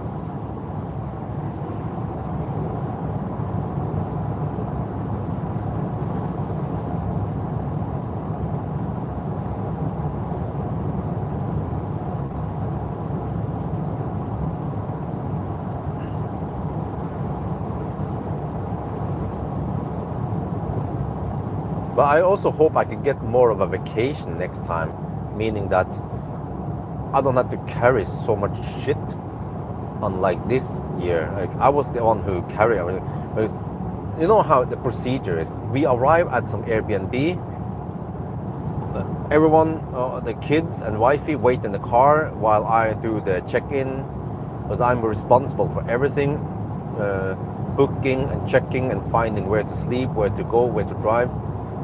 So I get the key, lock myself in the Airbnb, and then I bring the family, and wifey actually, she brings a couple of bags, and then holds Axel, and then Isabel walks, and then once they are inside, then they are inside, waiting, and then I have to carry the big bags, the big suitcases and everything, back and forth until I'm sweaty. And the same thing when we pack and leave. So at least if Isabel could help me take some smaller bags next year, that would be great. Yeah, I mean, she can already carry 1 banana box just fine. I wonder soon, soon she will be able to carry 2 or maybe 3 banana boxes. She's getting stronger and bigger for every day.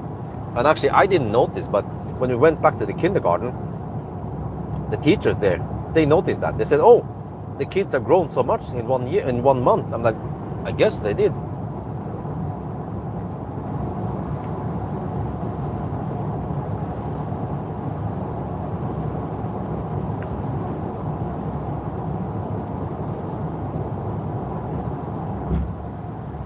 I mean, at least it will be better and better once the kids grow bigger, and they would be more independent. And also next year it would be great if wifey can drive a little bit, at least for me. You know, sometimes it would be practical if she can drive a couple of hours if I'm really tired or something.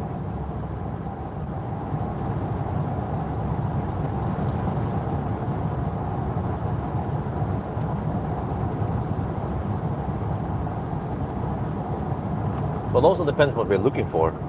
Because at least I like, okay, in the old days when I went to on the road trip, I would try to visit the common places, you know, like Eiffel Tower, and I don't know, in Brussels, you know, Manneken Pis and stuff like that. But I think it's not super exciting for the kids to see that because they don't know what the heck it is yet. Eventually they will be like, oh wow, you know, go to the Leaning Tower in Pisa, and go to what's it called again, in Italy, yeah, whatever, Venice, yeah, go to Venice, like wow, the canals and stuff, tourist traps. But for now it's like, okay, they just go with the parents, and as long as they are with the parents, then they can eat good stuff, ice cream and slush, then they are happy. And as long as they can play at Leo's, they are happy.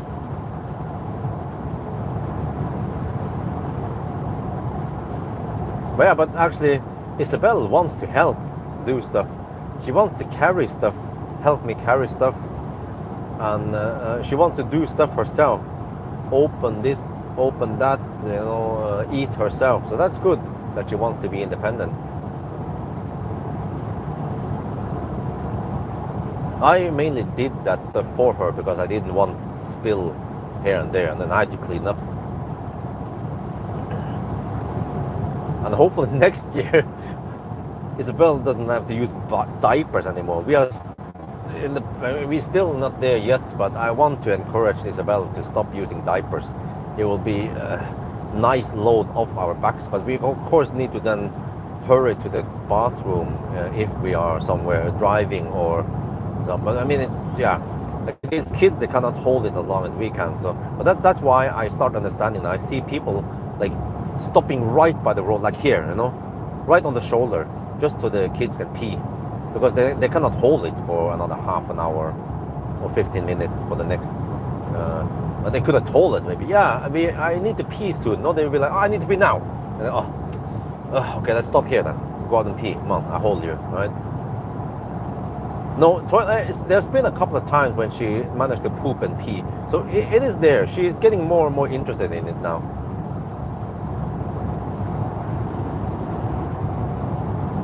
Alps, yeah. Well, I think it's still too early for the kids to understand all of that stuff. I mean, for me, I like the vibe going to another country. Like going, yeah, like Switzerland. Just enjoy the beautiful landscape, you know, Bern and Valency and stuff. And also, just the nice vibe at Bled. Like we don't do much. We just go, maybe borrow the rowboat, and then go check out and eat some ice cream, and then the Bled cake, and then chill, and then eat some Thai food. And we don't go do too much because that's vacation for us. But for the kids, they want to play. Otherwise, it will be boring for them. Yeah, exactly. Children, they don't know. They don't know that yet when they need to pee soon, and yeah, and when they need to poop and stuff like that, you know. So yeah, but I guess it depends, you know. Some of Isabel's friends in the kindergarten, they are 3 years old and they don't need to use diaper anymore. So it might be individual, you know. It might also be how good the parents are at training them. At least we tried, but it was not successful yet. But whatever, I don't want to stress it too hard. It's still okay. I mean, I actually find it convenient that she can just pee in the diapers. I don't have to always, oh, let's find the toilet now. I would have to be stressed about that shit.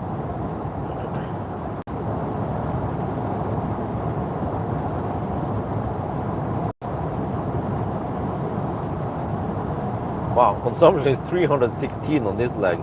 Total consumption is 328. Okay, so it should be lower then, yeah. Possibly around 320 by the time we done the 9. Diapers at 3 years old is completely normal. Yeah, exactly. So no rush there. Same with Isabel sleeps midday. Eventually she will stop sleeping midday. But we don't want to push her. If she feels like sleeping midday, then no problem. But at least we want to limit how long she sleeps. But of course, if she's sick, then I want her to sleep enough. But normally, if there's nothing wrong with her, then at least in the kindergarten, they let her sleep for 45 minutes and then they wake her up. And she's normally fine then.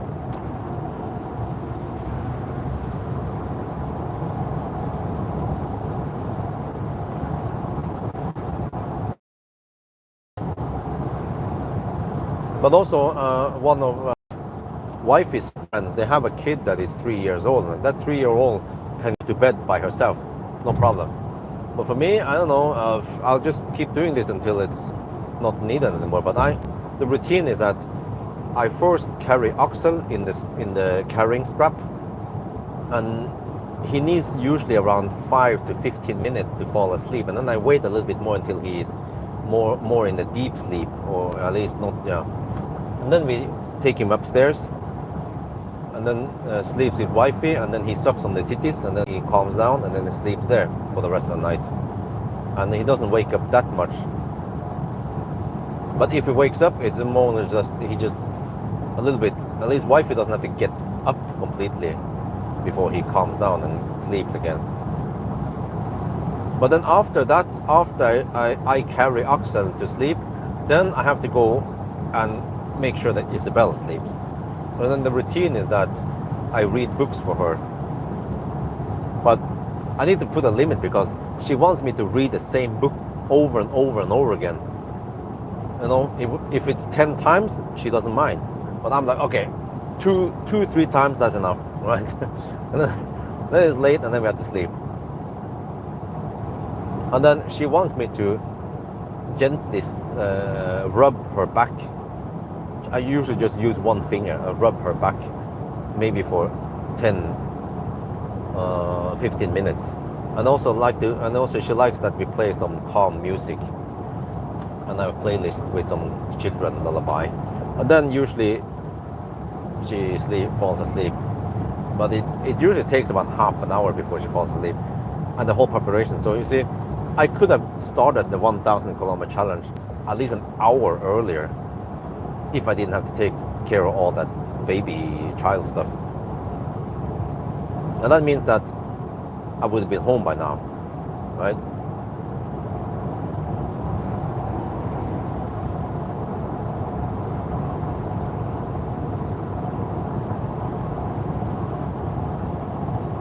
Well, yeah, I mean, I have sacrificed so much of my time and money and energy for the kids.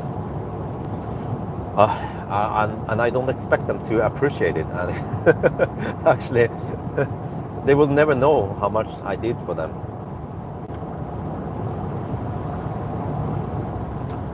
And even that house we built, the big ass house in Jessheim, it was partly because of them. The swimming pool also, you know. If we didn't have kids, I wouldn't build a big ass swimming pool and have all those big rooms and all that space.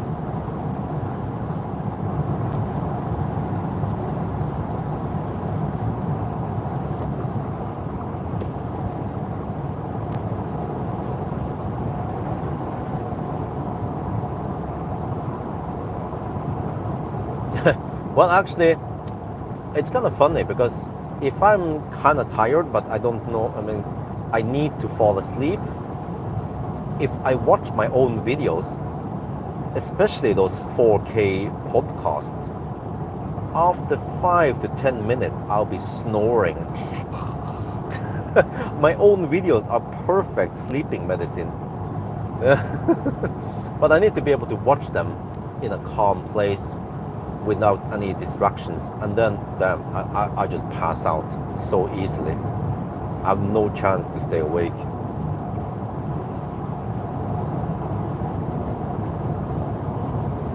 And it's like no music involved, just me talking.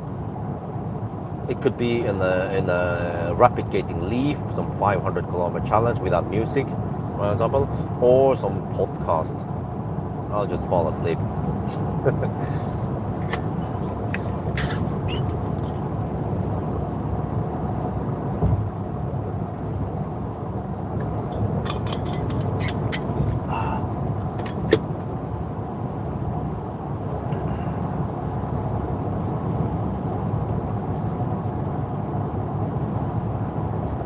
But the whole thing about Isabel, that I have to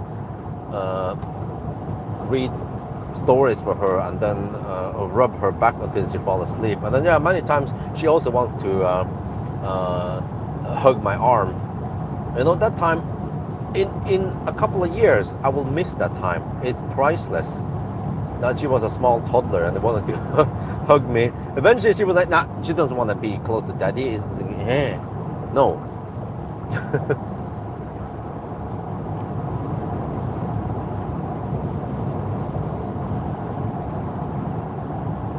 And then also many times she falls asleep on my tummy.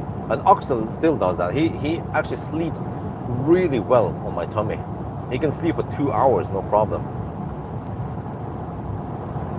But she cannot. Axel cannot sleep on wifey's tummy for some reason.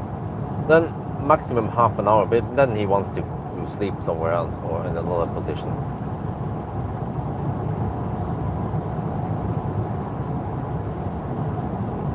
So I just have to enjoy it while it lasts.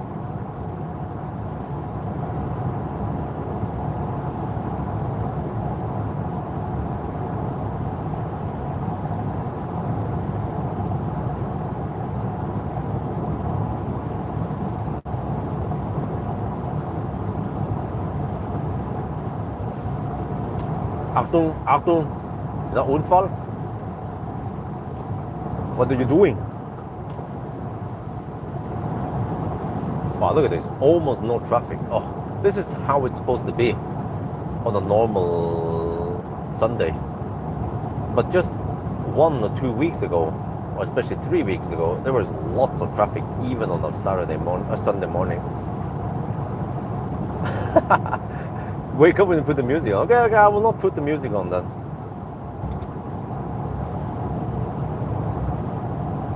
Yeah, well, I don't know, but usually I feel like I'm talking to myself at night.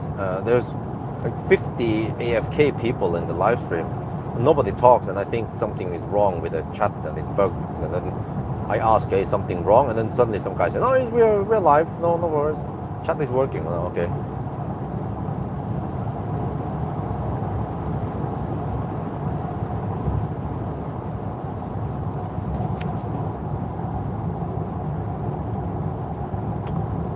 What are we supposed to do today then?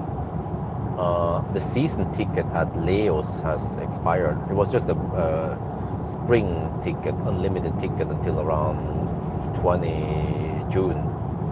Yeah, probably that's when there is more activity. Yeah, was in the springtime and wintertime, kids they are at school, but then past 20 June, then they have summer holiday, and then more and more people want to go to Leo's.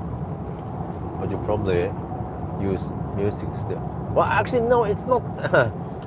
Well, I can tell you the secret. It's not music that keeps me awake. Music might actually make me drowsier. I need to chew on something, but not just chewing gum. So that's why I usually bring snack, because that's like an emergency to stay awake. Because energy drink doesn't seem to be that good. I mean, it keeps me awake, but it tends to also fuck up my head and my stomach. I think I tend to get bad stomach from energy drink. Maybe the caffeine messes up my stomach. So that's why I want to avoid it. But the most important thing is sleep. And ideally I want to sleep before I go, so that I don't have to sleep halfway and deduct it. Because it could mess up the test. The battery could cool down and we have stuff I need to correct for. So yeah, if I can just get 2 or 3 hours of afternoon nap, like I did yesterday, around 1.5 hour afternoon nap, then I'm good. Like now I can stay awake and I'm not super tired, and it's fine. And I can even, it's easier to get through the Sunday and maybe have a little power nap after nap, and then I'm good. But if I didn't get enough sleep, and then got some little bit sleep, and then went for the 1,000 kilometer challenge, then I'm just so fucked up, and I don't want to do anything. I'm like, ugh. And I get easier grumpy at home because, you know, wifey doesn't understand, and she would be like, oh, Axel woke up 2 at night, and then he was awake until 3 at night, you know. So I was thinking, okay, you didn't get, at least you got maybe 4 or 5 hours of sleep, right? Well, I didn't get any fucking sleep at all. Think about that. And then she expects that I'm supposed to stay awake and take care of the kids and do something. If I could just go home and sleep for 1 to 2 hours, that'd be great. Yeah, then you will have a way happier husband to deal with. But it doesn't work like that for now because the kids are too small. But if I had a shit ton of money, I would just hire someone. Well, I could do that, but then I have to hire someone every weekend right after the 99 is over. They come over and they do the whatever is needed. Then I can get my sleep.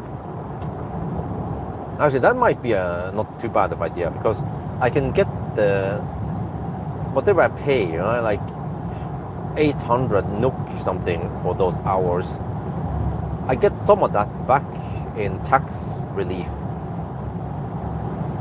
It's not that much, maybe 100, 200 NOK or that, or 10-15% of that is tax relief.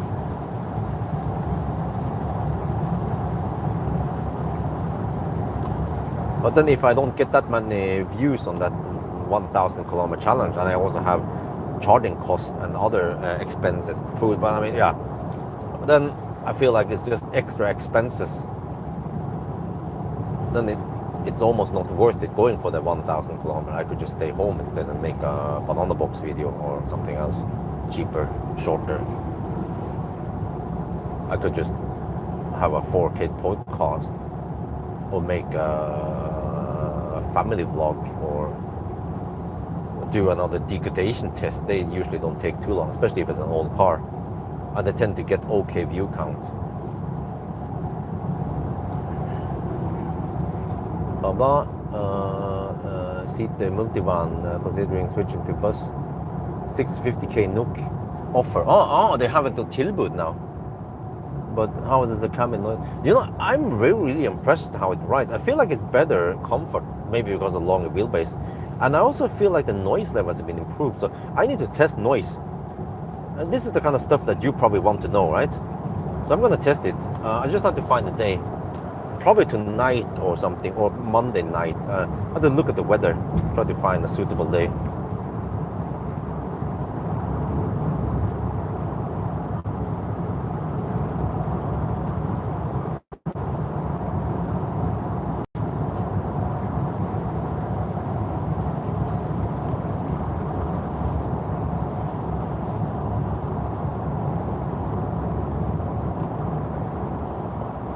But I wonder, you know what? It kind of makes sense because with the old bus. Okay, let me ask you.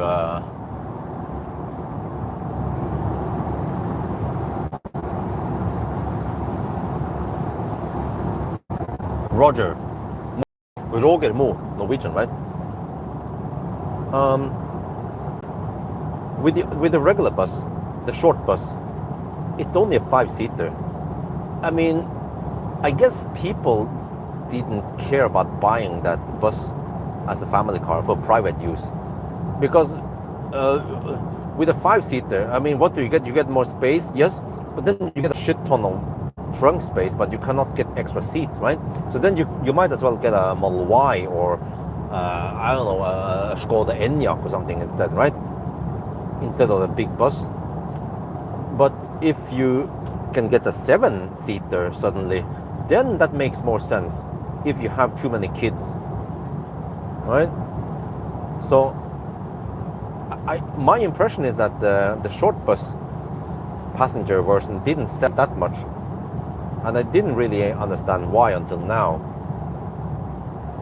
It makes sense because if you have a big family, then you need more space, and you can go for a 7-seater like SUV, like a Model X or BYD Tang or something. Well, AQS SUV is so freaking expensive, we don't count that.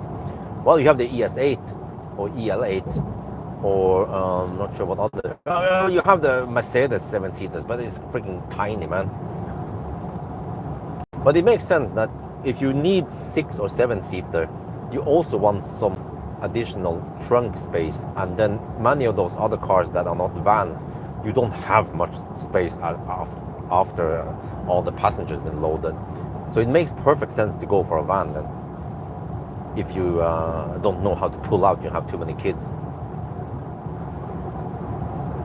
Yeah, exactly. If you have some all other generation traveling with you, grandparents, then suddenly 6 or 7-seater makes sense. But at least I would feel cramped in the second row here. I'm a fan of 6-seaters, like the Denza, but I'm not a big fan of those freaking fat seats. A little bit slightly slimmer seat would be great. Yeah.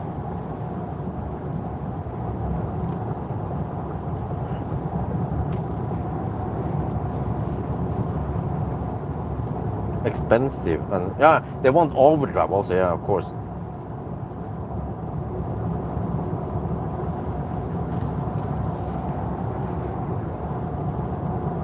Working with those smaller. Oh, 3 seats. A dog. Oh shit! Then you need space. Then you need a van. Wait, there's a 6-seater bus also, huh? Is it? How is the seat config? Well, this is 232. 2 to 2 would be perfect. I like 2 to 2. And 69. I'm just kidding. 6-seater Model Y. Oh, that is it? Oh, a long version. Ooh, 5 meters like this. Yeah, that would be great. Because I think Tesla, they can utilize the space really well. Just stretch. Oh, okay. Yeah, like Optimus Prime. The only problem is Optimus was the freaking seat comfort in the second row. It was horrible.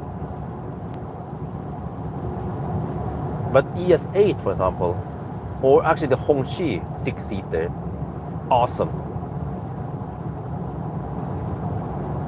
And the EL8, if it's not executive, then I think you can walk between the seat. There is no center fridge there.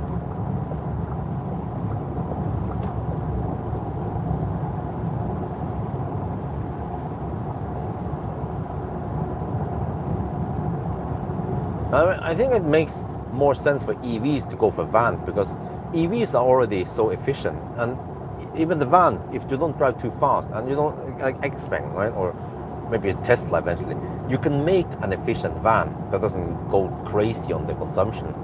And because electricity is so cheap, then it's really no big deal. Like here, I hammered it 326 watt-hour per kilometer is roughly the same as a fat e-tron, right? And if people have enough money to fuel a fat e-tron, they definitely have enough money to fuel a van. So yeah, but I don't know, in the past, at least in the Western world, they are not much van people, but at least in the Eastern world, then they love vans, even when it was fossil.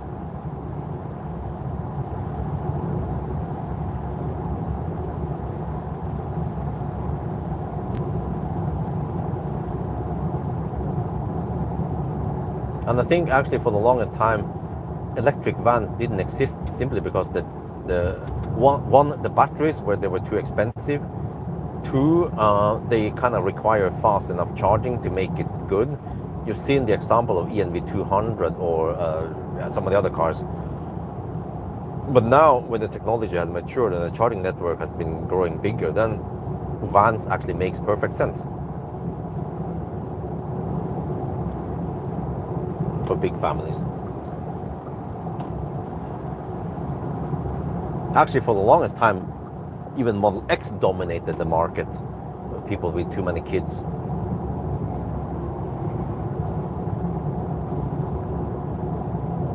And what has longer wheelbase?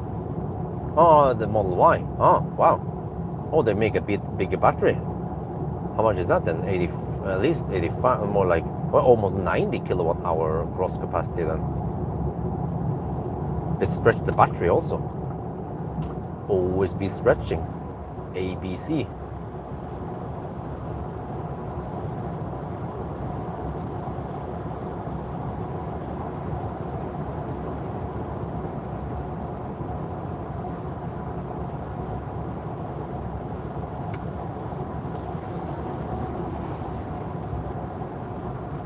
Stor fluffy. Ja.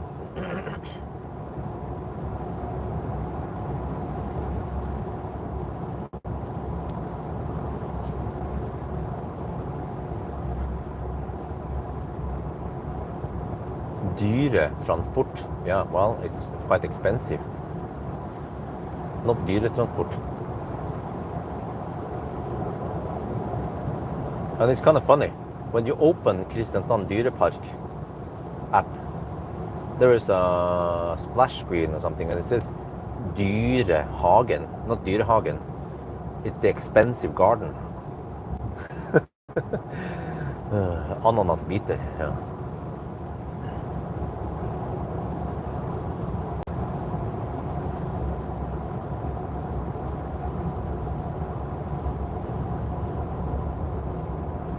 Okay, 943 kilometers.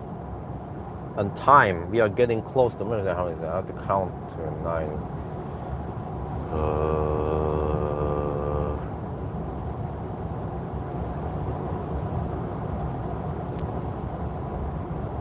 9:17. Yeah, 9:17 is the 10-hour mark. I have a very minimum deduction here. No handshake problem. It works every time. Up. Fossil Renault. Traffic 233. Hey, what about Renault Espace? I remember there was one dude I bought this Renault Laguna from, and he wanted to get an Espace. I was like, wow, that's freaking huge, man. It's like a minivan. And then Renault actually had a flagship called, what the heck was it called again? Exlantis? No, wait. Do we have any French people here? They know Renault, right? Elsatis, yeah. It's a freaking weird looking car, man. And it's a flagship of Renault. I'm like, what the heck is that shit?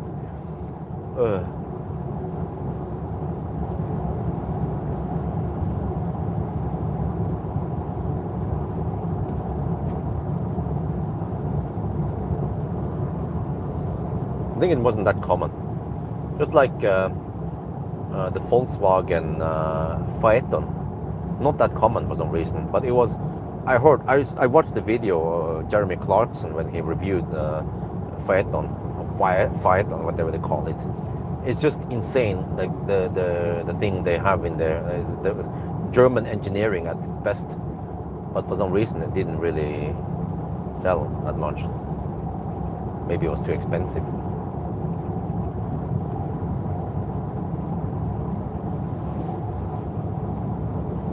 Maybe they built it to compete against the 7 Series and the A8.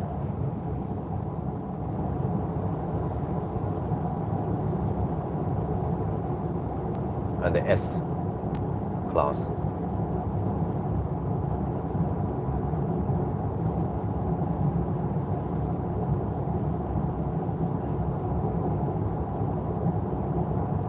Okay, it was unreliable. That's why it didn't sell that much. Okay.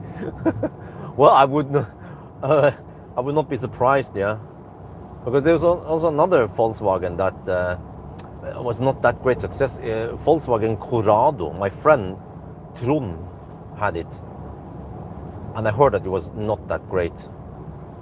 And also in that era, we had Opel Calibra, or Calibra, whatever it's called. Also some typisk ungdomsbil, some kind of sporty sedan, whatever.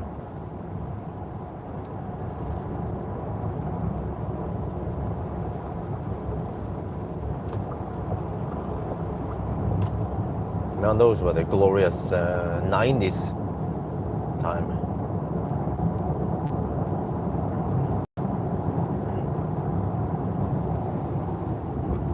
It then became rich boss doesn't want Volkswagen, it was Audi. Yeah. But you know, Audi, they have slowly built up a premium reputation, because Mercedes has always been the premium, right? Premium and the luxury. But Audi in the 60s and 70s, they were like, you know, Audi 60. It was just cheap and and then they slowly built it more and more premium. Audi 100 and the Audi. I kind of lost the thing, but I remember the old Audis, how they were. They weren't that great looking or that great performing. But over decades, they managed to turn it over to a premium brand.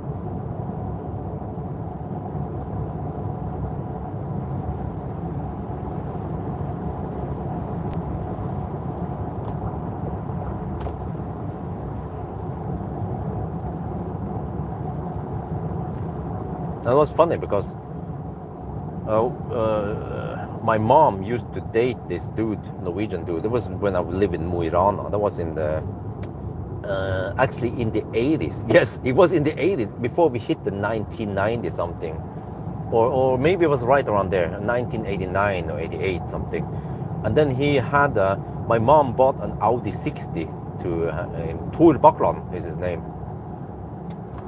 And he took good care of his Audi 60. It was his beloved car. And he would always call it Mercedesen, the Mercedes. It's funny. He looked up as Mercedes. But nowadays, Audi and Mercedes, they are very equal, right?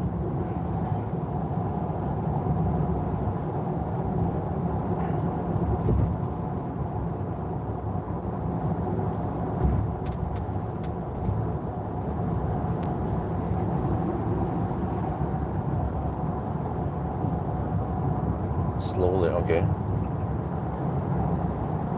But then, since when did the Audis become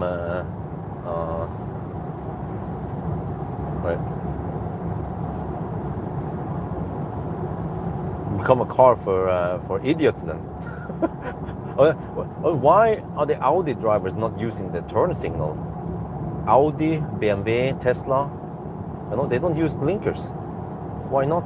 Wait, I'm a bus. I need to be in the bus lane.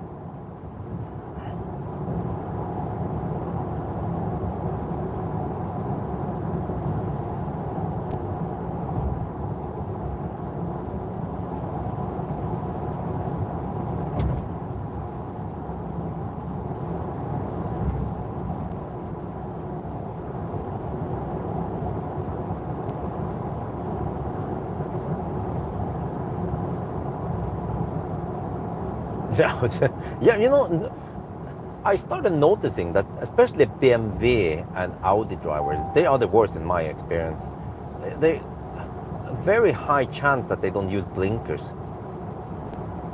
And in general, they have also somewhat bad behavior, or how do you call it?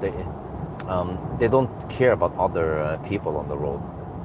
Either they are just blind, or they're just, I don't know, drugged down or some shit, or they just don't care.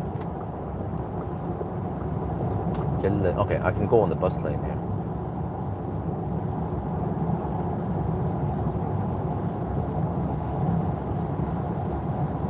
Because the bus wants to hug the middle lane. Yeah, why not?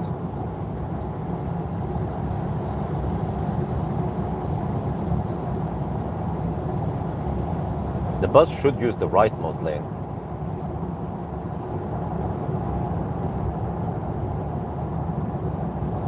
Because it usually goes slower than the other drivers. But I mean, eventually further ahead now it splits. So many people, they tend to hug the middle lane there.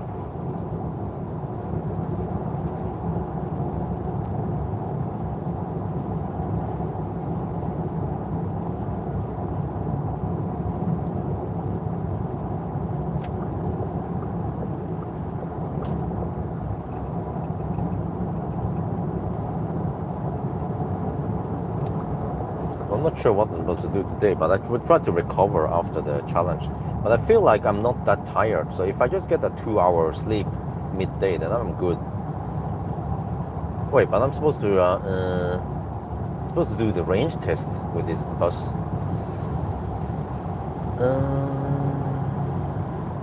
And then also acceleration noise test. And I return the car on Tuesday morning. And then I swap over to a Q6 e-tron Sportback. Yeah. Have it for about almost a week, 6 days. What the heck am I supposed to do with that car? But on the box test, I guess, see how less space. Yeah. Well, look at that. Shit, man. Freaking Nissa.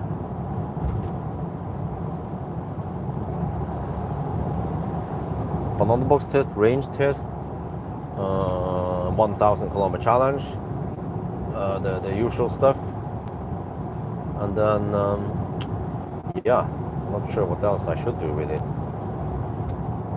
Sunday drive,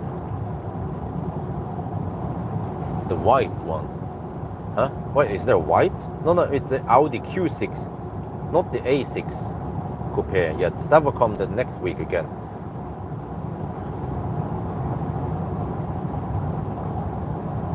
So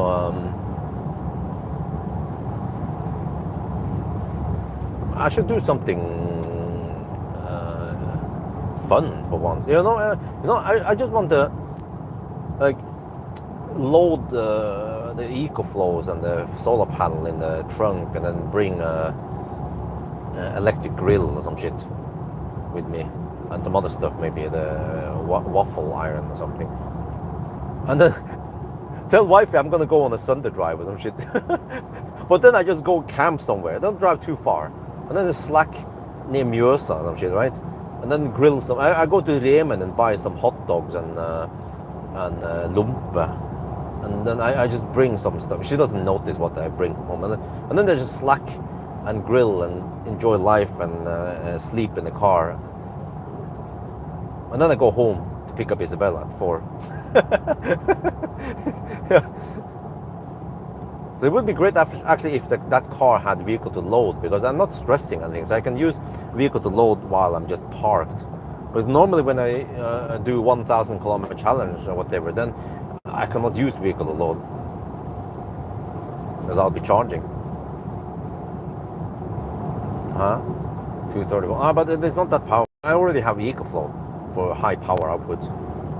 I can pull 2.4 kilowatt, which is plenty for air fryer or any portable grills, or I even have a portable induction plate, 1.6 kilowatt. It's plenty of power to cook stuff if I feel like it.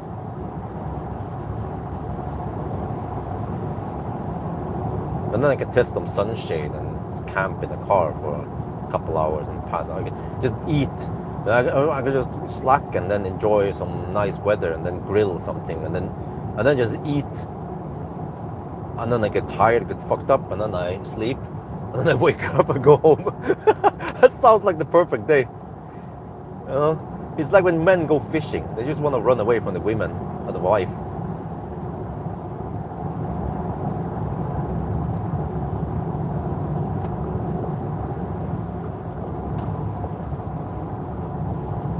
Well, I'm not into firing stuff. I mean, campfire. It's smelly. I prefer electric grill, or induction something, or yeah, something clean and fast. Firing up stuff usually requires longer setup time.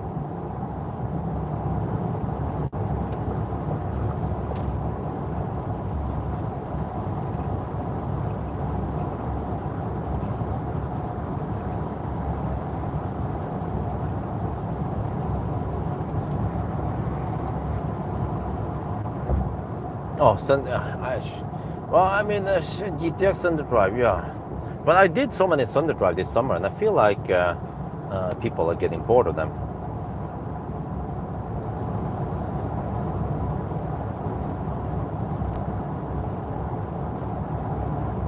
And I feel like I want to break out of the usual test, because whenever my viewers watch my video, they be like, okay, Banana box test, skip. Acceleration noise test, skip. 1,000 kilometer challenge, okay, skip to the end, skip a little bit, okay, done. So they know what the video contains and they know which one to skip and which one to watch. That's why I want to do something different, because I feel like I don't have enough space to be creative or have some fun. Just the same stuff, same tests over and over again.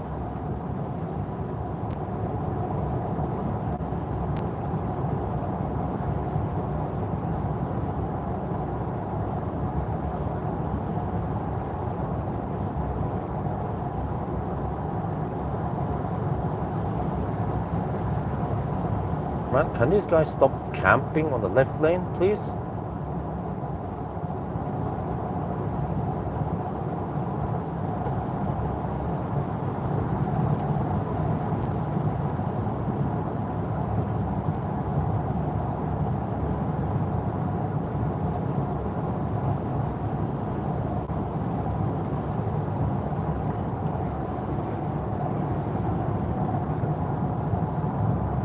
Upload.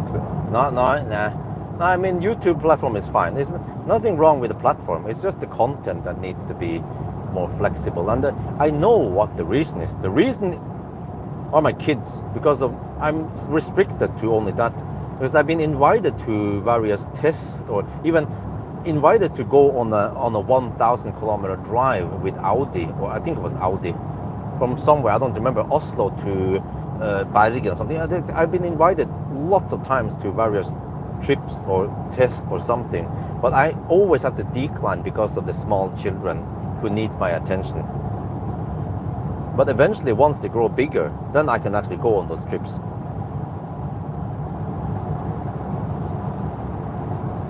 Or I could just go or I can actually bring Isabel. You know what I could do? I could bring Isabel with me on a camping, sleeping overnight. If wife wants to come, okay, fine, but we're gonna be 4 people sleeping in the car then, if she's up for it. But at least me and Isabel could sleep in the car just fine. So we would just drive not too far, maybe just 1 to 2 hours to some place, and then grill something maybe, or do something interesting for her, and then and then we get ready to sleep, and then we go back. And I think maybe it would be fun for Isabel to sleep in the car. She'd be like, wow, you sleep in the car, it's a nice environment here, even if it's cold outside, or, you know.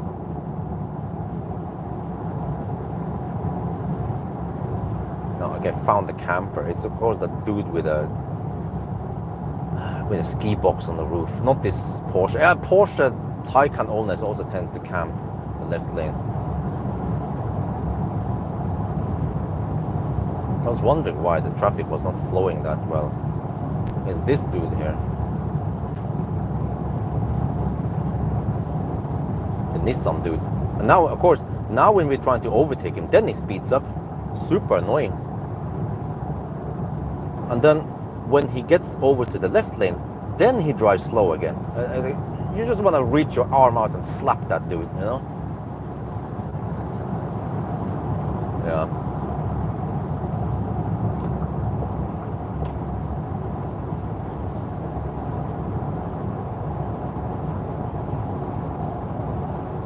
Oh, I have 15%. I charge way too much.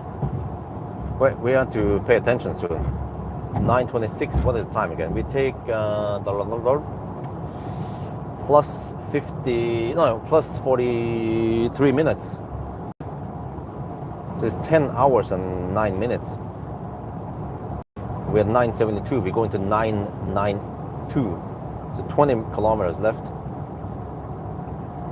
But we are now blocked by left lane huggers.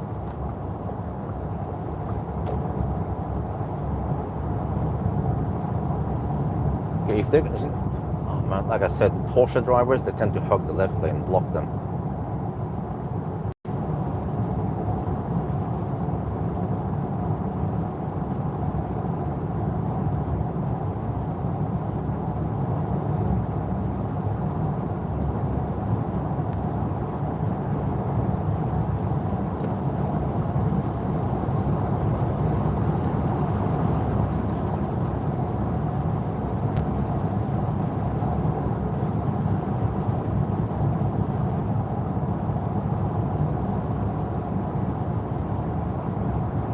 Okay, let me see. 974, 992. And that means we need to drive past Home a little bit. So that's fine. We have that extra juice.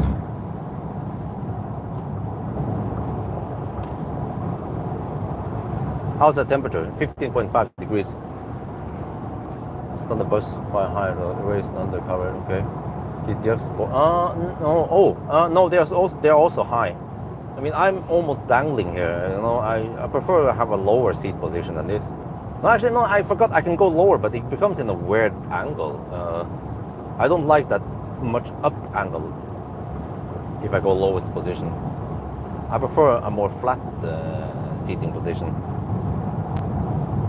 If you know what I mean. Okay, so 940. No, wait. Once again. If we add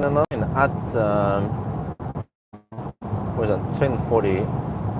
I have to add 40 to 43 minutes. 43, 10.8, 37. Okay. If we at 927, 937, then that's 1020. And I can even go 1039. That's 1022. And you round it down to 1020. 978. Consumption is 323. I think corrected is 322. So it's roughly 20 higher than the other run. That one was 299. Does Suzuki have electric cars? Wait, do they? I'm not sure. Maybe they have one car coming.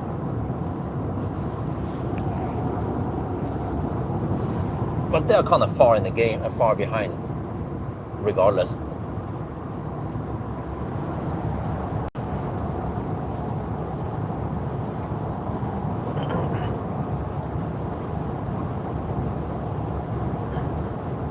%. Okay. Seems like it was a good estimation. Dude. Heck are you doing?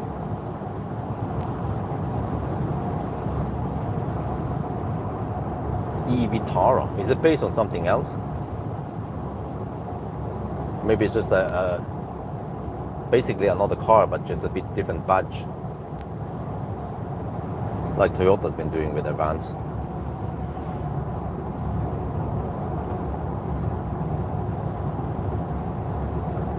Okay, we have this 90 zone here, which is slowing us down slightly. It's probably just temporary. Yeah, it's temporary until they finish this pipe. They're gonna make a pipeline between Jessheim and Cleavage. You see the work on the right side here. Quite crazy, man. All the pipes are gonna dig down here.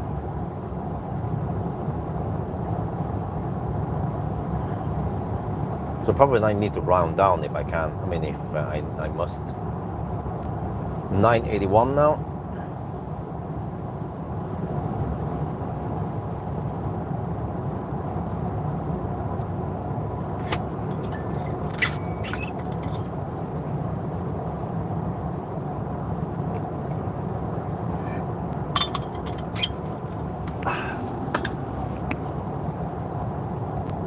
Because I'll go past it. Is this a Polizei? It kind of matches the typical police car signature.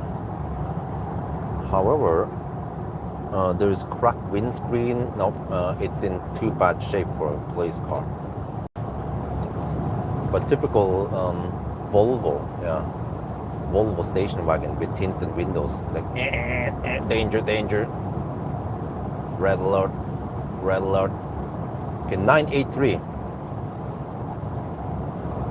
Let me see, 32 plus 43 is, yeah, we are currently at 10:15 now. And we have 9 more kilometers. Yeah, so that's it. It's gonna be 10:20, just as I predicted. I don't nowadays. I don't want to tell the predicted time because it's high chance that it might be that time. Unless it's something that can rapid gate or throttle like a Toyota.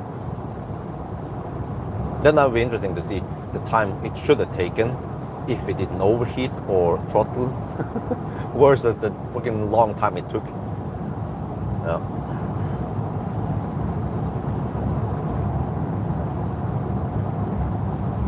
Okay, 985. So 992 then. Wow, I have to drive quite far. Yeah. If I have a few charging stops, then I need to drive a little bit extra. I normally 999. Yeah, worst times are right before the turnaround point to Høeseter. Sometimes even the one next. 986.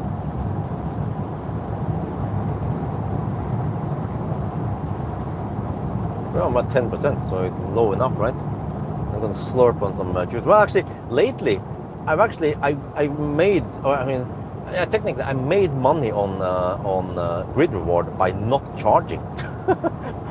I just plug in the EL8, and I have it on 80%. So for me, it's no big deal. I could go swap it, but I was just like, plug it in, and then I just make money on not charging. Because what happens is that the times when the prices drop quite a lot, you have almost low, almost zero spot price, then everyone else wants to charge, and then I get money for not charging.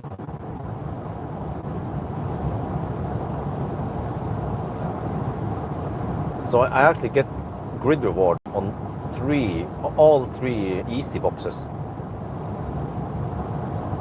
So it's not that much money, maybe just 20 to 40 NOK per on some of the days. But I mean, it's money for free that I don't do anything. So 988, we're getting ready now. I have to get ready.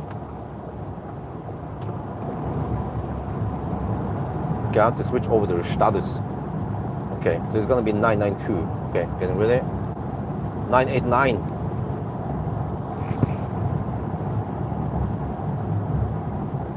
Well, we're down to 8%, so it's kind of deep-ish. As long as I have enough juice to go home, right? Okay, time. It's going to be 9:35 plus, yeah, 9, okay, 10:20. 989, okay. 990, right, 2 kilometers left. But I think that would not be enough to exit. And I will have to go straight past Høeseter, and then I might as well go to Ionity and pump it up over there. Yeah. Or I just go real deep. Yeah, I'm not sure how deep I feel like going. I'm gonna slow poke back home then. Is it safe? Well, I think so. Oh shit! A bit late on the countdown.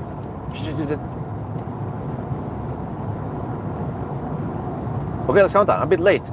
993, 994, 995, 996, 997, 998, 9999, 1000. Time 9:36 plus it becomes 10 hours and 19 minutes or 10 hours and 20 minutes. Wow. And then the consumption was 322 watt hour per kilometer before correction. Wow, not too bad. Yeah, bravo, bravo. I have to check, but I think this is the fastest van ever tested. Huh?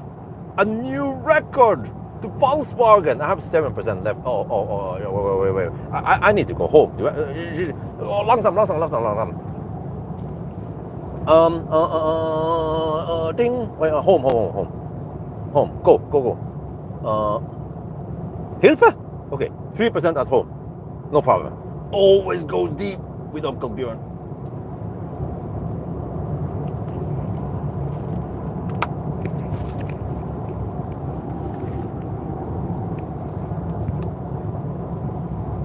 Okay, I don't think I need to go that slow. Let's go 110 at least. It says 2% at arrival. Wait, we're 16 kilometers away. Let me do the math myself here. Zoom out, enhance, zoom out. 15 kilometers left. I have 6.4 kilowatt hour left. That's plenty. Okay, let's hammer it.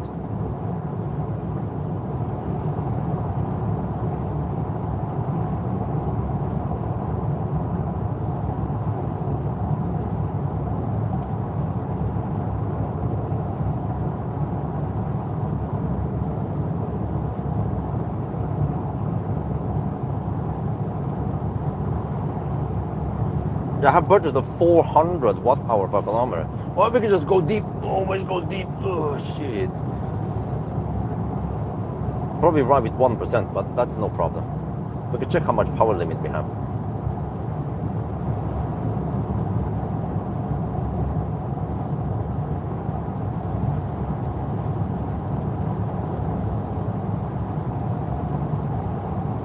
Well, at least I charge enough. Can't say that I charge too much.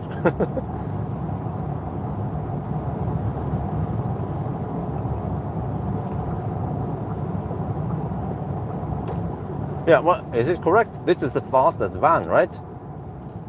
And the second fastest van is actually also a Volkswagen ID Buzz, the rear-wheel drive.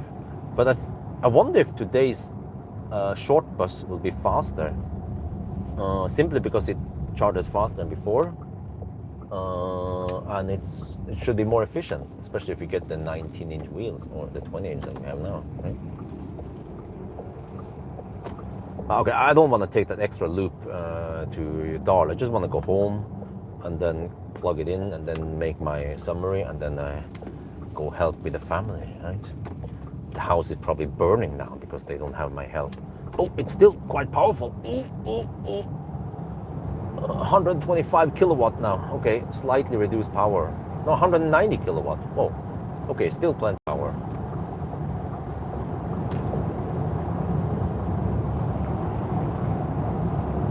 ID Buzz 82 kilowatt hour. Mazda, yeah. Right.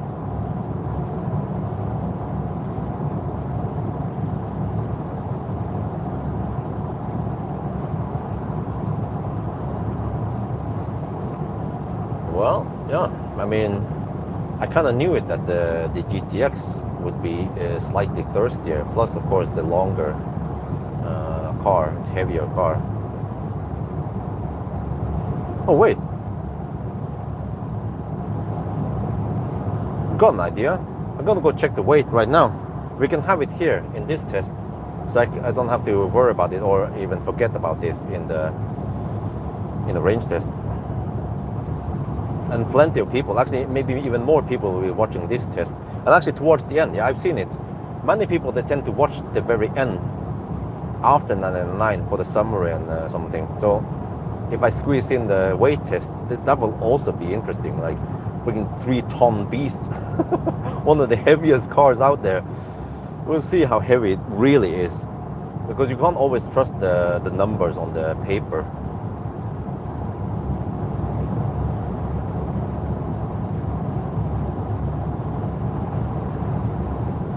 Well, I don't know. We'll see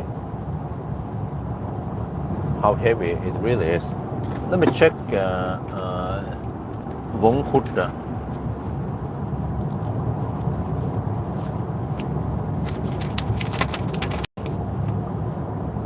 It's supposed to be egenvekt med fører 2,905 kilograms, and I have some equipment, but it's not that much. So at least according to Volkswagen or the Statens Vegvesen's data, it's 2.9 tons. Let's see if we can break the 3-ton barrier then. Then it will get achievement unlocked, or a medal from Tesla Björn. The heavy beast medal. Or badge, yeah. Okay, we're down to 4%. Always go deep. Oh shit.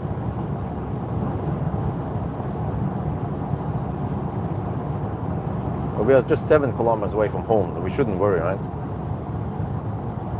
And yeah, I can just plug it in and charge it for a bit while it's cheap. It might pull the grid reward on me and like, we passed your charging because now you're making money. I'm like, Buzz is at 1%. And that's with the time when the electricity is really cheap or almost free. And then I'm making money on grid reward. And I'm like,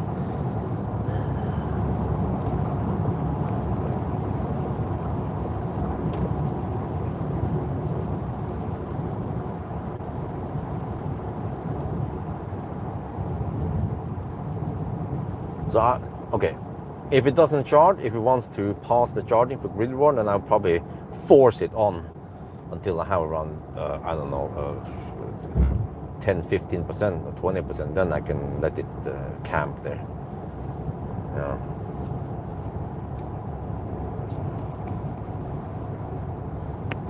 Yeah.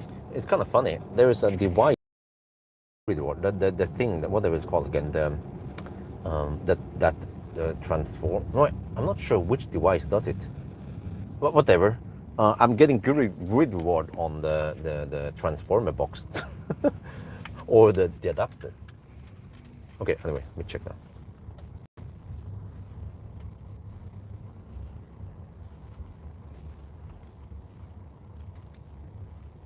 Bonus material.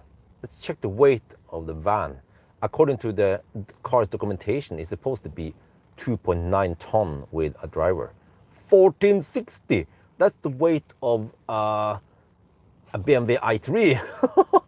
Okay, the whole van. Whoa, 2920. Okay, it was actually not that much over. Let me just move it. Is it still 2920? Yeah, okay. Many cars I test, they actually tend to be up to 100 or 150 kilograms heavier than the documentation, but this seems to be right on par with that. Also, keep in mind that I have some equipment here. Sorry. I have a little bit of equipment here, but it weighs maximum 10 kilograms, maybe some camera stuff, some food, something. Yeah. Okay. Anyway, now we go home. I have 4% left. Oh shit. Okay, so 2920. Not that bad. If it's supposed to be, I don't know, 75 kilogram driver, I'm 80 kilograms, so you see that's 5 extra there, and then a little bit of equipment. So yeah, so it's right there.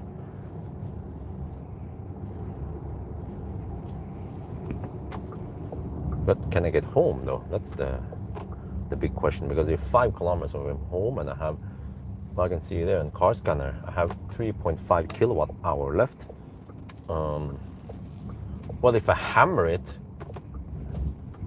that would be around 10 kilometer range, and then 5 kilometers away. Yeah, go for it! Just hammer like there's no tomorrow.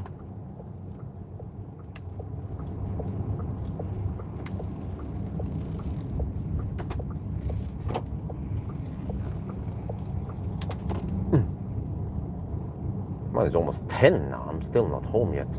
Wife is gonna call hovedredningssentralen at Sola now to ask where the heck I went. Missing. 3%. Oh shit. I need some extra kinetic energy to get the car in motion. But I'll get it back eventually. We have some power limit now. Uh-oh.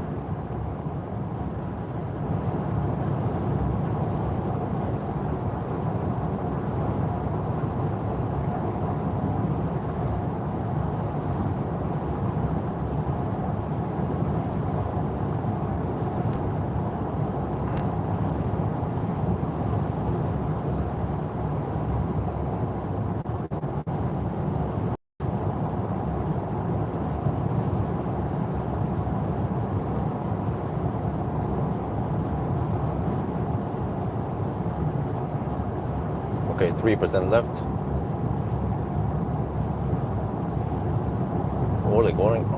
Already going at barely legal speeds here, so I don't have to go that much faster.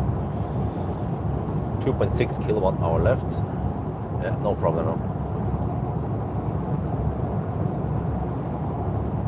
Well, it's a good thing I charge enough, because if I didn't charge this much, then I had to bail out somewhere. That would be kind of scary. I had to then crawl over to ID Buzz, I think, charge up there, and then I can go back.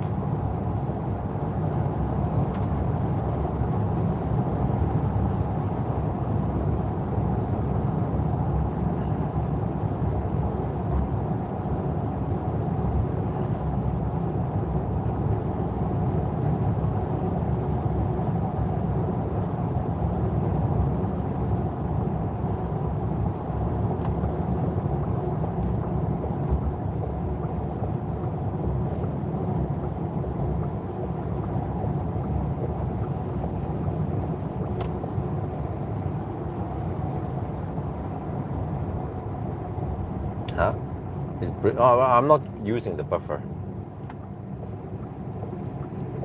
I'm 2%. We don't go below 0. We'll probably arrive with 1 or 2% at home. No problem. Go, go, go, go, go. Dude, you need to go when it's your turn to go. I'm waiting for you to go.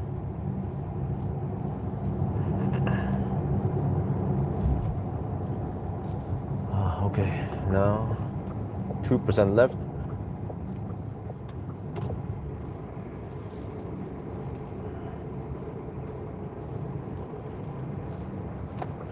Remember that the fastest charging happens at home when you're not waiting for it. Yeah, then it doesn't matter. As long as you're staying home for 10 hours, then just AC charge. It's also the cheapest. Well, okay, except for when it's really expensive at home, yeah. Then actually it might be cheaper to charge at the supercharger at night. If you must charge. Or if you must charge when it's expensive. Yeah.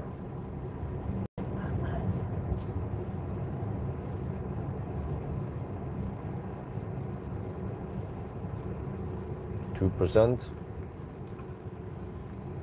Oh, all right, all good.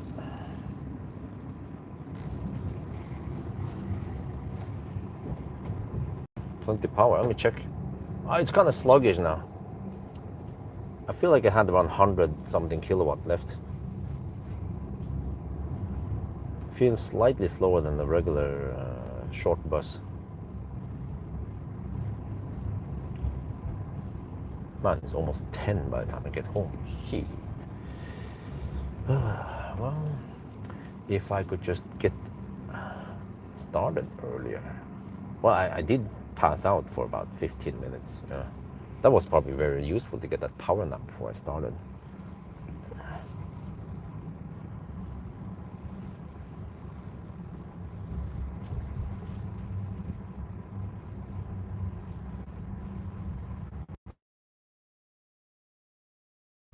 Okay, let me see.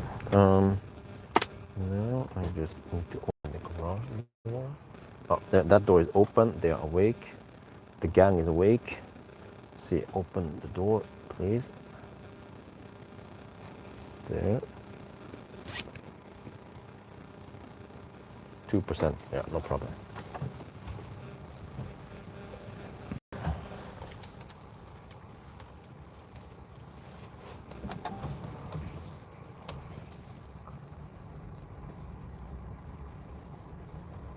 Well, I get the impression that the turning circle here is not as good as the short bus. I mean, naturally, because we have longer wheelbase, then we get longer turning circle. If the angle is exactly the same. Yeah, that makes sense.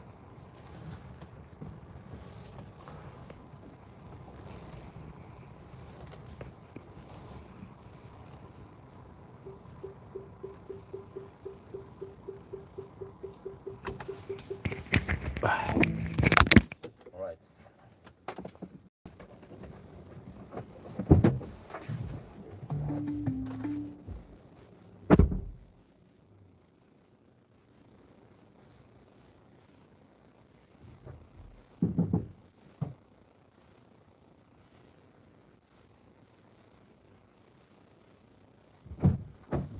Okay, let me see how it's going with Tipe right now. No, it's fine. I have so much space. I have 8 meters here in the garage, and I haven't even. I put the banana boxes there. I could probably fit a car that is a lot bigger. I think I fit the i7 here. It's freaking long, 5.3 meters, I think. Because we're on the cheap dip. Oh, it's gonna dip even cheaper. Okay, but let me see. Are we charging? No. Charging outside plant. What is it? Is it charging? No, it's not charging. What are you talking about?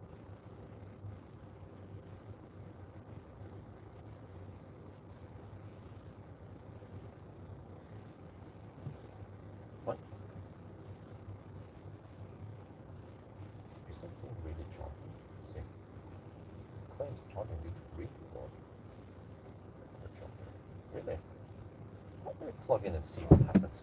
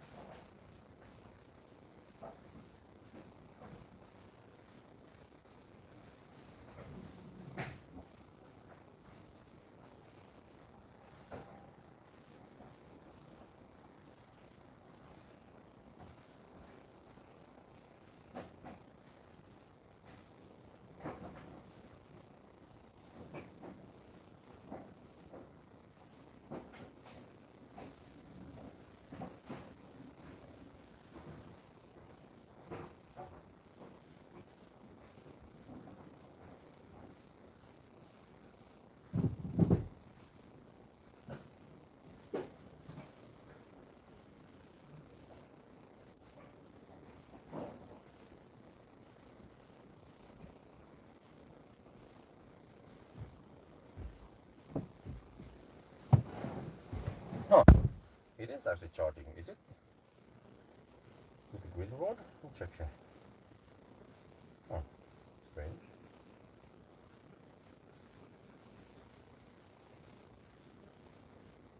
Often bad reception. Use 4G instead. It claims that it's charging with the grid rod. Did I get grid rod? Yeah, I did get grid rod last night. Wow. Hey, how many percent is the Neo at?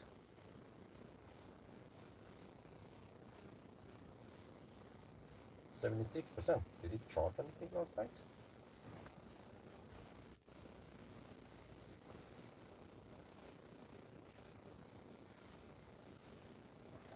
And in conclusion, well, it's a nice comfy car, van. I'm just busy, I have to check something here. There was a message I got. What about it? Okay, var alla leveringsinformasjon her. What?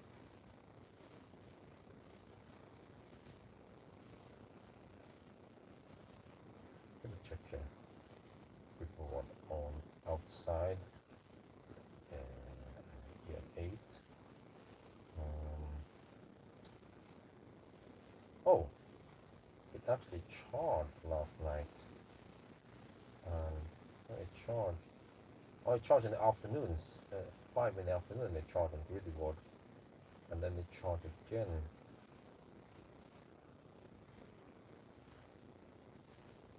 8 in the morning because of grid reward. Okay. It didn't pause. I actually like the pausing nowadays. In the garage north. There it paused. Okay. Problem for mine. Okay, let's see. There. A little bit. And then this morning there was another pause. A little bit. Okay. Now it's charging really well.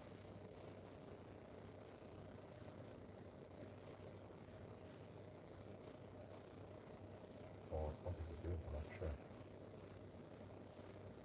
Okay, anyway, I can swap it one go out. Yeah, anyway, yeah, I will do the conclusion soon. There. I'm not sure where the heck I'm going to put the camera. Okay, let me try.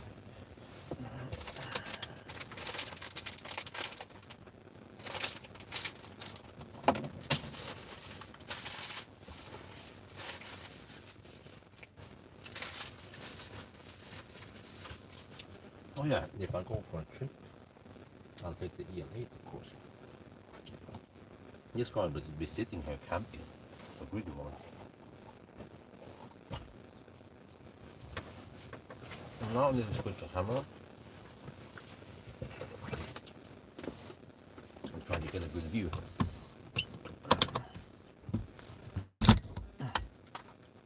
Okay, let me see the behind the scene.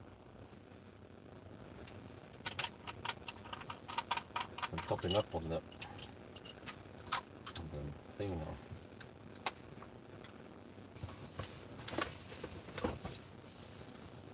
Okay, this one.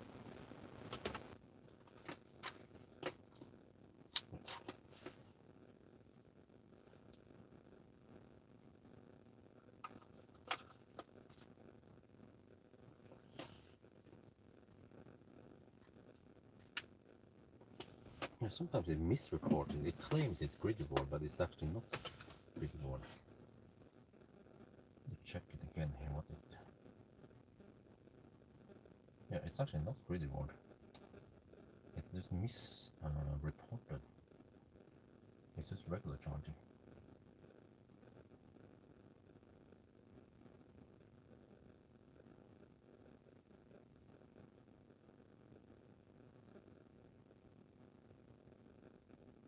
Okay.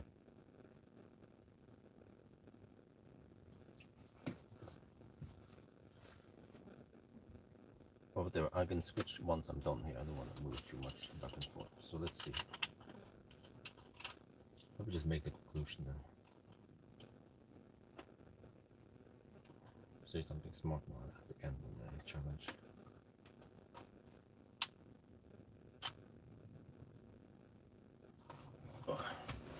Okay, it's so far over to the camera there. Okay. There, maybe go back a little bit more.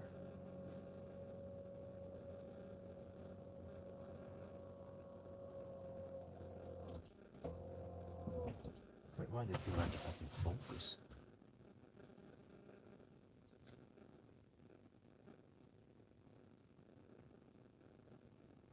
Oh, it's that thing again that happens from time to time. But the focus is messed up.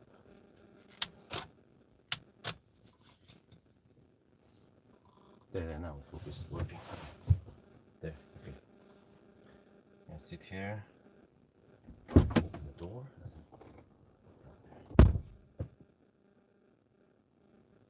Maybe I get more light if I open that door. If there. It's good enough. There, okay, let me check my stuff. I feel like I need some HVAC here.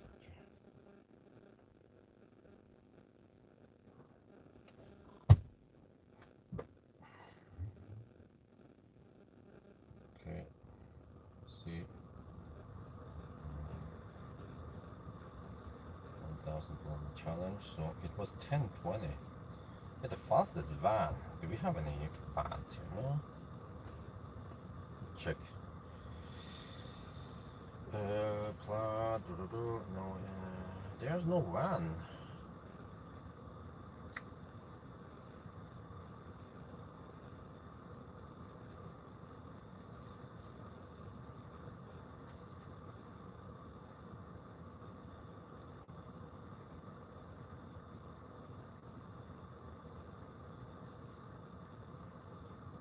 Okay, 10:20 is actually quite fast for a van.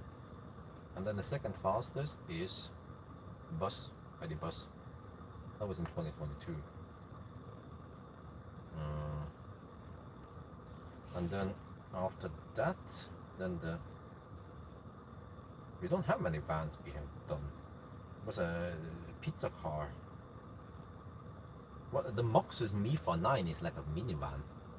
Kind of counts as a van. 11:10. That was actually a quite respectable time. Wow.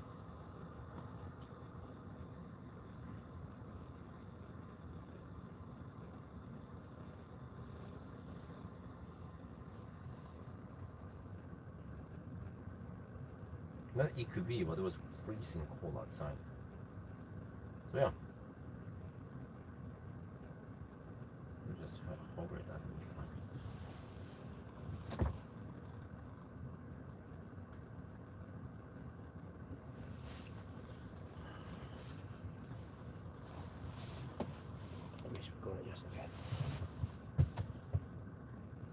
Right, so 10:20, how fast is that? Well, it was 10-minute improvement over the short bus. Yeah, this is a long wheelbase bus. So the short bus, the rear-wheel drive bus, did it in 10:30. But then it seems like it was more efficient, even though it was colder. So I believe that the GTX drivetrain here is causing maybe the consumption to go higher. But on the other hand, we have the more efficient APP 550 motor, which should be in use only when we are cruising, right? And the front is just sleeping. Versus the short bus probably use the APP 310 motor, is less efficient. They still use them in other cars in the MEB platform, you know, that doesn't need that much power.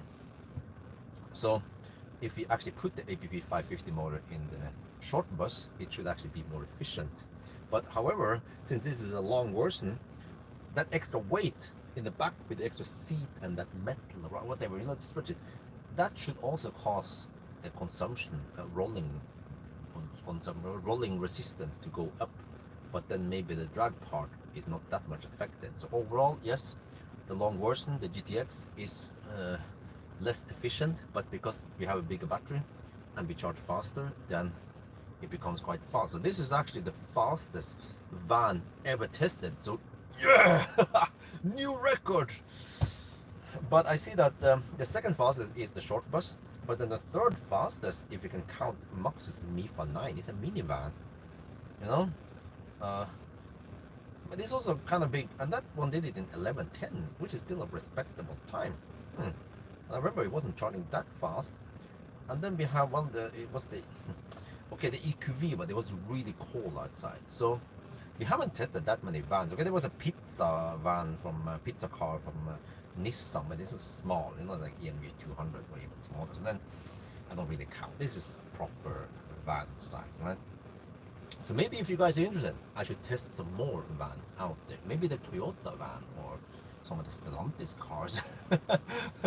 Well, okay, when it comes to the comfort, some people, they actually want to switch up. Now I understand why the short bus didn't sell that well, because it was a 5-seater. What is the point? Because if you buy the 5-seater, it's kind of expensive, and then you still get only 5 seats, and then you get a shit ton of trunk space, but it's like it's not balanced. They could go for a Model Y or a Fat e-tron or an ID.5 or Skoda Enyaq instead, right? But suddenly when you have this 7-seater or 6-seater, that makes more sense, because then you didn't pull out and you have too many kids, and you need more space for passenger but also for cargo. So it actually makes perfect sense to go for this van or some of the other vans, of course, if you have too big family or you want to bring your second generation with you. So how is the comfort? I feel like the longer wheelbase makes it a better ride than before. And also, I'm not sure, but I need to measure the soundproofing if it's better or not. But overall, though, I'm actually quite happy and impressed of how well it rides. I was thinking it would be more like a van. Okay, it still feels like a van, but it's like a mix between a van and an SUV, right? So it's not total van like maybe the EQV would be like, right? Or the E-Crafter.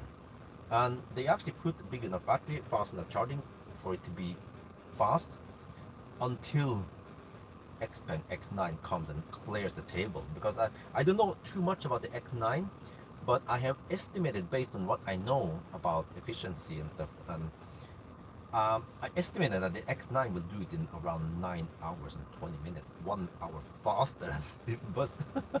So if Xpeng they're watching, let me borrow that X9. I'll test it and see if we can go that fast. But then we need 500 kilowatt charging. Oh, I think maybe around 350 to 400 kilowatt charging will still be plenty. But okay, anyway, overall though, it's nice, this van, but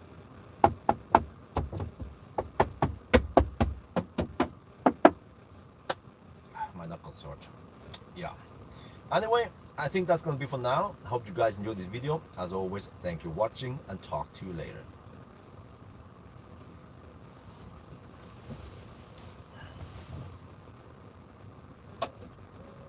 Alright, it's past 10. I need to get inside and help the family. They're probably, the boat is sinking there. They need me desperately. 200 kilowatt. Okay, we are shutting down now. This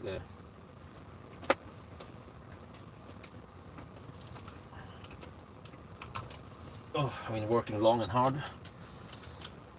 And then does Daddy get to take some sleep at home? No.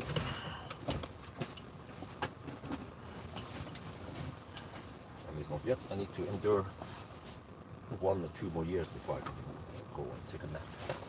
A well-disturbed nap. But for now, I need to just suck it up and sleep when you're there. Yeah.